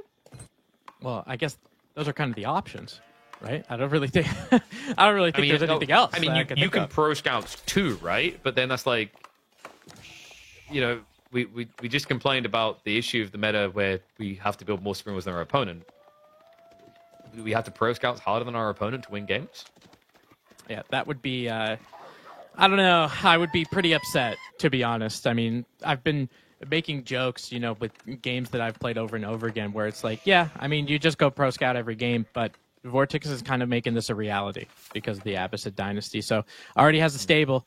Got a couple scouts. He's going to be able to find them. How about this? You know how you beat Pro Scouts?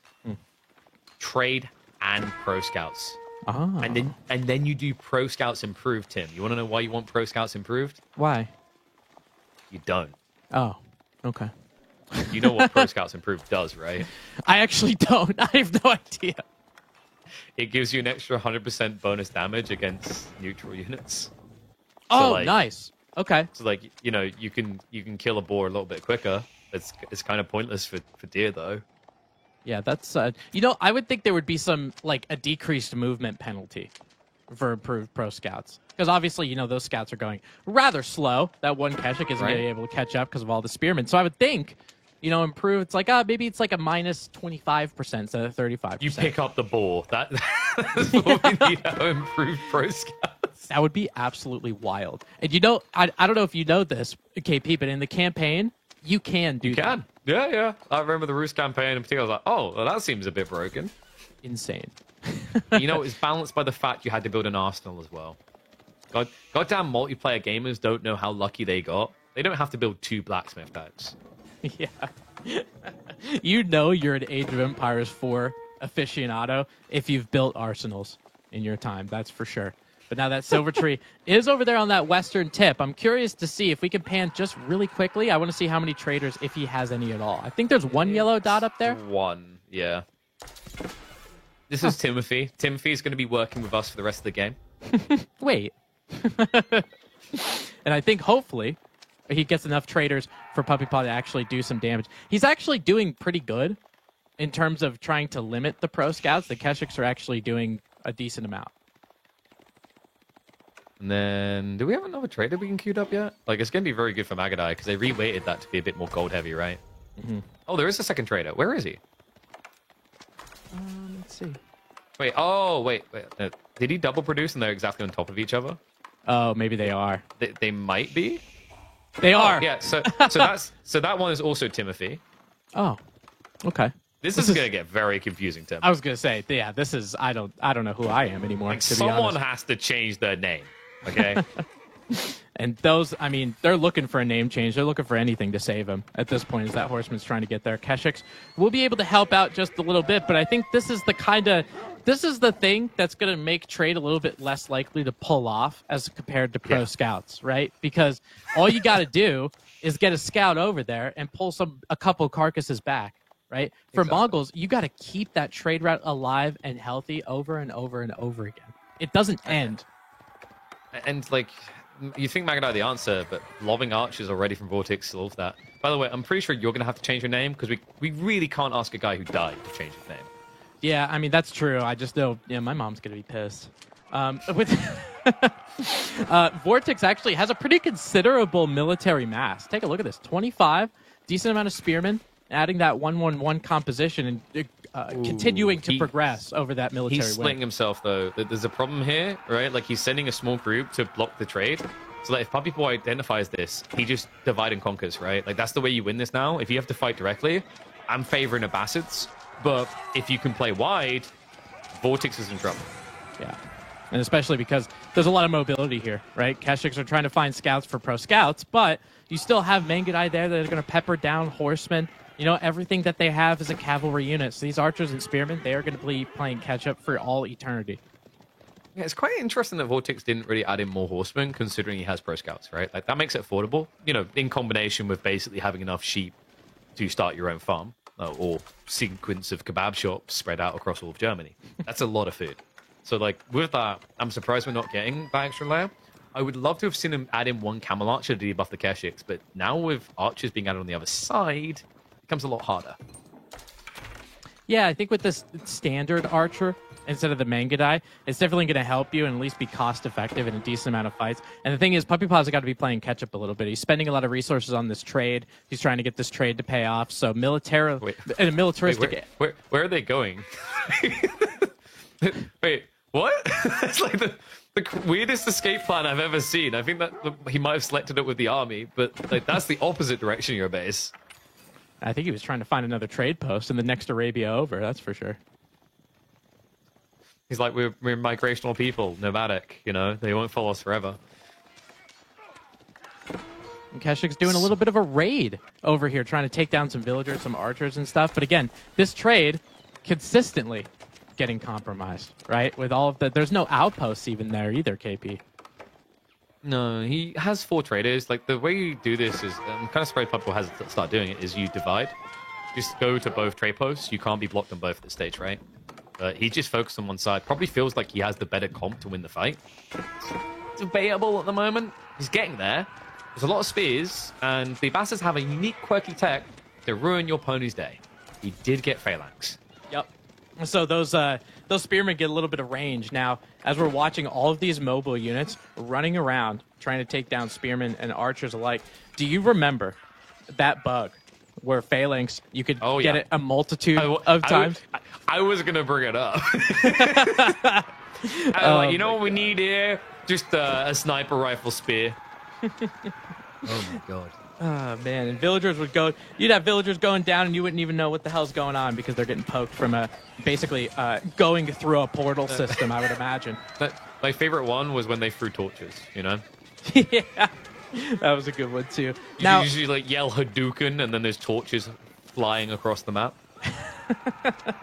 Oh my god, it was so stupid. Now, Puppy Paw, he's kind of doing a little bit of what you alluded to prior, KP. He's kind of splitting up where this is going. His trade is starting to be a little bit safe. Look at these units starting to come all the way back because he feels like his base is in danger. So this split up tactic is definitely what you're trying to do here as the Mongolians. Yeah, I think Vortex's Camel Archer was a little bit too late here.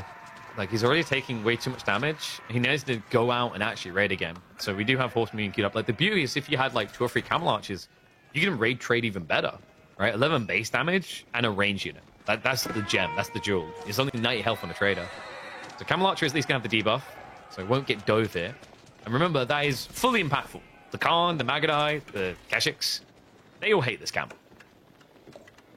You know, this is the number one thing. I mean, obviously, you know, you're trying to snipe that thing down. He's got archers back by his main town center. I don't know if he's trying to surprise his opponent with them, because I don't think Vortex knows that he has just foot archers. But with the Mongolians, you're taking down that camel archer. Obviously, you don't get that unease anymore. But then you're going to start to think, with these traders start to come out, is even though he has some of that unease, he has a good army composition, maybe Puppy Paw ends up going Castle Age. He's almost there. Yeah, and Vortex is hemorrhaging way too many workers, right? Like, tries to get that wall up, the Magadai dunking down there as well. This is slipping away from him fast. I can't believe this. We're going to have a day of unbeaten Magadai. What is that? Is that free games? Free wins? Yeah, it just might be. I mean, Puppy Paw's got a +10 in the economic lead, and when you're playing against the Abbasid in 2025, you don't really expect to see that, to be honest. But this is a really frustrating thing that the Mongols do, right? They're getting in your face. They're taking down villagers. They make you focus on your base so much. When this trade gets going, you're like, oh, when did that happen? Do you know what the game changer was?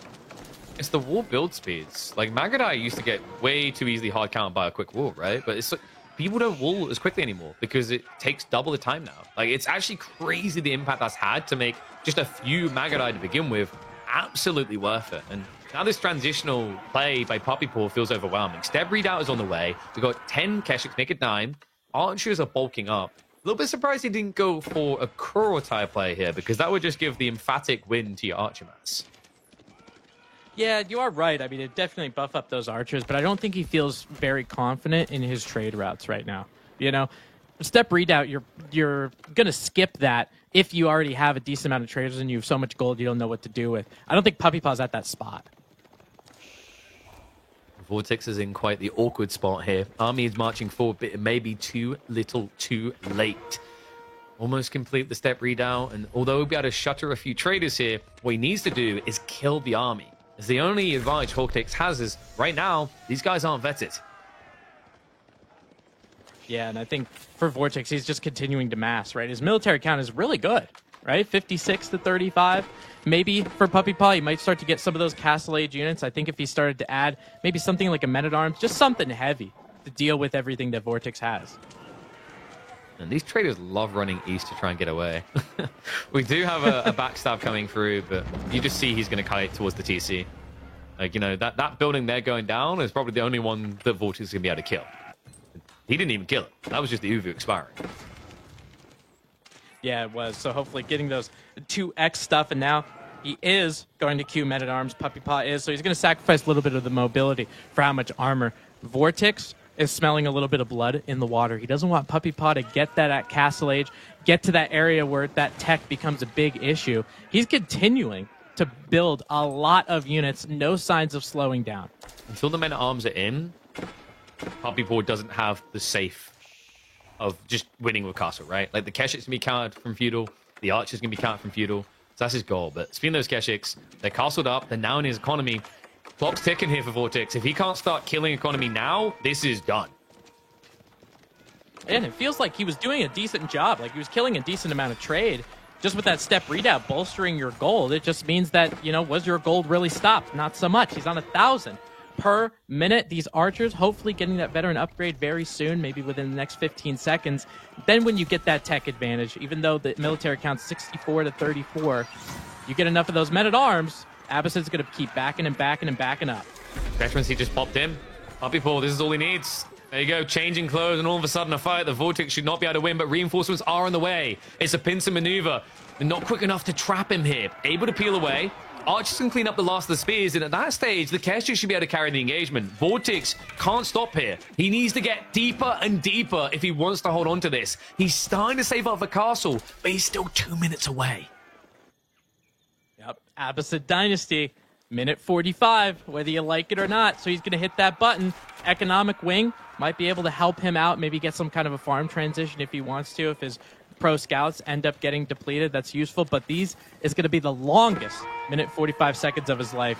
He's going to have a lot of villagers running around trying to stay alive. There should be a big window here for Puppy Paw, but he needs to move it before he loses it. The reality of this is Vortex has Eco Wing. That offers up routes to recovery, but the most important one is just to tech up itself. With Military Wing opening, composite bows would give him what he needs to survive here. Yeah, especially with how many archers he has, right? He's already got 35, and he's continuing to make more. It's a nice thing about these Abbasid Dynasty. Once you get, and you're trying to get up to Economic Wing, you can use all your villagers to continue to make resources, so you can get all of those upgrades very quickly. More traders going down for Puppy Paw. So imagine without that step readout, you'd be shocked. Well, the crazy thing as well, though, is like Puppy Paw in this position, he's not playing out into the relics. He's still hunkering down. I don't think he realizes that Vortex is just transitioning Castle Age. Yeah, I don't think so either. These men-at-arms are going to be helping against those spearmen. Now he sees the Castle Age. He's got to. If he doesn't by now, he's got to see it with those Keshiks, and obviously he's microing around, so he realizes he's got a little bit of time before that wing goes up. Is Puppy Paw going to start to push out with a lot of his units? His archers trying to protect that trade route. He's going to keep going. He's going to push in. Tech up complete. In 10 seconds, at which stage Vortex already has the gold for vet composite bows. Puppy Paw, the men-at-arms count isn't exactly through the roof here. He's going to have 10 at that point in the game. Dive begins, though. Eco on the front line is exposed. Now, Vortex, I'm not really sure how much deer he's got left underneath the TC. So this could be death by starvation. Is it almost all gone? I'm not seeing a lot That's of right. Struggle, cameraman. I mean, he's got like no sheep. We know that, right? But like that means deer must be gone. There's no way you go sheep first, then deer afterwards, right? Yep. And now we're trying to pan all the way around, trying to figure it out. But yeah, you're exactly right. He's going to have to find somewhere to go. Obviously, no food transition. So Vortex continuing. He wanted to stay aggressive throughout the entirety of this game, but now military count starting to even out. These upgrades not in yet. And all of a sudden, Puppy Paw's got all of these super good units, pound for pound, going up against the Feudal Age Abbasid. I'm a little bit worried that Vortex just doesn't have the front line to hold this, right? The armored count is pretty high. Puppy Paw now starting to dive past. And we have, berry gathering on the north side, at which stage Vortex is out of food. And at this stage, he can't even touch wood, which means he can't replace any lost archers here. Yep, he's got just a little bit of food and a little bit of gold. He made one Lancer out of it and just has one archer in the queue. When you have all of those production buildings, KP, and you can only make one knight, you got a problem. Yeah, I think Vortex, he played this so well, the raids, the slowdown, but like the reality check here is he needs to mop up and then rush into, farms at this stage? because the berries can't have much left in them. And there's not much left this army. It's looking like it's going to be a 3-2 victory for the Canadians and a 100% win rate for Magadai. They did play a supporting role here. It still counts. Reddit is about to go wild and demand this. The reverse. PuppyPaw completed it. Vortex was up 2-0. I was thinking, maybe I was a little bit hesitant on that 5-game, prediction. But PuppyPaw ends up turning it all the way around, getting a Mongol win, getting some wins on some really key maps, some of them on some of the water maps, like moving out as well. But taking a look at this game, you could see the gold, right? Some of the traders that ended up paying off, and then some of the step readout, getting all of that gold, making sure you had all of your upgrades. So really good play by Puppy. Man, he impressed the hell out of me this series. Yeah. Having the presence of mind to continue down 2-0, switch that momentum, win 3 games in a row. It's incredible, man. Like it's not just the feat of doing it; it's also just the uphill battle. Like you have to be feeling so down yourself after those first 2 games and how overly aggressive it played in the Vortex's hand. But PuppyPaw, man, what a king, and what a way to do it as well. That final game, his read was so on point, finger on the pulse. Because the reality is, when you're up against pro scouts, you feel like the food is never going to end. He just seemed to know that his opponent was going to drop quicker, right? Like most players that castle play, after they see Vortex go back, they chase it. Did he chase it? Hell no. He just waits, bulks up men at arms, and understands his timing so well in this deciding game. Yeah, no, he really did. I was kind of surprised Vortex, as far as timing goes, didn't get the momentum that he wanted to get out of pro scouts, right? So maybe he went military wing. He was kind of expecting pro scouts to help him out, but man, was he caught with his pants down just in the moment, probably where the next replay is going to be, where you're going back, you're losing that map control because your opponent is castle. Then all of a sudden you look at your town center and you're like, oh, I got nothing. I mean, definitely an impressive feat, right? And like, it's the patience of a saint, because like a lot of players would have seen their trade vulnerable like that and maybe overreacted to defend it. But I just think the thing that PuppyPaw done right here is he skirted the problem. Like you saw it time and time again. Like these Keshiks were worth their weight in gold. He wasn't willing to throw them away. Even when they had like a clean charge in, he just shows so much respect to maybe 1 or 2 spears. Because anyone who's tried to use Keshiks knows how vulnerable they feel the moment even a handful of spears show up. But love the fact that Vortex made this look so competitive and close, despite how long he lagged behind. It's not often that Abbases have to tech up, 3 minutes later and look like they're even going to be able to thread the needle. Yeah. And just as this battle is going in, you could see the veteran archers come in, and then you could see the composite bows for those archers come in for the Abbasid dynasty. But man, you're sitting right in front of all those production buildings. You got villagers running all over the place that would have been susceptible to raids if he kept going, right? So definitely called the game there. And I think after this, our final game, we've been at this for 8 hours. Are we having an interview?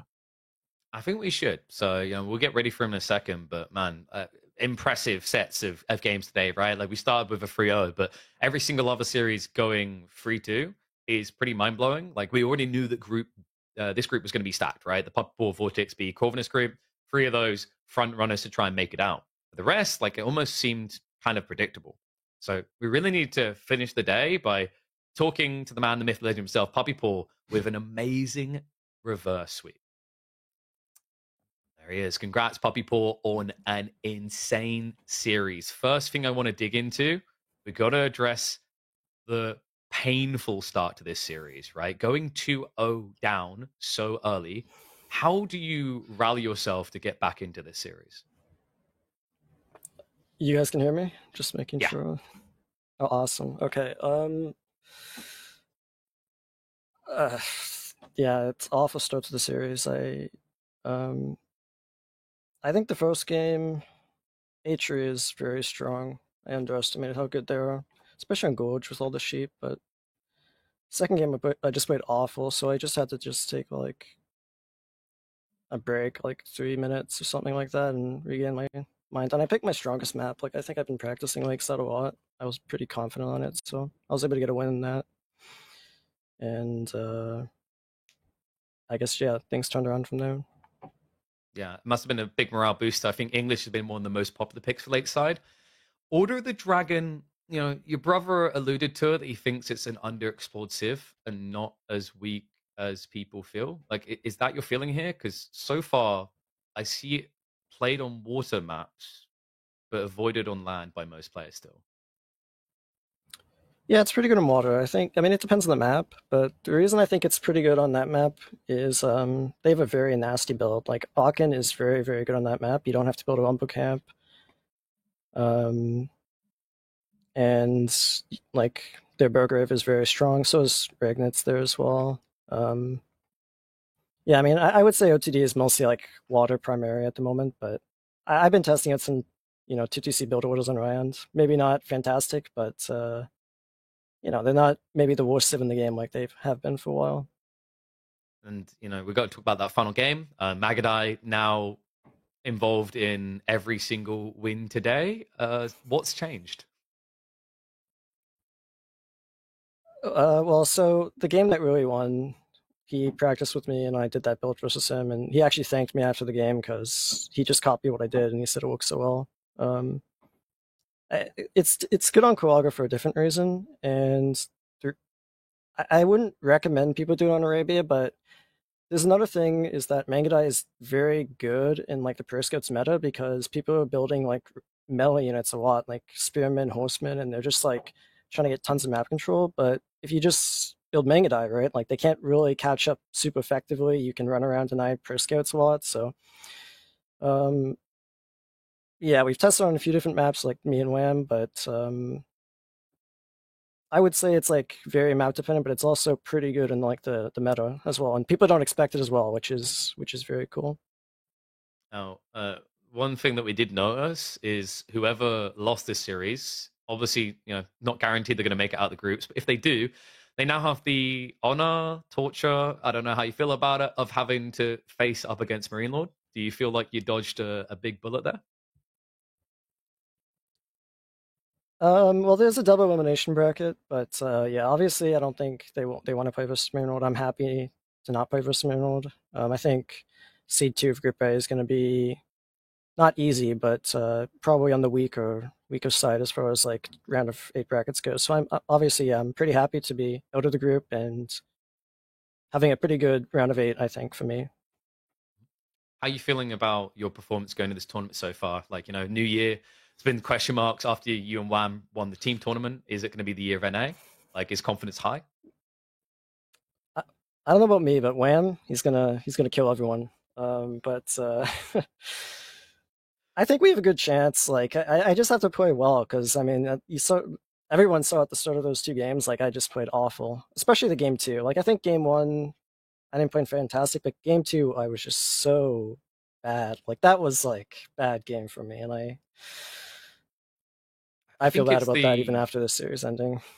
It's good that you have the ability to realize it straight away, right? And I think what's even more impressive is that you don't let that get you down. Like if you think of you 2 years ago, right, having that type of series probably would have kind of snowballed into just a defeat, right? Like, do you think your mental fortitude has just kind of hit a whole new high as you've been developing as a player?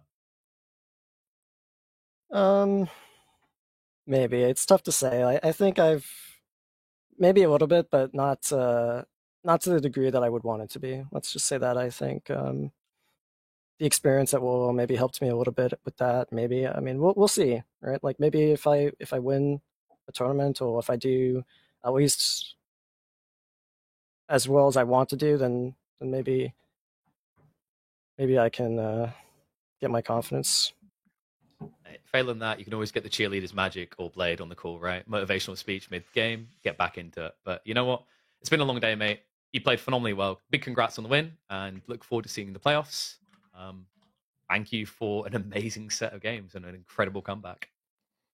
Yeah, thank you guys for everything as well. I'm excited to be playing in every one of the tournaments. So. All right. Well, fantastic. I'm sure we'll catch up with you more in the future, buddy. Good luck with the rest of the tournament. But it comes to the end of the day. Oh, only an 8-hour work day, Tim. God, casters just have it so easy. We get to sit here talking about games. Yeah. this is usually the time when I'm not supposed to be working, but here I am, 8 hours into one. But I'll tell you what, man, it was every one of these series were absolutely insane.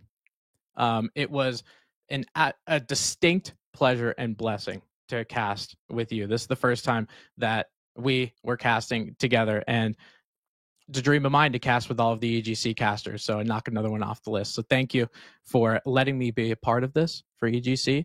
Thanks for everybody for being here, hanging out, watching these incredible series. And I know next weekend there's going to be more bangers. Hey, mate. Pleasure is all mine. And I agree. Some incredible games. I think, the thing that was kind of alluded to by a few players towards the end of the year is the competition has caught up. I heard Beast, I heard Marino say this. I'm going to have to get back to practicing because all of a sudden the Canadians coming in. You've got Anatan Rising, Kiljardi really starting to square up. The return of Vortex. This is promising for 2025. The reality is we're at the beginning of a year, but across the course of the game, we've lost a lot of people to the old games, to new games, but we're building that new generation, and they are starting to go up against each other blow for blow. Has me excited for the future. But guys, get ready to bring it to a close. We're done for this weekend, but there's still plenty of more action. You're going to want to be parked in your seat Saturday and Sunday next week when EGC Masters Winters returns for the elimination round games and the decider rounds. That's right. Next week, we are going to be culling the herd, trimming it down just a tad here, going from 16 players down to, I believe, 12. So we're saying Auf Wiedersehen to a few. But I gotta say, man, looking at some of these groups, Tim, it's still hard to call some of these outcomes, right? Dumu, Beastie in this situation. Lou MT already qualified through. That's going to be a brutal one. Dumu's been leveling up. Anatan's group, I would never put it past Scarlet Devil. And then we were already talking a lot about the B Vortex conundrum, right? Is which one of them is going to make it through comfortably? Oh, yeah. I mean, this one, obviously you had some of the big names here, right? Some of these top 4 that got in from ATR, but this next game, this next casted day that we have next Saturday, it is going to be very high stakes because if you lose, you're done. It's not like today. You were able to do you get to decide around a little bit later. You lose, you go home. So this is going to be very important, guys. Do not miss it. Go and follow and give subs to EGC if you have the ability to. And in the middle of the week, if you're so bored and you want to see some Age of Empires 4 action, go to KP's midweek muster. I know that you won't shout it out yourself. I'll do it for you. Twitch.tv/KillerPigeon. Please go over there and support Age of Empires 4. Appreciate it, mate. Yep. Some of the people who are playing in these will be playing in those. So you might even get a little bit of preview on what they're up to. But guys, that's going to be it. We're going to be raiding through to the man, the myth, the legend, Magic. Be sure to ask him in the chat. Next time Papa needs a pep talk, will he be there watching, waiting? And we'll be watching, waiting, and anticipating because when Saturday and Sunday arrives, we're going to be saying farewell to a few. But go enjoy your week, and we'll see you next on Saturday here at EGC TV.